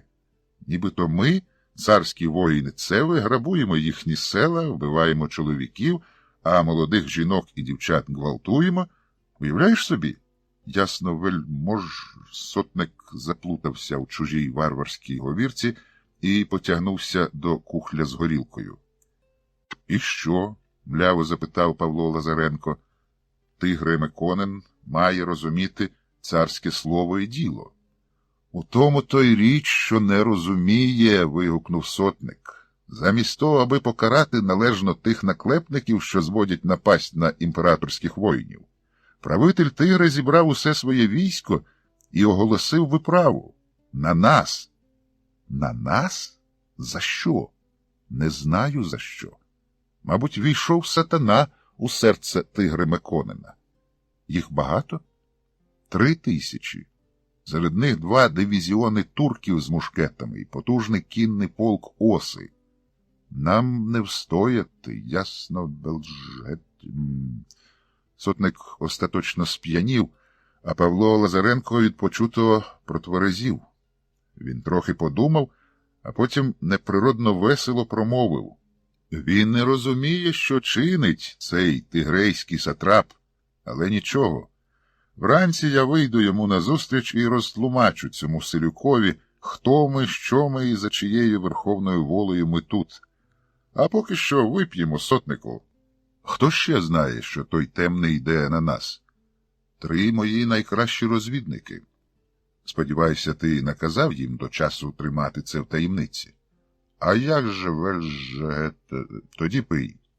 Коли сотник захропів на овечих шкурах у кутку намету, Павло Лазаренко без зайвих роздумів, не привертаючи уваги решток свого воїнства, почав збиратися в дорогу. Для початку він викликав до себе 3 розвідників сотника Теофолоса Або, подякував за службу і нагородив кожного кухлем перваку. А затим відразу й другим. Незвичні до самогону ефіопи невдовзі попадали біля свого сотника. А Павло Лазаренко ще більше ожив. Він почав пакувати шкіряні в'ючні мішки. В один поклав харчі, баклажки з горілкою і закутаний у мішковину самогонний апарат, в другий – одяг і коштовні тканини, захоплені у вірменських купців, у третій – гроші амоле, золоті монети і прикраси та трохи найкоштовнішого посуду, який він узяв на пам'ять з імператорського палацу. У четвертий він склав зброю, коштовні кінжали та ятагани, свою гетьманську булаву, печатку січі на абаї, 2 турецькі шаблі з прикрасами, 2 португальські пістолі, інкрустовані золотом і камінцями, а також припаси до них – порохівниці, мішечки з олов'яними кулями і клоччям для пожів. Уночі, коли воїнство, не виставивши варти, поснуло, його командир, по-злодійськи скрадаючись, вибрав 2 найкращих полкових мулів, нав'ючив їх своїми мішками і тихцем вирушив у південному напрямку, в гори. Йшов Павло Лазаренко цілу ніч, але через надзвичайно важкі гірські стежини зумів піднятися лише на першу на його шляху амбу, і то, якби не повний величезний місяць на безхмарному небі, він і сюди не добрався б. Коли, як завжди в Ефіопії, швидко і ніби зненацька зійшло сонце, Павло Лазаренко дав мулам оброку, сам ковтнув з баклажки, бо дуже змерз, і роздивився. Плоскогір'я, порізані ущелинами і долинами гори Амба, бідна рослинність. Одне добре чи, навпаки, погано, з його Лазаренкової амби, як на долоні було видно табір полку кінжал на ворога, який він так щасливо покинув. Він ще трохи помилувався краєвидом і зрозумів, що покинув полковий бівуак не лише вдало, а й вчасно, бо на нього якраз напало військо правителя Тигре. Наблизившись до табору бандитів-перевертню, що маскувалися під царських цевів, військо Тигри Меконена вишукувалося до бою. Перша шеренга – лучники, друга – мушкетери, третя – важка піхота, по флангах кіннота. Але супротивник назустріч їм не виступав. Рештки полку кінжал на ворога банальним чином спали, а почувши ритмічне бухкання бойових бубнів тигрейського війська, пролупили очі, повставали і почали хаотично тинятися табором. Тигри Меконен у повному бойовому обладунку, верхи на буланому скакуні, прагнув битви. Зараз це означало легку перемогу вкупі з бойовою славою і багатими трофеями. Але замість добре озброєного, сильного і небезпечного численного бандитського війська, як йому описували скаржники, він побачив якихось заспаних напіводягнутих волоцюг, щоправда озброєних. Один з них мав старовинну іспанську аркебузу з гнотовим запалом і, швидко наладувавши її, встановив на роздвоєну жердину, прицілився, роздмухав гніт і вистрелив. Олов'яна куля дзенькнула об кірасу Тигри Меконена, і якби на сталь з острівної країни десь на північ від Іспанії, провінцією Тигре уже не було б кому правити. Розлючений такою неповагою до ефіопського етикету, провадження бойових дій, Тигри Меконен скомандував «Ріжте їх, воїни!». Павло Лазаренко на своїй амбі мав усе, що потрібно людині. Достаток, мулів, безпеку, харчі, тепло від алкоголю, але втіхи, яку дає посідання усього згаданого, не відчував. Він дивився, як тигрейські воїни ріжуть його колишніх козаків. Не воюють, не б'ються, як водиться, а просто нападають гуртом на одного козака і ріжуть, як різники цапка на початку м'ясниць. І чи не вперше за все своє непросте і бурхливе життя Петрові Павлові стало жаль людей, яких убивають, до сліз.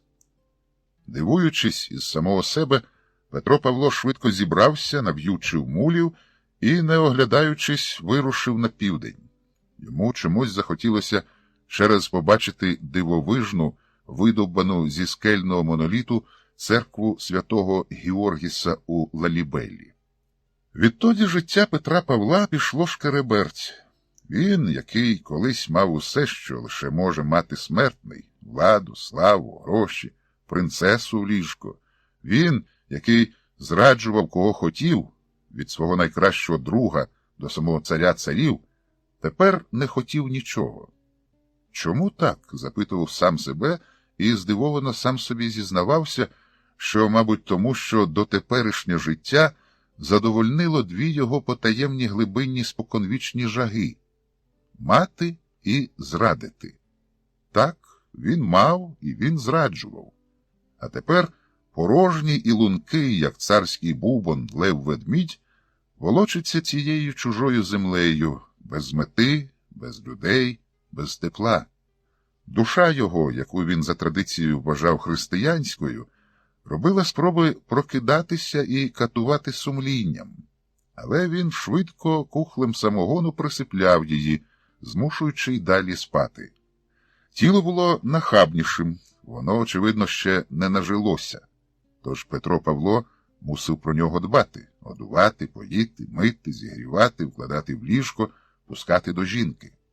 Так тривало доти, доки у Петра Павла були гроші, мули і різні коштовні речі.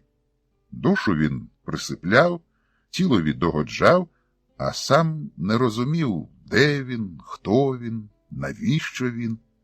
Та поки він був багатою людиною, такі запитання, сидячи в корчмі за жбаном телла і печеною куркою, легко було ставити, а потім відпочивати у винаймленій кімнаті з місцевою курвою, без потреби вдосвіта прокидатися і мчати невідомо куди і невідомо за чим. Лалібела з її церквами, видовбаними у скелях, цього разу не зворушила Петра Павла, як тоді, коли він уперше побував тут. Він окинув байдужим поглядом дивовижну церкву святого Георгіса і помандрував далі на південь. Коли він увійшов у провінцію Шуа, сталося те, що мало статися. У нього не залишилося нічого, крім всякого такого одягу і простенького ятагана. Все решту – мули, дорога зброя, тканини, золоті та інші коштовні речі – було продано і прожито. Самогонний апарат Петро Павло власноручно розбив після однієї дуже важкої пиятики, прокинувшись вранці з пекельним похміллям. Тоді він у нападі почуття вини, невідомо перед ким, заприсягнувся більше не пити. Коли мана минула і він поправився пивом, то кинувся до розбитого самогонного апарата, та, на жаль, прилад відновленню вже не підлягав. Петро Павло тоді у розпачі вирвав собі півчуба оселедця і надалі пив місцеве пиво телла, змішане навпіл з теджем медовухою. Це, звичайно, не горілка, але після кварти починало брати. Свого слова «не пити» він, звичайно, не дотримав.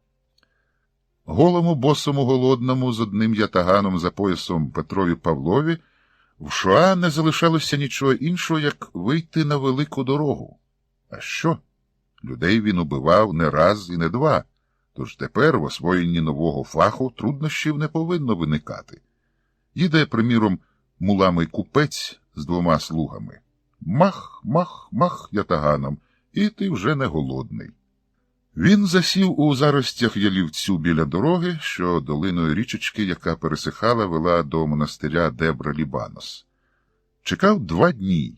Почав їсти листя, траву і коріння, а позаяк на місцевій рослинності він майже не знався, то невдовзі після вживання однієї вузьколистої рослини до нього почали розмовляти дерева, каміння, струмки і навіть його подерта сорочка, а нарешті ятаган. Відчуття голоду притупилося, зате з'явився цікавий співрозмовник. Ятаган. І довго ми тут сидітимемо в цих клятих чагарниках, обоє без роботи, а ти, людино, ще й без харчу. Петро Павло, треба почекати, доки не з'явиться здобич, що обом нам підійде. Ятаган, це як розуміти? Петро Павло, треба, аби йшов багатий купець з коштовним товаром і запасом харчів, а головне, аби він не мав ніякої охорони, крім 2 слуг, озброєних бамбуковими палицями. Я виходжу на дорогу, зупиняю їх, купець злізає з мула, і тоді вступаєш ти, входиш по черзі у бебехи 3 людей. Вони трохи верещать, потім стихають, я забираю мулів, добро, харчі, втікаю в гори, де в затишній сухій печері насищаю черево своє і спочиваю на м'якому смарагдової барви моху. Спочиваєш і ти, ретельно витертий від крові і решток плоті. Оксамитовою тканиною зазнач. Ятаган, чи я проти? Але мені вже остогиділо байдикувати в тебе за поясом і колоти з нічев'я тобі коліна, аби не забути смак крові.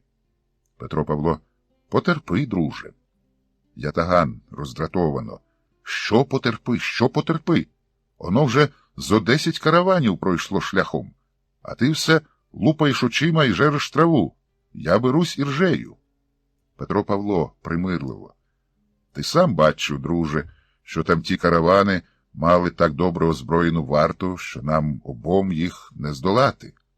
Ятаган озлоблено. А надіть-ка мені когось долати. Для мене головне бути в роботі. А хто з вас, людей, кого переможе? Хоча я вже хотів би, аби тебе хтось нарешті зарізав. Може, тоді я знову потраплю в добрі руки. Петро Павло розгнівано. Та що ти мелеш, підла залізяко? Та я тебе... Ятаган зневажливо. Свиснеш мені в гарду, бездарний воїне. Ох-ох-ох, а були часи, коли мною володів безстрашний яничар Кьопрюлю-ага. О, тоді я не був без роботи. Кров невірних я лив ріками. Петро Павло. Ах ти так, бляхо бусурманська. Ось з'явилася валка возів, запряжених мулами, і ніякої охорони, здається, самі ченці, а добра там, мабуть, неміряно. Давай, покажи, ножако турецька, на що ти здатна. Петро Павло зі страшним криком вибіг на дорогу і замахав ятаганом перед мордою першого мула. Старий чернець, що правив під водою, обернувся і щось неголосно сказав своїм товаришам. Назустріч Петрові Павлові вибіг молодий здоровенний чернець і, не звертаючи уваги на ятаган, гримнув його довбнею по голові. Залитий кров'ю невдатний розбійник упав на дорогу. Ченці підійшли, помацали живчик, переконавшись, що цей помішаний обдертий волоцюга ще живий, кинули його на підводу і поїхали далі. Спраглий роботи, всіма забутий ятаган припадав пилом у придорожніх бур'янах. До тями Петро Павло прийшов у шпиталі монастиря Дебра-Лібанос. Він лежав на долівці, застеленій очеретяними матами, вкритий чистою рядниною, під головою мав подушечку, набиту вовною. Так, ченці не дали йому вмерти. Доглядав Петра Павла той самий молодий чернець, який і огрів його тоді на шляху довбнею. Розбита голова поволі гоїлася, Петро Павло почав говорити і потроху вставати на ноги. Брат Ноїс допомагав йому як міг. Коли минула загроза життю, можливо, під впливом тривалих молитов ченців, може, через відповідний монастирський дух, Петро Павло по мірі виходу з недуги тілесної занурювався у хворобу душевну. У нього з'явилося те, чого він по-справжньому ще в собі не виявляв – сумління. І не лише з'явилося, а й почало його мучити, катувати. Ночами, як водиться. По черзі до нього почали приходити люди, яких він за своє не таке вже й довге життя відправив на той світ. Волинські жиди-корчмарі, яких ще молодим лицарем, коли не мав грошей розплатитися за випите з'їдене, хапав за пейси і черкав ножем по горлу, безневинні руські, литовські і московські купці, яких грабував і вбивав, бурлакуючи пограниччям Речі Посполитої, його перший турок, вбитий із застосуванням військової хитрості під Хотином, кілька татарів, убитих з мушкета у степових перестрілках, турецькі матроси, викинуті за борт з їхньої ж галери, незчисленні шеренги Галла Оромо й Агау Фалаша, яких він нищив во ім'я християнської ефіопської ідеї, його власні воїни-козаки, що він їх посилав на заздалегідь програшні виправи на потужних мусульманських володарів, по суті на вірну смерть, але найстрашніше те, що кожної ночі закривавлені й мертві приходили його колишні побратими Желько й Еліяс. Вони підходили до нього майже впритул, підводили мертвотно-сині, вкриті пліснявою повіки, і втуплювалися в нього з двох боків білими порожніми очима. Після таких візитів Петро Павло прокидався в холодному поту з пришвидшеним серцебиттям і неприємним присмаком у роті. Про подальший сон не могло бути й думки. Він вставав, запалював лампаду під іконами і до ранку молився, мішаючи амхарську і рідну мови. Потім звертався до Желька й Еліяса, ніби до живих. «Братове мої, дорогі друзі, побратими, пан Бог знає, де ви на цей час перебуваєте і замешкуєте. Якщо можете, якщо до головного «простіть» зазвичай Петро Павло не доходив. Його душило глухе ридання. З часом Петро Павло перестав спати і майже не їв.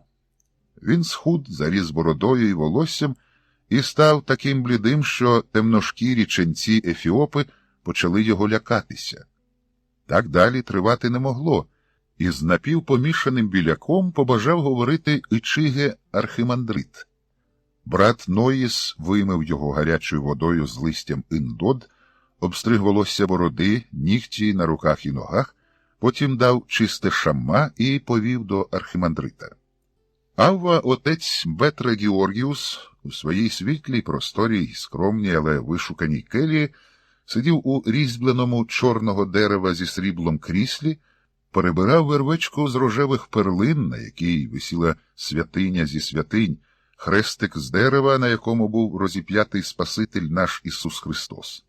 З того самого хреста, якого понад 200 років тому привіз з Єрусалиму до Ефіопії найхристиянніший Негусенегес Давид І, хай душі його добре ведеться у раю Господньому. Архимандрит ласкаво дивився на напівпритомного Петра Павла і слухав його історію у версії брата Ноїса. Цей добрий чоловік, преподобне Авва, з дуже далекої, суворої, холодної, але християнської землі, розташованої на північному краю земної тверді. Хрещений по народженню він халкідонітом Мелькитом, але за час перебування в Ефіопії увірував істинно християнську віру отців. Так, брате Петросе Павлосе? Петро Павло ошелешено кивнув. Архимандрит підбадьорливо йому всміхнувся. Він тяжко і довго страждав, цей чоловік, благословенна Авва. Його взяли у полон невірні турки. Він мало не вмер на галерах. Його били і вбивали, мучили і катували, морили голодом і спрагою, але Всевишній продовжив його дні, аж до дару зустрічі з вами, богоносне Авва. Тепер його мучать мерці. Вбивав? Запитав архимандрит Петра Павла. Вбивав, отче, ледь чутно прошепотів той. Зраджував? Зраджував. Нагромаджував скарби земні. Без міри, отче, і хотів ще. Архимандрит замислився, довго перебирав перлини, нарешті сказав: Грішник ти великий, і якби до кінця відведених тобі Всевишнім днів ти молився, постив і каявся, то, можливо, дещицю й відмолив би. Але бачу перед тобою ще добрячий відтинок земного шляху поза монастирськими стінами. Мені здається, що твоя спокута має вершитися і земними ділами. Якими? Архімандрит замовк, знову замислився, нарешті зітхнув і промовив: «Господь не відкрив мені, грішному і смиренному ченцеві, це знання. За ним тобі треба піти до святого чоловіка кари Божої, відлюдного схимника, до того, що колись називався Теодорос Сахле. Брат Ноїс тебе відведе. Але для того, аби дійти, ти мусиш їсти і спати, якщо зможеш. Підійди до благословення». «А, мало не забув», – гукнув архімандрит, коли Петро Павло і брат Ноїс були вже в дверях. «Сину приблудний, до свого схимника підеш з прив'язаним каменем на шиї, на знак покори. Але не надумай хитрувати і причепити камінь у самому кінці шляху. Святий усе бачить, тож прив'язуй камінь уже». Камінь знайшовся, мотузка теж. Брат Ноїс кинув у торбу кілька сухарів, жменю фініків, наповнив водою бурдюки, і вони з вузлуватими палицями в руках вирушили в гори. Ішли довго і важко, хоча й на загал дорога від монастиря Дебра-Лібанос до гірської колиби святого схимника не така вже й далека. Але їх кілька разів зупиняли розбійники, і, переконавшися, що в цих ченців, крім торб і палиць, іншого майна немає, відпускали. Двічі вони змушені були робити гаки, аби не зустрітися із загонами молодих галла, що йшли до Ефіопії по чоловічі члени. Також чимало разів їм доводилося втікати від диких звірів, розлючених чимось мавп, горил, диких котів, що стрибають людям на плечі з дерев, голодних левів та іншої біди. Але дійшли. Схимник святий чоловік кара Божа, або той, що колись називався Теодорос Сахле, цього разу був добрий, калом у гостей не кидав, останніми словами не лаяв, може тому, що закінчилися дощі, і сонечко обігріло його запліснявілі від вологи десятки років нестрижені волосся і бороду. Він зустрів їх на своїй галявині біля колиби, яку вже встиг відремонтувати після злив, і запропонував сісти. На траву, звичайно. Петро Павло і брат Ноїс, що цілу дорогу пройшли під зимовими дощами, на які так щедрий місяць пагумен, були по вуха у бруді, і якби не обстрижені волосся й нігті, то нічим не відрізнялися б від святого схимника. «Я знаю, що привело вас до мене, діти Божі», доїдаючи свій єдиний на добу харч, смачний і поживний корінь, сказав відлюдник. «Дайте води». Напившись, він довго дивився на Петра Павла некліпними, пронизливими, як крижаний вітер на вершині амба гушен очима, а потім твердо і вагомо промовив: «Гріхи твої, чужинцю, дуже великі, але не випадає тобі відмолювати їх ні у монастирській келії, ні у печері схимника. Тебе ще чекають земна дорога і земні діла. Далеко, на твоїй батьківщині, де я бачу незабаром велику війну, великі випробування, нове царство з новою назвою. Більше я тобі не маю що сказати. Ідіть з Богом». Попрощавшись із придобрим братом Ноїсом, після того, як вони спустилися з гір і вийшли на роздоріжжя великих доріг, Петро Павло взяв керунок на північ. Йтиме він важко і довго. Шляхетську гордість притлумлено, і вже можна жебракувати та спати під церквами. Але туди, куди лежить його, дана Всевишнім путь, він дійде.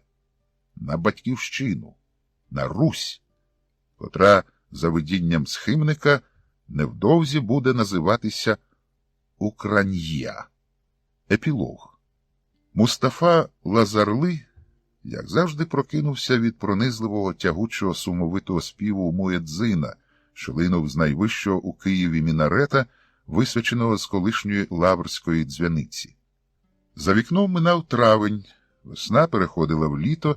Старі люди розповідали, що колись у цей час скрізь, де лиш можливо, несамовито буяла зелень, а тепер ми вдячні Всевишньому, коли хоча б якийсь дощ іде.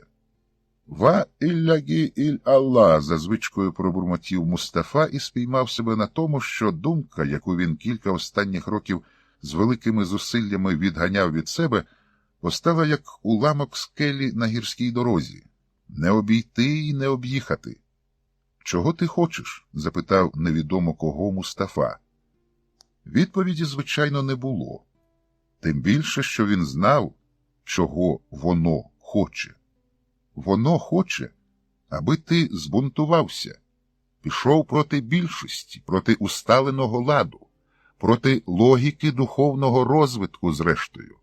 Воно хоче, аби не мав ти пожитку ні з успадкованого добра, ні з того, що сам придбав, аби судилося тобі горіти у пекельному вогні, а твоя жона підноситиме дрова, і на її шиї буде мотуз із пальмових волокон. Воно штовхає тебе у бік невірних, щоб ти пив окріп. Та, незважаючи на страшні пекельні муки, що чекають на нього після смерті, якщо він таки відступиться, Мустафа Лазарли знав, що дух суперечності його вже не покине, і він доп'є цю чашу до кінця. Уперше за багато років він не вклякнув на килимку обличчям на схід сонця, а, мугикаючи якусь геурську мелодію, почуту по як слід незаглушеному радіо «Свободна Сибір», що транслювало заборонену світську музику і проповідувало християнство загальнодоступною китайською мовою, зовнішньо-монгольський північно-західний діалект, пішов до лазнички. До шайтана чорнооких, волооких райських красунь Мустафу понесло у блюзнірстві. До диявола чаші з напоями, плоди і м'ясо, до злих джинів, юнаків, прислужників, гарних як перлини, що їх пильнують від злодіїв. Мустафа страшенно злякався самого себе, але чомусь не покаявся, не впав до лілиць, обливаючись слізьми, не перепросився щиро, а жив далі, так, наче нічого не сталося. Невже він зважився? Нарешті. Невже він усе-таки піддався на тривалу, але таємну пропаганду свого колеги, такого, як і він, старшого гицля підвідділу собак МСМ, міської служби милосердя, Іси Мілошзаде? За цим Ісою давно шаріатський суд плаче. Мало того, що він син нелегалів, котрі емігрували у Київський халіфат з Об'єднаних Балканських Еміратів, він ще де треба і не треба демонструє своє вільнодумство. До того ж, страшно подумати щодо віри. «Заткнися, Ісо», – мовляв його Мустафа, коли вони завантажували в спецемоб чергового приспаного бездомного пса. «Стули, пельку, бо дотриндися до каменування, ще й мене за собою потягнеш». «Нічого», – підсміювався Іса, погладжуючи приспаного транквілізатором папілончика. «Якщо загинеш безневинно, там розберуться, і потрапиш просто в рай, як шахід, на м'які ложа, поставлені рядами у затінку крислатих дерев, біля прохолодних джерел, до волооких красунь». «Заткнися, святотатче!» – кричав Мустафа на Ісу, але це допомагало мало. Через якийсь час той брався за старе. «А ти знаєш, Мустафку, звідки походить моє ім'я?» І, не чекаючи відповіді, вигукував так голосно, що Лазарли аж озирався, чи нема десь поблизу патруля Талібану. «А з Біблії! Ісус Навин є у Ветхому Завіті, в Новому Ісус Христос, Син Бога і сам Бог». «Нема Бога, крім...» – злякано бубонів Мустафа, але Іса обривав його і проповідував далі. «Отож Іса, котрий син Міріам, як і не пророк, як нас учили мулли в школі, він чув, шепотів Мустафа, Бог і син Бога, але це якось не в'яжеться з логікою, як це бути одночасно тим і тим. А це тобі жоден улем не пояснить, бо отець і син – це не дві різні особи. Син – це спрощене до людського сприйняття розуміння єдиного в трьох іпостасях Бога. Може, воно і спрощене, але я не розумію, незадоволено відповідав Мустафа. Власне, йому і не надто прагнулося зрозуміти цю старосвітську релігію, християнство. Його воно цікавило переважно як вияв незгоди з тим життям, яким він змушений жити від самого народження. Все вже давно вирішено за тебе. Як поводитися в усіх можливих ситуаціях, що і коли їсти пити, як одягатися, як правильно намотувати чалму, а якби він одружився, то для нього було приготовлено зведення правил обходження з жінкою. Але одружитися Мустафа Лазарли не міг, бо був надто бідний. Зарплатня київського гицля не давала йому померти з голоду, але про утримання дружини і родини не дозволяла навіть мріяти. А ось у християнстві, не вгавав змій спокусник Іса, жінка має право працювати, може отримувати фах, мати власність, володіти землею. Та де таке неподобство тепер у світі є, для годиться, запитував Мустафа. У християнській імперії, Ефіопії, тріумфально відповідав Іса. Коли не було багато роботи, Мустафа з нудьги слухав побрехеньки Іси. Коли халіф Парижу і обох Сицилій вигнав останнього папу римського з Ватикану, знаєш, куди той подався? Куди? До Ефіопії. До країни, яка єдина в світі виявила твердість. Там тоді якраз прийшов до влади харизматичний вождь християнин, який відродив національну гордість ефіопів, підняв добробут населення, відновив імперію і проголосив себе імператором під іменем Менелік III. Править, до речі, донині, хоча вже й старий. У тій державі не переслідують християнські церкви. Навпаки, влада їм благоволить. Тому і в Ефіопії знаходять собі притулок ієрархи-вигнанці і прості християни з усього світу. Майже, кинув Мустафа, я десь чув, що патріарх Московський перебрався до Пекіну. Ні, погодився Іса. Ну, в світі ще є християнські країни, там зовнішня Монголія, Північний Китай, Квебек, Гренландія, кажуть, Чилі. Але ніде християнам не так добре, як у Ефіопській імперії. То що? А то, що я збираюся звалити туди. Не хочеш зі мною? А сенс? Вдаючи байдужого, запитав Мустафа.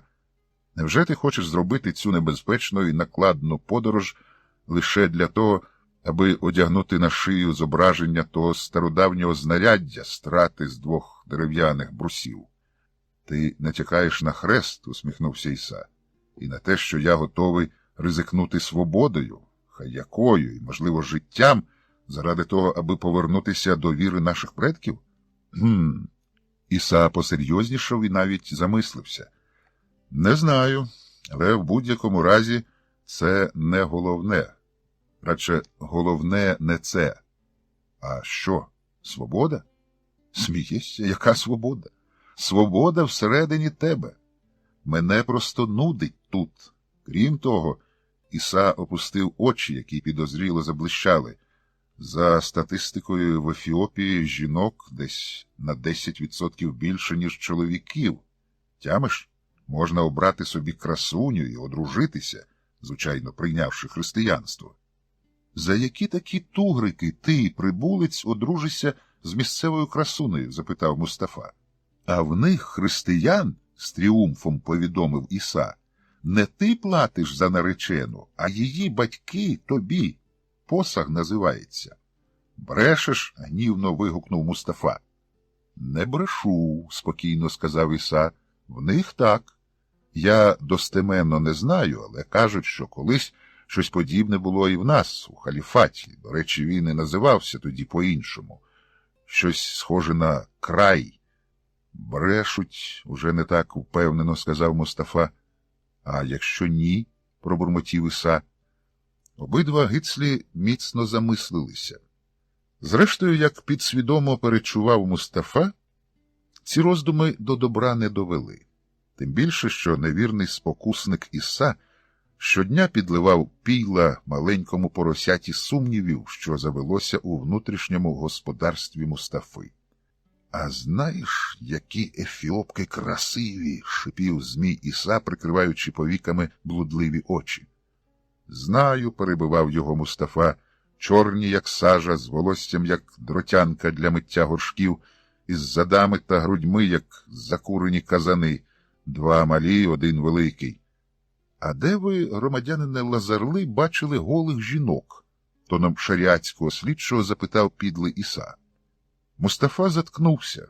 Навіть цьому доморощеному дисидентові і єдиному другові Ісі він не міг зізнатися, що страшенно таємно переховує вдома кольоровий африканський порноальбом, контрабандний.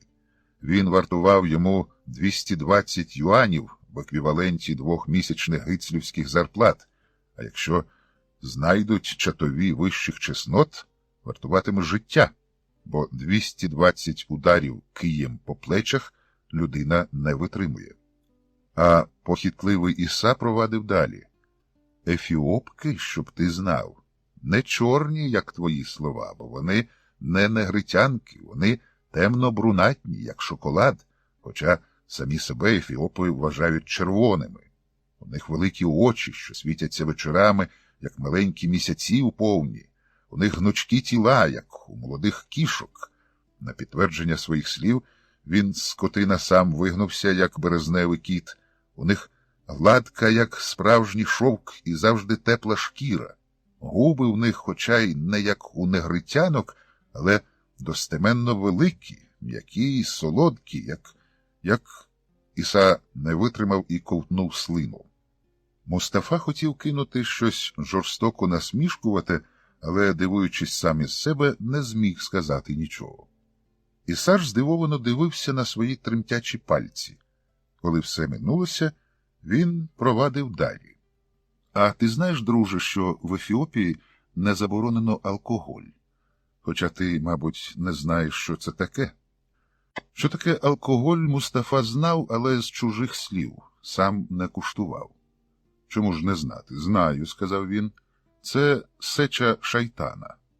Іса лише всміхнувся у відповідь, а через декілька днів приніс пластикову баклажку на 0,33 літра з якоюсь напівпрозорою, схожою на слабкий розчин марганцівки рідиною. Сеча шайтана, урочисто проголосив Іса, коли вони під час обідньої перерви, усамітнившись, сілися на піднісці свого імпортного, зділано Китаєм, страшенно дорогого спецемоба і витягли з гортки із соєвими бівштексами і з кипками помащеного маргарином хліба. Ковтнеш? З власної гуральні. Чи побіжиш закладати мене варті? Марганцівка у нас не заборонена, криво посміхнувся Мустафа. Так будеш чи ні? Якщо не хочеш, я це сховаю і вважатимемо, що ніхто нічого не бачив. А як це вживати? Трохи завагавшись, пробелькотів Мустафа. Невеликими дозами, одним ковтком, і заїдати. Мустафа ковтнув. Спочатку рідина обпекла рот, горло, шлунок, але це не було неприємно, навіть більше тепло огортало все нутро і розтікалося тілом. Вони випили ще, а через зовсім небагато часу прийшло щастя. Він почувався сильним, вольовим, потужним, не мав в світі таких перепон, аби він їх тепер не здолав на шляху до мети. А яка в нього мета? Та яка завгодно. Хоч розбагатіти, купити собі маєток під Києвом, завести гарем, збудувати підпільну гуральню, до речі. До речі, Ісо, переповнений приязні, звернувся Мустафа до друга. Це божественний напій, але звідки він у тебе? Сам зробив. Що? Так. Вигнав у домашніх умовах. Точніше, не в домашніх умовах, бо ж мешкаю я, ти знаєш, у гуртожитку з іншими гицлями. Але я знайшов в одній бомжівні закуток з плитою, до якої чомусь забули відрізати газ. Воду носив з волоцюгами, бідонами. Є така технологія. Цукор, дріжджі, вода. Воно перешумує, потім переганяєш, як колись з нафти робили бензин. До смаку додаю концентрат комбісоку. Ще ковтнеш? Ковтнув. Щастя тривало далі. Тепер Мустафа вже не церемонився і дрібними мріями про гарем і гуральню вже не задовольнявся, а мріяв про речі грандіозніші. Ось він, вони з Ісою, збирає довкола себе відчайдушних однодумців, піднімає в халіфаті повстання, звалює антинародний режим, відновлює старі порядки. То що? Зруйнував його мріяння Іса. Пробиватимемося до Ефіопії чи ні? А вже ж, вигукнув Мустафа і зрозумів, що відтепер це і є основна і найбільша мета його життя. І ось тепер, цього зовні нічим не примітного ранку, він зізнався собі, що все.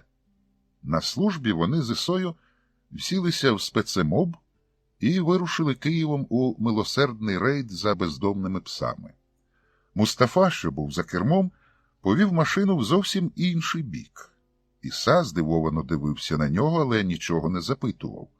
Нарешті Мустафа зупинився в якійсь глухій вулиці, вимкнув двигун і сказав: «Добре, я теж хочу до Ефіопії. А чи ти знаєш туди дорогу?» Того дня вони вже ніяких собак не ловили, а до самого кінця зміни обговорювали можливість втечі до Ефіопії. Те, що спочатку видавалося нездійсненною фантастикою, поволі набирало предметних обрисів і нарешті перетворилося на цілком реалістичний план. Наступного дня Мустафа і Іса вийшли на службу, як завжди, вчасно і звично. Вчорашній неуспіх начальству пояснили тим, що їх випередили конкуренти, гицлі немилосердні, але сьогодні вони будуть спритнішими. Начальство мовчки знизало плечима і вирахувало вартість енергії за один день з їхньої зарплатні. Але Мустафі та Ісі було вже байдуже. Вони поїхали до своїх помешкань, де кожен узяв уже приготовлений наплічник з речами, дорогою підзарядили акумулятори свого емоба на відомчій станції і, ні з ким не попрощавшися, покинули Київ. На їхнє тверде переконання назавжди. На повній швидкості, на яку лише здатний цей спецемоб 100 км на годину, вони мчалися єдиною в країні пристойною, що збереглася ще з давніх часів дорогою Київ-Одеса. Так було задумано. В Одесі їм належало здійснити надзвичайно важливу комерційну операцію, від якої залежав подальший успіх усієї подорожі. Вигідно продати спецемоб сєвєро-китайського производства. Земляк не какой-нибудь тебе луаз. Продали, звичайно, за 3000 юанів. Тоді як красна ціна цій машині, як вони дізналися вже згодом, коли йшли контрабандним вантажем у трюмі судна торгового флоту лівійської Джамахірії маршрутом Одеса-Тріполі, 10 000.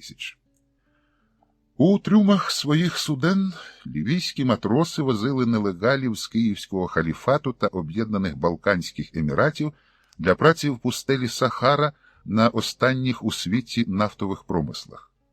За це Мустафа і Іса віддали 2000 з умовою, що дорогою їх будуть годувати, поїти і дозволяти користуватися душем. Але лівійський старпом, з яким сторгувалися щодо сервісу, погарячкував. Таких, як вони, в їхній трюм було набито до 100 осіб.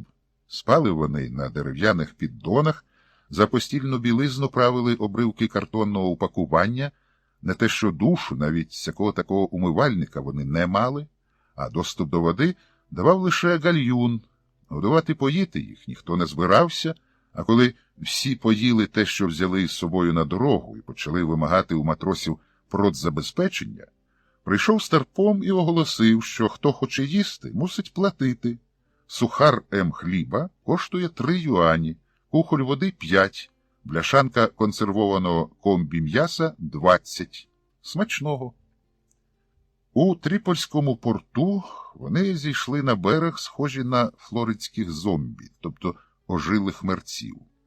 Іса і Мустафа, надихавшись до несхочу свіжим повітрям, порахували свої гроші і мало не заплакали. Рівно 200 юанів на двох. Решту з 1000, що залишилися після придбання квитків на цей круїзний лайнер, частково вони проїли, частково вкрали джентльмени з трюму.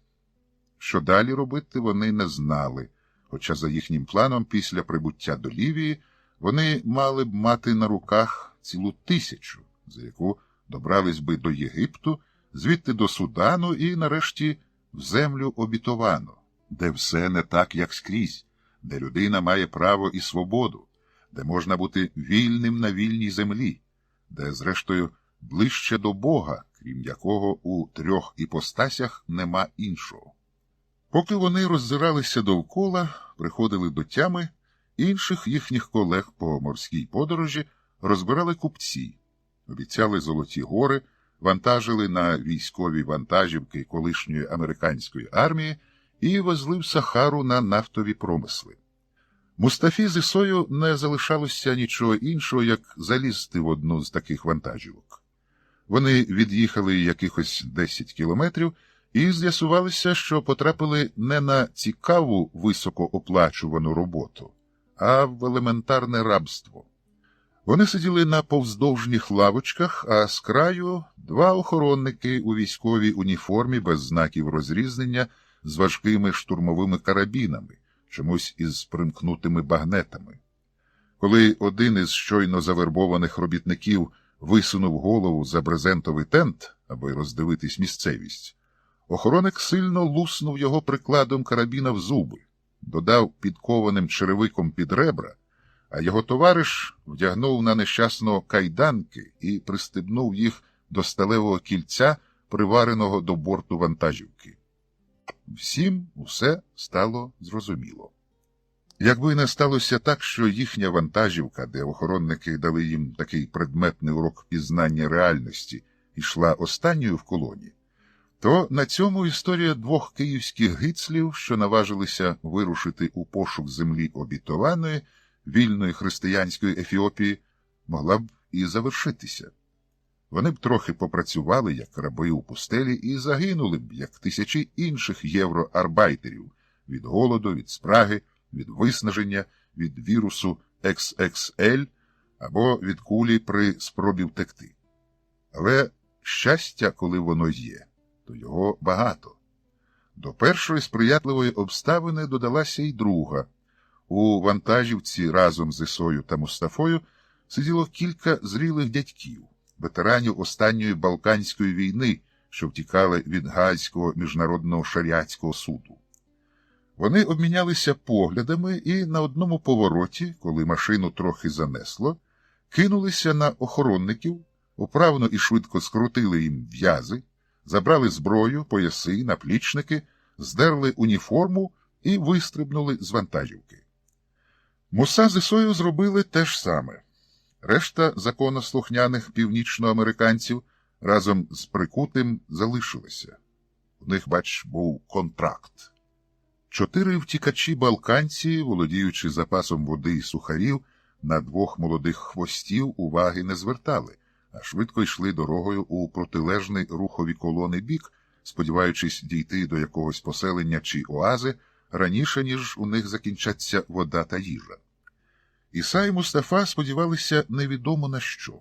Зрештою, в разі невдачі люта смерть від зневоднення чекала на всіх 6. Важко сказати, що краще – це чи повільна смерть на нафті. Ввечері, коли милосердні балканці таки прийняли змучених киян до свого гурту, дали по краплині води і по крихті сухаря, Мустафа і Іса дізналися, що ті мають план.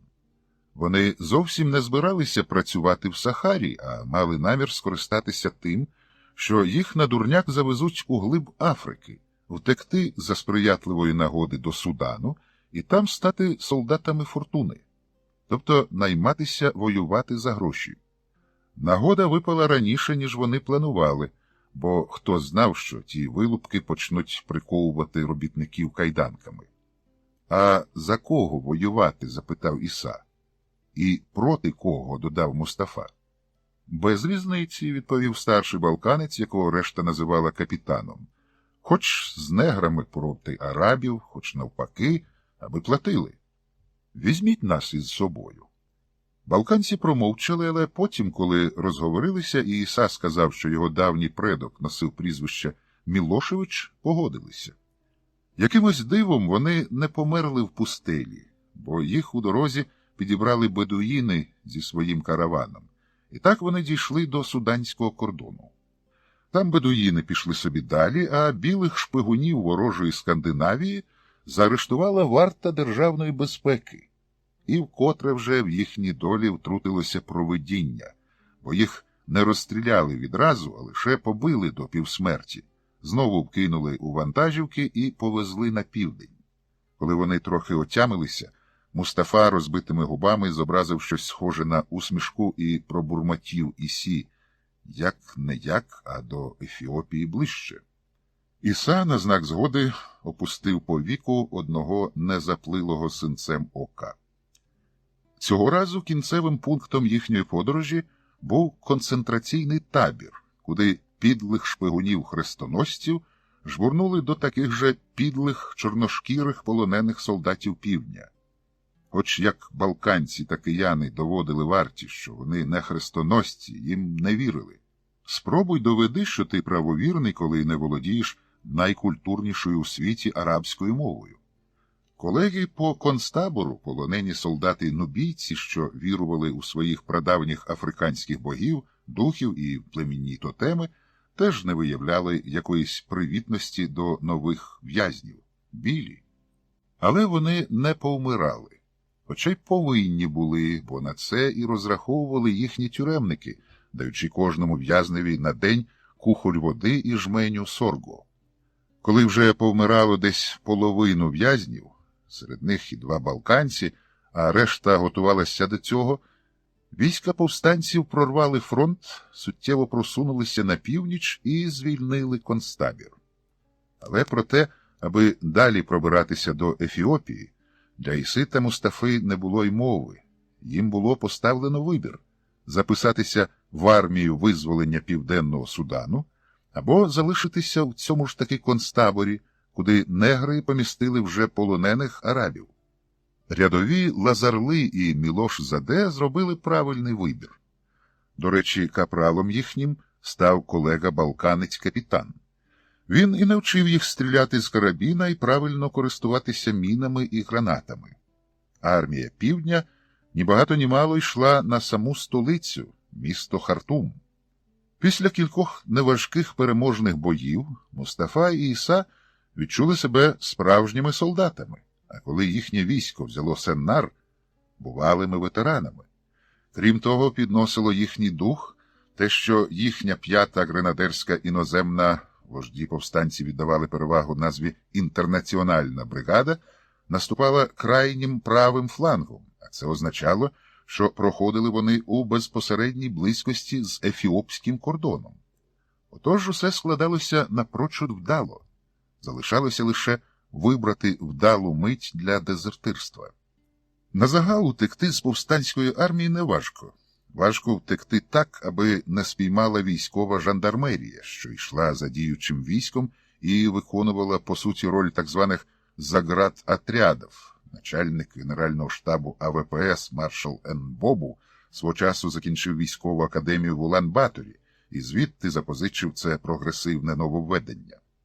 За дезертирство належалося покарання одне – розстріл на місці, не зважаючи на будь-які чини, заслуги й ордени медалі. Кияни, хоча вже й мали чини єфрейторів і по бойовому ордену хороброго нільського крокодила, ризикувати не поспішали, а неквапно, але ретельно готувалися до втечі.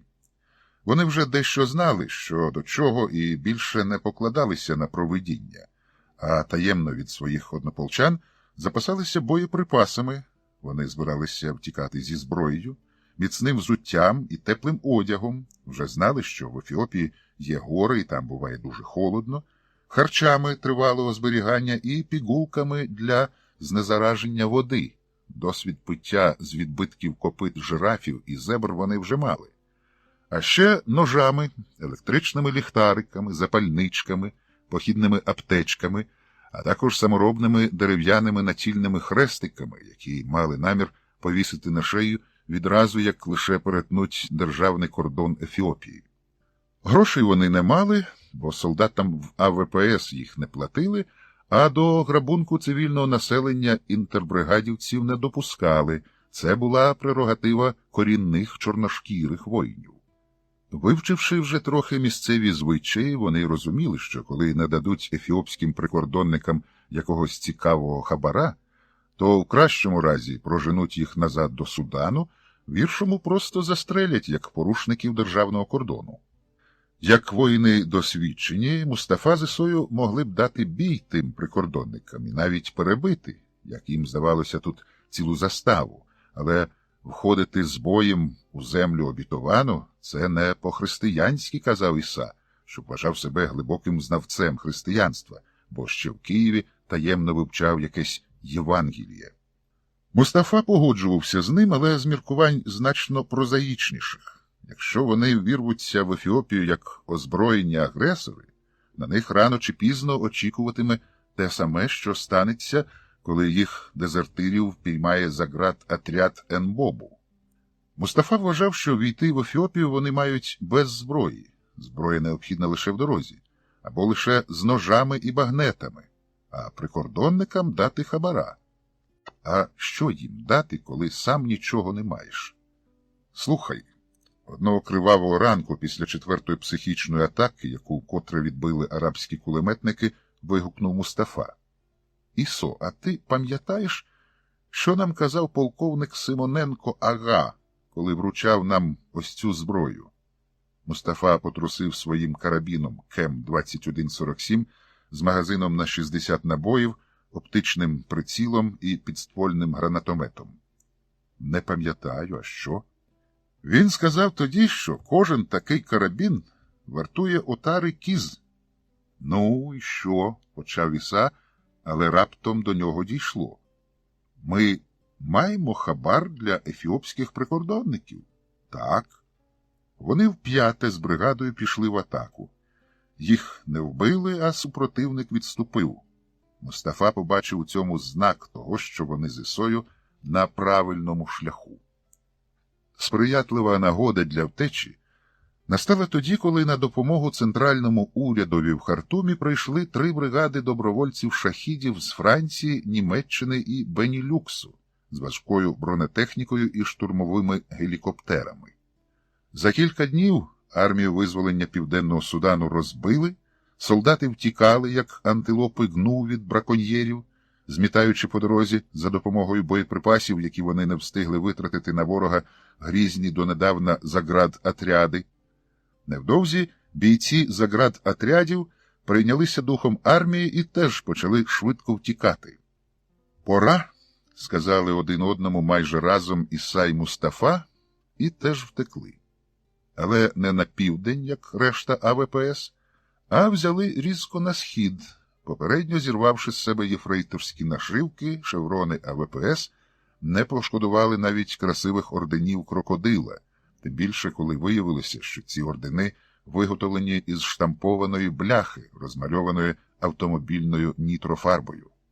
Як вони й передбачали, ефіопські прикордонники радо прийняли їхні скромні подарунки, коштовні кеми з потрійним боєзапасом, а також вони прийняли, тобто взяли самі, все добро колишніх київських гицлів і південно-суданських воїнів – ножі, багнети, військову амуніцію, добротні армійські черевики на товстій підошві, ліхтарики, консерви, запальнички, медикаменти, залишивши Мустафу і Ісу мало не голими босими, зате з кривуватими саморобними дерев'яними хрестиками на шиях. Спілкувалися вони частково на мигах, частково нубійською, якої трохи навчилися у війську обидва дезертири, та арабською, дещо з якої вони пам'ятали ще з київської школи, частково мімікою. Командир ефіопських прикордонників, світліший шкірою за своїх підлеглих із пишнішою, ніж у них, лев'ячою зачіскою, після того, як у Мустафи та Іси відібрали все, що можна було відібрати, запитально кивнув, мовляв, куди зараз?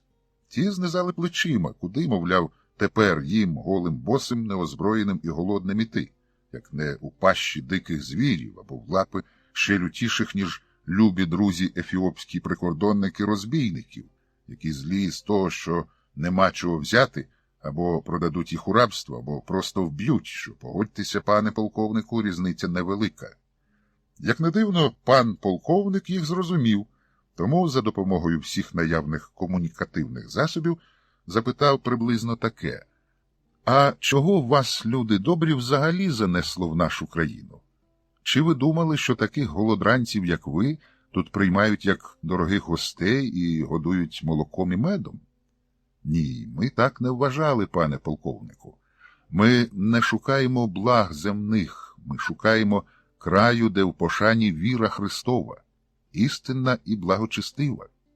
Мустафа і Іса затицяли себе пальцями в хрестики на грудях, а останній, що вважав себе великим знавцем християнства, ще й тричі перехрестився, хоча чомусь зліва направо, як це колись робили католики.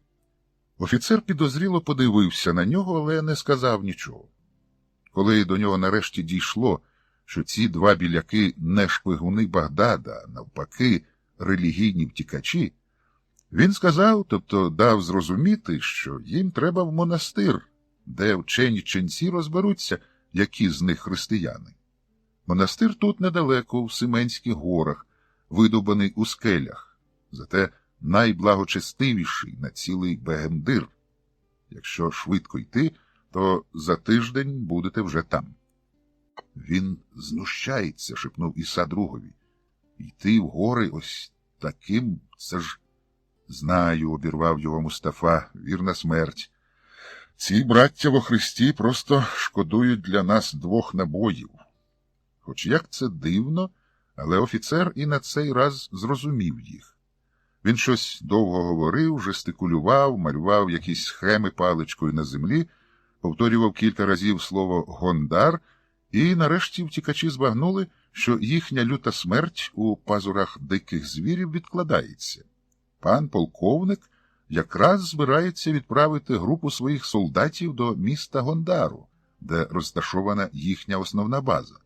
Там вони мають отримати грошове утримання за 3 місяці на цілу заставу. Тому це буде добре споряджений караван з 6 мулів. Він, пан полковник, розпорядився, аби вони взяли з собою цих нещасних утікачів-християн, дорогою зробили невеликий гак і доставили їх у скельний монастир Медхане-Алем. Дорогою їх годуватимуть, але не за так, а за службу. А щоб вони дорогою не скалічилися, їм видадуть військове взуття. На жаль, віддати їхні першокласні імпортні черевики вже немає змоги.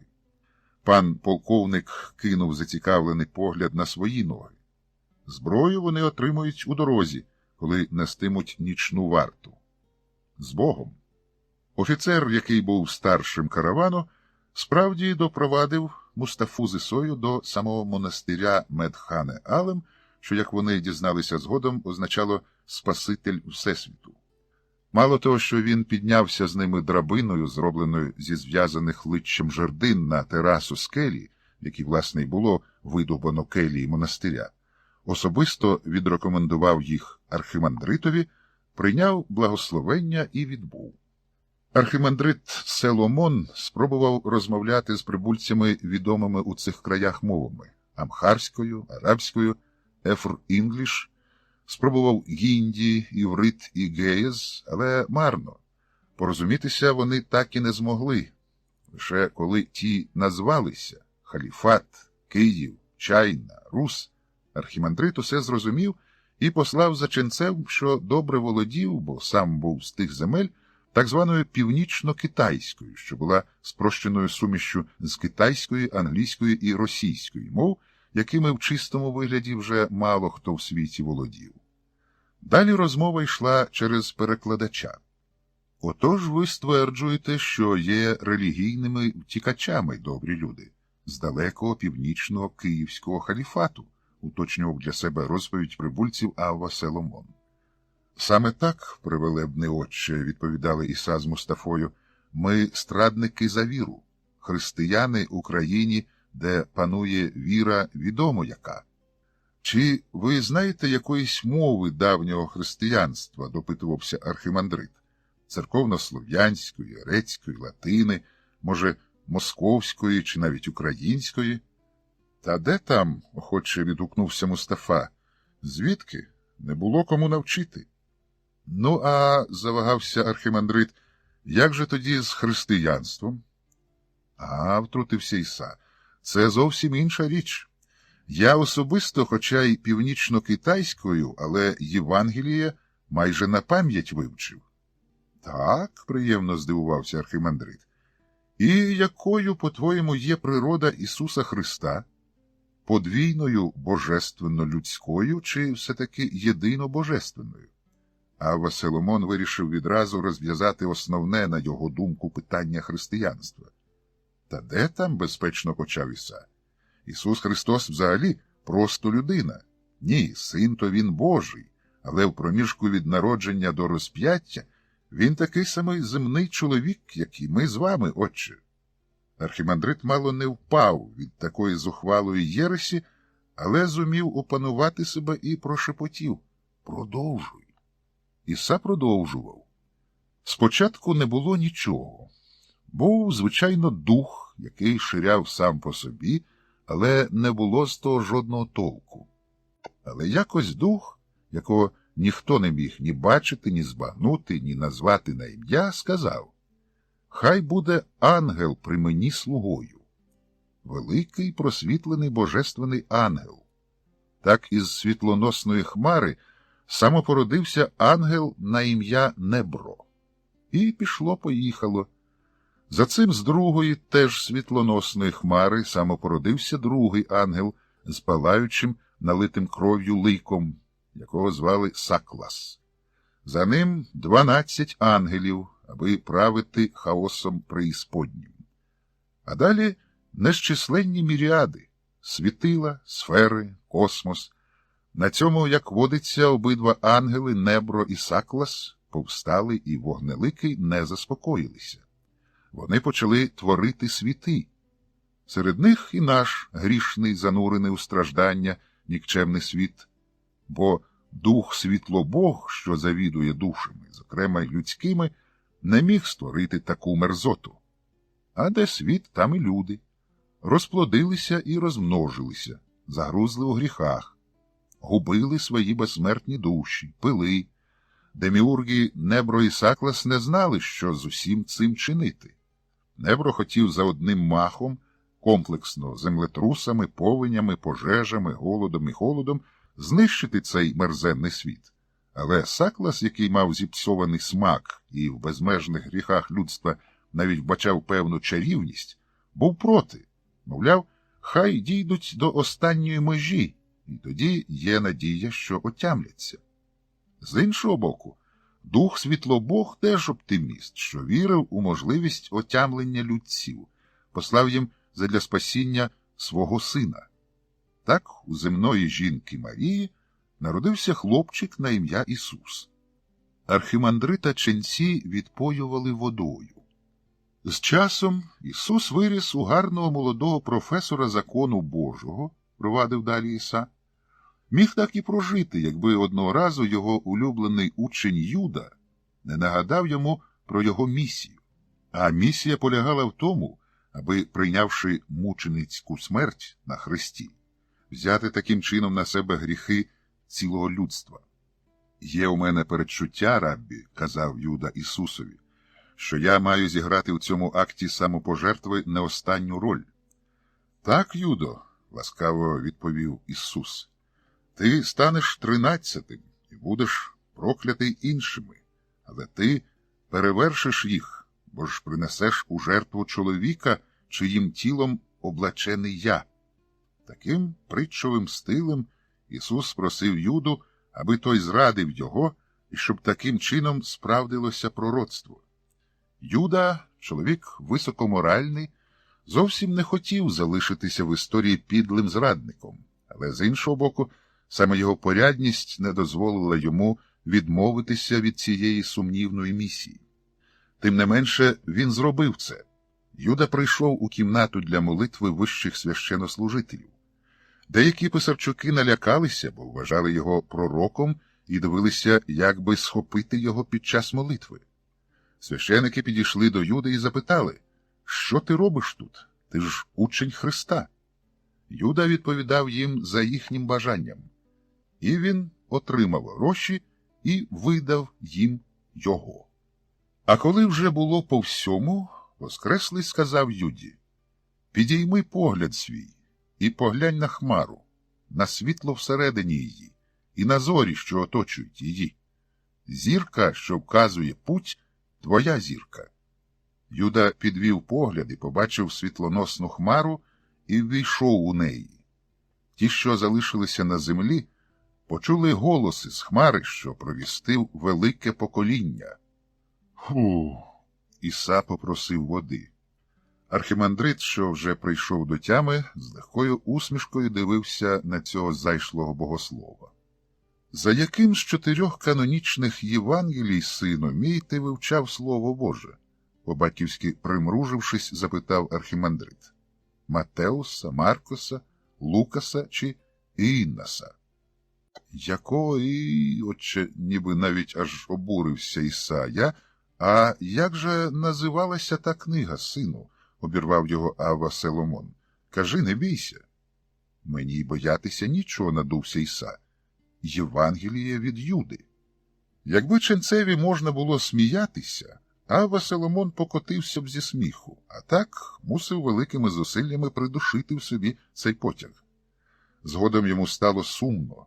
Ці бідні хлопці хотіли стати справжніми християнами, а вивчали гностичну єресь.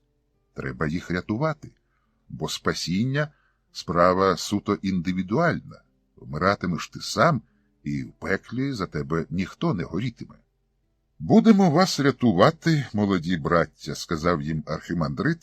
«Ми відправимо вас на Амбу Гушену. Це така гора з пласкою вершиною, на якій імператори Ефіопії утримували своїх братів-принців, аби ті не претендували на владу. Тепер там така спеціальна школа для підготовки християнських сподвижників, що працюють у чужих іновірних країнах.